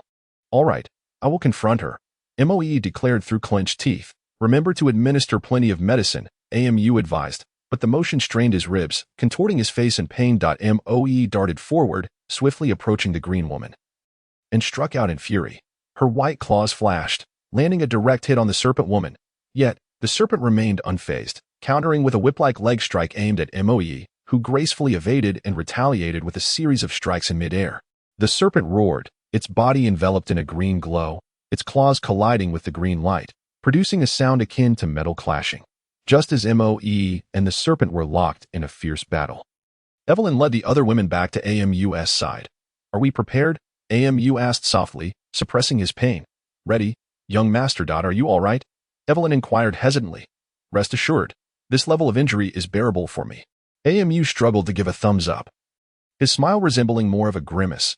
Evelyn let out a sharp cry, and the 10 or so women surged forward alongside their mistress. The demonesses clawed and bit, striking swiftly and retreating without hesitation. Although the serpent woman relied on her protective green light and tough scales, she became increasingly agitated amidst the onslaught of the demonesses.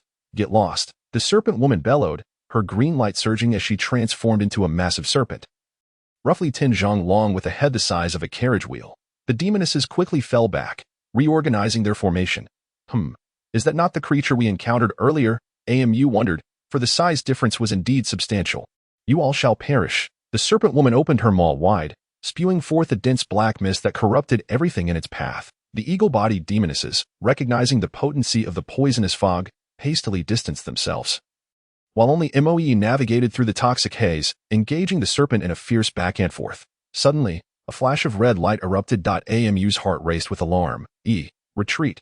Before his words could fully escape, MOE was summoned back to his side. What are you doing? MOE began to voice her discontent, but a brilliant red light swept through the very spot she had occupied. Had AMU not called her back, she would surely have been struck. Just then, a shadow infused with immense force surged from the black mist, causing everyone to shudder and retreat hastily. Boom, where the shadow passed, it was as if a bomb had detonated, shattering the rocks and sending dust swirling. Trying to escape? Do you think you can get away? The serpent woman roared, and in an instant, countless trees and stones crumbled to dust. AMU felt a pang in his heart, akin to being struck by a heavy blow. That woman, AMU cursed inwardly, yet he could only mutter his grievances, for he was currently powerless against her. Moreover, the sheer destructive capability she exhibited could only be likened to a walking cannon. AMU silently urged.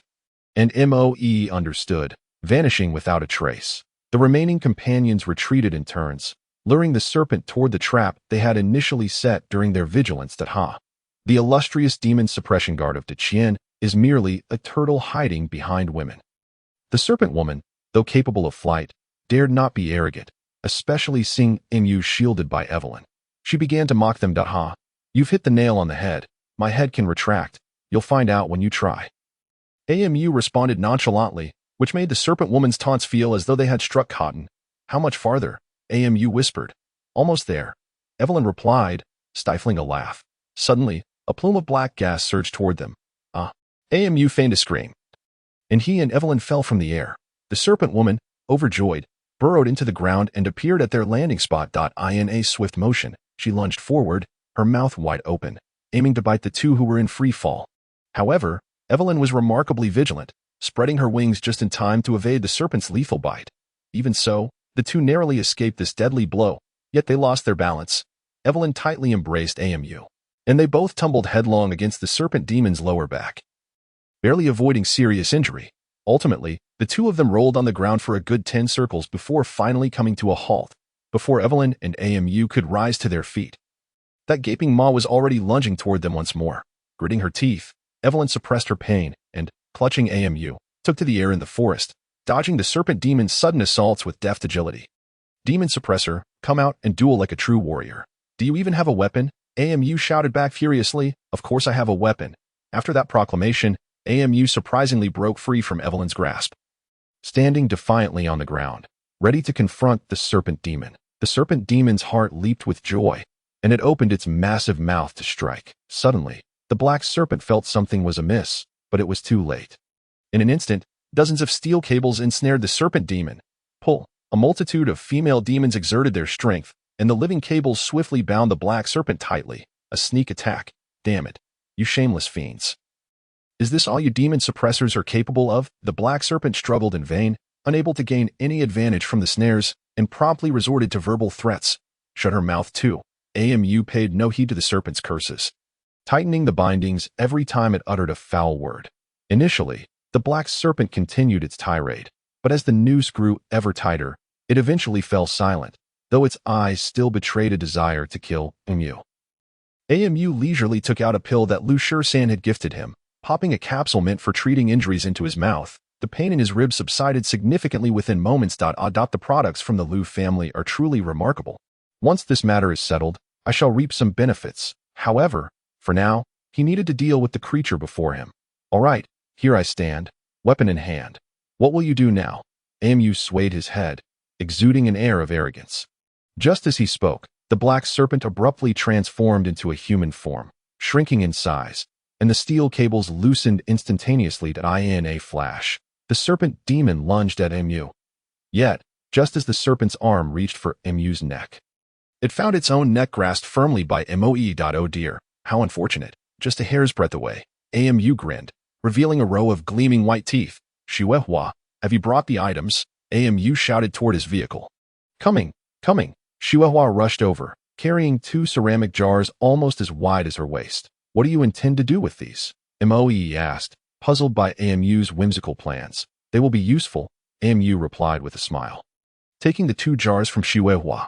Now, let's get her to expose her venomous fangs and fit these jar openings over them. Moe, albeit bewildered, complied, while the serpent demon, forced to open its mouth, displayed an expression of sheer terror. Everyone, gather around to witness this. Amu cleared his throat, and Evelyn along with the other female demons curiously surrounded them. Amu placed his hand behind the serpent demon's jaw and began to apply pressure. Whether it desired to or not, the black venom from the serpent's fangs dripped into the ceramic jars like pearls falling from a broken string dough. The onlookers marveled at this extraordinary extraction of serpent venom, finding it quite fascinating. Young master, what do we intend to do with this peculiar venom? Bingshu, who had kept her distance from the scuffle, inquired. We can find suitable animals, administering non-lethal doses daily. Once they recover, we repeat the process. After a while, these animals will develop something known as antibodies. With these antibodies, even if they are bitten by the same species of serpent, they will not perish, Amu elucidated. But what does this have to do with us? Moe asked, still confused. The lady is a spirit, so naturally she is not afraid of such toxic mists. But we are. Evelyn smiled at Moe, saying, the master is likely feeling sympathy for the lady enduring this serpent demon alone. This statement brought a smile to Moe's face. However, Amu's motivation was not merely this. If I can produce an antidote to counter this venom, we will no longer need to fear its effects, and the entire family's venom will pose little threat to us. Upon hearing this, despair washed over the serpent demon's face. Mu beamed at the serpent demon, now drained of venom, and remarked, if your family elders knew that your capture rendered their prized weapon ineffective, how do you think they would treat you? Hearing this, the snake woman struggled fiercely, but with Moe, a formidable entity, and over a dozen female demons holding her in place, escape was utterly impossible. By all means, extract every last drop. Leave her with nothing, lest she cause trouble with what remains in a short while. With additional jars to assist, the serpent woman's mouth could no longer produce any venom. AMU gazed at the nearly unconscious serpent woman with satisfaction, a smile stretching from ear to ear. With such an abundance of serpent venom, the possibilities for future endeavors were endless. Kill me, or I will surely kill you. The serpent woman weakly spat. Why would I want to kill you? Killing you offers me no benefit. Besides, did you not express a desire to experience the agony of wishing for death, but being unable to achieve it? We have only just begun. The prelude has yet to conclude. So why do you wish to retreat now? AMU smiled, though the grin was decidedly sinister. What else do you wish to do? You wretched thing. The serpent woman shrieked in a frenzy. A great thinker once said, treat your enemies with the cruelty of a harsh winter. You are my enemy now. So apologies, MU chuckled, playfully gripping the serpent woman's chin with mock sincerity. They bound her flat against the frame, gagged her, and inserted a wooden stick horizontally in her mouth to prevent her from biting her tongue in despair. In mere moments, Shuawa bound the serpent woman like firewood. Erecting a cross to display her, ladies and gentlemen, please observe closely. Their most formidable weapon is their venomous fangs, which are typically retracted. They only extend them during an attack. AMU pointed to the serpent woman's fangs, which were now unable to retract due to the large stick lodged in her mouth. This is their tongue. They ensure it remains moist at all times, as they rely on it to sense their surroundings. Given their nearsightedness, following this, MU elaborated on the various organs and functions of the serpent demon, while the serpent woman, serving as a living exhibit, lay bare upon the cross, allowing everyone to observe and touch. Fortunately, all present were female demons. Otherwise, it was likely that either the serpent woman or AMU would not survive to see the sunrise the next day. As for how the serpent women reproduce, AMU, caught up in the moment, began to trail his hand down the serpent woman's abdomen when she suddenly whimpered, pleased to know. MU flashed a wicked smile and replied, is it enjoyable to wish for death, yet be unable to attain it? The serpent woman bit her lips in silence, tears of despair streaming down her cheeks. Suddenly, an overwhelming sense of pressure enveloped the group, causing MU's heart to race. He knew the true protagonist had arrived.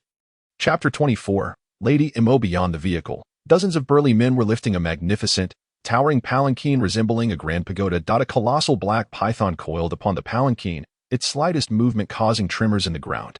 A mere breath was accompanied by a rumble akin to thunder. This must be what they call a great demon. MU struggled to step out of his vehicle, feeling as though he bore the weight of a mountain, making even a few steps exceedingly arduous. Upon glancing up, the massive black serpent regarded MU with a hint of surprise, and the pressure upon him intensified. Bracing himself against his knees, MU fought to steady his body, lest he kneel in submission. A chill surged from the soles of his feet, racing to the crown of his head, and suddenly, AMU felt considerably lighter. He turned to survey the others. Shuehua and Bingshu had long since lost consciousness, while the other female demons were hidden beneath Evelyn's protective embrace. Though Evelyn appeared somewhat strained, she seemed largely untroubled. Interesting. A voice, ethereal and otherworldly, echoed from above. As if it originated from another realm, the black python's eyes narrowed slightly, and the pressure on the group lessened considerably.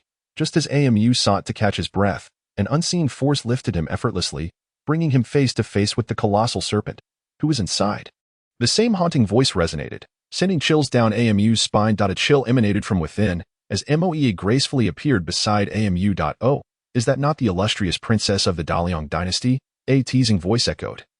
And a stunning woman clad in resplendent black attire materialized before the two. Her form-fitting garments accentuated her voluptuous figure, adorned with golden patterns that traced her silhouette, accentuating every alluring curve. MU, ensnared by her presence, found himself gazing into the abyss of desire. A tingling sensation coursed through his nostrils, stirring a sense of eager anticipation within him. Moe, unfazed, positioned herself protectively in front of MU. Madam Mo. Instantly, MU regained some clarity, though a sudden chill gripped his heart. Was he under her spell? Peering past Moe's silhouette towards the captivating Madam Mo, he felt the earlier fervor of desire wane, replaced by a peculiar recognition of the similarities between her and Moe. It had been years since they last met, during her coming-of-age ceremony. How time had flown. Madame Mo gazed at Moe with a doting expression, as if she might reach out to caress her. Has it truly been over 600 years? I never imagined you would still exude such charm. leaving E utterly envious. Ah, what a delightful child you are. Yet, fate can be cruel. Your father was once a figure of great stature. But your dynasty fell not to our demon kin, but to betrayal from within. By the way, what wind has blown you to my humble abode in Bashu? Before Moe could respond, Madame Mo's attention shifted to Amu. Is this young gentleman perhaps E's beloved? Moe, momentarily flustered, struggled to articulate her thoughts. He is my lord. No, my husband. Mu stepped forward, gently embracing Moe's shoulders, and with a smile remarked, this is my first wife. While at home, we have a harpy who serves as my second wife. Along with a host of dependents, we were escorting a magical creature back to the royal court when we unexpectedly encountered Madame Mo. Leading us to this place. If we have caused any offense, I sincerely ask for your forgiveness. Oh, so you are the swift one from last night. Indeed. Haha. Madame Mo burst into laughter before regaining her composure.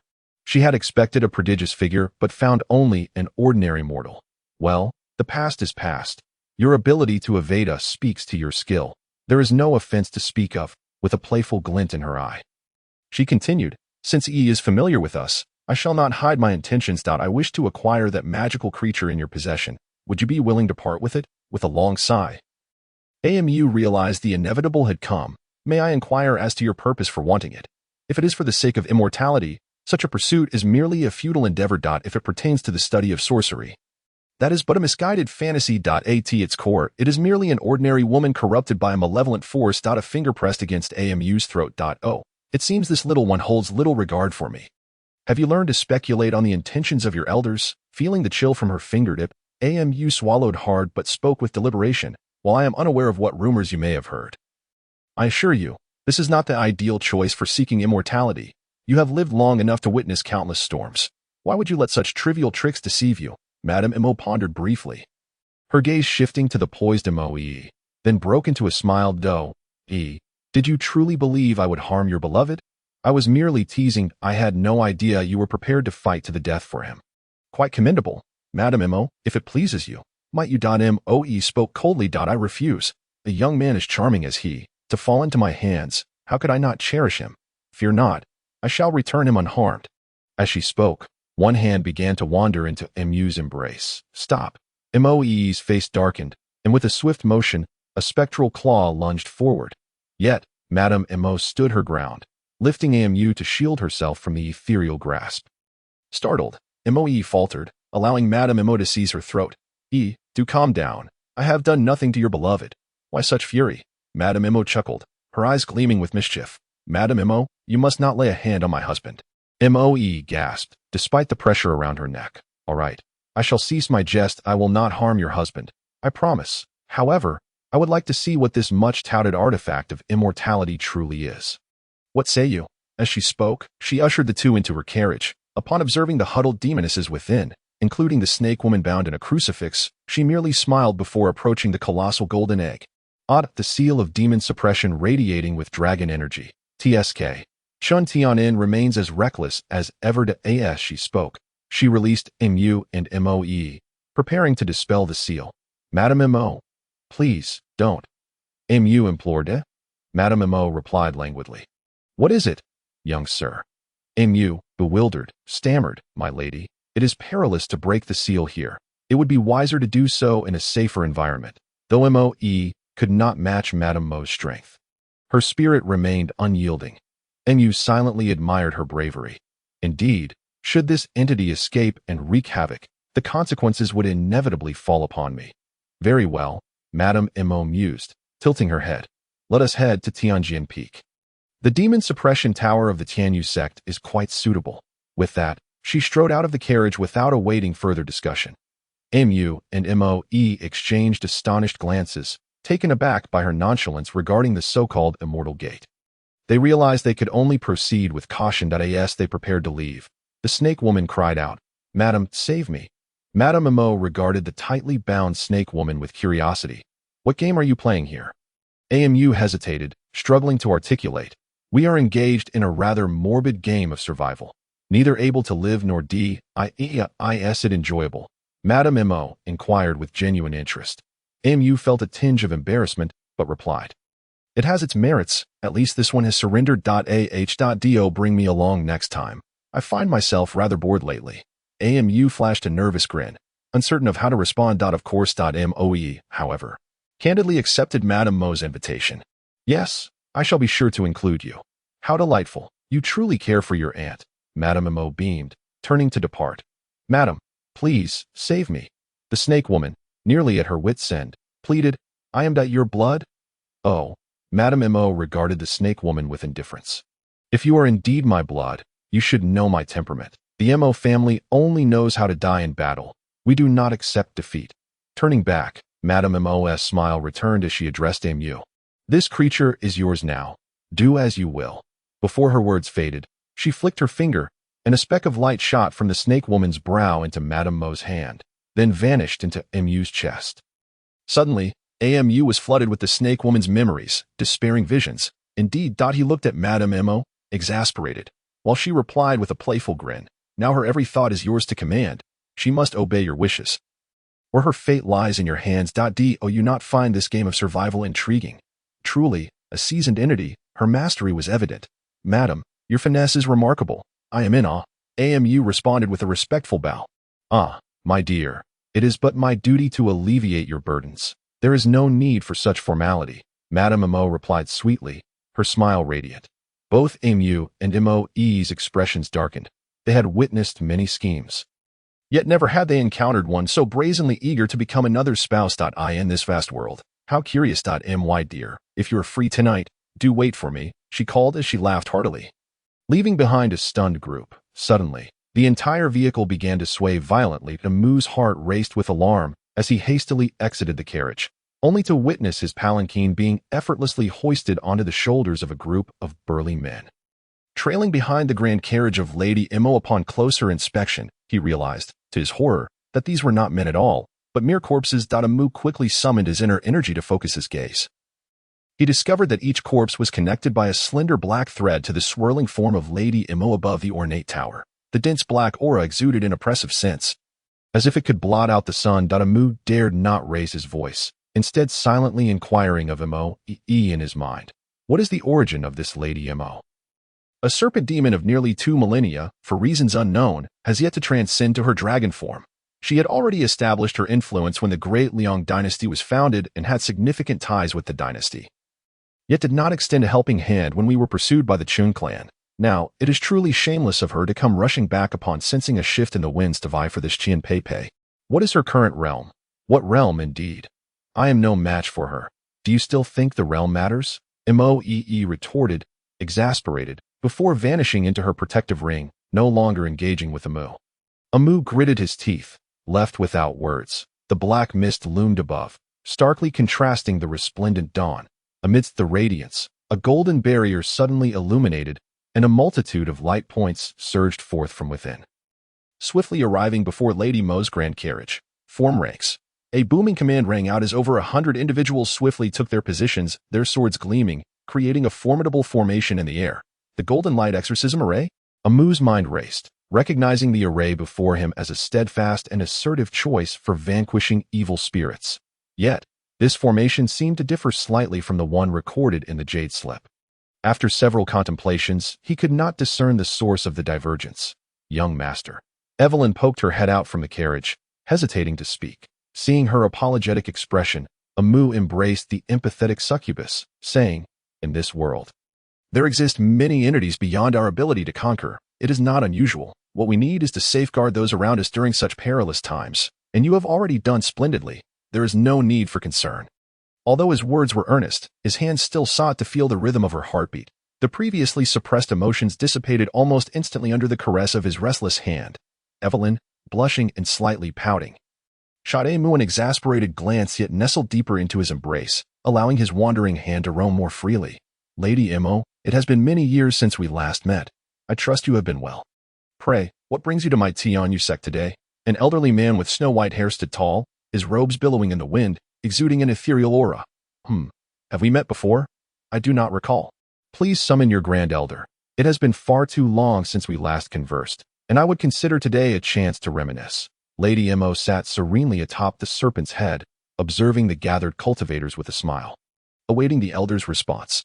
Your esteemed predecessor transcended over a century ago. The elder spoke solemnly, revealing the stark truth. Then what of your saint's son and the other elders? Surely there must still be familiar faces among you. In the past, your Tianyu sect was brimming with talent among the Qi generation. Is it possible that none remain to breathe?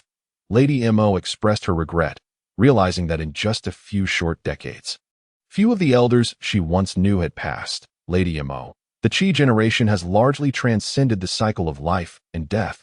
We truly dare not disturb you lightly. Please forgive us. The elder bowed deeply. Elder, why do you bow before a demoness? A man stepped forward, his voice booming with reproach. Mu, seated in his driver's position, found himself quite entertained by the unfolding drama. Not that kind of eating. Do not get the wrong idea. We are in public after all. This young man possesses considerable courage, Lady Mo remarked, her voice teasing. Elder, would you mind if I had some fun? Before the elder could respond, with a mere flick of her wrist, the man was propelled uncontrollably towards Lady Mo. Several beams of white light erupted from his body, swiftly entering Lady Mo's mouth. She appeared utterly enraptured, her complexion glowing with renewed vitality. In an instant, a sword beam shot forth from the light barrier, severing the connection between Lady Mo and the man. Lady Mo, the youth lacks discernment. Please forgive his transgression. Before the words had fully left his lips, Lu Shisan had already positioned himself between Lady Mo and the man, resembling a colossal sword ready to strike. The HS of the Tianyu sect is not without successors. Lady Mo seemed unperturbed by Lu Shisan's interruption, rather appearing to hold him in high regard. Mu, spotting a familiar face, promptly rose to greet him. Brother Lu. Lu Shisan turned to the source of the voice and finally spotted Mu, exuberantly gesticulating from atop the palanquin. Brother Mu, is it true that you have caught the eye of Lady Mo? Mu was taken aback, unsure of the situation Lu referred to. He still requires some time. However, you. Lady Mo licked her lips, a hint of insatiable hunger in her gaze. The cultivators of Tianyu sect, witnessing this, tightened their formation even further. Lady Mo jested. I am a sword cultivator. If you fear injury to your lips, feel free to give it a try. Lu Shisan maintained his composure, the sword energy around him swirling, emanating a faint yet resolute aura that enveloped him completely. Bah! Lady Mo scoffed, her disdain evident as she pouted. What I detest most in this life are those who wield swords. You are all skin and bones, yet have the audacity to be both rigid and foul. With that, she soared towards Sword Gate Peak. Glancing at the subtly glowing mountain gate formation, she remarked nonchalantly, Will you open it yourself, or shall I compel you? A flash of golden light erupted as the protective mountain array flickered a few times before reluctantly parting to create a gap. Humph, such unwillingness. Very well. Lady Mo reached out with an ethereal claw, conjuring several dark shadows that swiftly solidified into enormous hands, which then crashed violently against the protective mountain array. Boom. The array erupted with a thunderous roar. Despite the significant upheaval, it ultimately steadied itself. It withstood the blow. Impressive, but a sinister smile stretched across Lady Mo's face, revealing her eagerness. Then I shall use merely 30% of my strength to test it. Before she could finish her sentence, Lu Shisan had already darted in front of her. Lady, the guardian spirit of Sword Gate Peak is still quite young. It is only natural for it not to recognize you. Should there have been any offense, allow me, as the Peak Master, to apologize on its behalf. If you have any requests, as long as they are reasonable, Sword Gate Peak shall not hesitate to fulfill them. Listening to Lu Shisan's words, Lady Mo's expression softened slightly. The Peak Master is reasonable. What is that saying again? The King of Hell is easy to meet, but the little demons are troublesome? Yes, indeed, that is the gist of it. Your thought reflection cliff is now empty, correct? If anyone is present, I shall handle it for you. I will be residing there for the next few days. With that, Lady Mo raised her right hand, and the legion of zombies promptly hoisted her grand palanquin, moving with practiced ease towards Sword Gate Peak. As the zombies carrying Amu's palanquin approached the mountain gate, they surprisingly set Amu's palanquin down gently before continuing to follow the procession. Brother Lu, Amu led the ladies to salute Lu Shisan. Brother Mu, I apologize for the spectacle. Lu Shisan chuckled, glancing at the enchanting women surrounding Amu. It is you who truly embodies the essence of elegance. Where is that Miss Mo from last time? Upon hearing the name Mo, Lu Shisan's expression shifted slightly. It is not as you think. Brother Liu.My late acquaintance was familiar with this lady. This time, due to delivering an appointed cargo, I happened upon her in this vicinity. hence accompanying her for a brief visit. I believe she will depart once she receives the answers she seeks, Mu explained with a smile. In that case, please make yourself at home, Brother Mu. Once I conclude my sect's affairs, I shall return for a drink with you. With that, Lu Shisan clasped his hands in farewell and led the others away. With the Peak Master's assurance, movement within the sect was now unrestricted. However, Amu found no desire to roam aimlessly. Having not slept since last night, he ordered Evelyn and the others to find a suitable location to set up a temporary camp, while he collapsed into the carriage for some much-needed rest. As the sun rose high, Amu reluctantly emerged from his makeshift bed. Upon exiting the palanquin, he discovered that Evelyn had chosen a spot by a pond for their temporary camp. After such a whirlwind of events in a single day, they finally had a moment to unwind, and the succubi gleefully splashed in the water, entirely unbothered by the female cultivators nearby, who were left blushing furiously as Amu stepped out of the carriage. The succubi emerged from the lake, glistening with droplets, their wet feathers clinging to their skin, showcasing their perfect figures. That a brief sprint revealed a grand scene of tumultuous waves. Amu endeavored to suppress the sensory stimulation brought forth by this alluring sight, striving to maintain a facade devoid of any foolish expression in order to uphold his seemingly insignificant image. Young master, I am hungry. Not every female demon possesses the gift of eloquence. Yet this group of little creatures is diligently learning, which is indeed a positive development. Evelyn emerged from an unknown corner, and upon seeing her somewhat fatigued gaze, Amu felt a twinge of sympathy in his heart. You've worked hard. He extended his arms and enveloped Evelyn in a gentle embrace. Lifting her in a princess carry, Evelyn nestled shyly in Mu's arms, her cheeks flushed with a rosy hue. However, mere moments later, the matriarch of the harpy had succumbed to slumber, her soft snores resonating against Mu's chest. The opportunity he had contemplated for a cheeky advance evaporated instantly. Was she truly so defenseless against him? Frustration welled up within him. The thrill of a successful ambush was entirely lost. In a fit of petulance, he playfully kneaded Evelyn's chest, only to elicit a faint, sleepy murmur from her. Sighing heavily, Mu realized she was genuinely exhausted. He carefully placed Evelyn on his bedside, finally affording himself the time to attend to the remaining hungry mouths. Shui Shui appeared behind Mu, her expression laden with regret. Young master, I have failed in my duties. She bit her lip, forcing the words through clenched teeth. Your lady has barely lasted a round under that serpent demon's command. Even if you were to send in 100 of you, it would be of no consequence that you've done your utmost. The fault lies not with you, Mu replied calmly. What I wish to inquire is whether we have any food readily available to appease the hunger of the female demons. Well, that we do have some supplies, but the demons seem quite averse to them. They prefer fresh meat. However, we have not permitted them to venture outside the Sword Gate Peak to avoid unnecessary troubles. Shui Shui meticulously explained. Let them make do for now. I shall prepare something delectable for them this evening. Shui Shui nodded and retreated, allowing Mu to exhale a lengthy sigh of relief. Aside from himself, who was an otherworldly traveler, Moe and Evelyn were relatively skilled, and Shui Shui was not in dire straits due to her craft. It was only Shui Hua, an ordinary person devoid of any cultivation, who had sustained severe injuries and showed no signs of awakening. Thus FARAS, the logistics officer he had high hopes for. Should he not provide her with some cultivation enhancement, perhaps a ready-made experience package? Amu glanced at the beautiful serpent coiling in the corner, sighing inwardly. Never mind, he thought. It is best to wait and see. For now, he should focus on the pressing matters at hand. Shui Shui had diligently followed Amu's orders and distributed the reserved food to the female demons. Yet the expressions on their faces revealed their dissatisfaction. Upon Amu's emergence, they swarmed around him. Tina and Lola, as the direct leaders of the female demons who could articulate human speech fluently, took it upon themselves to voice their companion's sentiments. Master, there is nothing delicious. Amu, with a look of apology, regarded the group of female demons. He had planned to enjoy a sumptuous meal with the matriarch in the evenings. But there was no time for cooking now. Once the two female demons relayed Amu's words, their faces brightened, and they dispersed to find a place to partake in the less than appetizing rations. Having instructed Shui Shui to undertake some cooking preparations, Amu stepped out of the makeshift camp. Not far from the camp, he encountered Wu Xian and Wu Yan, with whom he had shared several brief encounters. Greetings, esteemed ones. Amu clasped his hands together. It has been some time. I trust you are well. Young master, we were meant to represent our senior brother and discuss how to address the matter concerning Lady Emma with you. But they both awkwardly coughed in unison. AMU understood their implied meaning. The camp was filled with numerous female companions, many of whom were quite audacious, which had undoubtedly caused them some embarrassment.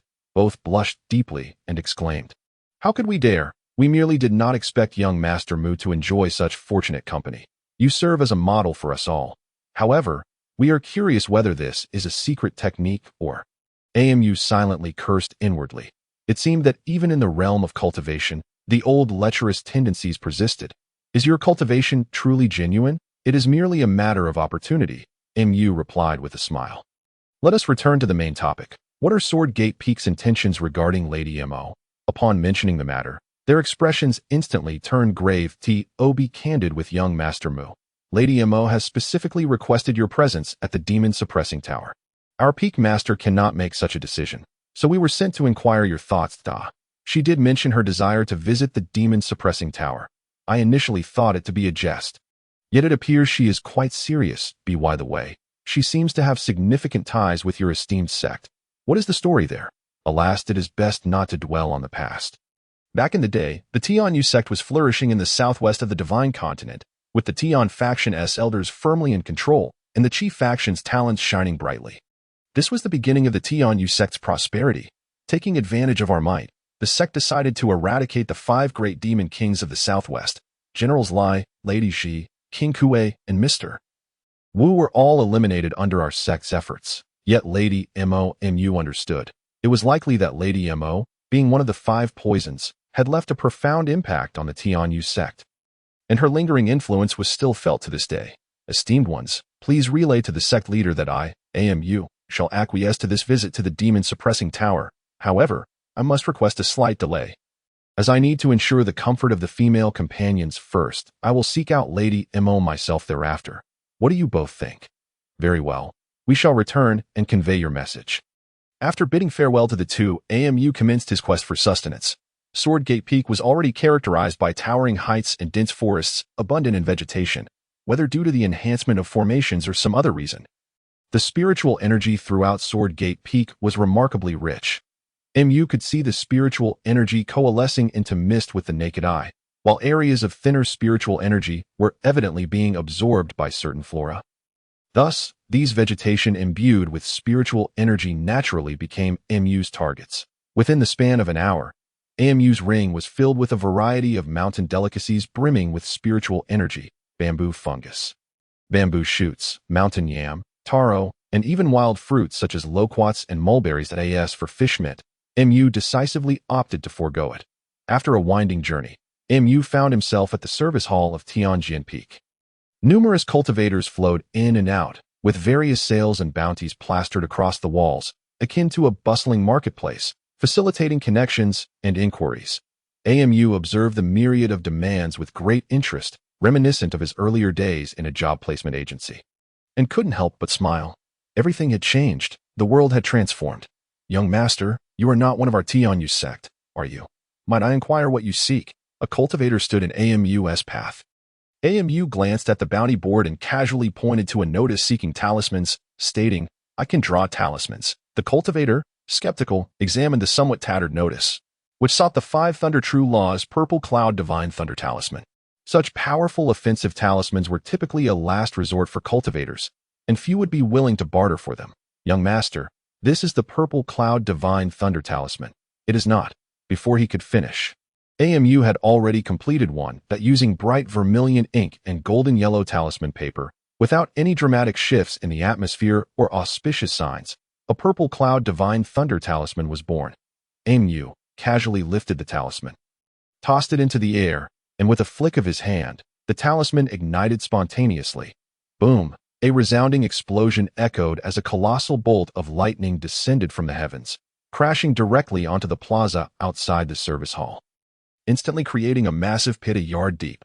Onlookers were left dumbfounded, utterly bewildered by the unfolding spectacle. "Not too shabby, right?" AMU remarked to the cultivator before him, whose jaw had dropped in astonishment. "Great master, please, you lead the way. Whatever you desire, just say the word, and I will ensure it is done flawlessly." The cultivator's voice trembled, clearly intimidated.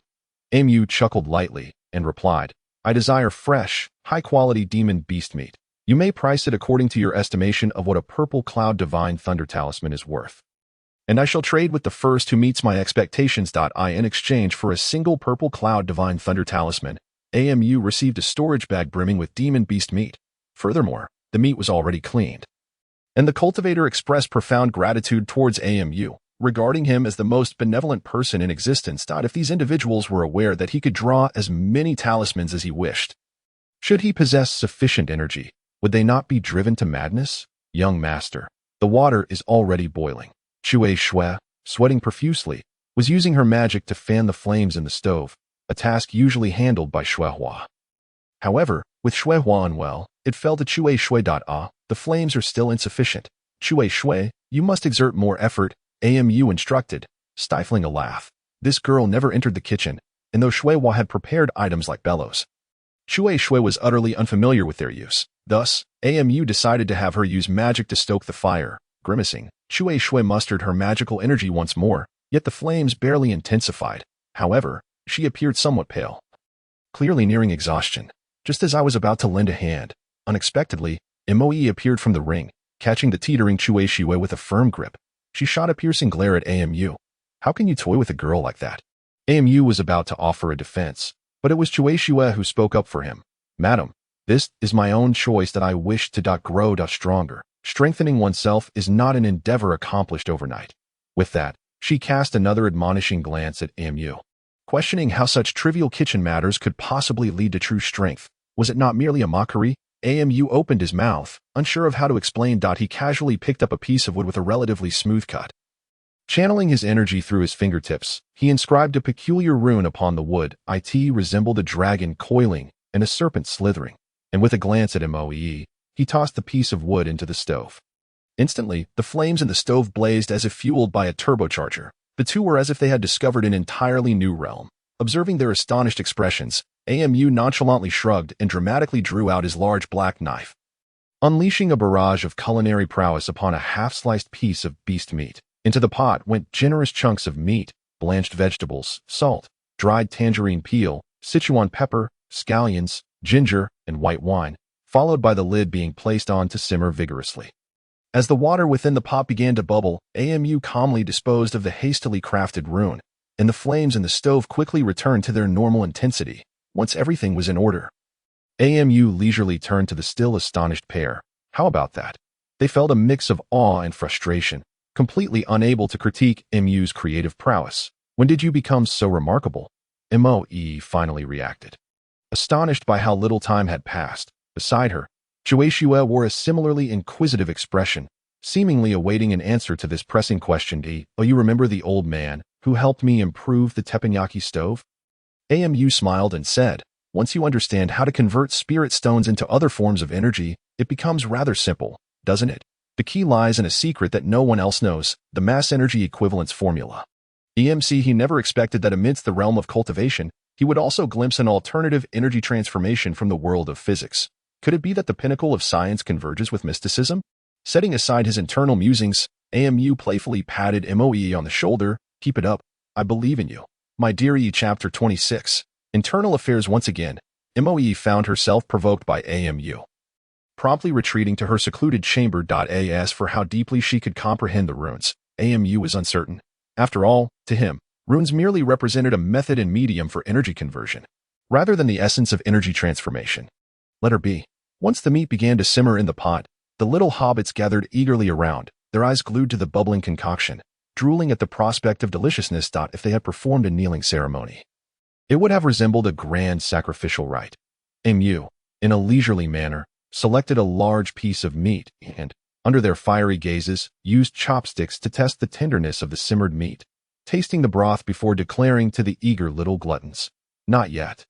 You must wait a little longer." A chorus of discontent echoed throughout the area. Of course, that was just a ruse. Quickly, go grab your bowls and chopsticks and line up. Those who do not behave will eat last. In an instant, chaos erupted, dust swirling as the little creatures scrambled. Though noisy, it was not without its charm.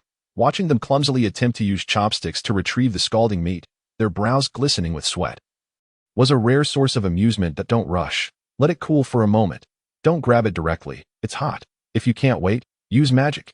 Mu instructed Shueisha to keep an eye on the little ones. And soon enough, his secretary found herself in a state of utter exasperation. This is just right. I should give Shueisha some responsibility to prevent her from idly watching me all day. Mu felt quite satisfied with this decision. Allowing Shueisha to assist Evelyn with the little hobbits, carrying a large bowl of stew, Mu made his way to Evelyn, eager to please. Evelyn had merely been overly fatigued and startled by Lady Mo, leading to her fainting spell. After a brief rest, she felt significantly better. Upon seeing Mu enter with a large basin of stewed meat, she instinctively began to rise to greet him, but Mu gently pressed her back down into the bed. Stay put. You've had it rough these past few days. You need to rest properly. Evelyn did not perceive her efforts as particularly taxing, insisting, this is what I, as the mistress, ought to do. Indeed, you're fulfilling your duties as the mistress. But have you considered who would manage those little rascals if you fell ill? Did the little ones cause trouble again? Evelyn began to rise, but Mu pressed her back down once more. There's also Shueisha outside. She hasn't called for help yet. What are you worried about? Just focus on enjoying your meal for now. With that, Mu presented the steaming basin of stew. Evelyn's face lit up with delight as she gazed at the generous portion. Disregarding any notions of politeness, she grasped a bone and began tearing into it in mere moments. The entire basin was cleared. Once the storm of eating subsided, Evelyn regained her composed demeanor. Mu, would you like some more?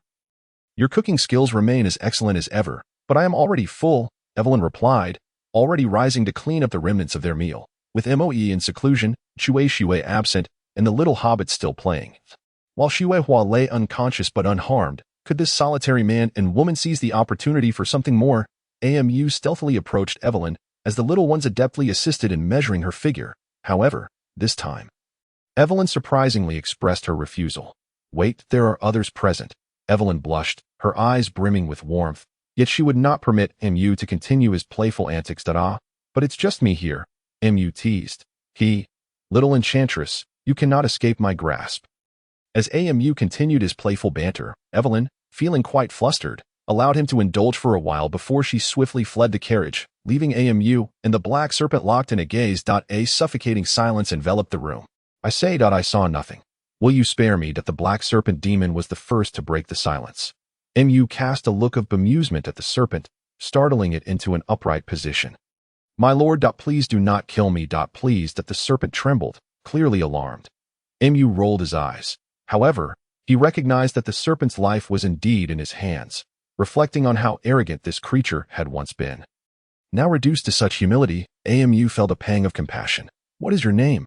I am Mo Xiao Xiao, a snake demon who has cultivated for 500 years, a distant relative of Lady Mo. How did you find us so quickly? Your horses bear a mark, allowing them to locate their carriage, so as long as I followed them, I could find you. Mu rubbed his temples, not expecting such intricacies in this realm. You did not report our location to Lady Mo, did you, intending to keep the treasure for yourself? No, not at all. I merely wished to acquire the items before presenting them to gain Lady Mo's favor. Mu sighed deeply, realizing that such schemes were not exclusive to his own society. They existed even in the realm of cultivation. What is it you seek? I want to become as strong as Lady Mo. Mu felt a throbbing in his temples. One Lady Mo was already a headache. Did they really need another? Anyone in this region would likely wish to eliminate her upon hearing this news. You cannot become like her, Mu said flatly. Though I do not know how Lady Mo walked this path, I believe no one here desires another powerful being like her, the aura of death surrounding her. Mu pondered for a moment before finally speaking. To tread the path of slaughter is perilous. While I do not know the ultimate outcome, I understand that this route, shunned by the heavens, can lead to one's demise with the slightest misstep. Do you possess the resolve to face such life-and-death circumstances? The black serpent's expression shifted dramatically, and he finally declared with determination, if we do not grow stronger, we will merely become prey for righteous cultivators. Rather than being slaughtered like a beast, I would prefer to instill fear in others. If my only goal were to secure my existence, there are countless methods at my disposal.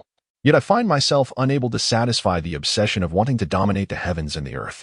Mu shrugged, calming his mind, and delved into his inner consciousness to search for the imprint of the spell cast by Madame Mo on the two of them. There was no need for a deliberate search. The very moment he entered his consciousness, the initial luminous sphere released by Madame Mo stood prominently in the sea of consciousness. With a shift of thought, the luminous sphere materialized in the palm of his hand. 3 stipulations: no indiscriminate killing, no practicing of dark arts, and if unnecessary, we need not meet again. Should you violate this oath, may heaven and earth punish you, and may you face endless calamities. Do you agree? A glimmer of delight flickered in the eyes of the black serpent demon, who nodded vigorously to Amu. Go forth. Amu waved his hand, and the luminous sphere swiftly merged into the demon's form. The black serpent demon suddenly trembled, its aura and cultivation swiftly reverting to its original state. Thank you, young master. The black serpent demon bowed deeply and transformed into a wisp of black smoke, swiftly escaping beyond the carriage. Since we are unlikely to meet again, as long as she harms no one, let her be, just as Amu was inwardly moved by his own righteous act. A wisp of black smoke had already returned to his carriage, once more hiding in the corner, trembling. Oh, young master Mu, are you dismissing the gift I bestowed upon you so lightly? To say it's discarded just like that truly wounds this lady's heart. The voice arrived before the person did. Amu felt quite speechless. Could it be that this great demon had installed surveillance on this little serpent? Madame Mo, you jest. This lady has assured me that she will not engage in any actions that disturb the heavens. Hence I released her. Moreover, she is not an object, so how could she be treated as a gift to be exchanged? Madame Mo raised an eyebrow and shot Amu a frosty glare. Amu felt a sudden increase in pressure, just as he was about to speak. Moe had already stepped protectively in front of him. Madam, my husband is but a mortal who has stumbled into the path of cultivation by mere chance. There is no need for you to take action against him. That I hope you can show leniency, considering the long-standing friendship between our families. Madame Mo smiled faintly, saying, What nonsense is this? I have no intention of reprimanding your husband. It is merely that I find it somewhat embarrassing for him to casually discard the gift I presented to him without reason. If he dislikes it, he should speak to me directly. Accepting it and then discarding it. Where am I to put my old face? Moe shot a sidelong glance at Amu, who wore a helpless expression, who knew this old demoness could be so troublesome. We have accepted this little serpent, rest assured, Madame Moe replied. That is good. Madame Mo smiled warmly. Young Master Mu, if your family matters are nearly resolved, prepare for tomorrow's expedition to the Demon Suppression Tower. Do not forget.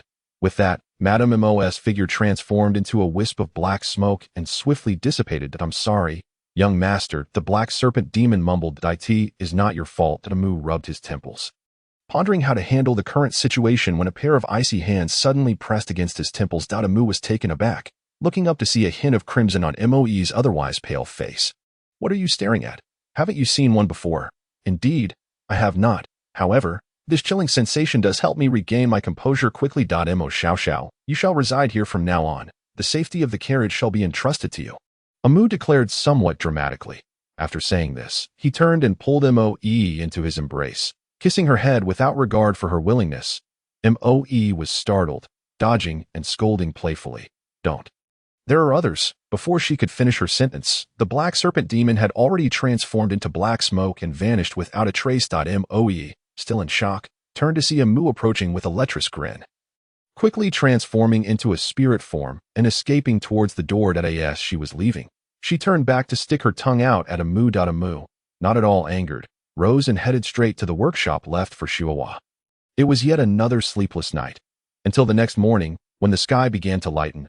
Amu finally emerged from Shuawa's workshop. Stepping outside, he calmed his mind and focused, breathing in the fresh morning air. Inhale, exhale. Amu took deep breaths of the first breath of morning. With each breath, the spiritual energy around seemed to pulse in rhythm with his inhalations. It was not until the first rays of sunlight hit the ground that Amu stood up, feeling relaxed. Before he could catch his breath, several grayish-blue corpses had already landed before his carriage. All right, I understand. You are not allowed to enter my house. It brings bad luck. Amu complained loudly, while beckoning the others to carry out the resplendent golden egg. The puppets accepted the egg from their hands, but showed no intention of leaving. Amu twisted his protective ring, and Moe suddenly appeared before the group. You cannot accompany me into the Demon Suppression Tower this time.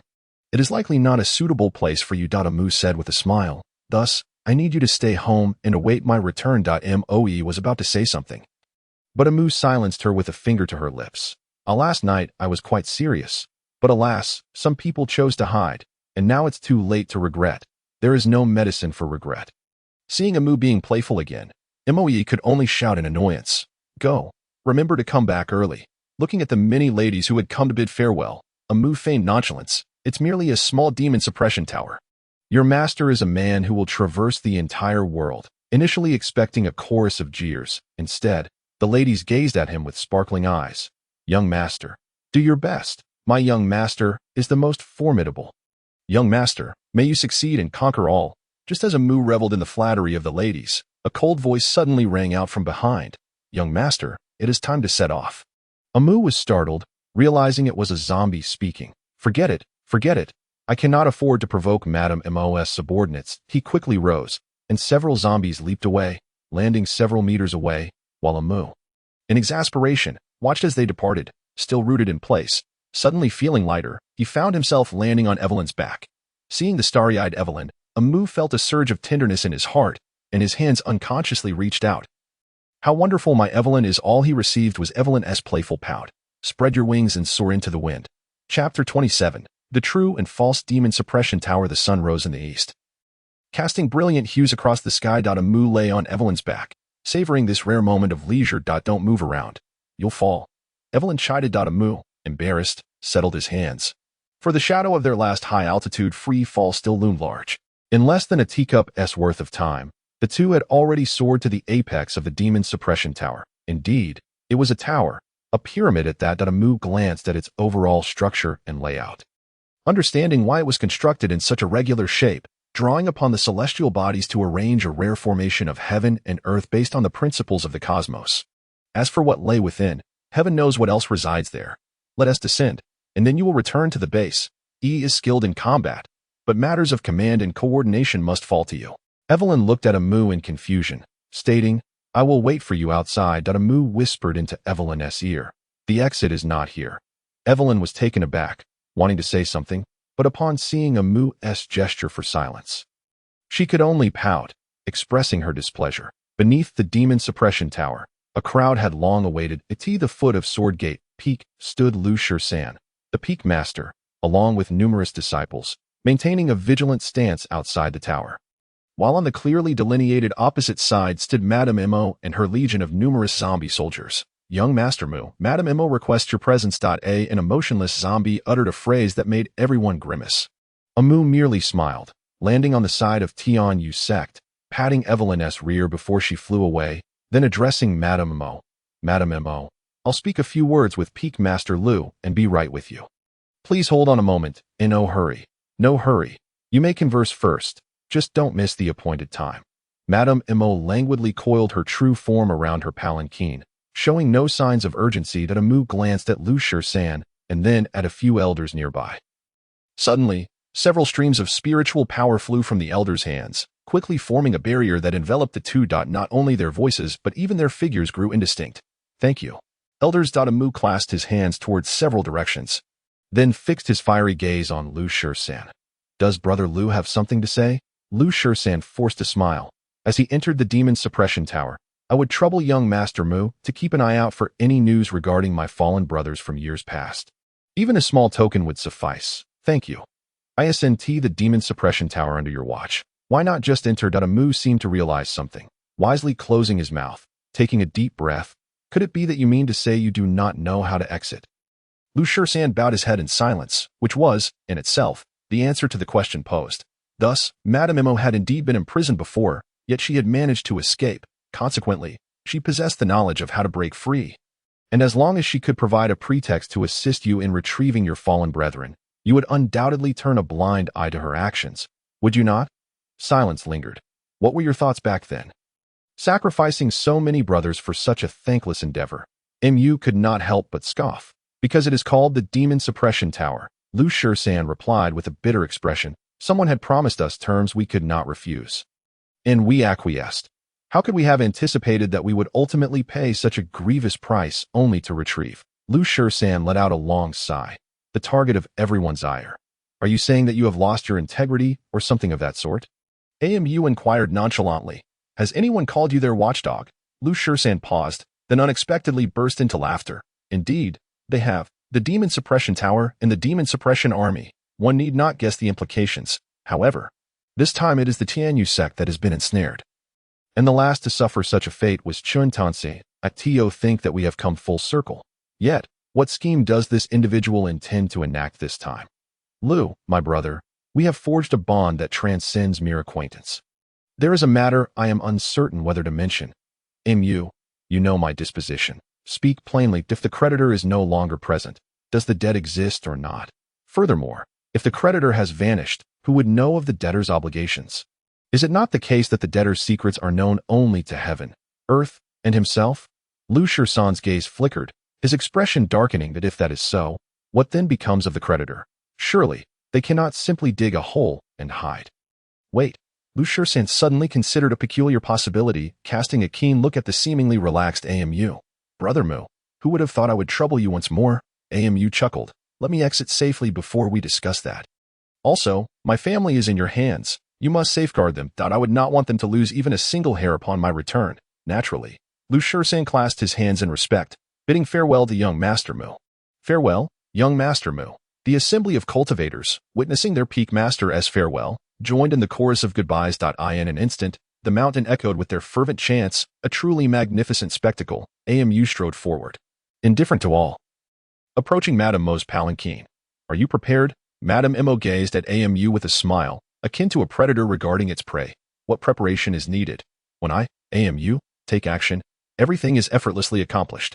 Amu tossed his head back, revealing his small, white teeth still adorned with remnants of food. Madame Mo let out a light huff and effortlessly seized Mu mid-air with one hand. Mu did not resist, allowing her to perform her will.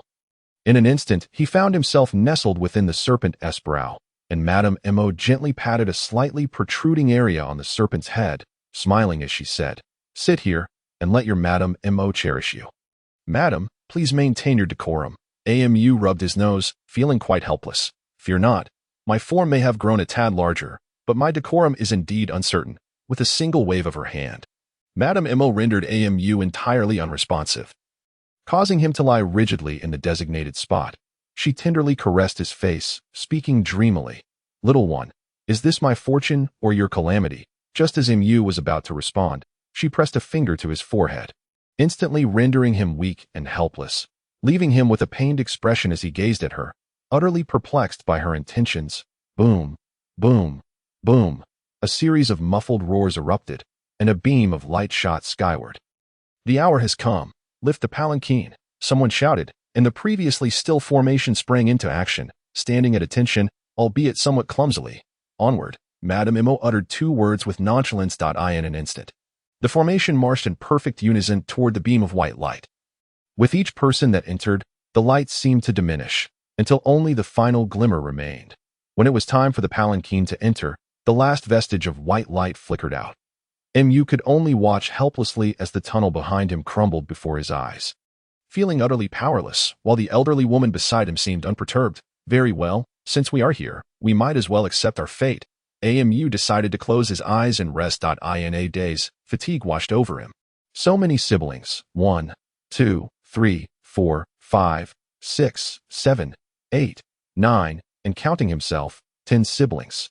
Yet, there had been little communication among them, each having gone their separate ways. He too was no exception, as those around him appeared to regard him with great interest, often pushing him away, even attempting to take his life. After great hardship, he finally escaped a multitude of pursuers and found a suitable cave, establishing what could be considered a relatively safe haven.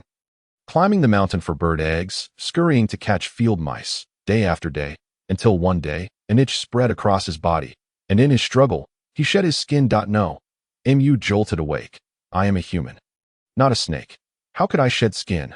A wave of dizziness washed over him. Mu sat up abruptly. Though the lingering fog in his mind persisted, he meticulously examined his body and confirmed, indeed, he was human. He let out a long sigh of relief. "What is it?" A pair of icy hands pressed against Mu's temples. "Nothing," Mu replied slowly. "Merely that this formation feels somewhat uncomfortable." Mu shifted his head, discreetly freeing himself from Madame Mo's grasp. He had no intention of growing close to this powerful serpent demon. Madame Mo, however, was unfazed, leaning closer. "Hee hee, It is just the two of us here. Young Master Mu, are you being overly reserved? I am not. I did not. Do not speak nonsense. AMU vehemently denied, physically resisting Madame Mo's advances. Not that she was unattractive, but due to an instinctual fear rooted in knowledge of her true form that in truth, my lady has a particular penchant. Do you know what it is? Madame Mo revealed a disconcerting smile. No, I do not wish to know. The less I know about you, the better for myself. Hee hee. Little one, your awareness is commendable. However, there are secrets that I cannot keep to myself. If I do not share them, I shall feel quite miserable. Yes, yes, yes, secrets within one's belly. If not voiced, they weigh heavily, and once revealed, the knowledge that someone else knows intensifies the discomfort. Whenever I encounter a fitting prey, I share my secrets before devouring them, correct? AMU exclaimed with dissatisfaction, fabricating a whimsical scenario. How do you know that? Madame Mo paused, taken aback that AMU understood even her habits. I guessed. AMU feigned impatience, yet all of this was merely a figment of his dreams. The thought sent cold sweat cascading down his back. When did he gain the ability to peer into others' lives? Madame Mo seemed unbothered, pulling AMU closer, grinning as she said, "Since you know my secret, should I feast upon you, or what? If you intended to eat me, you would have acted long ago. Why scare me?" AMU had long since grasped the nature of Madame Mo's threats and remained entirely unfazed. Young Master's reaction has left me quite perplexed. Madame Mo laughed softly. Yet, I have another tendency. The harder one is to conquer, the more intriguing it becomes. If they were all a bunch of spineless creatures, I would truly be miserable. The words of this ancient demoness filled AMU with revulsion. If she were truly a youthful maiden, well, perhaps she would not utter such phrases. Madame Mo, I am, at the very least. Moes man, as your junior, how could you treat me so? I am not human. What use are these words to me? Moreover, within this demon suppression tower, do you fear your lady chasing after you? Come, sister shall grant you pleasures you have never known. Suddenly, the enormous serpent body trembled violently, and the surroundings opened up, revealing the inner sanctum of the demon suppression tower. The horde of zombies staggered onto this ground, only to collapse as if drained of all energy, swiftly decaying into a puddle of muck. Moments later, only their stark white bones remained scattered on the ground. MU inhaled sharply. Fear not, this substance poses no threat to the living. It primarily targets malevolent spirits. Madame Mo struggled to maintain her form, a flash of azure light enveloping her as she merged into the serpent's brow. In an instant, the serpent, resembling a cold jade, reared its head, its aura surging severfold. Yet, the massive serpent continued to shrink until it transformed into a small snake, barely over a meter in length. Is this truly your true form?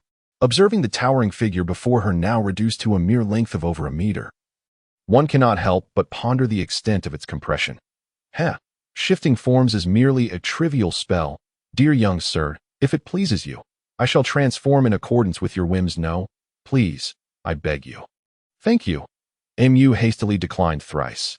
Yet, at that very moment, Madame Mo had already ascended along MU's body, coiling several times around her neck. What did you just say? Sister was preoccupied and did not quite catch that. Please repeat. Gazing at the tongue so near and the deep purple glottis, AMU let out a long sigh, responding, very well, madam, thank you. Only then did Madame Mo contentedly withdraw her tongue, glancing towards the direction of the golden egg seal. Young sir, I must trouble you to carry this creature as well. You brought so many zombies into the arena, and they turned to spring mud in less than a round. Now you wish to force yourself into servitude. What exactly is the intent behind this? AMU internally grumbled, yet her body dared not exhibit any hint of negligence. For just a mere 10 centimeters from her face lay a supervising serpent, retrieving a long and used backpack from her ring. She found it fortuitously suitable for the golden egg. Onward we go, madam. Which direction are we headed? We must reach the very center of the array. There lies an entity that can assist in dispelling this golden talisman's restraints. The question is, are we not retracing our steps over such a long distance? Have we taken a wrong turn? Silence. I have traversed this place no less than dozens of times. Do you think I am unaware of the way? Twisting and turning, here, it seems one feels neither hunger nor fatigue. Time itself appears to flow differently from the outside world.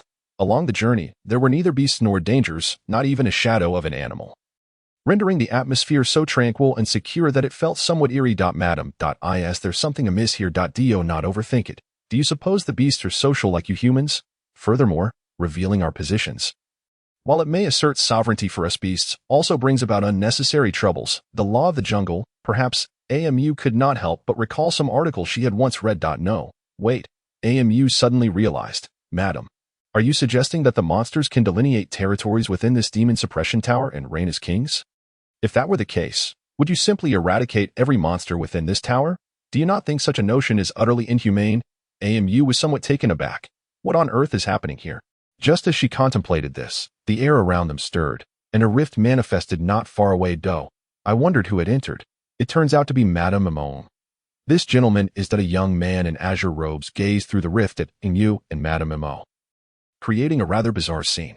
This is attire. Are they not from the Heavenly Imperial sect? Did they not claim to be trapped within this demon suppression tower? What on earth is going on?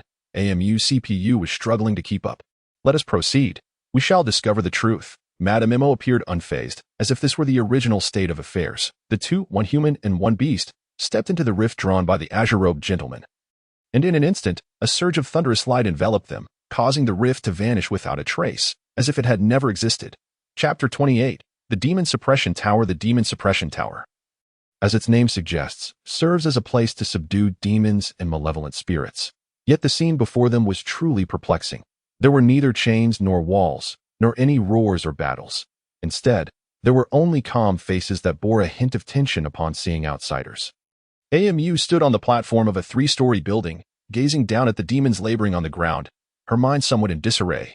This esteemed individual is Lord AMU, an envoy of the Demon Suppression Army, tasked with escorting the sealed object.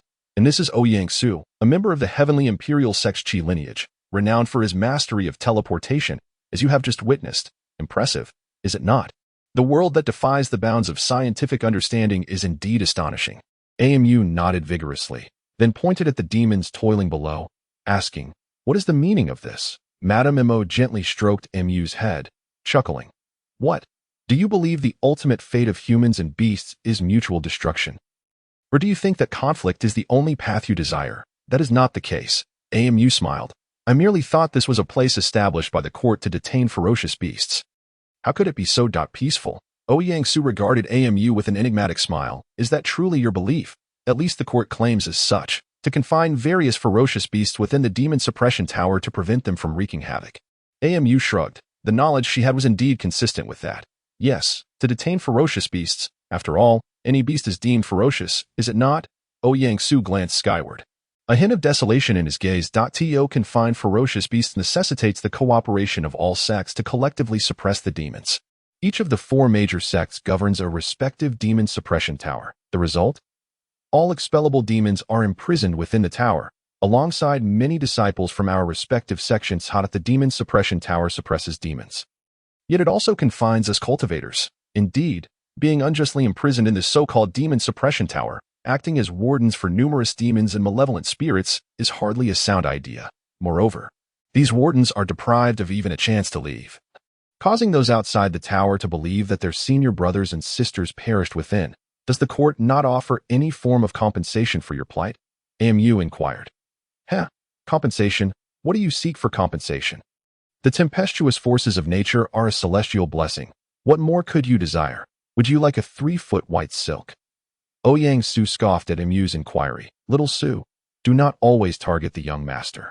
He is not one of the sect's members, and many secrets are beyond his knowledge. Furthermore, if the court has wronged you, there is no need to vent your frustrations on others, Madame Immo interjected. Coming to AMU's defense. If he is one of those scoundrels sent by the court, I would swiftly execute him, one by one, to quell my grievances. AMU felt overwhelmed, realizing she was dealing with someone who was ready to fight at the slightest provocation. Let us set aside irrelevant matters and focus on this sealed object. Without magical energy, the golden light suppression array cannot endure for long. Moreover, upon entering this demon suppression tower, that trace of dragon energy will dissipate even more rapidly. And this object may very well escape on its own before long, Madame Immo urged. Ouyang Su ceased his speech, placing his hands upon the shoulders of Madame Immo, and AMU'd in a flash of white light. The 3 found themselves within a colossal magical array. 8 gigantic dragon pillars stood tall in all directions, and Madame Immo placed the still dimly glowing sealed object at the center of the array. 8 dragons expelled golden chains from their mouths, intertwining and wrapping the golden egg tightly that a burst of golden light illuminated the scene, as the chains transformed into intricate runes, forming a dense golden net that shimmered with runes, yet could not imprint upon the sealed object. Something is amiss. Ouyang Su's expression darkened. With a flick of his hand, a talisman soared into the sky, erupting into a dazzling firework display, just as Mu's attention was drawn to the fireworks. Ouyang Su produced a massive brush, nearly the size of a person, and with a flourish, a towering mountain silhouette appeared before them. Boom! The mountain surged toward the runes, causing the golden runes to shrink slightly. Yet they still could not adhere to the original seal. A flurry of radiant light streaked past, as several disciples from the Heavenly Imperial Sect, along with some demons, ascended to this demon-slaying platform. "Asu, what is the situation?" An elderly man with white hair inquired. "The object left by the kingdom here is peculiar. I suspect foul play. What is the origin of this sealed object?" The elder turned to question Mu and Madame Mo. "It is said to be an item meant to be escorted back to the capital, with rumors suggesting it harbors secrets of immortality." Madame Mo's voice grew softer, seemingly aware of her culpability. "So, you took it upon yourself to seize this object, did you?" The elder shot a fierce glare at Madame Mo, yet that was the extent of his reprimand. Madame Mo merely stuck out her tongue like a young girl and hid behind Mu. "What exactly is this object?" The elder continued to press. "You dare to seize something without knowing what it is, master," Mu sighed, explaining. "Within it lies a woman who has been tainted by malevolence in her quest for revenge against the court. If a commoner were to be tainted by malevolence, the pressure from the 8 dragon pillars would suffice to cleanse it. Yet with Ouyang Su's 3 mountains and 5 peaks, it still cannot be subdued. So precisely what is this object? Legend has it that she bore an illegitimate child for the current crown prince." The elder let out a chilling laugh, one that pierced to the bone. "No wonder the dragon energy is so oppressive. This illegitimate child might very well be the crown prince's legitimate heir. How intriguing!" The elder exclaimed thrice, turning with a fierce glare at Madame Mo. Yet this time she was no longer calm, her expression serious as she gazed at the golden egg at the center of the platform, seemingly deep in thought. "The incantation is about to dissipate." A voice rang out, though none knew who had shouted, "I." In the center of the arena, the gilded silk that initially enveloped Qian Peipei slowly unfurled page by page, each revelation accompanied by a deluge of scarlet blood cascading forth. "Be cautious," the elder admonished sharply. With a swift motion, he grasped 2 enormous copper hammers that materialized in his hands. As the hammers rose and fell, the thunderous sound echoed like a cannonade, momentarily leaving Mu breathless.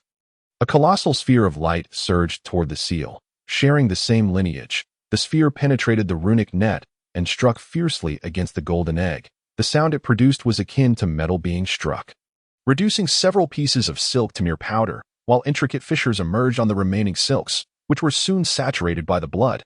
With a resounding explosion, blood splattered, and the runes shattered. The crowd was forced back several feet by the force of the blast before finally regaining their footing. Qian Peipei, with her luminous amethyst eyes, pallid skin, and a body entirely exposed and stained with blood, embodied a malevolence far surpassing her former self. Ding boom. The members of the Tianyu sect exhibited a level of response to such incidents that far exceeded that of an outsider like Mu, as they swiftly brandished their weapons. Yet Qian Peipei moved with astonishing speed, consistently appearing in the most unexpected places, inflicting substantial harm with every attack. Suddenly, the sound of a zither echoed as Qian Peipei's speed faltered. A piercing shriek erupted, directed at several cultivators playing the zither. Just as they were about to succumb to the onslaught, the violent sound waves generated by the clashing hammers finally thwarted the shriek's attack. "Add some vigor," the elder bellowed. Abruptly, the melody from the zither transformed into a vigorous crescendo, and the movements of the crowd synchronized with the rhythm, becoming increasingly swift and coordinated. As they fought with fervor, Mu and Madame Mo stood at a distance, observing the fray. "This mess began because of you. Aren't you going to lend a hand?" Mu inquired, noticing the mischievous smile on Madame Mo's face. "Exorcising demons is their forte, and they are employing the Tianyu Demon Suppression Formation. The My interference would only disrupt their coordination, so I shall remain here and watch over the young lord," Madame Mo replied, her voice smooth. "Young lord, what must I do to win your favor?" Her words sent a shiver down Mu's spine. "Madam, you cannot speak so recklessly at your age. How can you doubt a woman older by 3 years ranks amongst the celestial beings? With my protection, your cultivation will undoubtedly soar." Why would you refuse? This is not merely a matter of protection. AMU lamented inwardly, recognizing the absurdity of their age difference, which felt akin to a scandalous intergenerational romance. Madam Mo, our age disparity is truly. AMU struggled to articulate his thoughts. No matter. Do you recall that little serpent of yours? I could easily usurp her dwelling, and my body would regain its youth. AMU facepalmed, realizing that his words had inadvertently sealed the fate of a female demon. No, things are just fine as they are. He sighed. Can we focus on the pressing issue at hand? For instance, why do things appear to be faltering? While the Tianyu demon suppression formation was formidable, it seemed that Qian Peipei, who had been completely transformed by demonic energy, had discerned their tactics. Every counterattack struck at the formation's critical points, causing their ranks to scatter. Old Hag Mo, if you don't assist soon, the entire demon suppression tower will fall to this witch, the elder shouted, seeing Madame Mo flirting with a young novice. Young lord, once we defeat this demoness, I expect an answer from you, Madame Mo declared, throwing a flirtatious glance at Mu before darting toward Qian Peipei like a streak of darkness. Mu was left with goosebumps. The others joined the fray, which afforded Mu a moment to ponder. Had Qian Peipei initially transformed into a vampire? Yet her power now far exceeded what it had been during her confinement. Had someone enhanced her? To achieve this under the vigilant watch of the royal guards, perhaps it was indeed orchestrated by those very individuals. AMU suddenly recalled the masked figure that had instilled fear in MOE. To breach the royal seal and restore everything without a flaw, one would be hard-pressed to believe that those individuals were not affiliated with the royal family. However, Qian Peipei was genuinely formidable now. The 36-member team, bolstered by Madame Mo's presence, was engaged in a fierce exchange. Observing her attacks, it appeared as though she was merely reacting to their moves, reminiscent of a wooden puppet in combat. Watch out! Mu shouted. This creature hasn't fully awakened yet. Upon hearing Mu's warning, the monstrous Qian Peipei fixed her gaze upon him. Mu's heart raced, and he took off running in an instant. Qian Peipei disregarded the Tianyu sect's pursuit and charged directly at Mu. Panic surged within him. What was happening? Why was she pursuing him? They had no enmity, having hardly crossed paths before. Why was she bent on his destruction? The Tianyu sect, momentarily bewildered, seized the opportunity presented by Mu's predicament and shifted their focus solely on attacking Qian Peipei. With their defenses compromised, Madame Mo swiftly materialized beside Amu. You require assistance. Frustration boiled within Mu as he had no desire to engage with Madame Mo at that moment. However, his short legs were no match for the speed of the winged Qian Peipei. Just as she closed in, Madame Mo acted decisively, teleporting them both a considerable distance away before setting Amu down, who was panting heavily. You need saving. Her smile was radiant, yet opportunistic. Amu was infuriated. Enough, he exclaimed, shoving Madame Mo aside as he pulled out talismans he had painstakingly prepared for the little habbies. That you've chosen the wrong target. Several talismans were cast, but to no effect. Why don't they work like they did back at the Tianyu sect? He pondered, his heart sinking as Qian Peipei drew ever closer.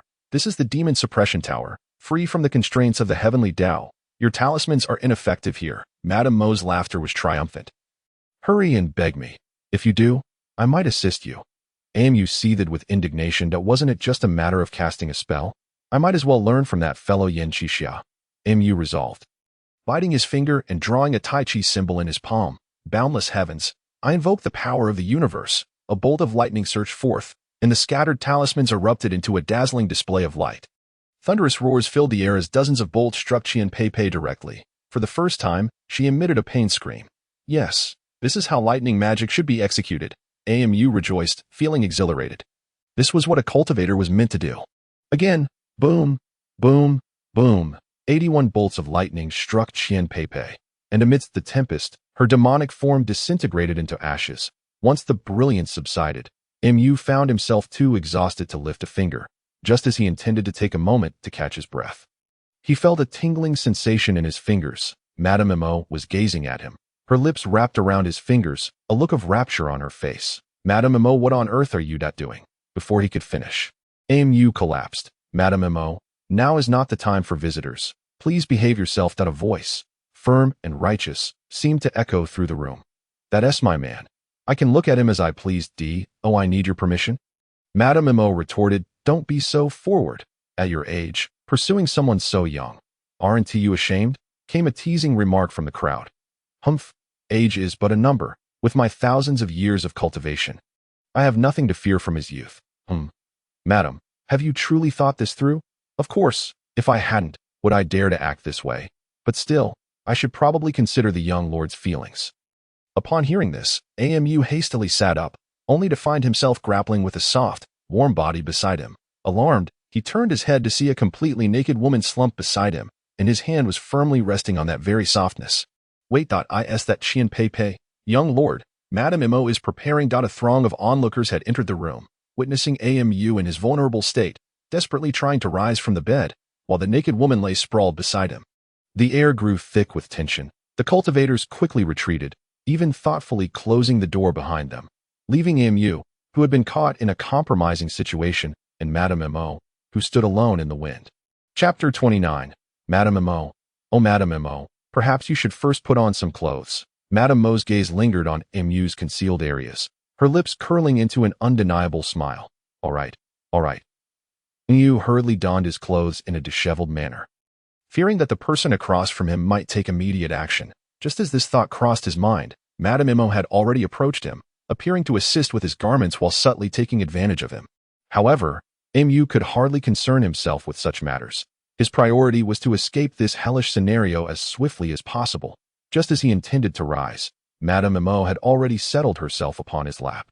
Madame, I am a married man, and with 2 wives at that. Amu swallowed hard, his throat feeling parched. I do not mind, she replied, and with that, she leaned in closer.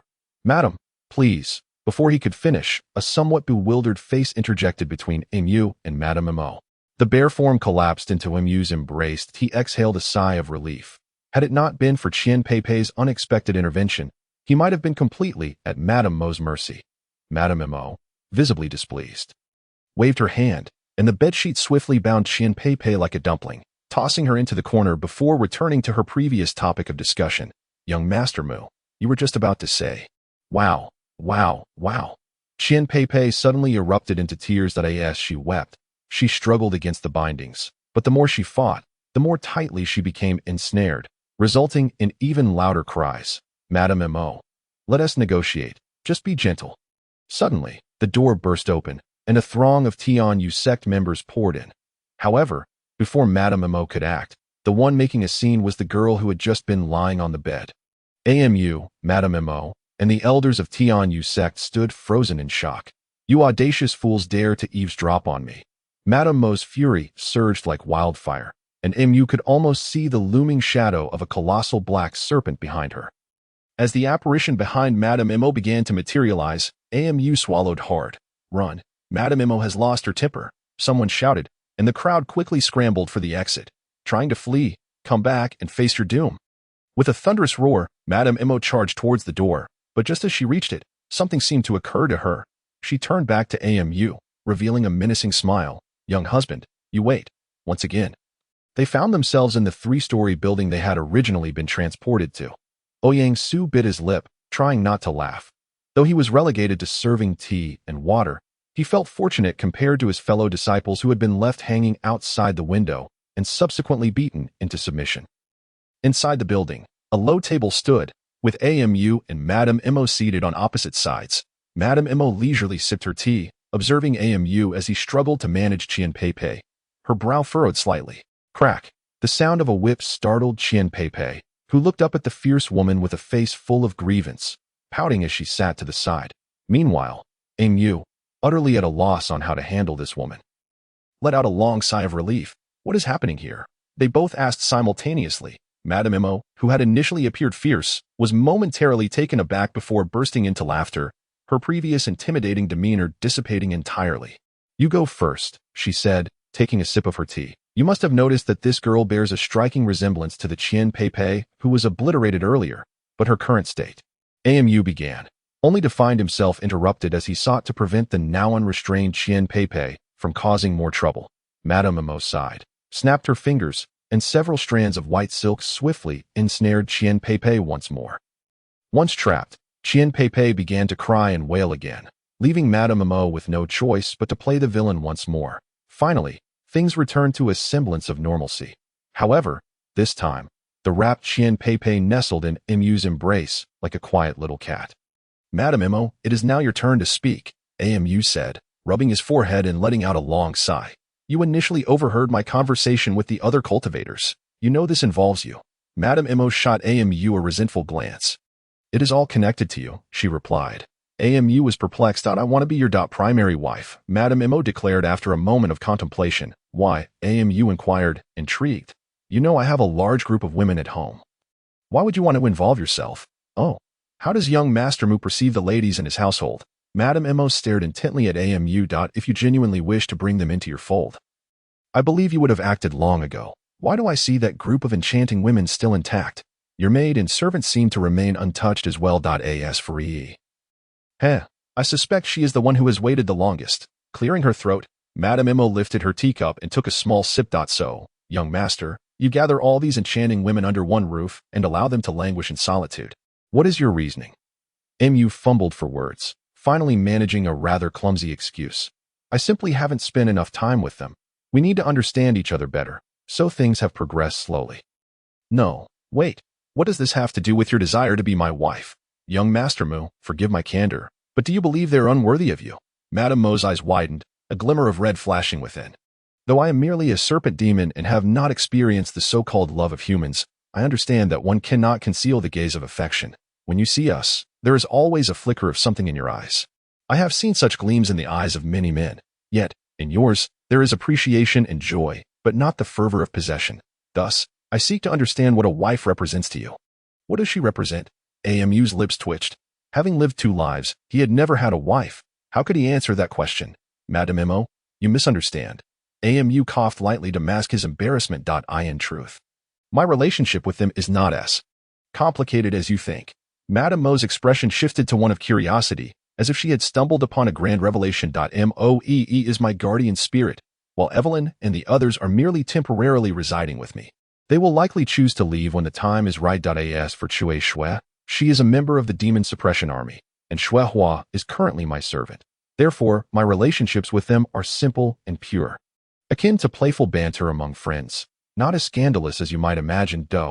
Madam Mo's eyes sparkled with an unprecedented fervor. In that case, I shall become the legitimate wife. If any of them dare to object, I shall expose their flaws. Please, don't go overboard. AMU instantly envisioned the chaos that would erupt in his household, feeling overwhelmed. Can we not discuss this civilly without resorting to violence? All right, Madam Imo flashed to AMU's side. I will heed my lord's wishes. As her words fell, Qian Pei was unceremoniously tossed aside with a snap of Madam Mo's fingers, her mouth swiftly sealed, since they have yet to experience anything. Why not let me be the first? Madam Imo declared, a triumphant grin spreading across her face, her lips curling like a coiled spring. Wait. No.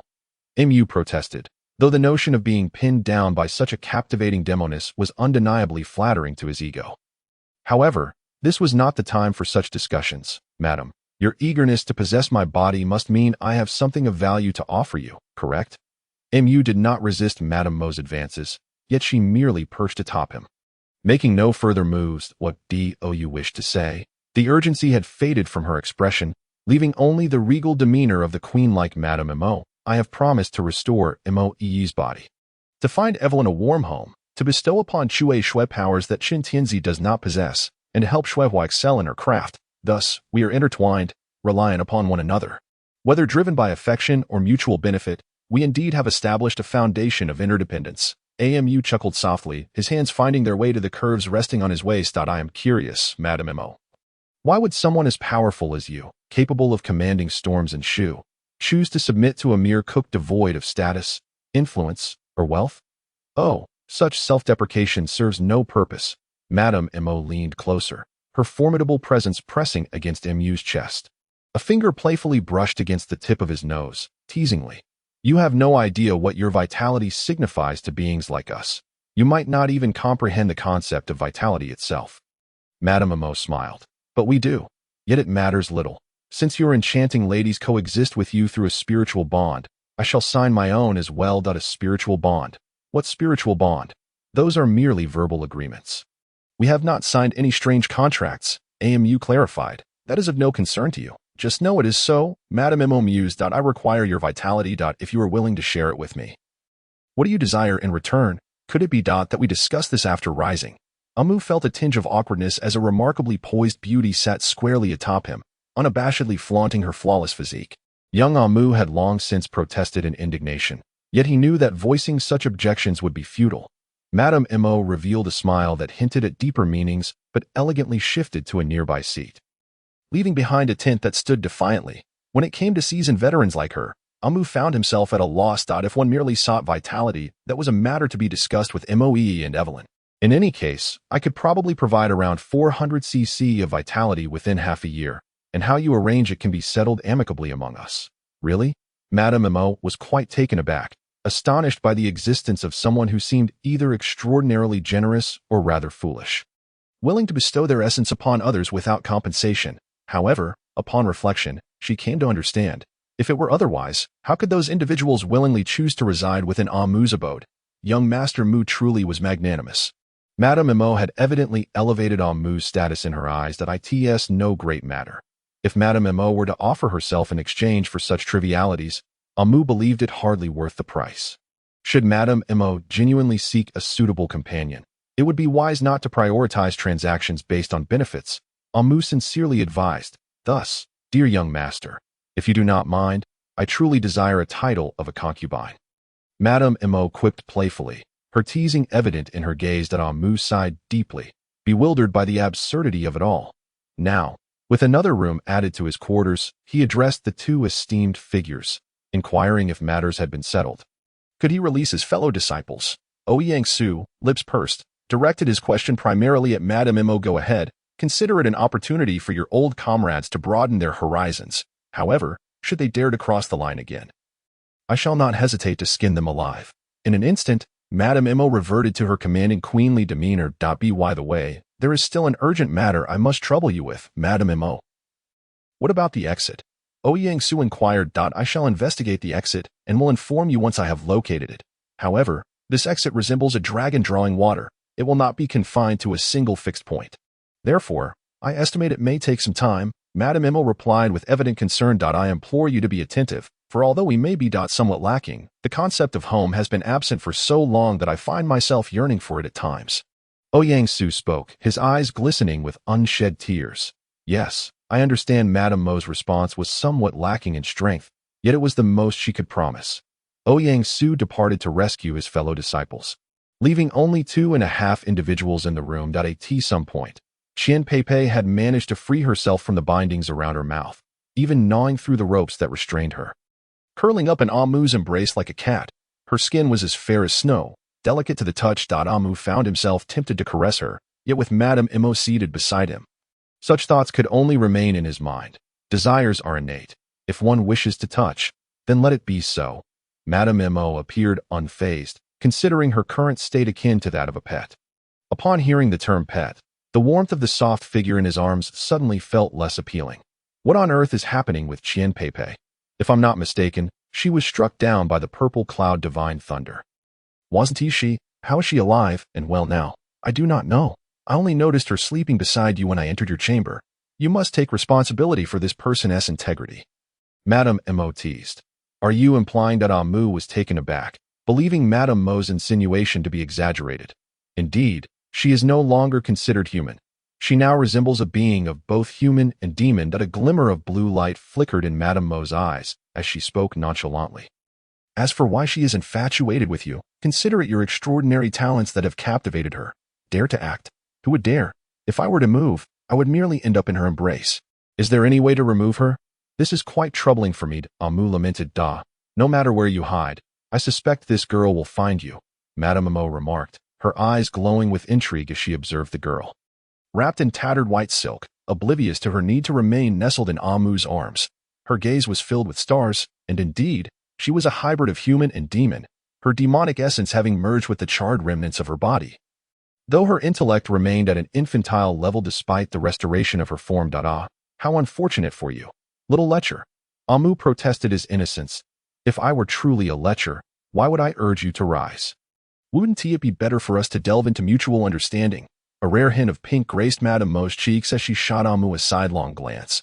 Should you still desire? Madame Mo's sultry gaze lingered as she took the opportunity to peck Amu's cheek lightly, then vanished into a wisp of shadow, leaving behind a bewildered Amu and the curled-up Qian Peipei. Chapter 30. Just as one wave subsides, another arises. Madame Imo, having acquired the answers she sought, was elated to attend to her affairs. Left behind were only Amu and Qian Peipei, whose intellect had regressed to that of an infant, persistently seeking refuge in Amu's embrace. Should one define this as a rebirth? How does one label the union of these two disparate beings? Amu found himself in a quandary. More pressing, however, was that this girl seemed only inclined to either cling to Amu or nestle against him. Though her intentions were innocent, Amu was, after all, a perfectly normal man, a seemingly youthful beauty, completely unreserved, sought to burrow into his embrace. He felt his nose bleed from the sheer absurdity of it all. After much effort, he managed to restrain her and hastily provided her with a set of robes belonging to a cultivator. At last, he was free from the pangs of conscience. Amu sighed in relief. Observing the docile Qian Peipei, smiling sweetly as she clung to his leg, rising, Qian Peipei continued to hold on to him. Taking a few steps, she remained steadfast. Amu sighed again, signaling for her to find a different perch. Obediently, she climbed onto his back. Well, at least it was soft. If it meant a bit of fatigue, so be it. What's the big deal? Thus, an unusual pairing was formed when others saw Amu carrying Qian Peipei into the council chamber. They were momentarily dumbfounded before erupting into laughter akin to the sound of ringing bells. Master Mu, are you not worried that Madame Imo will flay your skin? A cultivator jested. This girl has lost her memory. I can't just abandon her, can I? Furthermore, she is one of the victims in this matter, so I must care for her both professionally and personally. Amu replied earnestly. Master Mu, there is no need for such explanations. We are all men here, and we understand, came the chorus of agreement. Indeed, to enjoy such pleasures is hardly a crime. No need for pretense, right? One cultivator shot Amu an understanding glance. Amu, feeling helpless, thought, it's really not what you think, yet wore a facade of feigned embarrassment. As everyone continued to tease Amu, Madame Imo, and the elders returned from their exploration. Elders, is the exit still accessible? A cultivator inquired. The elder's expression darkened as he shook his head slightly. Silence enveloped the room, and morale visibly plummeted. Amu spotted Madame Imo at the front of the line, and, with Qian Peipei on his back, approached her with a sheepish grin. What happened? Is everything all right? He asked. Seeing Amu seemingly unfazed while carrying Qian Peipei, Madame Imo composed herself before addressing him. You can't find the way out? Amu was puzzled. What is so strange? The demon suppression tower's barriers are layered and interwoven, making it exceedingly difficult to locate the correct exit. Madame Imo explained. Then how did you manage to exit previously? Amu questioned. The last time I calculated the timing to escape was nearly a decade ago. Addressed the issue of the formations. I spent 10 years mastering them outside, thinking I could handle it with ease, only to be met with a colossal setback. Then what kinds of formations are present within? Amu casually asked. The 3 talents formation, the 5 elements formation, the 7 absolute formation, the 9 dragons formation. All odd-numbered. Amu inwardly scoffed but remained intrigued. Each of these formations shifts every hour, and the outer layers include the 4 symbols formation, the 8 trigrams formation, the 36 heavenly gangs, and the 72 earthly fiends formations, making it exceedingly troublesome to find the focal point. Madame Imo lamented. Indeed, that does sound troublesome. If all goes as expected, the next opportunity to teleport out of the tower will be in 3 months. I wonder if those little hobbits will have starved by then. If they perish on the territory of Tianyu sect, that would be the real joke. Wait, what did you just say? We can exit this tower in 3 months. Madame Imo exclaimed in shock. Yes, is that so surprising? On that day, it seemed that any exit would lead one outside the tower, and Amu spoke with such conviction that he hardly appeared to be lying. Hey, how did you arrive at this conclusion? Lady Imo inquired with great curiosity. Amu chuckled mischievously. I'm not telling you after saying this. He shook his head and hummed an unfamiliar tune while striding away with an air of indifference. Below the 3-story building, the long-besieged demonic beings were growing increasingly agitated, converging in small groups toward the small building. It's from the Tianyu sect. I heard Lady Imo went out and came back in. Has she found a way in and out? If you have it, just share it. There's no need to hide it from us. We're all familiar faces here. You want to go home, and so do we. How about we all take a step back, visit our families, and return? Just give us a word. Amu stood alone on the deserted terrace, carrying a young girl on his back, observing the fervent crowd of demons below. Feeling somewhat awkward, it was rather peculiar for a grown man to be casually wandering about the terrace while announcing such significant matters. The onlookers gazed at Amu atop the platform, somewhat bewildered. Under the scrutiny of so many eyes, Mu felt increasingly uncomfortable. If the sensation on his back could be likened to a thorn, well, now was not the time for such thoughts. Clearing his throat, Amu addressed the crowd. If one wishes to simply walk out, it may take approximately 3 months. However, if one is willing to take a convoluted route, you could leave at any time. At that moment, the Tianyu sect will provide a guide for everyone, and I hope all can find their way home. That is all. Feeling that he had sufficiently explained himself, Amu quickly vanished from the gaze of the crowd. Yet, this seemingly nonsensical remark only served to further stir the excitement among the demons below. Hearing the commotion, the group from the Tianyu sect also emerged. Did you just say we can directly exit? Lady Mo's brow furrowed deeply, clearly contemplating how to clarify Mu's statement. Well, it's actually quite simple, Mu replied calmly. Which of you possesses the ability to directly reveal the formation of the demonic suppression tower? With a wave of her hand, Lady Mo conjured an image of the tower surrounded by a myriad of formations before the eyes of the crowd. Although I am unaware of how you initially deciphered the formations. If they change constantly, then there exists a variable for each change. Even if each variable differs, they will operate according to their corresponding speeds, converging at a certain point in time, resulting in a common gap, which should be the exit of this formation. Gently tapping his forehead, Mu gathered a point of white light at his fingertips, which he then directed towards Lady Mo. Startled, she quickly adapted, and according to Mu's concept, each formation in the projection began to operate based on its respective variables. Suddenly, everyone's breathing grew somewhat hurried. After approximately 300 iterations, the focal points of all the formations converged. Amu grinned widely. Found it. No one expected Amu to so effortlessly locate the exit of the demonic suppression tower, especially since this phenomenon would appear directly on the terrace for 1 hour every 3 months. Which was indeed quite ironic. The crowd began to enthusiastically recreate the demonstration, as this exit would serve as a key for entering and exiting the tower in the future, regardless of how one calculated it. This exit would always manifest at the midnight hour. Given the nature of cultivators, they would already be in meditation at such a time, and would hardly be searching for an exit. Was this not exploiting the weaknesses of the cultivators? Amu grinned, prompting Lady Mo to lean closer and inquire, have you thought of something good? No. I merely didn't expect that cultivators would also have a day of being toyed with. Toyed with? When we exit, will you tell Moe, or shall I? Amu's face fell instantly, for that was indeed a conundrum of the century, noticing Amu's expression resembling one who had bitten into a bitter melon. Lady Mo felt a twinge of satisfaction. If you find it troublesome, you need not tell her. However, you must compensate me. No, I will go and speak. Mu sighed, realizing that he would have to face the consequences of his own actions. Besides, he preferred to be entirely open with them. Otherwise, mutual trust could easily shatter. Lady Mo revealed a cryptic smile. Seizing the moment while the crowd was distracted, she suddenly pulled Mu in for a deep kiss. Amu's mind momentarily short-circuited, and by the time he was ready to continue the embrace, Lady Mo had already cast him aside, a look of delight on her face as she said, Amu, remember what you said today. I do not wish to see you violated on any day. Huh? As the realization struck Amu, he pondered whether a kiss could equate to a promise. Before he could finish his thought, he decisively chose to flee, especially upon noticing the whip that had emerged from Lady Mo's sleeve. Unable to wait for the natural rotation of the formations, Amu resolved to embark with Lady Mo and Xian Peipei to verify whether the model established from the data collected by Lady Mo was accurate. Once again, Brother Ouyang played the role of the trio's free laborer. With a few teleportations, they accurately reached the focal points of various formations, and after a round of transfers, within moments, Amu and the others stood upon the plaza of the Tianyu sect.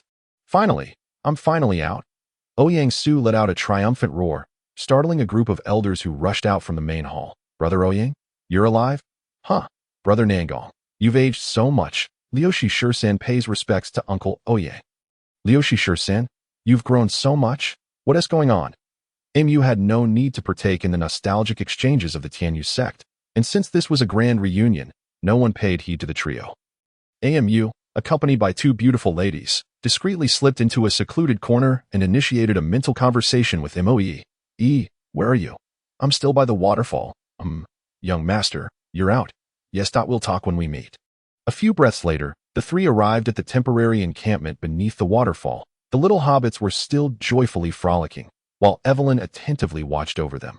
Blowing Snow was caring for the pale-faced Chihuahua, and Moe sat idly at the yoke of the cart, waiting for someone's return. As if sensing their presence, Moe suddenly turned around and spotted Amu, who was grinning while carrying the two girls. Ah!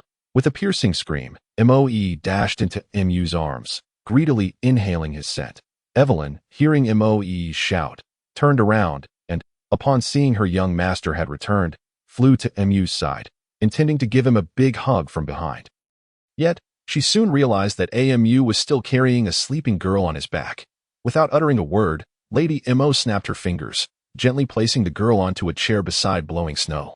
Evelyn cast a grateful glance at Lady Mo before throwing her arms around Mu and planting a fierce kiss on his neck.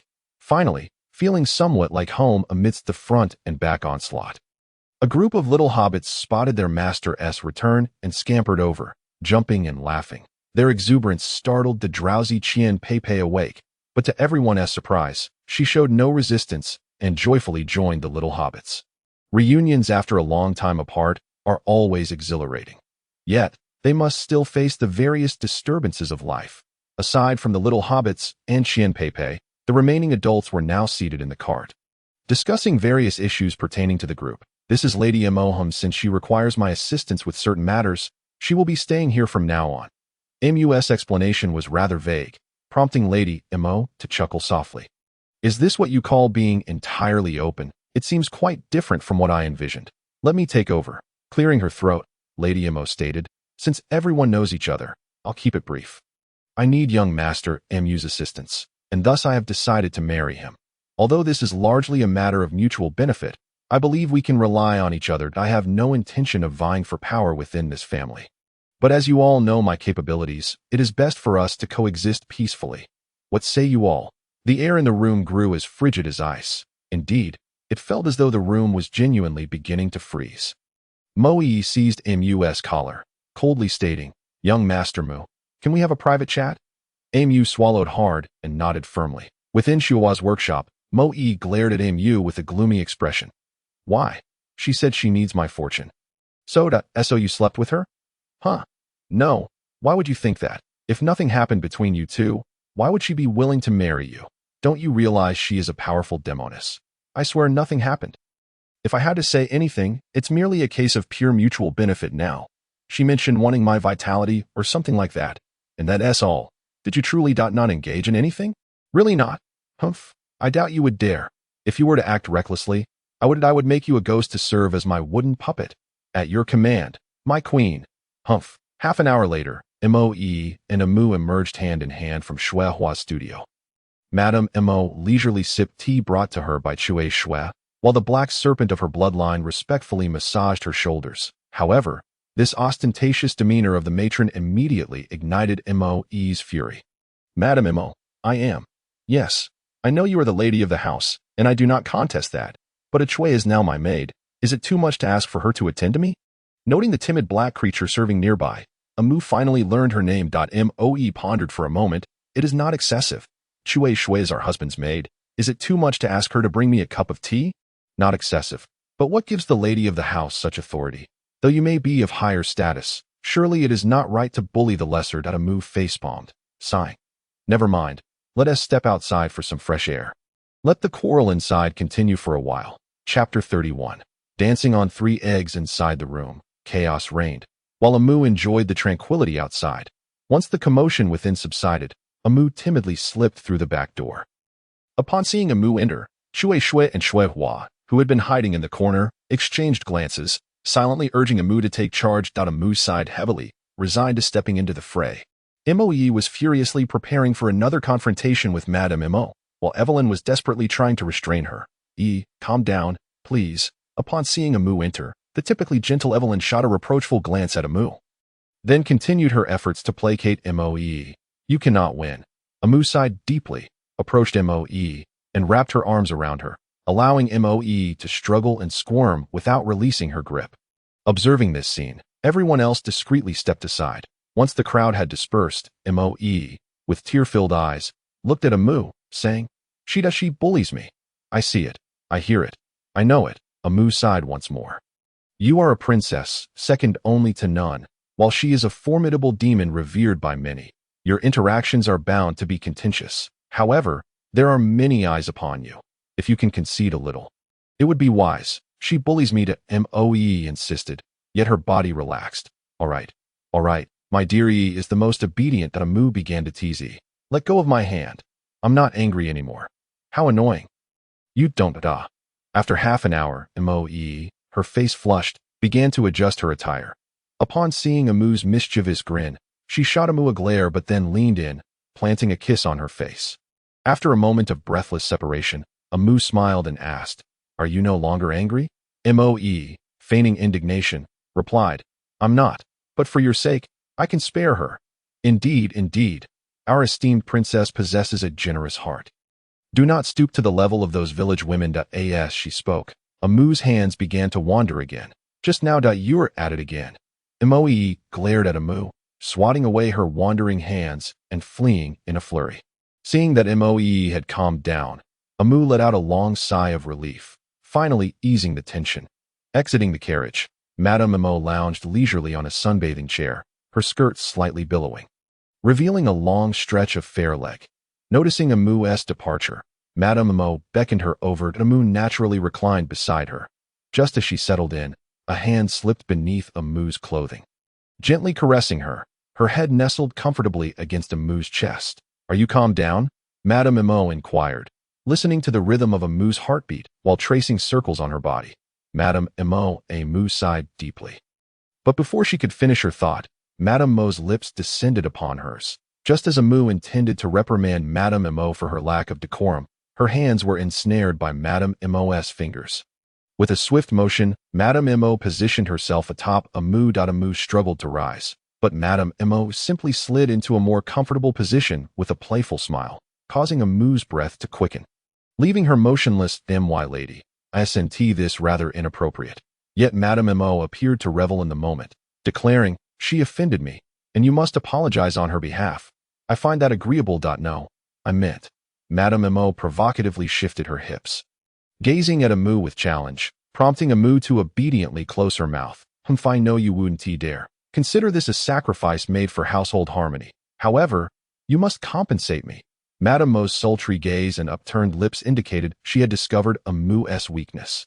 Amu attempted to assert her refusal to be coerced, but was silenced by the gentle sway of Madame Mo's waist. "Madame Mo, I am your husband. How should I address you?" "My lady." Upon hearing this title, Madame Mo's satisfaction was evident as she replied, "What does my husband wish to convey?" "My lady, please, do not stop. Don't move just yet." Amu, with a look of enjoyment, remarked, "Do you not find anything amiss in broad daylight? What could possibly be amiss?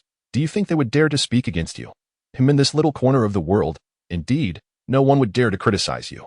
However, should we not first address the onlookers who are currently observing our every move?" Before she could finish, Madame Mo rose. Using her spiritual senses to survey the surroundings, in an instant, she sprang into action.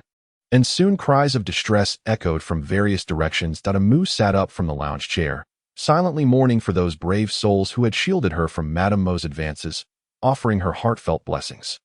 "A pack of old rascals," Madame Mo returned, visibly irate. After this commotion, she seemed disinclined to continue her affectionate gestures with Amu, casting a sharp glare before departing. Amu, with a look of pitiful innocence, watched Madame Mo retreat, feeling a profound sense of relief. This ordeal had been navigated with minimal peril. Just as she intended to return to the carriage, she noticed several small habbies stealthily signaling her. Undoubtedly, Evelyn awaited her return. Behind the waterfall, at a small stone platform, a formation of runestone wards kept the moisture at bay, adorned with a few green plants. A low table was set with a pot of fragrant tea. Creating a serene sanctuary amidst the chaos, a fine plush rug lay on the ground, where the gentle and graceful Evelyn awaited patiently. Amu strolled into the circle of runestones, and the surrounding habbies erupted into playful laughter, their sounds directed outward, leaving the inner sanctum blissfully tranquil. "Young master, please take a seat." Amu comfortably settled in front of the tea table, and Evelyn skillfully commenced her tea ceremony. No extraneous sounds disturbed the harmony. Everything felt serene. The tea was warm and soothing, leaving a sweet aftertaste. Amu sighed contentedly, nestled between two fierce women. He felt most at ease here with Evelyn. A pair of gentle hands rested on his shoulders. The soothing sensation at the back of his head revealing the source without needing to think. If young master is weary, feel free to rest here for a while, with a gentle smile and comforting words. Amu felt a surge of emotion. He embraced Evelyn, burying his head deep, relishing the selfless devotion of his most caring Demonis. Evelyn, unfazed, allowed Amu to indulge in mischief, even cooperating willingly, which brought Amu immense comfort. After a while, Amu's spirits soared. As Evelyn tidied up, she tugged at Amu's sleeve. Young master, soon the lady of the house and Madame Imo will be joining us. Then, Amu felt a headache coming on. It seemed Evelyn had orchestrated this meeting, likely to announce something significant. There is nothing of great importance, merely my belief that families should coexist harmoniously. Therefore, I arranged for the lady of the house and Madame Imo to meet here. It allows for mutual understanding and can help mitigate unnecessary troubles. Evelyn smiled, stating, "We cannot allow our ladies to bicker incessantly. How could that possibly constitute a home?" Hearing Evelyn's words, Amu felt his eyes moisten. There was indeed someone in the household who cared for everyone. A big embrace, this time devoid of any ulterior motives, as Amu simply wished to hold his dear darling and know the lady of the house and Madame Imo will arrive soon. If they see, Evelyn's lips were silenced by Amu's, and after several moments, they finally drew apart. Gasping for breath, Evelyn's gaze was dreamy, and Amu's hands grew increasingly bold. The lady of the house. Madame Imo. The little hobbit suddenly erupted into loud cries. Evelyn, jolted awake, glanced down at her disheveled appearance and, with a shy yet annoyed expression, shot a disdainful look at Amu before swiftly vanishing from the barrier. Amu hurriedly adjusted his own attire, eager to avoid any unnecessary complications. "Huh? Wasn't it Evelyn who called for us? Where has she gone?" Imo inquired as she stepped into the barrier. Madame Imo merely cast a brief glance at Amu, a hint of amusement playing at the corners of her mouth, yet she refrained from commenting. Instead, she lazily seated herself at the small table prepared by the hobbits, her skirt revealing a generous expanse of snow-white fabric beneath. Blowing snow obediently settled behind Amu, while Shuehua nonchalantly found a spot to sit, eagerly devouring the food prepared by the hobbits. After all, having been severely startled earlier, she had only just regained her senses with Madame Mo's magical assistance. And it had been several days since she had tasted anything. Once everyone had taken their seats, Evelyn feigned a delayed arrival, offering apologies to the two ladies before comfortably kneeling behind Amu and beginning to massage him. "Everyone, we've essentially completed the matter concerning Madame Chien. I'm curious about your future plans. Everything is subject to my husband," Mo retorted, emphasizing the word husband with a touch of petulance. "Then let my husband decide." Evelyn chimed in from behind. "Decide what?" Amu internally scoffed. Recognizing that this outing to protect Chien Pei Pei had already taken him the farthest he had ventured in this lifetime, it would be peculiar for him to have any good destinations or arrangements. "Well, I need to enter seclusion for a while. If all goes well, my tribulation day will coincide with my emergence from seclusion. Thus, if nothing unexpected occurs, it seems I will have to part ways with you all for a time," Madame Imo stated. "Huh? You're going to undergo a tribulation? Congratulations," Mu exclaimed, astonished to discover that they now had a tribulation expert among them. Regardless of the outcome, he would offer his sincerest blessings, though it's nothing significant. Merely a trivial transformation, and it's not particularly dangerous. Once I complete the tribulation, I shall reunite with all of you. Mu was taken aback to learn that it was merely a fundamental transformation. The world seemed increasingly insane to him. In that case, let us all do our utmost to assist Madame Imo. What do you think, Madame? Amu suggested with a smile. Madame Imo responded with a grateful smile in return. I also wish to enter seclusion," Moe declared, her expression sulky. "Huh? What is our great lady entering seclusion for?"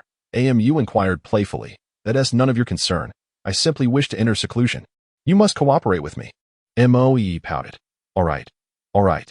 If our great lady wishes to enter seclusion for a time, then it seems we must stay at Tianyu sect for a while. Let us settle down for now and plan further once the two ladies emerge from their seclusion. How does that sound?" Mu proposed. The others had no objections. How could anyone possibly disagree? They hastily consumed the hobbit's dinner.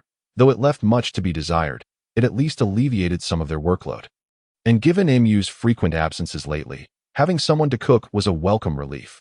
Finally, Mu nestled into his little nook, intending to enjoy a peaceful slumber, only to find that someone had been waiting for him. "Madame Imo? Shoo, Madam, what do you intend to do? I came to borrow something from my husband. What? My husband's fortune. Chapter 32. Madam Mos Dilemma. Madam, if we are to make a night raid, let it be so, just ensure that none of you discover each other. Mu said sheepishly. Madam Mo suppressed a laugh, effortlessly climbing onto Mu. With a long sigh, Mu surrendered to her, allowing her to dictate the unfolding events. However, this time, Madam Mo did not tease little Mu. Instead, she grasped his chin and kissed him directly. In an instant, Mu felt as though he had plunged into an abyss, and when he regained his senses, he found himself floating within a vast space. Madam Mo was leisurely floating beside him, seemingly waiting for someone to come to their senses. Where is this? This is, of course, your realm of consciousness. Come, my husband. Take me to see how your fortune fares. Fortune? Do you lack in that regard? You know what I've relied upon to cultivate to this point. Without a touch of heaven-defying luck, I wouldn't even be able to survive the tribulation of transformation. Madam Mo forced a smile, her eyes filled with resignation. I previously sensed the ominous energy surrounding you. It could be described as blocking out the sun, though I'm unsure of the effects that such energy has on your body. I feel that this cannot be resolved with mere luck. Mu cautiously inquired, uncertain of Madam Mo's true intentions, despite her nominal status as his wife. Did I understand? Madam Mo replied with a smile. It's just that time is running out. And you are the only person I cannot see through. Sigh. I knew it. Mu shrugged helplessly, donning a sage-like expression. What do you mean? Madam Mo casually asked. It's nothing. Just an inexplicable sense of powerlessness at times. Their essay saying, I entrusted my heart to the bright moon, but who knew the bright moon would end up in the gutter? That's all. Mu lamented. Moreover, I suspect that matters of fortune may disappoint you. As they spoke, the two had arrived before Mu's fortune. Some possess fortunes as boundless as a dragon entering the sea, while others have fortunes as solid and stable as towering mountains. Yet, Mu's fortune appeared as a mere speck of dust, quietly floating within the void of his consciousness. This, just this. Madam Mo's countenance shifted through various shades, ultimately settling into ashen despair. I thought it was my inability to see through, but it turns out it's nearly non-existent. As she spoke, the once regal Madam Mo began to weep within Mu's consciousness. Mu intended to offer comfort, but his outstretched hand hesitated in midair. Madam, there's no need for that. You are a master of millennia. Yet you still learn from Moe. How shameful. Madam Mo's sobs ceased abruptly, her expression one of surprise as she gazed at Mu, tears still marking her cheeks, presenting a pitiful sight. How did you know? Your millennia of cultivation is evident. With such a long span of time, what kind of experiences could you not have encountered? These are trivial matters for you. Mu said disdainfully, rather than indulging in idle sentiment. We should genuinely explore how to address the issues you face, for that is the ultimate path forward. Madam Mo pressed her lips together, noncommittal. What? Are you lacking confidence in confronting the tribulation, or are you unsure about facing whatever lies ahead? Mu queried, recalling the adage, what is fated to be will be. What is not, cannot be forced. Yes, that seems to be the case. Madam Mo regarded Mu with a peculiar expression, as if unable to fathom this individual who continually sought to take advantage of the women around him. What are you staring at? Haven't you seen a handsome man before? Don't forget, in a certain sense, you still have to call me husband. No, I meant to say, despite having thousands of years of cultivation. Why can't I see through your audacity? Madam Mo retorted, refusing to yield, intrigued by how her husband managed to develop such impenetrable skin. Mu paused, recalling the hellish experiences of his past life. That place was truly a living hell. I have no desire to revisit those memories. Hell? Madam Mo seemed to have caught wind of something significant. No, you misunderstood. It's not what you think. Mu quickly corrected.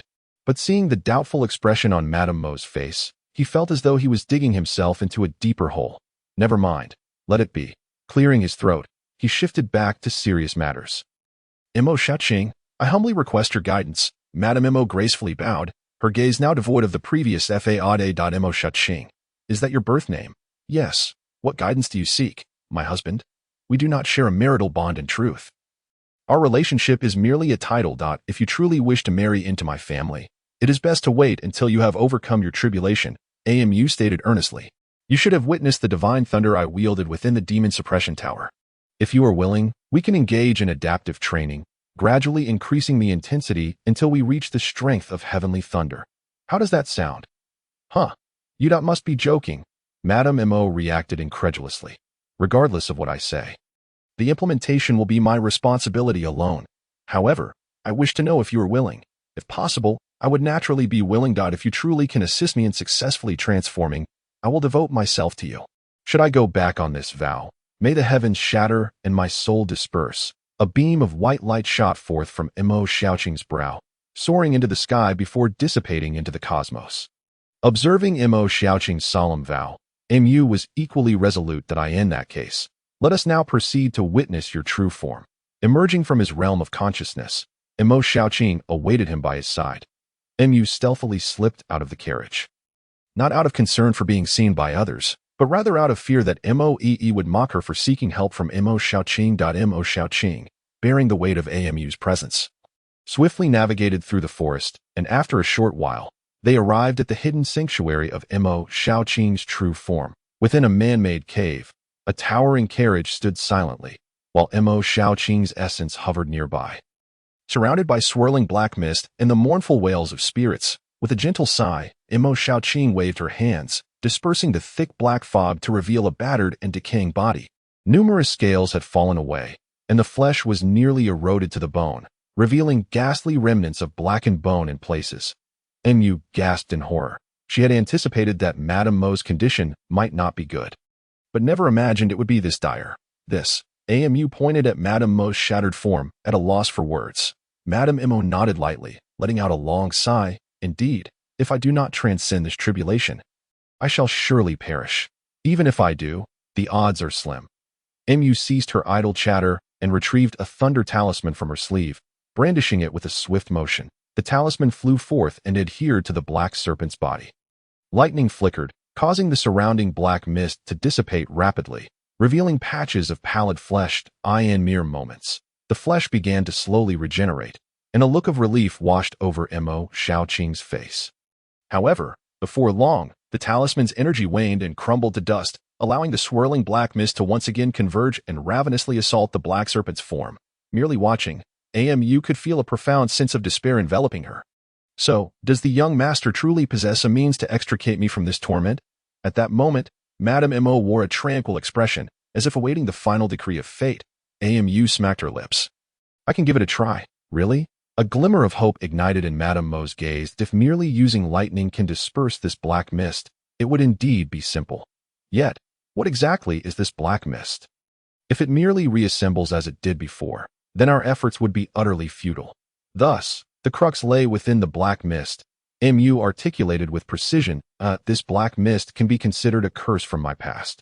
When I first embarked on the path of cultivation, I was oblivious to the backlash of power. Wherever I went, death littered the ground and rivers ran red with blood. I believed this to be the necessary path to becoming stronger. But alas, that when I attempted to take form, I was met with the vengeful spirits of the dead, nearly obliterating my cultivation. Though I preserved my life, I have been forced to endure the torment of vengeful souls ever since. At this juncture, Madame Mo gazed at Mu with remorse. Even so, would you still be willing to assist me? Mu, now rubbing her head in disbelief, pondered the sheer number of lives Madame Mo must have claimed. Just how many lives did you take for this so-called vengeance? This cannot simply be defined as murder. Though life in the cultivation realm is as fleeting as dust, to kill for the sake of one's path is indeed. Suddenly, Mu lifted her head. Madame Mo, may I ask, have you reformed since then? If you still harbor a thirst for blood, then aiding you would be akin to complicity in your wrongdoing. In light of this incident, I continue to slay, but now I only target the truly wicked or those who wreak havoc upon others. Eventually, I encountered the leader of the Tianyu sect, who imparted to me the method of suppressing my murderous desires. He urged me to construct this very carriage, which serves not only as my resting place, but also as a seal to contain my bloodlust. Whenever I feel the urge to haunt, I merely need to entwine myself with this tower, and my murderous intent will be absorbed entirely. No wonder she was so diligent in assisting the Tianyu sect. She had indeed reaped their benefits. However, if Madame Mo had not indiscriminately killed in recent years, even targeting the malevolent, why then does she still suffer such torment? It seems we must call upon a specialist. With this thought, Moee was summoned before them in an instant. Dressed in an oversized men's t-shirt, She was cuddling a pillow that bore a striking resemblance to AMU, sound asleep. Upon witnessing this scene, AMU felt an immediate wave of embarrassment. Meanwhile, Madame M.O., who had been brooding over the past, erupted into uncontrollable laughter at the sight. M.O.E.E. jolted awake, her eyes wide as she beheld the two standing at the foot of her bed, and she immediately let out a shriek. "Ah, what have you two done to me? Don't look." In her fluster, she scrambled to hide the pillow, but with nothing to conceal herself, she ultimately sat down upon it, attempting to shield its face. Madame M.O. was doubled over in laughter. Observing this mortifying scene, M.U. could only cover her face and retreat back into her protective ring. "Huh? This is the funniest thing I've encountered in years. The suffering I have endured has finally found its worth." "Ha!" M.O.E.E., furious and embarrassed, burst forth from the ring and pounced on AMU, delivering a series of playful punches. "You idiot! What were you thinking? In the middle of the night? What are you doing? Ah, how humiliating! I can't even face the world. I'm going to beat you to death." AMU remained unfazed, recognizing that the situation was of her own making. Ignoring M.O.E.'s tiny fists, she seized her by the neck and kissed her directly on the lips. The fists that had been clenched in anger gradually relaxed, transforming into an embrace around her beloved. Meanwhile, Madame M.O., who had been an observer, found herself unexpectedly bombarded with a mouthful of dog food. Her earlier embarrassment forgotten. "Husband, is it appropriate to be affectionate with another person in the presence of your wife?" Madame M.O. chided, slightly displeased. M.O.E.E., initially lost in the sensations brought on by M.U.'s kiss, suddenly snapped back to reality. Her face flushed with embarrassment. She pushed M.U. away and retreated to a corner, wiping her mouth. "Madam, your husband summoned you for an important discussion. Please maintain decorum." Madame M.O. was clearly reaching her limit. Only then did M.O.E.E. realize the predicament, noticing M.U. sprawled on the ground, and she felt her embarrassment escalate. M.U., unfazed, said, "E.E., look at this black mist. Madame M.O. claims it is a remnant of the vengeful spirits from years past. Do you know how to resolve this?" "Humph, why should I help her?" M.O.E.E. replied sourly. "She is so powerful. Can't she solve her own problems? A formidable demon like Madame M.O. needing assistance." "E.E., do you know what is the most challenging for cultivators?" AMU inquired playfully. "What? The debt of gratitude for saving one's life, that if she owes you her life, won't she have to address you as Madam every time she sees you? After all, you saved her." M.O.E.E.'s eyes instantly lit up. In a flash, M.U. was sent flying by a kick. "Get lost. I would rather die than endure such humiliation." Witnessing Madame Mo's reaction, M.O.E.E. burst into laughter. "Husband, what on earth is going on? Hurry up. Ha ha, just thinking about that scene makes me happy. It's about Madame Mo's true form. Oh." Before she could finish, Madame M.O. retaliated with a swift strike to M.U.'s waist. "Huh?" M.O.E.E. glanced at the broken serpent's body. Why is there so much death energy lingering here? "Do not touch my body." Madame M.O., sensing M.O.E.'s narrowed eyes and the flicker of blue in her gaze, realized she was casting some form of spell. Forgetting about punishing AMU, she turned to confront M.O.E.E. However, before she could take a step, she found herself ensnared in place. "Prisoning dragon." AMU grinned. "I humbly request your guidance."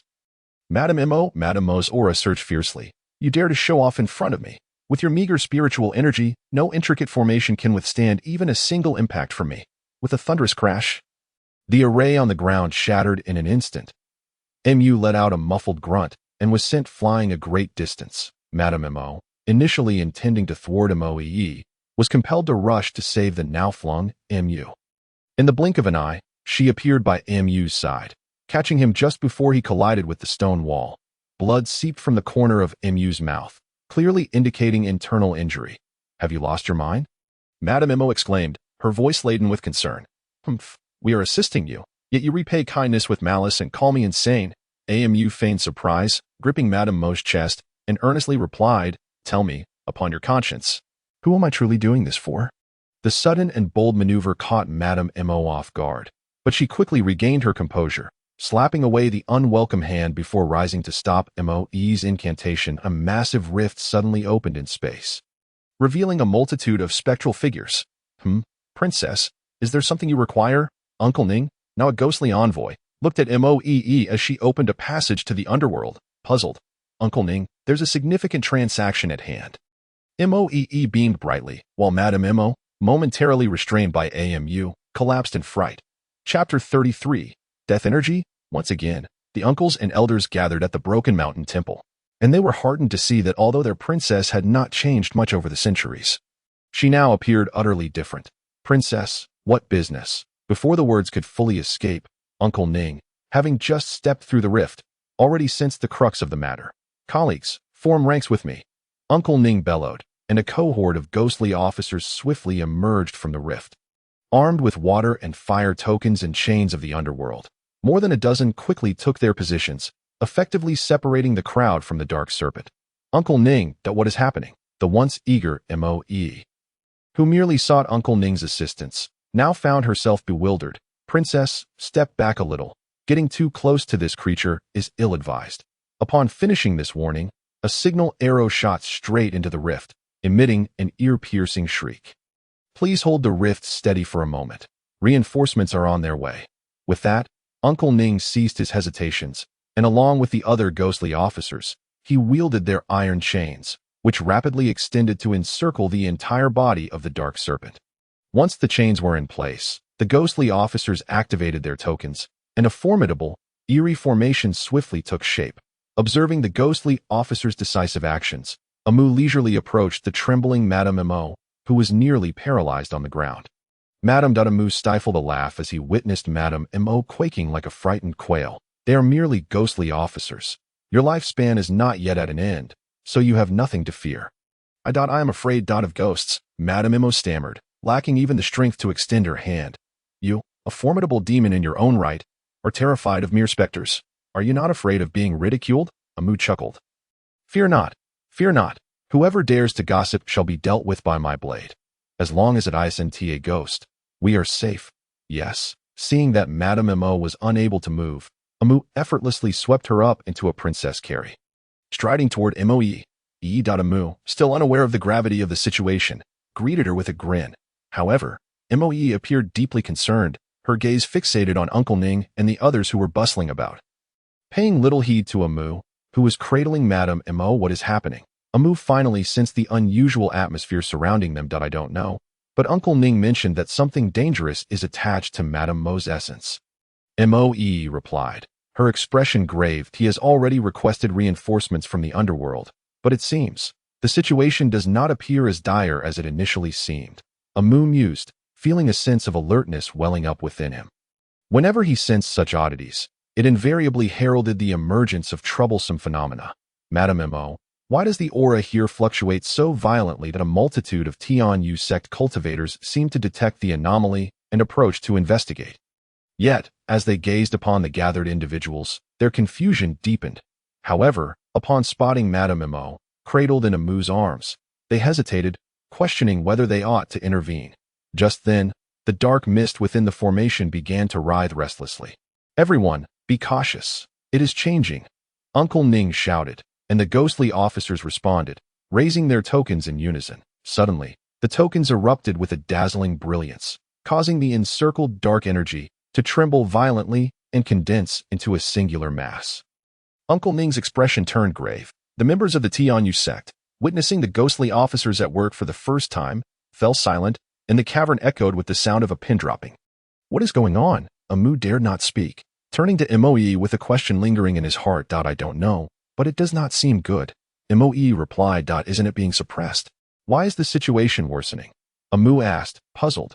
Uncle Ning and his team are exerting their full strength. The death energy on the other side is merely being gathered together, not diminished or dispelled. Uncle Ning has also called for reinforcements from the underworld, so I suspect this matter is far from simple. Suddenly, the black sphere formed from the dark mist began to thrash wildly within the formation.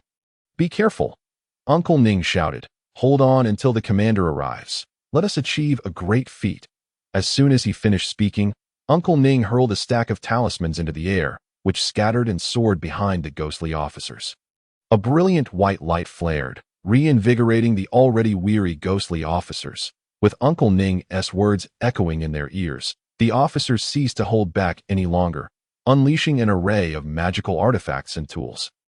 The black sphere appeared to sense the mounting pressure and began to roll frantically within the barrier. Amu suddenly recalled a terrifying scenario his heart sinking. Be careful. This time, it was not Uncle Ning who spoke. Amu shouted out directly. The black mist, now escaping the confines of the seal, abruptly altered its trajectory, shooting forth like a bullet. With a thunderous crash, the formation of the underworld collapsed. Several ghostly officers were flung aside, their forms dissipating into nothingness as light and shadow scattered from their mouths and noses. The black sphere, having breached the seal, continued its relentless speed toward Madame Mo Clang. Uncle Ning gritted his teeth. Using his water and fire token to block the black sphere's onslaught, the sphere was sent hurtling away, crashing into the mountain wall, instantly creating a massive hole that pierced through several meters of rock, revealing a gigantic cavity along with a flickering seal in the night. Do not let that thing escape. If it does, the entirety of Shu will be a graveyard, Uncle Ning exclaimed through clenched teeth. Half of his body shattered from blocking the lethal blow, his arm that clutched the token now vanished. Observing the grayish-white gas emanating from his injured side, it was evident that if help did not arrive soon, Uncle Ning would be doomed. The members of the Tian Yu sect finally snapped out of their spectator mode, hastily producing talismans and magical artifacts to respond. Various spells and talismans were hurled toward the black sphere, but it showed no signs of resistance, accelerating madly along the ceiling light. Be cautious. The black sphere is charging out. No one among the crowd dared to confront it directly, and they vacated a path. As they endeavored to corner the sphere, it seemed they had no means to contend with it. And Amu busily gathered the injured ghostly officers, but the backlash from the formation's collapse rendered nearly everyone incapable of fighting.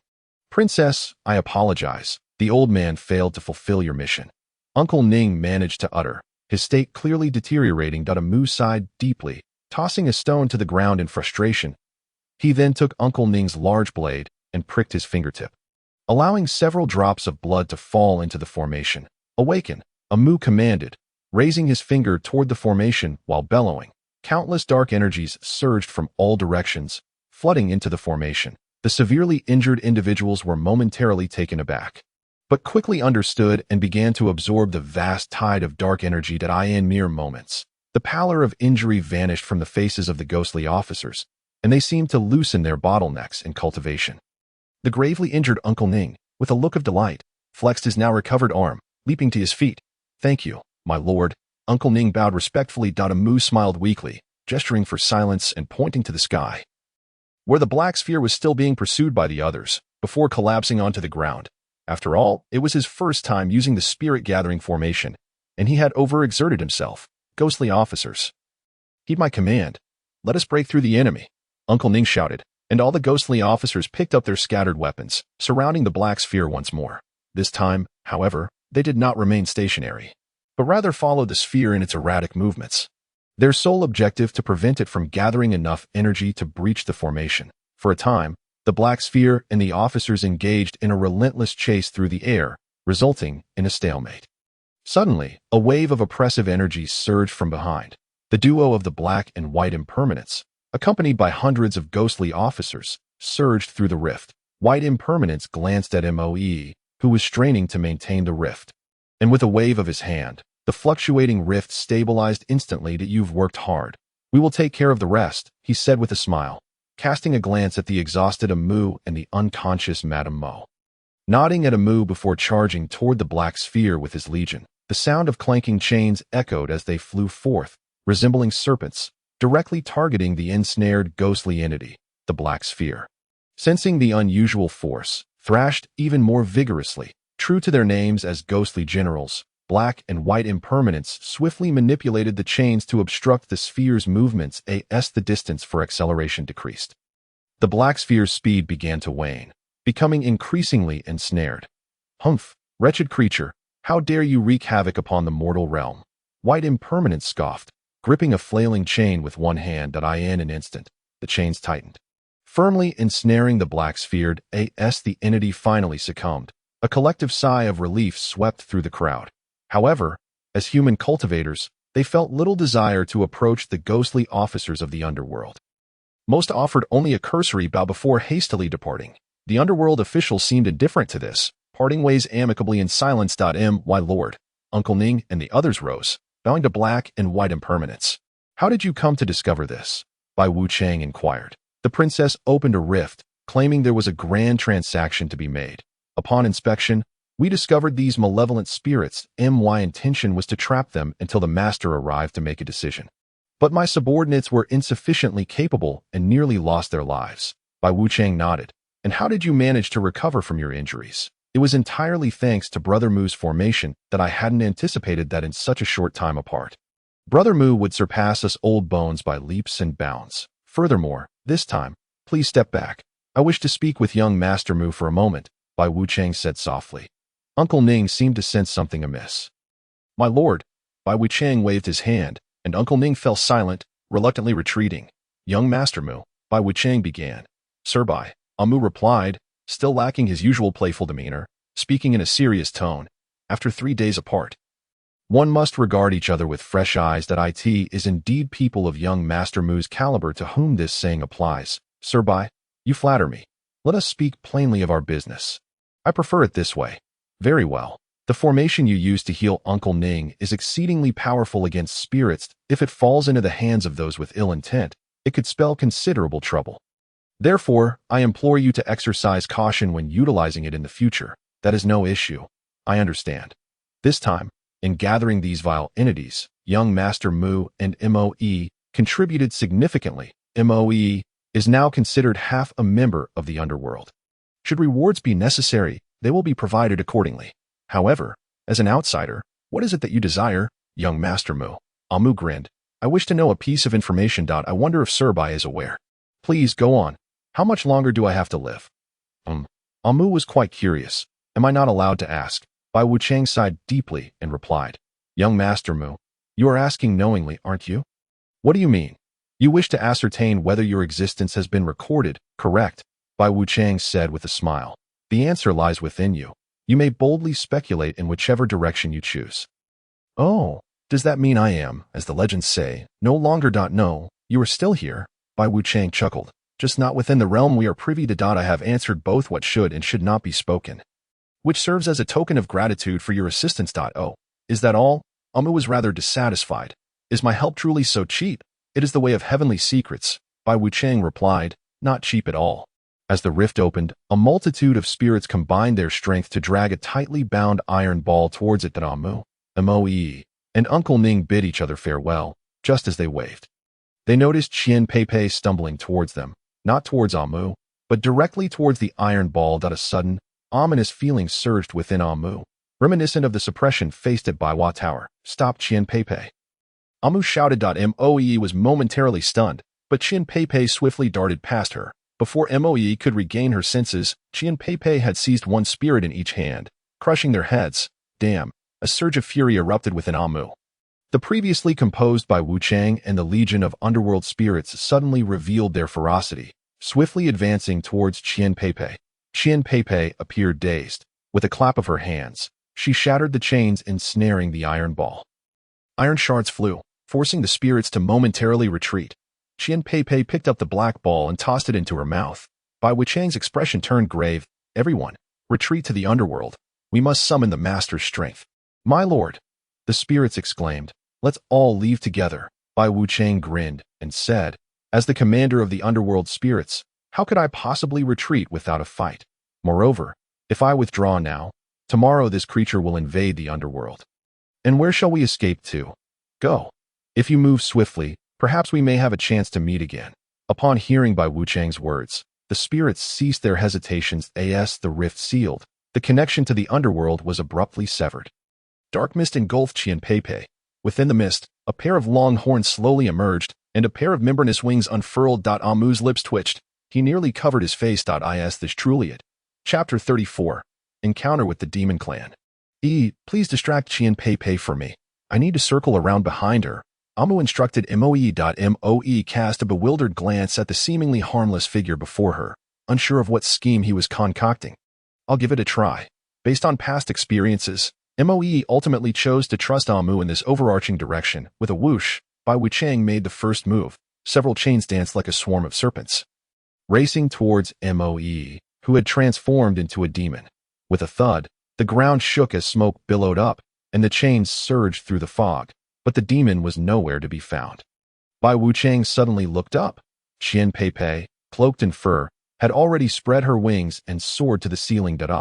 A piercing scream shattered the stillness, causing rocks within the cavern to splinter and the ground to tremble.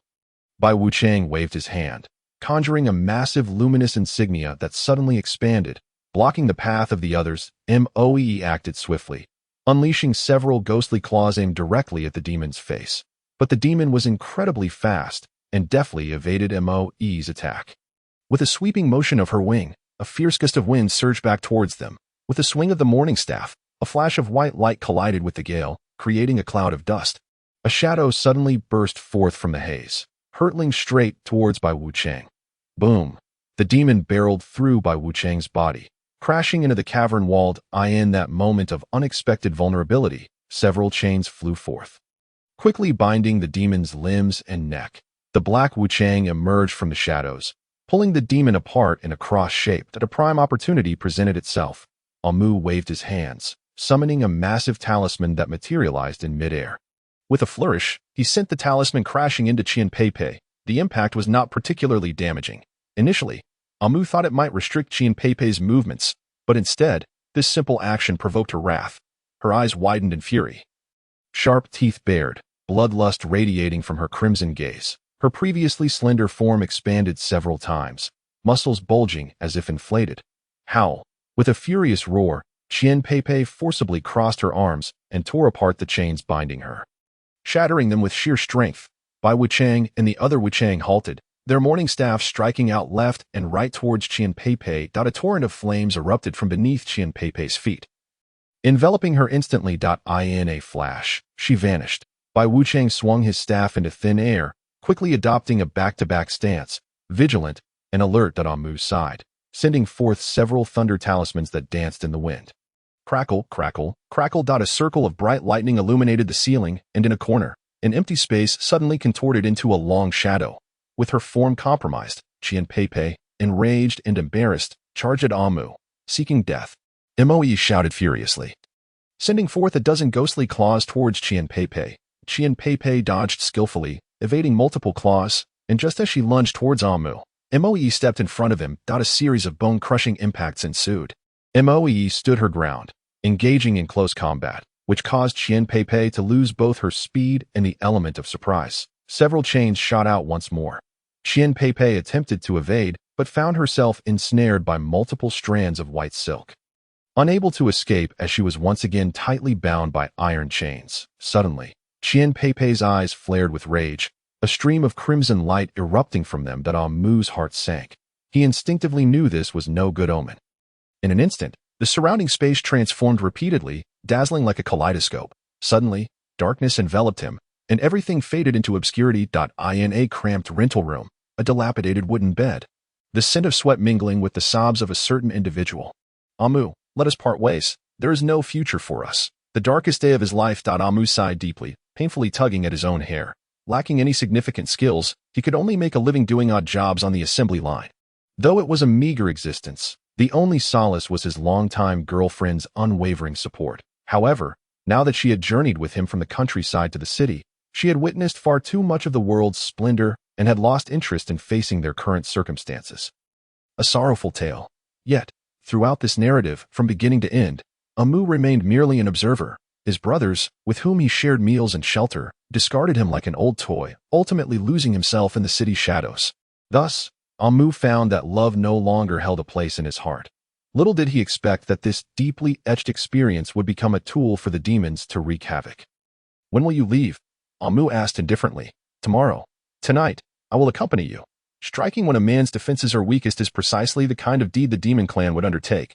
Consider it a confluence of new grudges and old resentments. Let her bear witness to the transformation of a youth reborn. Without words, only a surge of indignation simmered within the young man's heart. What as she turned around, her face a mask of disbelief. This is an experience unlike any other. In the clouds. At the edge of the heavens. A sensation of delight and refreshment that defies description. The only difference lies in her visage, which has gradually transformed into that of Qian Peipei. It has been such a long time since. I still desire. Just like a little girl pleading for candy. It appears that even the demon clan has a penchant for such delights. Amu calmly took a deep breath. Silently reciting the incantation of the great mighty heavenly dragon, a surge of overwhelming power rising from his feet, surging upwards towards the crown of his head, circulating through the body, and then converging into his dantian. His waist felt no strain, his legs bore no pain, and he was infused with boundless energy. Come forth, since we have shed our disguises, let me grant you a full experience of the exquisite 108 styles of the great mighty heavenly dragon. Amu exhaled deeply, feeling an unparalleled sense of comfort throughout his being. The first time channeling energy in a complete cycle always brings about a unique sensation. As he surveyed his surroundings, the entire illusion, save for the soul of the demon clan, had been reduced to fragments, with the demon resembling Qian Peipei, propping herself up weakly on one side, her eyes filled with an almost obsessive fervor. I had to wait for my arrival in this mortal realm. Man, I shall have you as my male pet. As the words fell, Qian Peipei's form gradually dissolved into a flurry of bubbles, vanishing instantaneously from the dreamscape.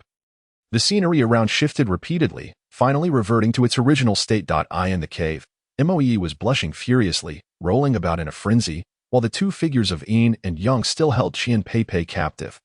Their eyes tightly shut, murmuring incantations as if to counteract the encroachment of the illusion upon their consciousness. Amu sighed deeply, producing a handful of purifying talismans, tossing them nonchalantly, causing the illusion in the cave to shatter with a thunderous crash, instantly dispelling all lewdness. Moe, who had been rolling on the ground, suddenly regained her senses, only to meet Amu's gaze, which held a hint of amusement, her face flushing crimson as she swiftly transformed into a wisp of shadow. Retreating into her protective ring, the two figures of Yin and Yang had also awakened from the illusion, their consciousness scanning the area, quickly realizing that the demon they sought had vanished without a trace. Upon observing the myriad of flying talismans, they understood the situation. Thank you, young master, for your intervention in shattering the illusion. Bai Wuchang clasped his hands in salute, acknowledging Amu with human courtesy. Had it not been for the relentless entanglement of the two esteemed figures with that body, the entity lurking within Qian Peipei would not have dared to take such risks to cast spells. Regardless of the process, I trust that whatever resided within Qian Peipei is now clean. Yes, a flicker of blue light passed through the eyes of the two esteemed figures, confirming that it had indeed dissipated. Young master, your skills are exceptional. That I possess no such prowess. I am merely an ordinary kitchen aide, fortunate enough to witness the heavenly guardian sect's collaboration with the Yin court to suppress the wicked, and to observe the two esteemed figures endure arduous battles to confine the demonized princess, ultimately causing the demon's soul to scatter. This is a remarkable achievement for you both. 1 acts, while heaven observes. Bai Wuchang smiled, stating that some matters in this world cannot be feigned. Amu chuckled awkwardly. Haha, I was merely jesting, just a jest. You wish to reclaim this woman, do you not? Bai Wuchang remarked with a smile. Now that she is no longer a vessel for the demon clan, it would be prudent for you to keep a close watch on her to prevent further incidents. As soon as the words left his lips, Qian Peipei, who had been tightly bound, was dragged before the three of them. Bai Wuchang loosened the chains, and the nearly naked Qian Peipei collapsed limply into Amu's embrace. We shall not impede you any further, young master. Farewell. As the words faded, a rift opened, and the two figures of Yin and Yang stepped through it, vanishing as if they had never been there. The horns atop their heads had dissipated, their wings melded back into their forms, and the hooves of their lower halves gradually transformed back into human legs, the fur covering their lower bodies also beginning to fade.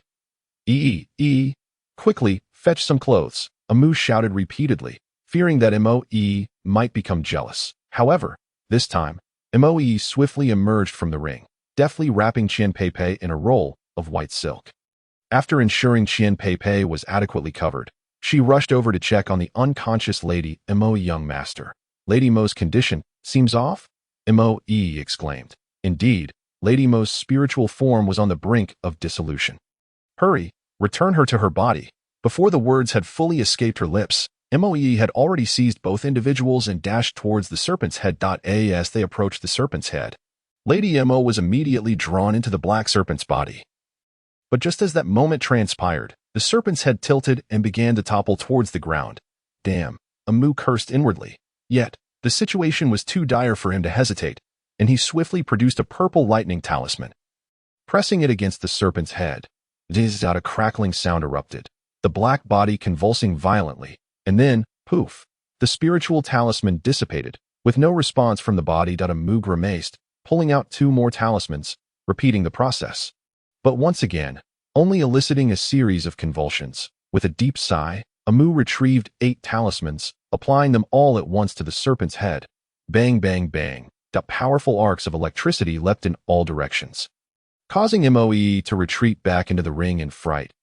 As if still not fully conscious, Amu pulled out an entire stack of talismans. Suddenly, the black serpent weakly opened its eyes, gazing at him with a look of sorrow, saying, "Don't it hurts?" Amu awkwardly asked, "Are you a bit more awake now? From now on, we shall engage in this level of training daily until you can withstand heavenly thunder." How does that sound? Lady Imo, now fully unresponsive, was understandably reluctant to engage with Amu, having been severely startled, and with her own body still in disarray. Yet this fellow was already contemplating beginning training to endure heavenly thunder. What on earth was he thinking? Even the simplest minded would grasp the absurdity of such a notion. Noticing Lady Mo's indifference towards him, Amu felt a pang of disinterest and began to replay the entire sequence of events in his mind. The thought that the one manipulating Qian Pei had crossed through the defensive array built by the Heavenly Guardian sect for Lady Imo without impediment left Amu feeling frustrated.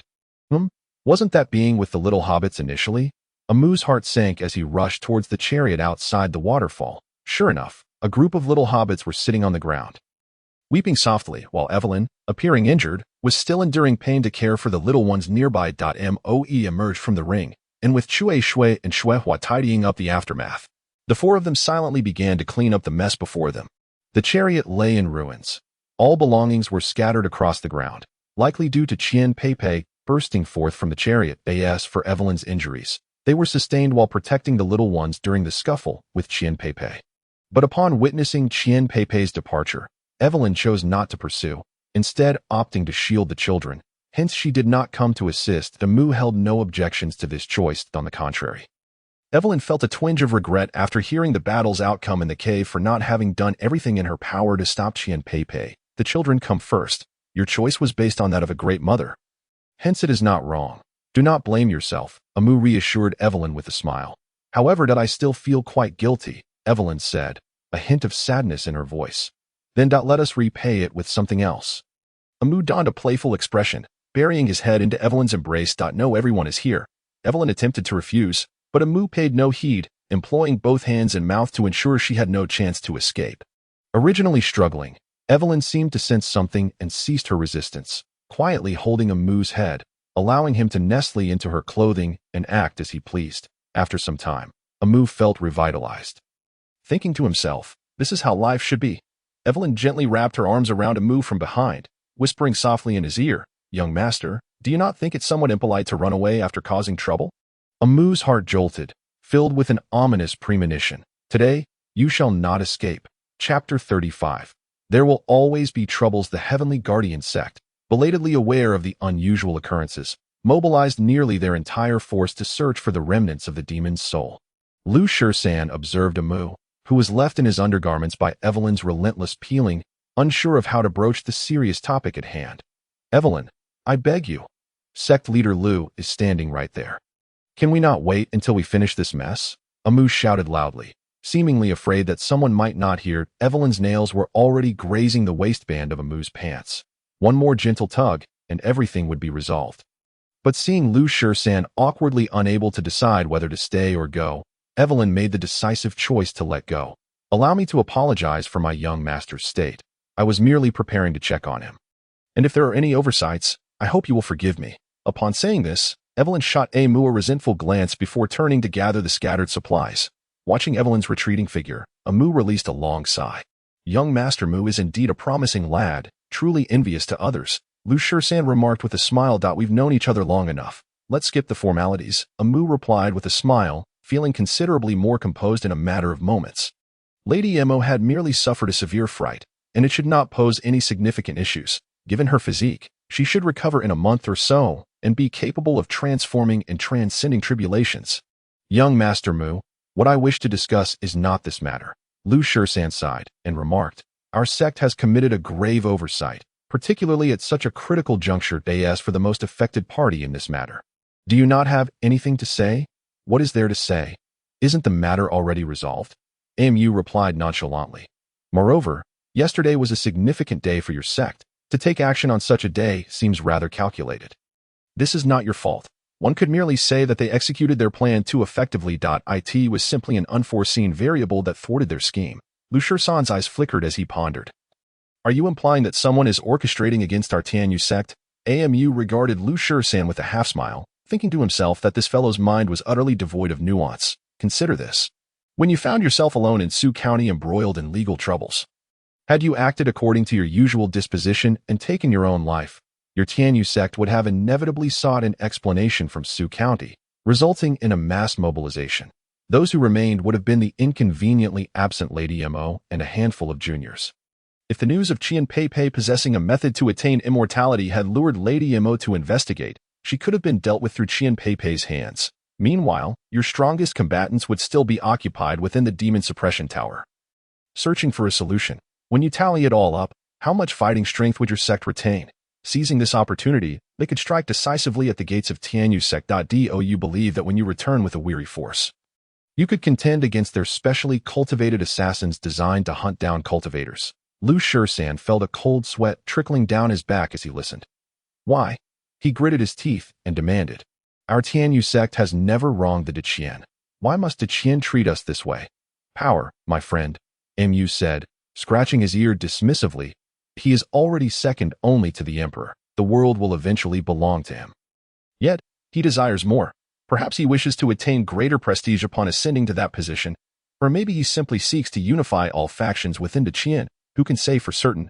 After a moment of silence, Lu Shisan bowed deeply to Amu, startling the latter into jumping back. What are you doing? You are now a prominent figure within Tianyu sect. Such actions would be quite embarrassing for me. Amu, somewhat familiar with Lu Shisan's character, recognized that this proud individual must have something significant weighing on his mind to bow so deeply. I humbly ask for your guidance. Young Master Mu, Lu Shisan said solemnly, his voice loud enough for the workers nearby to turn and witness the unfolding scene. Amu felt a twinge of annoyance as he hastily pulled up his trousers, an action that struck him as quite undignified. He couldn't very well hold up his trousers with one hand while assisting the esteemed peak master to his feet. Enough. Stand up. I am currently unable to assist you. We are familiar enough to forego such formalities. Amu, feeling exasperated, thought to himself that he would take it out on that troublesome girl later once this matter was settled. Has young master agreed to this? Lu Shisan raised his head, revealing a row of pearly white teeth. Get lost. I told you I haven't agreed. How could I help you? If I were to assist you, your trousers would fall. Mu retorted impatiently. Please, young Master Mu, offer your insights. Lu Shisan smiled, though the mirth had long since faded from his expression, closed the mountain gates, and publicly announced that the sect has immersed itself too deeply in worldly affairs and requires introspection. I suspect that various factions will soon emerge to take the lead, serving as a sharpening stone for the new generation. Subsequently, I anticipate that a certain power will tentatively test your sect's defenses. Do not show fear. Simply drive them away. Allow your adversaries to believe that your sect has suffered significant losses. Should they become too impatient, they may attempt to seize your sect with all their might. At that moment, you will engage them in a final confrontation that if you outsmart them, capitalizing on their anxiety or overconfidence, you might just defeat them utterly. This is the general strategy one can devise at present. As for your own plans, you shall have to determine those yourselves. Mu yawned, preparing to return to his carriage for a nap, only to remember that his carriage had been destroyed, causing his frustration to boil over. He shot a resentful glance at Qian Pei, muttering, that was hard-earned money. Young Master Mu, our sect still has an unoccupied Qingyun pavilion. Should you not mind, you may reside there temporarily. As for the belongings here, we shall send someone to inventory them and deliver them to Qingyun Pavilion. What are your thoughts on this? A peak master of another sect saw no need to extend courtesies for such a trivial matter. Thank you, Brother Lu, Mu replied. You jest, Brother Mu. This way, please. At Qingyun Pavilion, Mu leisurely sat on the terrace, observing the clouds roll by outside the building. Moe had once again retreated into her seclusion, seemingly troubled by her previous encounter with the demonic creatures. Evelyn and the hobbits freely traversed the clouds, akin to fish swimming in the sea. Meanwhile, Shuehua found herself laboring under Mu's insistence, crafting a generator while others indulged in leisure. Lord Mu, can this contraption truly generate electricity? I have never seen such a thing before, she inquired, while Amu, disinclined to explain the principles, replied, Just follow my blueprint. If what you create does not yield the desired effect, that is my fault. However, if you fail to adhere to my designs, beware of my punishment of withholding meals. Mu rubbed his temples, observing the robust woman before him, feeling somewhat at a loss for words that Shuehua muttered as she took the blueprint and headed to her designated workspace. Hammering and tinkering. Just then, a figure approached. It was Chao Xue. There any fresh news from the Demon Suppression Division? Amu continued sketching component blueprints without raising his gaze. There are reports that the Demon Suppression Division has failed to follow orders, resulting in the escape of captured demons, causing devastation in the southwest. Tian Yusek's inability to maintain order in the demon suppression has prompted a plea to the Emperor to revoke our sect's protective duties and assign them to the Tianji Pavilion. Chao Shui casually picked a spirit fruit from Mu's table, savoring it as though it were a rare delicacy. Mu regarded her with disdain, thinking her behavior overly affected. If you wish to eat, just do so without the theatrics. No one is judging you. Chao Shui merely smiled, avoiding debate while continuing to nibble delicately. The Emperor has consented. Under the pretext of rectifying local demon threats, he has ordered the 4 major sects to send representatives to the capital for debriefing. What does this have to do with us? Mu queried. Uninterested in the court's trivial matters, isn't it more enjoyable to find a quiet corner and remain a hermit? Young master, you don't understand. Chao Shui articulated slowly. The Demon Suppression Division's failure to obey orders led to the demon's escape. Think carefully that I heard you loud and clear. This has nothing to do with me.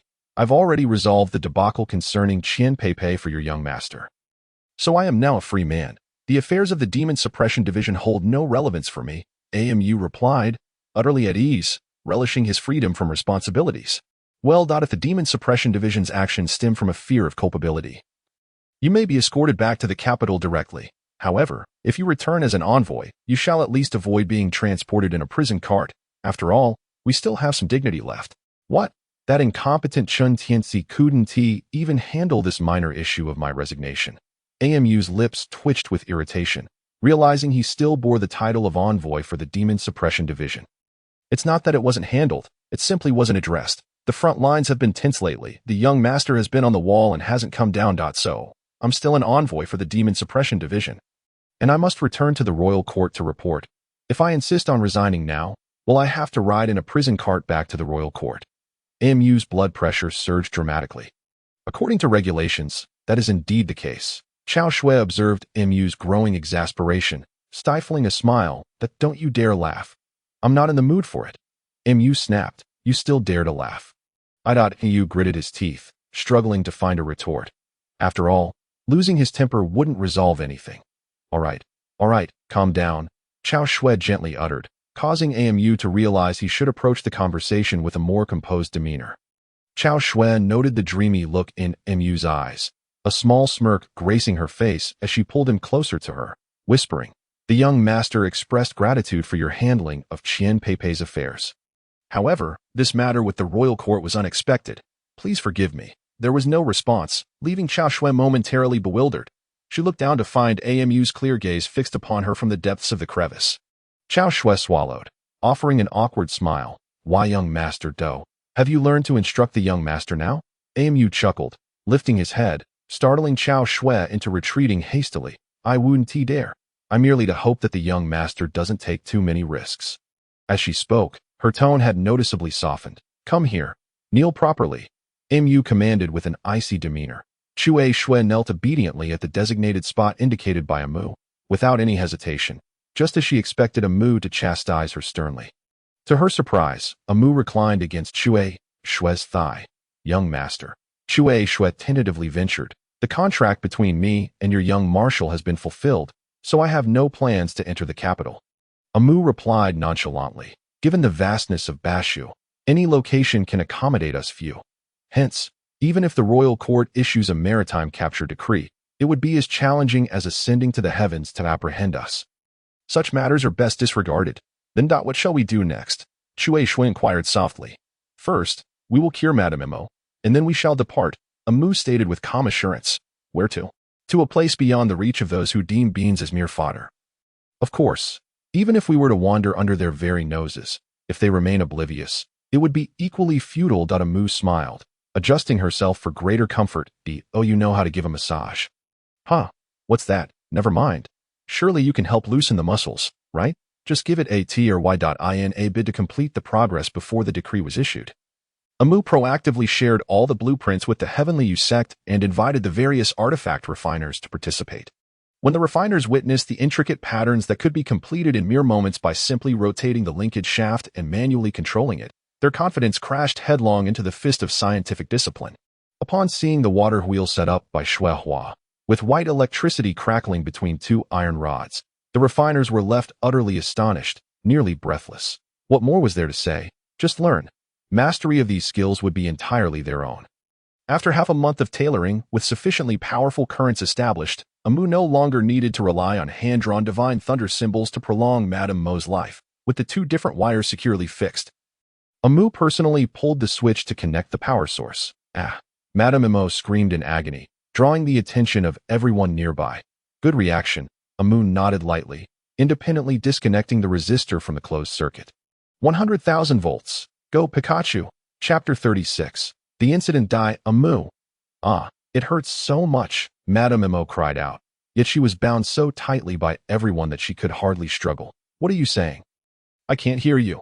Amu shouted back, simultaneously raising the voltage another notch. In an instant, Madame Mo found herself speechless. Her mouth agape. A peculiar fragrance wafted through the air, startling Amu, who quickly turned off the power to investigate.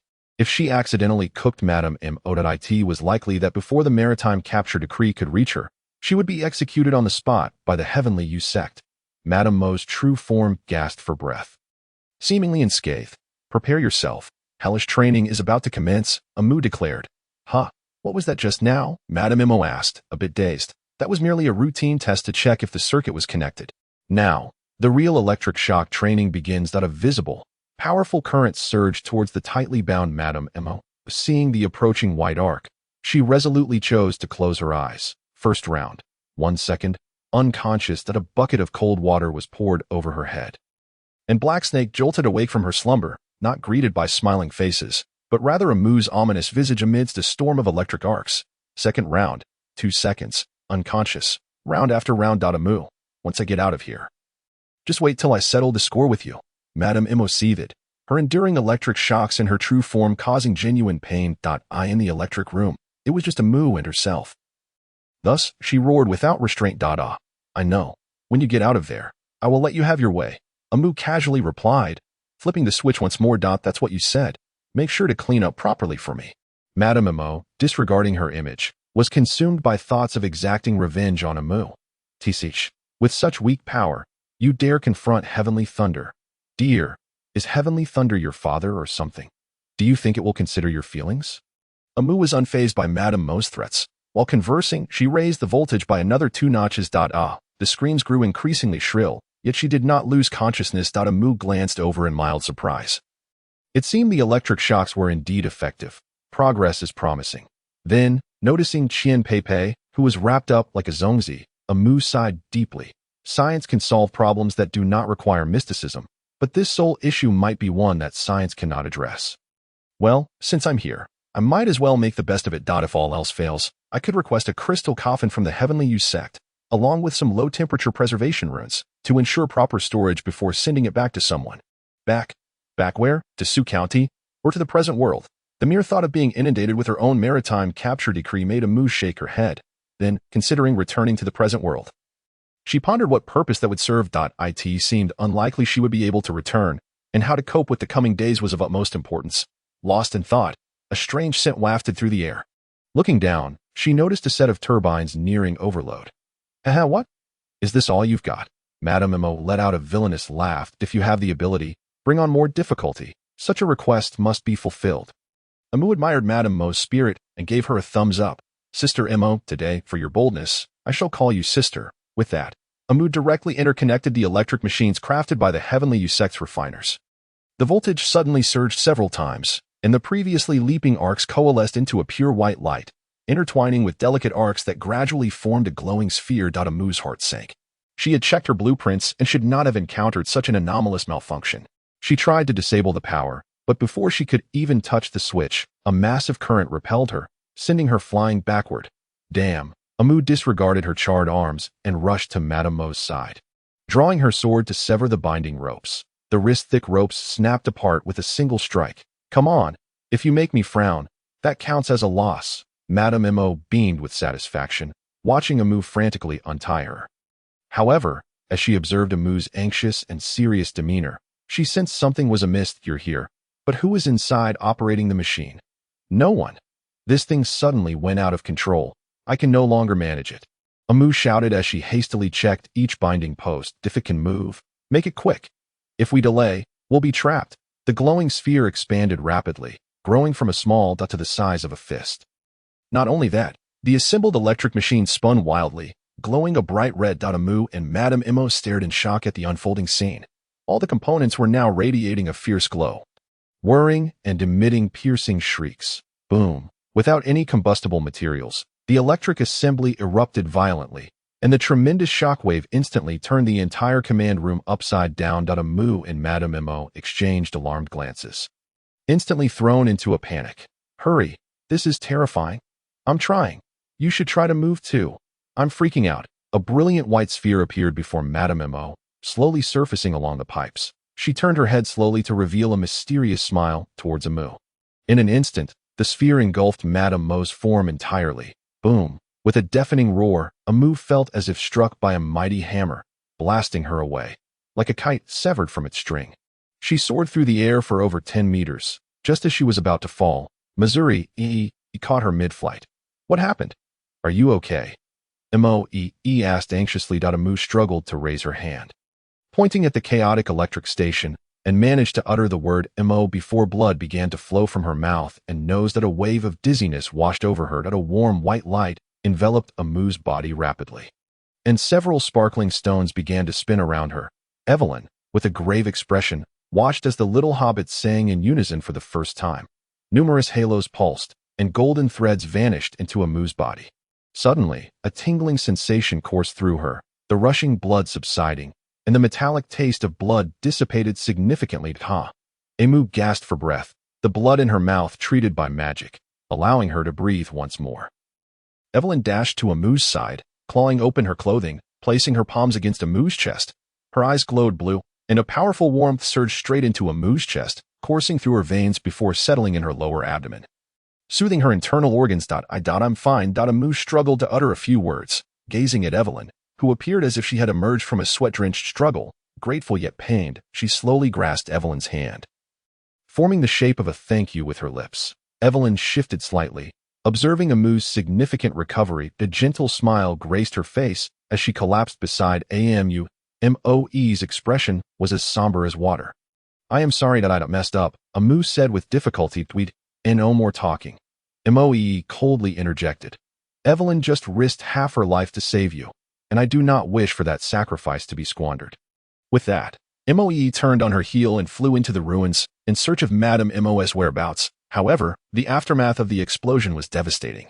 It not only obliterated the entire generator unit, but also shattered the cave and half of the cliff into disarray. Even as Moe transformed into a spiritual entity and delved into the deepest recesses of the cavern, she still could not find Madame Mo's corpse. Regardless of Madame Mo's fate, there were still others lying outside. The Tianyu sect swiftly joined the rescue efforts, and upon witnessing the collapsed mountain peak, everyone gasped in horror. Nevertheless, the losses were now unavoidable, and it had inadvertently provided the Tianyu sect with a pretext to close its gates. Days later, news spread throughout the Great Qian realm that the Tianyu sect had encountered a significant issue and had to summon disciples from all paths, closing its gates for a decade. In an instant, the entire realm of cultivators was shaken.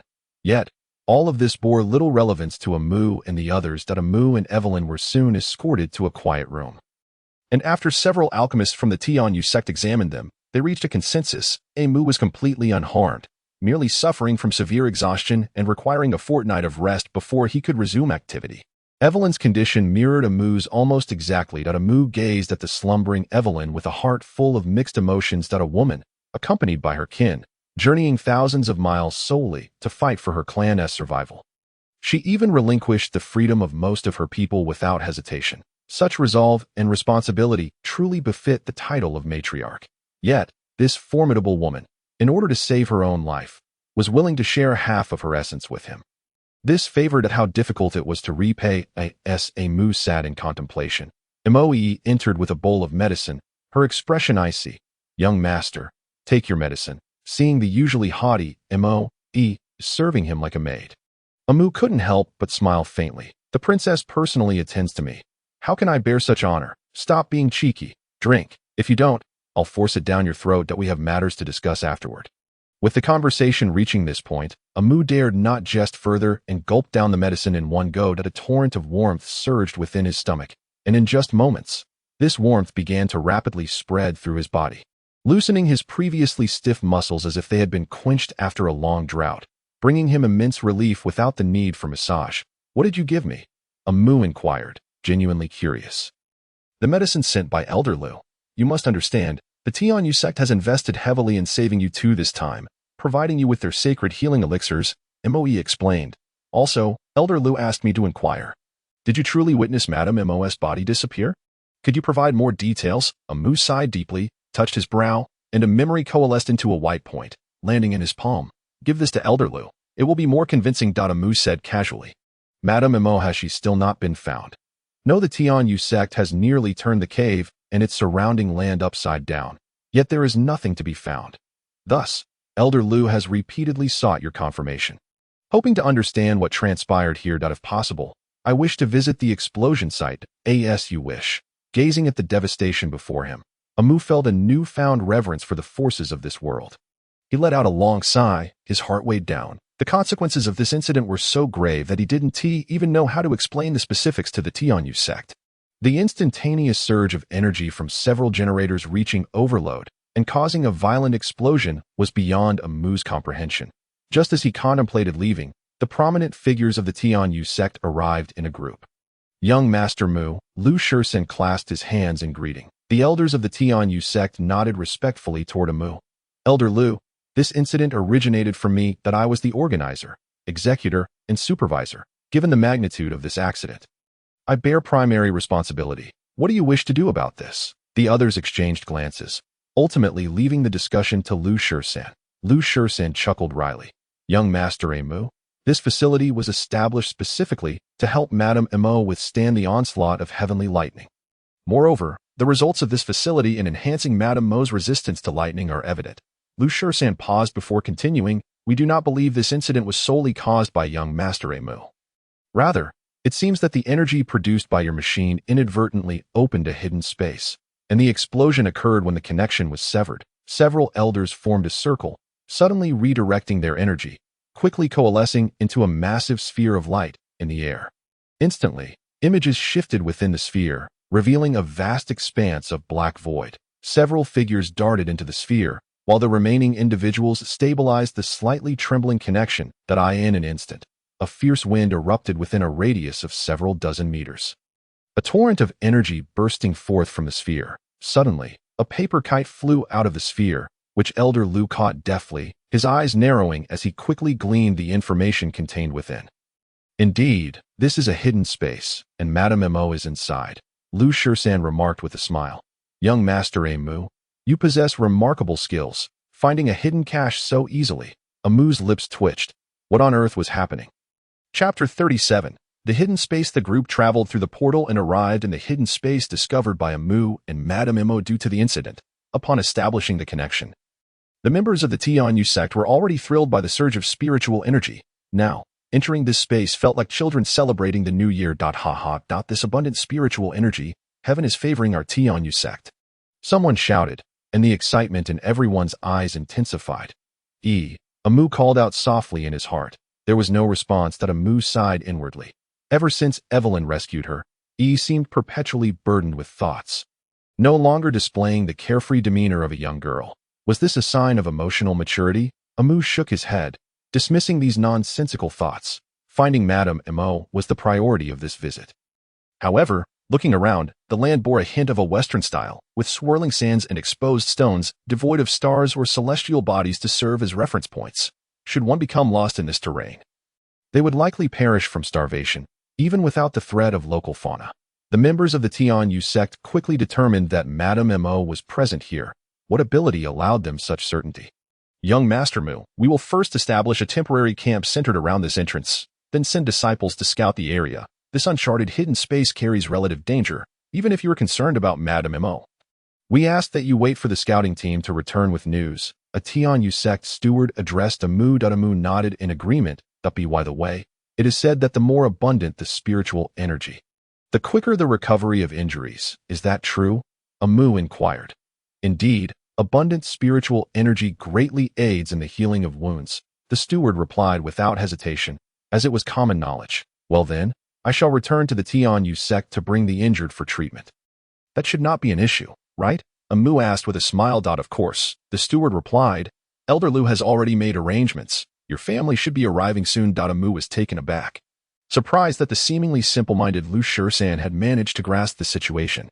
Please extend my gratitude to Elder Lu. Amu smiled. Half an hour later, the women of Amu's household arrived at the undeveloped hidden space under the Tianyu sect's arrangements. The little Habbies gazed at the expansive space, unable to contain their eagerness, and with a leap, several figures soared into the air. Come down. This is a hidden space. No flying spells are allowed, a cultivator shouted. Why? Amu, curious about the regulation, asked. Young Master Mu.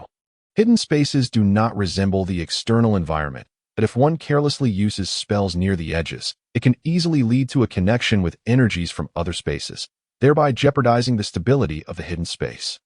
I hope young Master Mu will instruct the ladies to refrain from using flying spells, the cultivator replied respectfully. Well, they aren't using flying spells. They have wings, just like you and me have arms and legs. So it should be fine, right? Amu stifled a laugh while looking at the cultivator beside him. Wings? The cultivator appeared bewildered. Yes, wings, so it shouldn't affect the stability of the space. Having spoken, Mu no longer paid any heed to the somewhat bewildered cultivator. Striding ahead with purpose, with a sharp whistle, a throng of little Habbies joyfully returned to their previous spot, chattering excitedly as they formed a neat line, each pair of sparkling eyes fixed intently on Amu. Their gaze, overly sincere, made Amu feel a tad uncomfortable. Dear Habbies, there is a task that requires your attention. Do you recall the esteemed Lady Mo? She is here, yet we cannot locate her. Can you find her for me? Amu inquired with a smile. However, the once cheerful Habbies were instantly rendered speechless at the mention of Lady Mo, shaking their heads vigorously as if their heads might fly off. Amu sighed, realizing how profound an impact Lady Mo had left on their innocent hearts. Well, you needn't find her, but if you catch sight of her from a distance, just send me word, all right? Amu adjusted his approach. The Habbies remained hesitant. If you succeed, I shall treat you to a grand feast of roasted meat. Amu paused, adding, and there will be desserts for those who uncover Lady Mo's whereabouts. The mention of desserts swayed the Habbies, who wasted no time awaiting the command to set off, darting into the sky in various directions. Amu let out a long sigh, reflecting on how this could be considered child labor in the current world. With the little Habbies now on their mission, preparations for their reward needed to commence. Chihuahua was summoned once more by Amu. Observing the towering figure before him, Amu felt rather diminutive. The defined muscles and robust stature of Chihuahua contrasted sharply with his own slender limbs. Comparisons can be so disheartening. Just moments ago, Chihuahua had completed setting up the tent and relocating the two injured individuals inside. Now, she looked at her master, unsure of how to proceed. Young master, did you call for me? Chihuahua spoke up. Yes, please procure a fresh carcass of a larger magical beast from Tianyu sect. I have sent the little Habbies to search for Lady Mo, and this will serve as their reward. Additionally, it would be ideal if you could bring back some eggs as well. Understood. Without further question, Chihuahua turned and headed towards the kitchen of Tianyu sect. After ensuring the two injured were settled, Chihuahua approached Mu to await his orders. How are they faring? Asked Mu, after the second madam's arrival. Her breathing has stabilized significantly. However, Miss Qian, that I can only ascertain that she is alive, but my initial promise to your young master was to ensure Qian Pei's safety, which is now undoubtedly secured at AS for her injured spirit. That lies beyond my realm of influence. Chihuahua offered a slight bow in gratitude. What are your thoughts on this hidden cache? Amu suddenly communicated silently to Chihuahua. She looked up in astonishment. While you are a spy assigned by the Demon Suppression Bureau, you must still diligently fulfill your duties. Now, as your ostensible master, I inquire about your perspective on the next steps regarding Tianyu sect's acquisition of this hidden cache. Amu reclined lazily on a nearby lounge chair. Shueishiwe hesitated momentarily but chose to continue massaging AMU with a somewhat awkward technique. Tianyu sect is likely to increasingly distance itself from the royal court's influence, adopting a more transcendent stance. Moreover, with the emergence of numerous talents from the Demon Suppression Tower, their power has been fully unleashed. If they were to gain complete control over this hidden cache, they could truly become the foremost sect in Daqin. Free from the meddling of the mundane world. As for the Demon Suppression Army, which the royal court fears most in the West, what would happen if they were ordered to attack Tianyu's sect? AMU remarked, his expression bright as he observed the serious countenance of Chueshui. At least, it appears that Master Lu does not currently wish to provoke the Demon Suppression Bureau. Otherwise, he would not have arranged for your entry into this hidden cache, unless he intends to keep us here for other reasons. Now, as someone who has completed my task, I am a free man. Therefore, as the only person I trust, and who is also trusted by the Bureau, as the natural successor to the Bureau's operations. How much benefit do you believe you can procure for your beloved Demon Suppression Bureau in this matter? Shueishiwa paused, her hands momentarily stilled, causing AMU to wince in pain. Lighten up? Do you lack the awareness expected of a servant? How can you be so clumsy? AMU complained, urging her to leave him be. Shueishiwa quickly bowed and retreated. MU sighed softly, turning to enter the tent. Inside, the two patients lay quietly on their beds. Evelyn appeared quite fragile. And even after taking the medicine provided by Tianyu's sect, there were no signs of improvement. Reluctantly, MU had decided to bring Evelyn to this hidden cache. Observing her steady breathing, MU's spirits lifted considerably. Yet, the prolonged state of frailty remained a cause for concern. I am in good shape, but Evelyn's condition is worrisome. Is there any way to assist her? MU communicated mentally. Silence. You could transfer some of your spiritual energy to her. It would be far more effective than her absorbing it from the air on her own. Moe's emotionless voice resonated from within. How does one go about that? AMU inquired, not understanding the process. How to do it? How to do it? Is this not the very aspect that you men adore and excel at? Why ask me how to proceed? Moe erupted in anger. AMU, feeling equally frustrated, concentrated his thoughts, and in an instant, Moe appeared before him. The girl had dark circles under her eyes, and black tears were brimming in her eyes. What a potent resentment. AMU disregarded this, embracing the somewhat hysterical Moe and kissing her fiercely. Startled, she initially resisted, but couldn't withstand MU's overwhelming technique and his precise targeting of her weaknesses. In a matter of moments, she was left languid in his embrace. You should not blame yourself. AMU murmured, his lips wandering to the untouched territory of her neck. I am yours. Moe sighed in comfort. I know you are mine, and you are aware of it too. AMU grinned mischievously, his hands growing more brazen.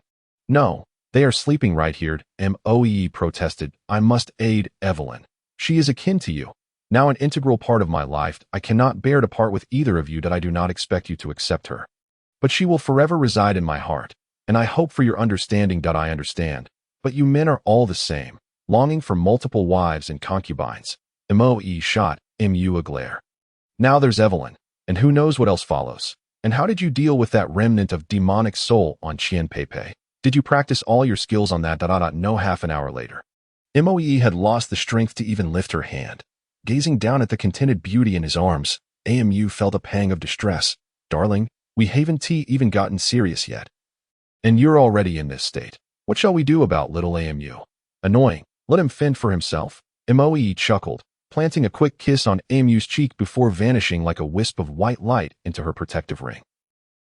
Next time, be more careful, AMU silently cursed. Feeling a surge of frustration, he gently touched Evelyn's neck and cradled her delicate form in his arms. With a hint of trepidation, he wondered if this could be seen as violating a woman's will. Well, the sword of Ming Dynasty should not cut through the officials of Qing Dynasty. Whatever. Focusing his chi, AMU gently pried open Evelyn's soft lips and delivered a stream of spiritual energy directly into her. Initially flowing like a gentle brook, it surged into a torrent, ultimately becoming a tidal wave of energy. Waves of true chi continuously streamed from Mu's mouth into Evelyn's body. Simultaneously, a refreshing breeze of spiritual energy returned to him. And in this exchange, everything seemed to reach a perfect harmony. How much time passed? AMU felt his mind becoming hazy. However, this hidden cache was unlike the outside world, where time did not dictate the rhythm of day and night. Here, the light remained constant. Glancing down at the fragile beauty in his embrace, her face a mix of fatigue and shyness, Mu could see the flush on her cheeks. He lightly pecked her cheek. Rest for a bit. I shall prepare some food. Today, we feast. Evelyn smiled and allowed Mu to fuss over her. After ensuring Evelyn was comfortable, Mu, before departing, decided to tease her, running his hand across her chest. Tell me honestly, have you missed me? This gesture was no mere inquiry. It was quite the brazen advance. Evelyn shot him an indignant glare, but lacked the energy to retaliate, allowing him to carry on with his mischief. However, Mu did not overstep his bounds too much. He took Evelyn's hand and placed it over his heart, earnestly proclaiming, I have been thinking of you. After saying this, Mu gazed at Evelyn with eyes so tender they could almost bring one to tears. Welcoming her back, as an aside, he added, a kiss for good measure. I shall go prepare dinner now. Moee. It has been quite a while since you last saw Evelyn. Why not keep her company and engage in some conversation? No sooner had he finished speaking than Moee appeared in the room, exclaiming, Got it, shoo shoo. Off to cook, she said impatiently. After Amu left the tent, Moee cast a silent glance at his retreating figure, then turned back to Evelyn with a smile, saying, It seems we sisters have not had much of a chance to converse. Today, let us have a thorough discussion about our family's notorious playboy. Chapter 38. The hidden strategy. Having promised the hobbits a feast of roasted meat, Mu knew he must honor his word. He gathered the necessary marinade ingredients, while Shuehua trudged back to their temporary campsite. Pulling a cart behind her, Mu looked at the meat on the cart, his lips twitching, unsure of what to say. You don't want to eat this? He asked, pointing at the gigantic beast approximately 4 meters long. Though it had been skinned and gutted, the sight of its nearly towering spine left Mu feeling somewhat apprehensive. Shuehua chuckled heartily, revealing a row of gleaming white teeth. Well, what can I say? Now that you've mentioned it, what can I do? This thing is so large, I certainly can't butcher it myself. How about you give it a try? Amu tentatively suggested. All right. No sooner had he finished speaking than Shuehua pulled out a hefty axe from the cart, inhaled deeply, and with a swift twist of her body, swung the axe in one fluid motion. With a resounding crunch, the beast's neck was severed cleanly from its body, the cut smooth as a mirror-esque surface. Amu felt a shiver run down his spine at the sight. Shuehua turned to him with a broad smile, showcasing her beautiful white teeth. Move aside, she said, retrieving a cleaver and deftly slicing half of a rib section from the beast. Then proceeded to repeat the process on the other half. Just as she was about to continue, Mu placed a hand firmly on her shoulder. Stop, we want to be able to eat that much. You can chop the spine into smaller pieces for me to stew, and I'll handle the rest. Upon hearing this, Shuehua grinned, revealing her back molars. All right, digging a pit? Leave it to me. Within just an hour, she had excavated a massive pit approximately 1.5 meters in diameter and 2 meters deep, watching Shuehua work with such speed that it seemed she was leaving afterimages. Amu found himself secretly assessing her capabilities. His original intention at the Demon Suppression Bureau had merely been to find a suitable blacksmith. Who would have thought he'd return with such a remarkable talent? No hooks, no problem. Shuehua effortlessly fashioned one from an iron rod as thick as her pinky finger. Observing her deft movements and the various materials hidden within the cart, Mu surmised that she must have done this many times before. With a fire ignited in the deep pit, flames soared toward the heavens, illuminating the previously dim sky with a fiery glow. All the meat had been cut and marinated, and now they awaited the flames to subside so they could hang the marinated chunks to roast. However, Mu was taken aback when Shuehua approached him, fidgeting slightly. Young master, it seems a bit wasteful to let the fire burn like this. May I make use of it? Mu, somewhat bewildered, replied, Feel free, as long as you don't extinguish the flames. With a bright smile, Shuehua dashed off in a blur. After a brief moment, she returned, this time carrying an enormous iron plate on her back. Mu's jaw nearly dropped at the sight. The plate must weigh at least 200 pounds, and she was sprinting with it, as if it were a mere feather. Is this really all right? Shuehua swiftly placed the massive iron plate atop the fire, then darted off again. After a while, she returned with 2 large buckets and a hefty jar, a cloud of dust trailing behind her, prompting curious onlookers among the cultivators to peek out, drawn by this rare spectacle. When she reached the front, they realized she was carrying 2 buckets of mixed grains and a large jar of dough. Wait, just how many pancakes are you planning to make? Amu inquired, his curiosity piqued. With remarkable skill, Shuehua poured a bucket of prepared dough directly onto the iron plate, She then pulled out a rake from the cart and began flipping her pancakes effortlessly. A pancake with a diameter of 1.5 meters. As AMU pondered just how many toppings she would require, a small bucket of sauce and finely chopped scallions and vegetables were splashed from a bowl. The translucent slices of meat were generously scattered across the gigantic pancake. And aside from the absence of eggs and crispy layers, it was undeniably a supersized pancake wrap. Shuehua, is this what you're preparing? AMU carefully chose his words, for the quantity appeared sufficient to feed 10 people. My dinner, Shuehua replied cheerfully. Once I snag some of the roasted meat you make, I'll be full. Her beautiful back molars flashed once more. AMU couldn't help but think that it was no wonder she was so robust. One gets what one pays for. Since you can eat so much, Shuehua, you may as well roast all the meat together. Sure, given your appetite, I'll leave the cooking to you from now on. All right. As the embers in the ground oven dwindled to mere glowing coals, Shuehua effortlessly hung the cut meat pieces inside, while Enyu set up a smaller fire to simmer a broth from the bones.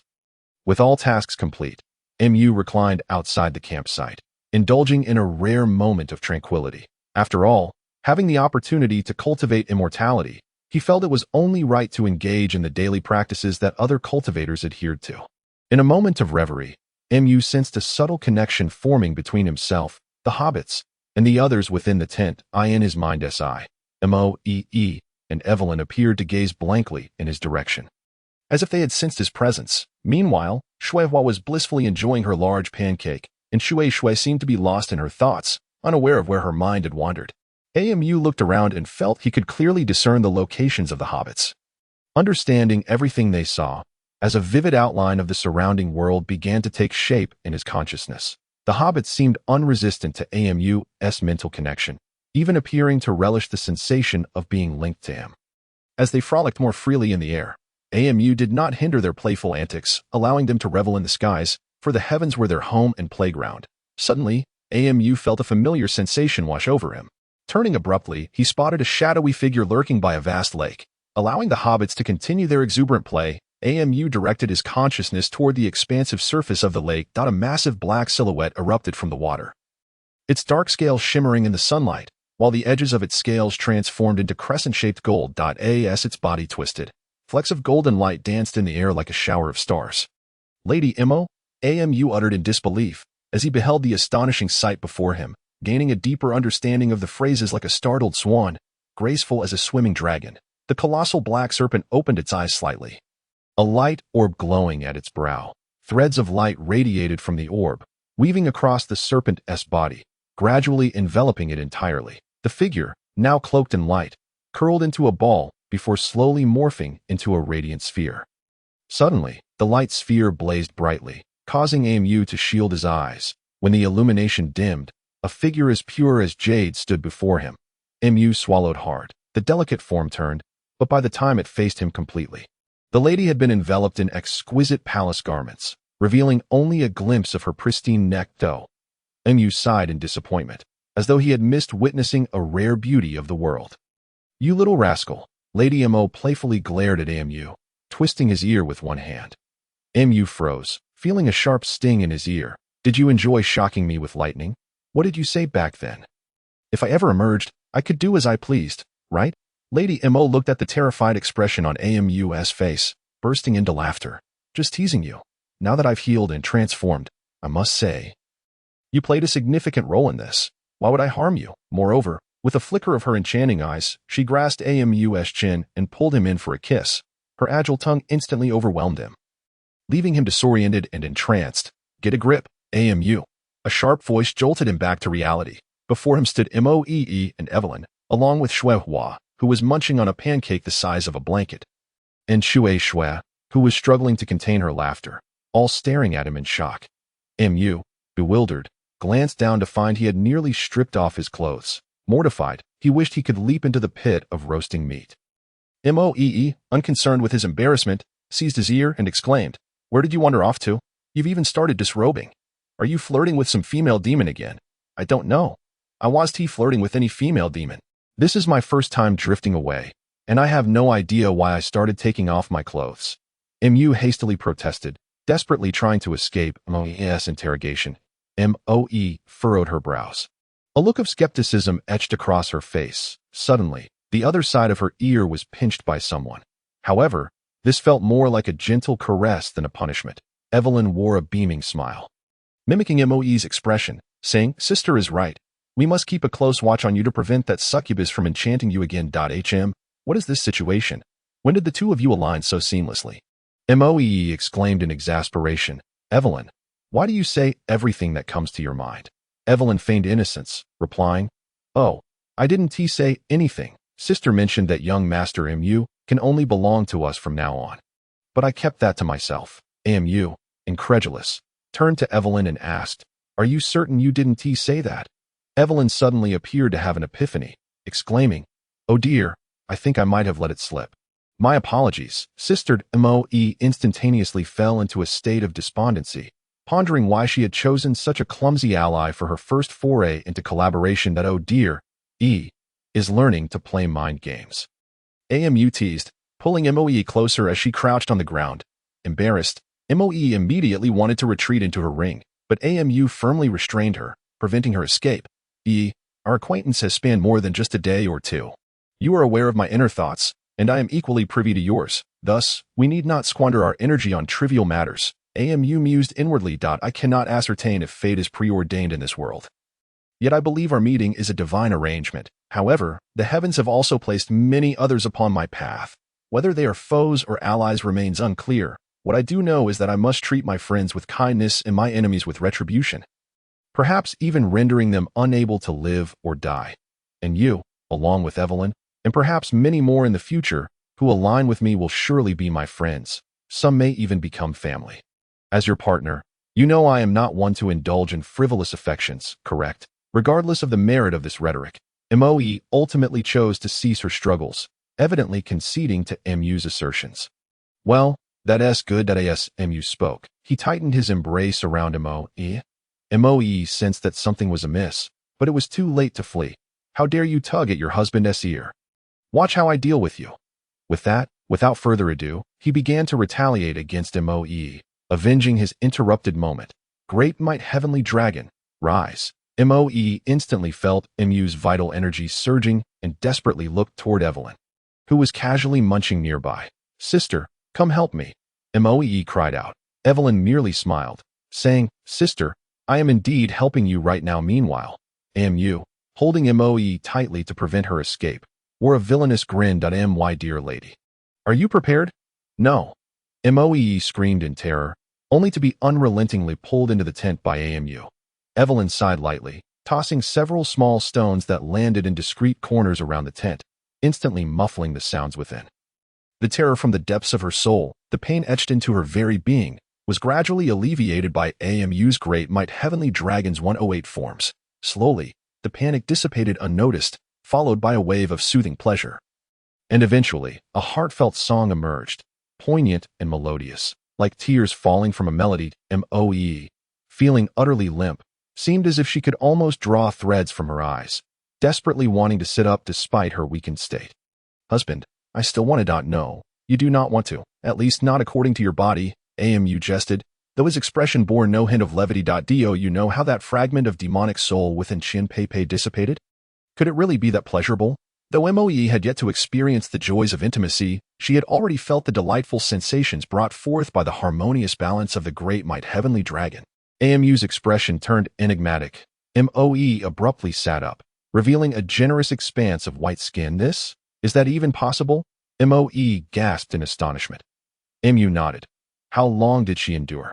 Moe gritted her teeth, demanding an answer. After experiencing all 108 forms, that fragment of her spirit was utterly scattered. Mu articulated each word deliberately. "I initially believed this was merely a pleasure of the boudoir. I never anticipated it would be employed in combat. Strangely enough, I achieved victory relying on such an utterly frivolous skill." Moe's expression turned icy. "You used it on her?" Mu gulped, cold sweat trickling down his brow. Chapter 39. The Heart's Allegiances. Mu was ejected from the tent. While he still wore his undergarments, he was decidedly scantily clad, a state which was deemed scandalous in this world.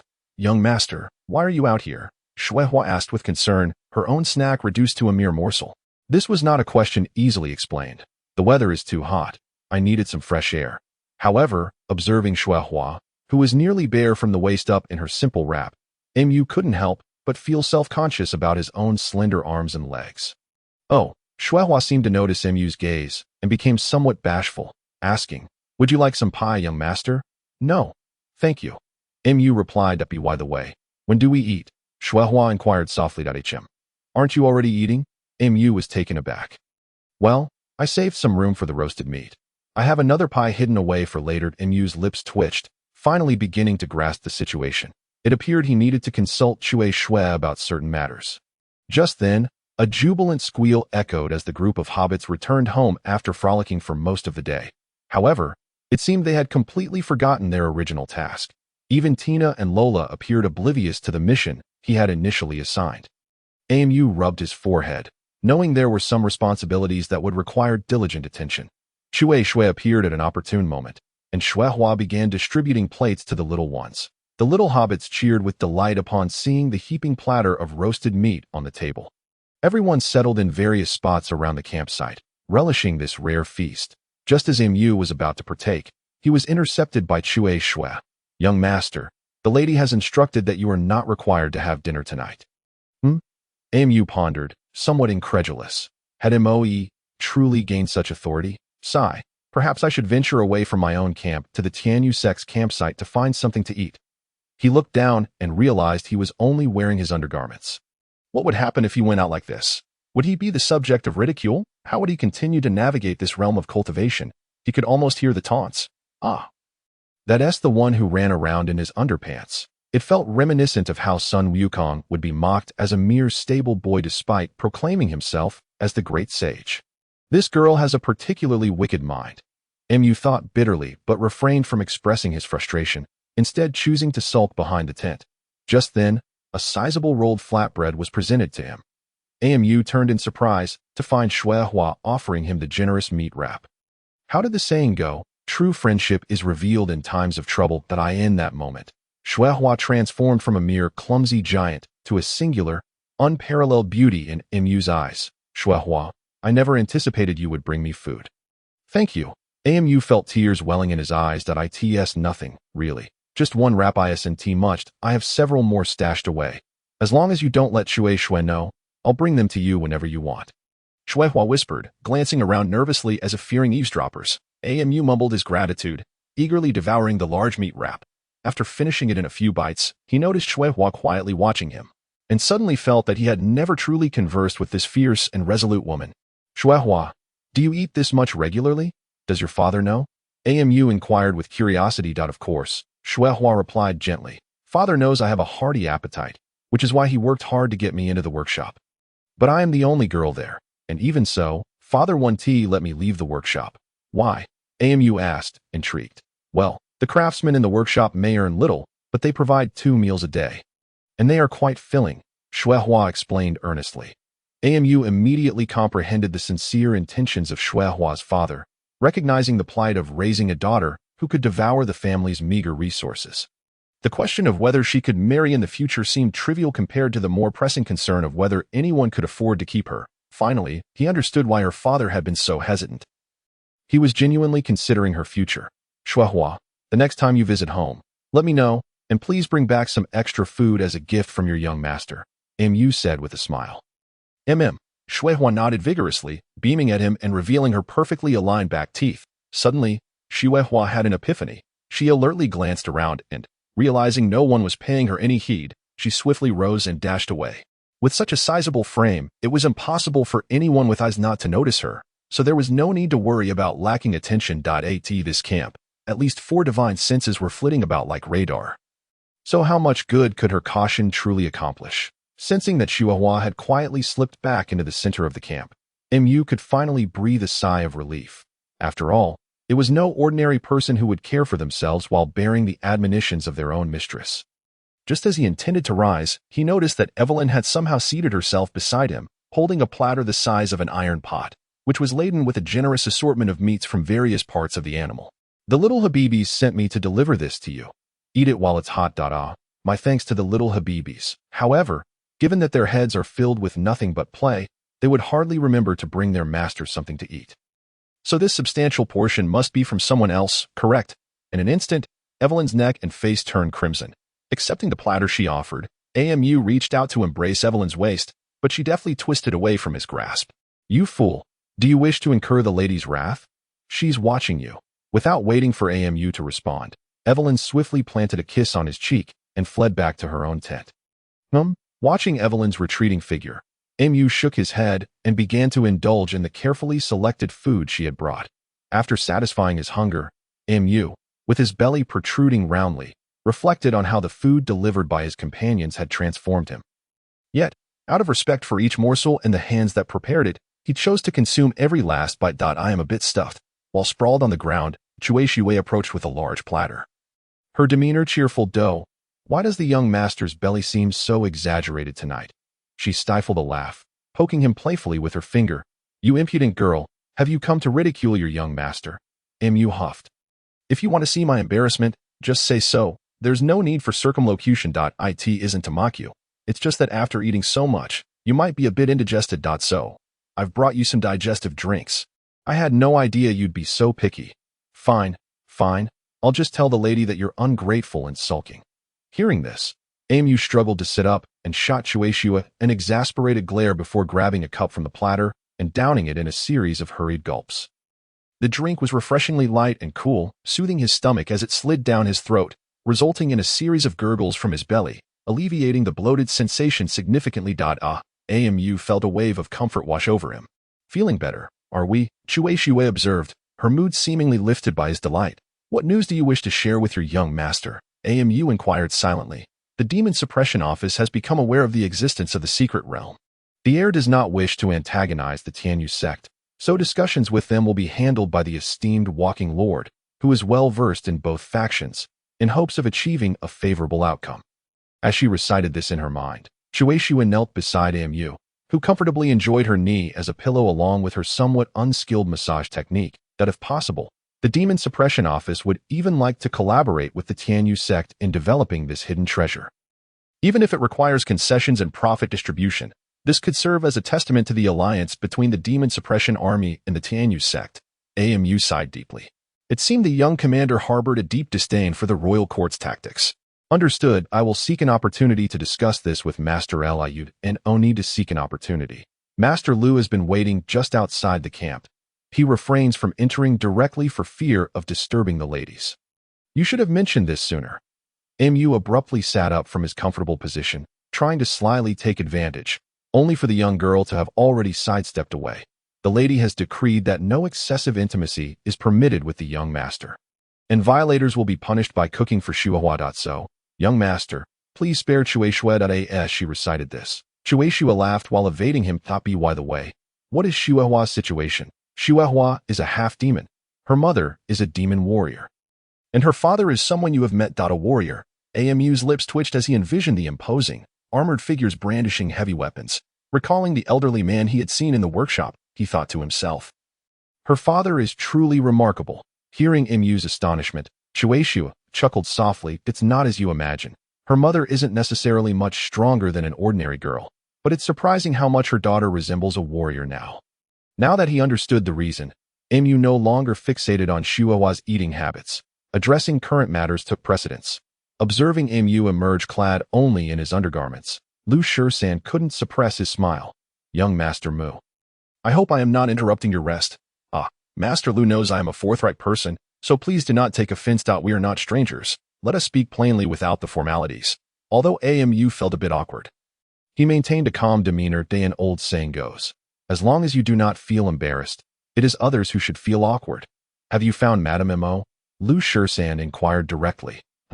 Didn't you ascertain that Madame Mo was in this space when you entered the secret realm? Have you lost her trail again? Mu feigned ignorance. Lu Shisan sighed, pulling out a lotus-shaped incense burner from his pocket, flames flickering vigorously within, even threatening to lick the top of the burner. What is this? Amu questioned, somewhat perplexed. This is Madame Mo's soul lamp. We initially deduced her presence here based on this item. Lu Shisan replied calmly. Under normal circumstances, the flame of this lamp does not fluctuate much, but its current intensity suggests that the lady is preparing to break through. Preparing to break through. Madame Mo has already completed her transformation. What more is there to break through? AMU said dismissively. In that case, Master Lu, you should use this item to locate Madame Mo directly. Why seek me? The young master has only recently begun his cultivation and may not be aware of the intricacies involved. An elder accompanying them interjected, if Madame Mo were to find the core of this secret realm on her own and harness its power as a catalyst for her breakthrough, she would entirely control this realm and become its master. Isn't that a good thing? Madame Mo has had a collaborative pact with your Chanyu sect for many years. If she becomes the master of this secret realm, wouldn't that lead to better cooperation? AMU asked, puzzled. Or do you have ulterior motives concerning this secret realm? This natural secret realm is, by definition, a land without a master. Whoever claims it reaps the reward, if it is Madame Mo who claims it. That is indeed ideal. However, the several teams of cultivators we dispatched to find her have met with untimely ends. Some did not even manage to escape with their souls intact, and so, before the elder could finish, AMU had already drawn a rough outline of the secret realm's layout in the dirt with a stone. Here, AMU pointed to a spot on the sketch, about 100 miles west from here. You will discover a massive lake. I suspect that may be the core of this secret realm. If Madame Mo is also seeking the core, she would likely head there. The group gazed at the map AMU had drawn. Confusion evident on their faces. Young master, how did you become so familiar with this area so quickly? Observing their eager expressions, MU simply smiled. I am fortunate to have a group of demonesses capable of flying in this space. So naturally, I can explore the environment more swiftly. Upon hearing AMU's explanation, they finally understood. They had initially thought AMU had outmatched the prominent figures of the Tianyu sect through his own prowess. Yet it was merely the advantage of the demonesses that had granted him the upper hand. Nevertheless, some among them, with clever minds, began to inquire if there was any way to acquire similar demon entities. Young master, could you perhaps? Absolutely not. MU asserted firmly. There were over 100 demonesses imprisoned by the Demon Suppression Office. If you are interested, you might as well try your luck there, with a direction established. The group ceased to linger on the matter and swiftly prepared to confront potential challenges. Lu Shisan led a team of elite members ahead to provide support, while the main forces remained on standby and activated their defensive formations. Until Lu Shisan and his team returned, no one was permitted to leave their posts. Of course, MU and his companions were exempt from these restrictions. Young master, with Lu and his companions heading to provide support. Do you think it wise for us to rush in? Would we not merely add to the chaos? Xuehua voiced her concerns, anxious as a craftsman lacking experience in battle. You need not worry. You and Shueishu must remain here to look after Qian Peipei, Evelyn, and the little Habibis. Thus, it will be only myself and the lady who will assist, given the lady's strength, coupled with the weapons you crafted per my instructions. It is highly unlikely that anyone would be able to approach me. Evelyn hurriedly expressed her desire to join, and the other hobbits clamored along, creating an atmosphere reminiscent of a bustling marketplace within the camp. Enough with the noise.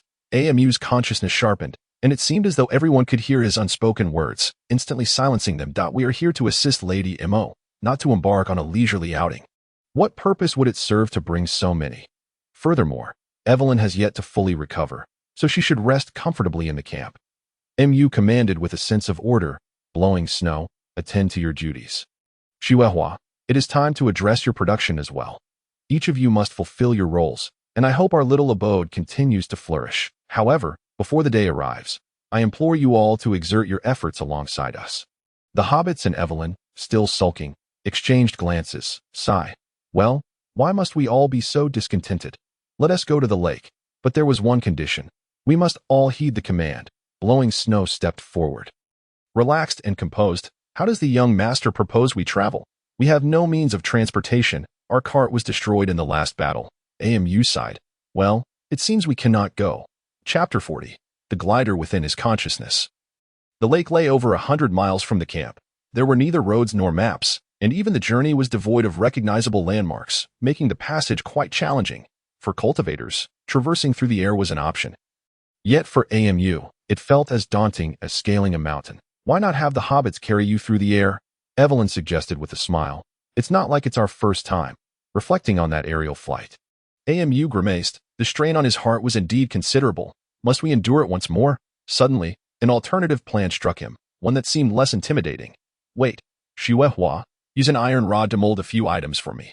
Blowing Snow, gather some sturdy, thick fabric that AMU spoke. He began sketching a blueprint for Chihuahua, a pair of enormous wing frames, with a pod constructed beneath using iron rods. The others, though puzzled, complied with AMU's requests. And as the peculiar shape began to take form, their confusion only deepened. "What is this?" Evelyn inquired, her curiosity piqued by the odd contraption. "Cover it with the fabric, and then the hobbits can carry it higher and release it." AMU briefly explained the function of the glider. "And then what?" Blowing Snow returned with a large roll of fabric from the camp of Tianyu sect. "Then I can glide through the air with this, without needing the hobbits to carry me the entire way." While speaking, AMU started wrapping the fabric around the immense iron wings. Once the nearly 5-meter-long wings were wrapped, everyone stared at the contraption. Bewildered, "Can the hobbits even carry this?" AMU asked. The little hobbits exchanged glances, grasped the edges of the glider, and soared into the sky with ease and delight. Two hobbits clutched AMU's arms, swiftly lifting him to a height of 100 meters. AMU entered the pod, straightened his body, and cast a reassuring glance at the hobbits holding the wings. Though hesitant, the hobbits released their grip on the glider. A slight sensation of weightlessness followed, as the inflated wings supported the glider's weight. Riding the wind, the glider began to glide smoothly. "Yay!" AMU exclaimed with thrill, maneuvering the glider into spirals and dives. Although it was a makeshift creation and somewhat difficult to control, it sufficed for a temporary solution. Observing the astonished expressions of those below, AMU felt a twinge of pride swell within him. After circling in the air for over 10 minutes, AMU attempted a landing. It was a bit bumpy, but the glider held up well enough, and despite a rather clumsy fall, all was well. As AMU picked himself up from the ground, dusting off his clothes, the smile on his face was indomitable. It worked. The others gazed at him with expressions that conveyed a mix of concern and disbelief, as if they thought AMU's head had been knocked askew. "It truly worked," AMU hastily clarified. "This device requires no magical prowess. It simply glides with the wind. For someone like me who cannot fly, and especially in this disorienting terrain, as long as I can get high enough, this contraption becomes an invaluable tool for travel." Seeing AMU's genuine excitement, the others feigned understanding, though they remained perplexed by the principles of the glider. AMU sighed, looking up at a 45-degree angle towards the sky. "Well, never mind. Let's not dwell on it."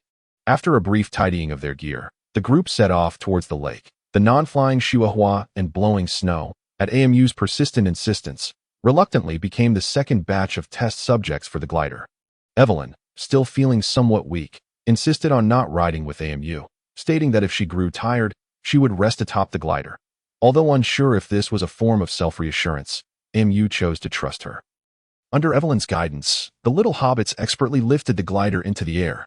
Blowing Snow, usually calm amidst the clamor of the little hobbits, let out a startled scream as they ascended to over 100 meters. Chihuahua, too, was not faring much better, her temporary handholds bending under the pressure of her grip. "Relax, take it easy," AMU reassured them repeatedly. Although sandwiched between two very different personalities, he felt a strange sense of delight. Yet Chihuahua was a formidable woman, known for her strength, who knew how she would react. "Chihuahua, be gentle. I'm going to die," AMU exclaimed, struggling as her sturdy arms tightened around his neck, making it hard to breathe. "Young master, I can't help it. It's so high." Suddenly, the grip around his neck loosened, and AMU turned to see Chihuahua's eyes rolling back as she fainted. Thank goodness for the safety harness. Otherwise, it could have been perilous. Sigh. All those muscles, yet she fears heights. Am I not afraid too? No matter, since he hadn't fainted, he could still tease her. Blowing Snow, thankfully, was merely tense yet operational, not affecting AMU's control, after temporarily installing a control mechanism. Although the glider was still somewhat challenging to maneuver, it was significantly improved from its initial design. The journey was bumpy, yet far faster than trudging over hills and through valleys on foot. Blowing Snow, stop staring at the ground. Look around at the scenery. The sky is all foggy. I can't tell what it is. Glancing around, AMU saw nothing but their glider and the hobbits flanking them. Whoop, there's really not much to see. Young master, what did you say? I didn't catch that. Blowing Snow's feet trembled on the railing, causing AMU to feel the vibrations. If you're truly frightened, close your eyes and rest for a moment.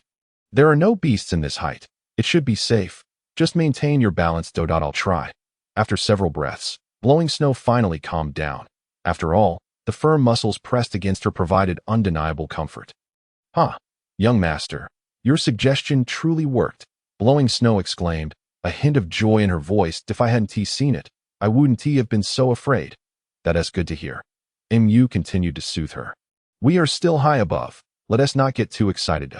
Having shifted from initial fear to calm, Blowing Snow, without opening her eyes, leaned into Mu's outstretched arms that it felt soft, although it was just her back.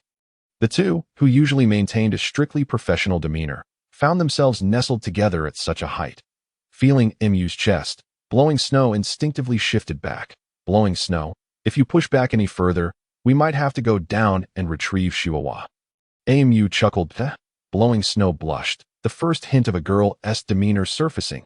I'm still a bit scared. Being close to you makes me feel that somewhat better. Just joking. Mu laughed heartily. Whenever you wish to lean on this young master's chest. I shall be ready. Young master, is that jesting?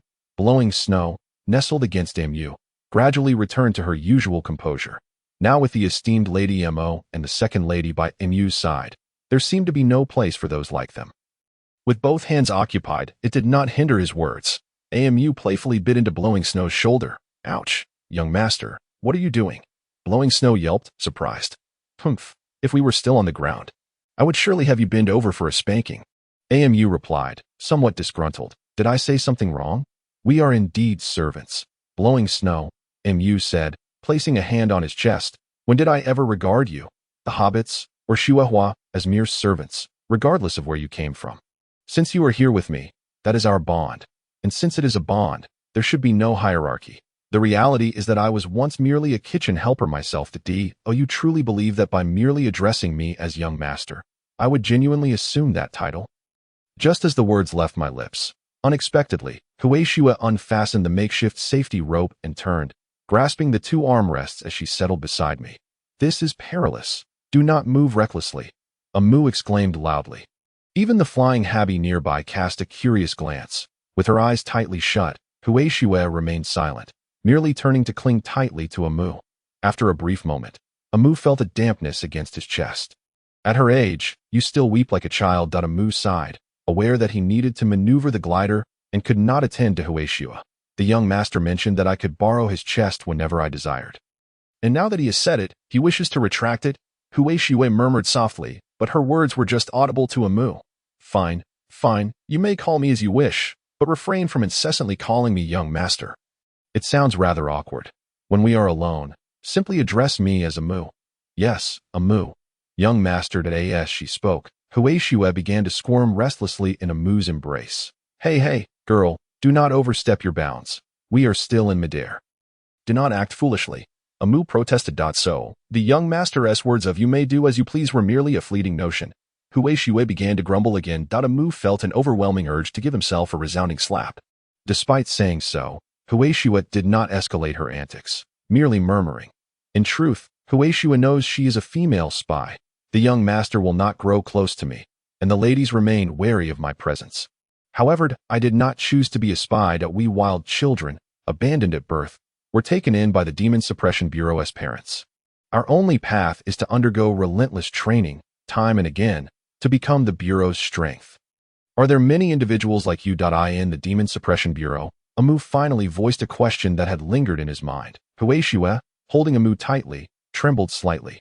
Yes, with the demon invasion, women suffer the most. Men, when captured, are either killed or used as food, but women often become breeding livestock. Furthermore, in the outer realms, demons sometimes return women only after they have impregnated them. Strong-willed women may choose to end their lives. Yet not everyone possesses the courage to face death. Thus, some choose to give birth to us wildlings. And then Mu sighed deeply, unable to recover from the weight of it all, though he understood the concept of human lives being as insignificant as ants.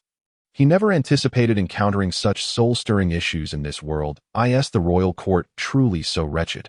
Mu could not bear to ponder it. Thoughts of Qian Peipei made him feel that perhaps the royal court was rotten to its core. The royal court? How could it concern the lives of beings as lowly as us? Aside from ascension, the only matters that might provoke the royal court's action would likely be immortality. Everything else holds no value in their eyes. Enough. Let us not dwell on such disheartening topics. Mu said repeatedly, redirecting his focus to piloting the glider, for the news he had received was far too shocking. leaving him devoid of any emotion. Silence enveloped them. All that remained was the howling wind in the air and the beauty nestled in his embrace. Suddenly, Habi emitted a series of clattering sounds as its teeth collided, revealing a magnificent and expansive lake before them. Everyone's spirits lifted, and they erupted into a chorus of jubilant cheers. Abruptly, Amu felt a familiar flutter in his heart. Lady Mo, where are you? Amu, where are you? We can see the lake now. And we are flying over Dado. Good Amu felt somewhat dazed. What was this conversation? Where are you exactly? Someone wishes to harm you. We are here to help. Ah, a heart-wrenching, soul-piercing scream reverberated through the heavens, causing Amu to clench his legs tightly. Did we step on something? It was a trap. Retreat. Another furious shout rang out as several figures swiftly emerged from the valley by the lake. Want to flee? Do you possess the ability to do so? A sharp reprimand followed, and a striking black figure soon appeared in pursuit. It was Lady Mo, clad in black with golden trim. Her stunning figure mirrored what Amu had seen during his spiritual journey. Assist her, Amu called out to the surrounding female demons. Evelyn shot Amu a resentful glance, then plopped down atop the glider's canopy. With a whistle, Tina and Lola led the female demons in two teams. Racing toward the fleeing crowd. Protect the young master, someone shouted, and several men in black suddenly burst forth from the trees, charging directly toward Lady Mo, who was pursuing the fleeing group. That my lady, be careful. Amu cried out in alarm, his heart racing. Lady Mo swiftly retreated, as several men in black reached her previous position. A thunderous explosion ensued, black blood spraying everywhere, and wherever the blood splattered, it instantly morphed into a pool of pus. The self-detonation of several men in black momentarily hindered Lady Mo's pursuit. However, those who had initially fled now faced the onslaught of the female demons in midair. The female demons screeched, diving into the retreating crowd. Claws slashing and arrows flying, causing the fleeing group to show signs of disarray. Suddenly, a brilliant golden light erupted and a golden beam streaked through the sky, hurtling away into the distance. Yet, in a fleeting glance, Amu seemed to recognize the man being surrounded. Had he seen him somewhere before? Moreover, that blood, why did it seem like the injury was somewhat unmentionable? A shadow flashed, and a flushed Lady Mo appeared beside the glider. But in this state, Lady Mo, what has happened to you? Before Amu could finish his words, Lady Mo abruptly grasped his collar and whisked him away at great speed. Chapter 41, The Third Lady.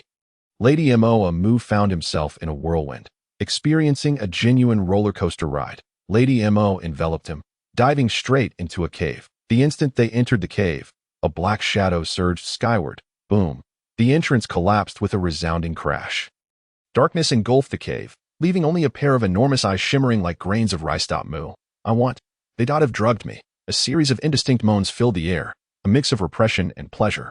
The effects of the drug were evidently taking hold. Suddenly, a gust of wind swept through, tearing Amu's clothing to shreds. A cool, delicate body pressed against him. Now is the time. The voice was nearly beyond control. Amu sighed deeply, silently invoking the great, might heavenly dragon. In the darkness, there was no concept of time. Lady Mo was profoundly poisoned. Even utilizing the great, might heavenly dragon's technique, drawing on her true energy to expel the poison from her body. Took nearly 2 weeks to cleanse her of the residual toxins. Once the toxins were expelled, Lady Mo drifted into a serene sleep, one she had never experienced in her demon life, while she slept soundly. All the burdens fell upon Amu.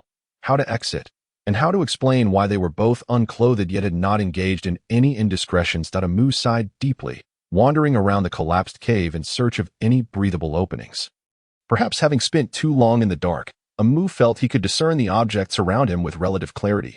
Following the passage, he finally arrived at the entrance Lady Mo had destroyed earlier. It was sealed tightly. With no other choice, Amu had to seek an alternative route. Returning to the depths of the cave, he looked around. The ceiling was approximately 20 to 30 meters high.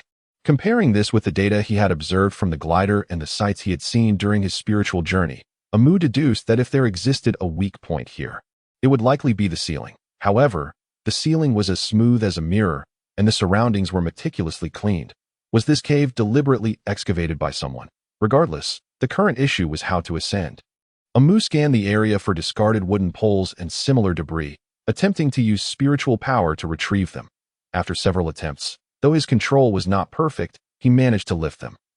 With a thought, everything in the cave was imprinted in his mind. With a slight movement of his fingers, Amu selected a large stone. Channeling his spiritual energy, he swiftly enveloped the stone, and with a single hand gesture, it floated towards him as if weightless. Well then, since that is the case, let us use spiritual energy as support to construct a platform. In no time, the platform was ready. Although Amu felt somewhat fatigued, it did not hinder his swift descent onto the platform. Now that he was so close, Amu wielded the two wooden poles with his spiritual energy, vigorously striking at the ceiling's stone surface. Oh, does the young master wish to leave little Qing behind so soon? Fear not, he is currently absent. A cool, delicate body climbed onto Amu's back, her soft arms wrapping under his ribcage. Gently caressing his chest, the warmth from behind stirred Amu's senses, causing the two wooden poles he was manipulating to tumble from the air. Lady Mo, Amu began to speak, but a delicate hand covered his mouth. And a cool little mouth whispered in his ear, "Young master, to whom do I belong? I am indeed the lady of the young master, and one would expect me to share the same surname as him. Pray tell, what should I be called? Dear young master." Lady Mo, partially transformed into human form, envelopes Amu tightly with her serpentine lower half, her agile tongue gently caressing Amu's neck. But my dear, the hour is still early. Why not spend some quality time with me? Amu's expression reflects a profound sense of despair. Lady Mo, we truly. I am aware, she interjects, covering his mouth. You have the harpy, and even the demonist Qian Pei by your side. Not to mention the two half-breeds accompanying you. I know all of this. Yet, I am unconcerned, as long as you occasionally remember the good of Shaoqing and are willing to spend time with her. That is enough for me. Amu sighs deeply and closes his eyes, overwhelmed by the brightness of the lights. Lady Mo chuckles softly, drawing even closer. My dear, last night was so intense. Why now do you appear so reserved? Are you afraid to acknowledge it? Come now. Amu's eyes brim with tears. Suddenly, a rift appears in the space, and in strides Moe, clad in military garb, leading a host of ghostly generals. Those rascals vanished around here. Search thoroughly. Leave no trace unexamined. Moe commands. Yes, the ghostly generals respond in unison, their gazes drawn to the high platform nearby. Oh, is that not the First Lady? What brings you here to wander about? As she speaks, Lady Mo has already donned a flowing black gown adorned with golden tassels, gracefully making her way towards the platform. Lady Mo, what brings you here? Moe inquires, puzzled. Have others been here as well? Others? Lady Mo arches an eyebrow. Who might those others be? Amu exhales a long sigh, revealing a face full of despair from the edge of the platform. If one could measure blood pressure, it would likely have skyrocketed for Moe in that instant.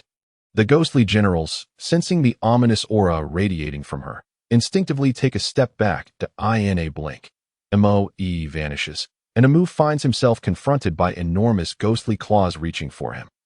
He sighs once more, crouching down with his hands on his head, entirely exposed. Shadows loom as the ghostly claws encircle him, leaving Amu with just a small patch of solid ground. Witnessing Moe's actions, Lady Mo initially contemplates intervening to save her dear young master. However, as she observes the positioning of the claws, her desire to act dissipates, replaced by a taste of dog food that leaves her pouting with indignation. Day in and day out, all you do is frolic outside. If I don't beat you until your face blooms with bruises, you won't understand why flowers are so red. Moe's furious shout engulfs the cavern in a wave of malevolence. The ghostly generals, witnessing their commander unleash such fury, hastily retreat from the scene. In an instant, the cavern is left with only Lady Mo, the cowering Amu, and the irate Mo. Lady Mo floats leisurely in the air, suppressing laughter as she observes Moe's futile attempts to intimidate Amu. Finally, unable to contain herself, she bursts into laughter, pounding the wall in delight. You truly excel at the theatrics. Amu looks at Moe with an expression of innocence. I must say, silence. Look at your behavior. Moe retorts with a glare, tossing a garment at Amu's face. Put this on. Don't embarrass yourself here. Her tone is decidedly unfriendly. Amu cannot refute her, for he is indeed entirely unclothed. Lady Mo, however, abandons her teasing demeanor, observing Moe with keen interest. Your man dabbles in infidelity, and you simply let him be. What am I to make of such a plot? Humph, he is my man. I know better than you what he is capable of if you wish to entice my husband. Lady Mo, you still have much to learn. Is that so? Then last night's intimate encounter with my dear husband was all a facade in your eyes. Lady Mo counters sharply. Humph, he will account to me. Matters between us as husband and wife are not for an outsider to meddle in. Pardon me, but I am no longer an outsider. Not an outsider. You remain merely a concubine within the household. I am still the first lady, and you must pay your respects to me. If you have grievances, perhaps you should consult my husband and see if he agrees. With that statement, Lady Mo is momentarily silenced. Yet, the atmosphere grows tense. You may. Moo begins, but is interrupted. Silence. Both women chide in unison, their gazes icy as they fixate on him. One word, just one, Amu asserts with unwavering conviction. The two women exchange glances, seemingly granting tacit approval of Amu's request. Lady Mo, you undressed me yesterday, and while I believe your actions were under duress, we truly did not engage in any inappropriate conduct. Amu earnestly explains. Lady Mo's face fluctuates between shades of green and white, clearly reluctant. This is indeed the truth. If you doubt my words, you can confirm it. I trust your skills will reveal whether my essence has been compromised. The colors on Moe's face shift rapidly. Lady Mo pauses, clearly grasping the underlying implications. That so? You too. As she begins, her expression laden with mockery. Say, what is this? If you do not wish to keep him, shall I take Xiaoqing instead? Moe, taken aback, retorts, who would want him? He is mine. You do very well. I suppose I can allow you to be the third wife.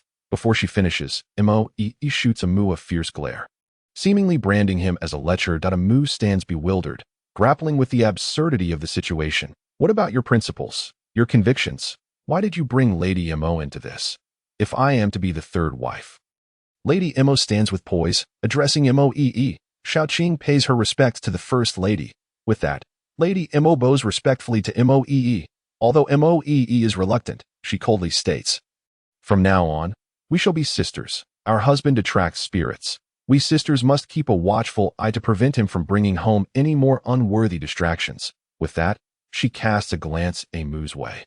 Amu is left in shock, grappling with the reality that his wife has suddenly gained a new rival, and that he has been sold out by his first wife. What on earth has transpired in this world? Have I perhaps approached this reality incorrectly? May I speak? Amu begins, but is cut off. Be quiet. Moe snaps back, exasperated. From now on, Xiaoqing is your third wife. Do you have any objections? Upon finishing, the dark glimmer in her eyes begins to shimmer with unshed tears. Amu feels a pang of sympathy and instinctively pulls Moe into an embrace. If you truly dislike this, why make such a decision?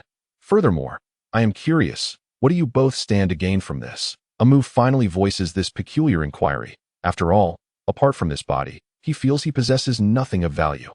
Lady Mo gently intertwines herself with Amu, enveloping both him and Moe in her embrace. My dear, your abilities, they hardly qualify as such, yet every time you appear, you disrupt the very fabric of fate. Lady Mo muses, if cultivation is an act of defiance against heaven, then you yourself are a force of nature. Amu is taken aback. Moe, however, does not contest this assertion, observing the certainty in their eyes.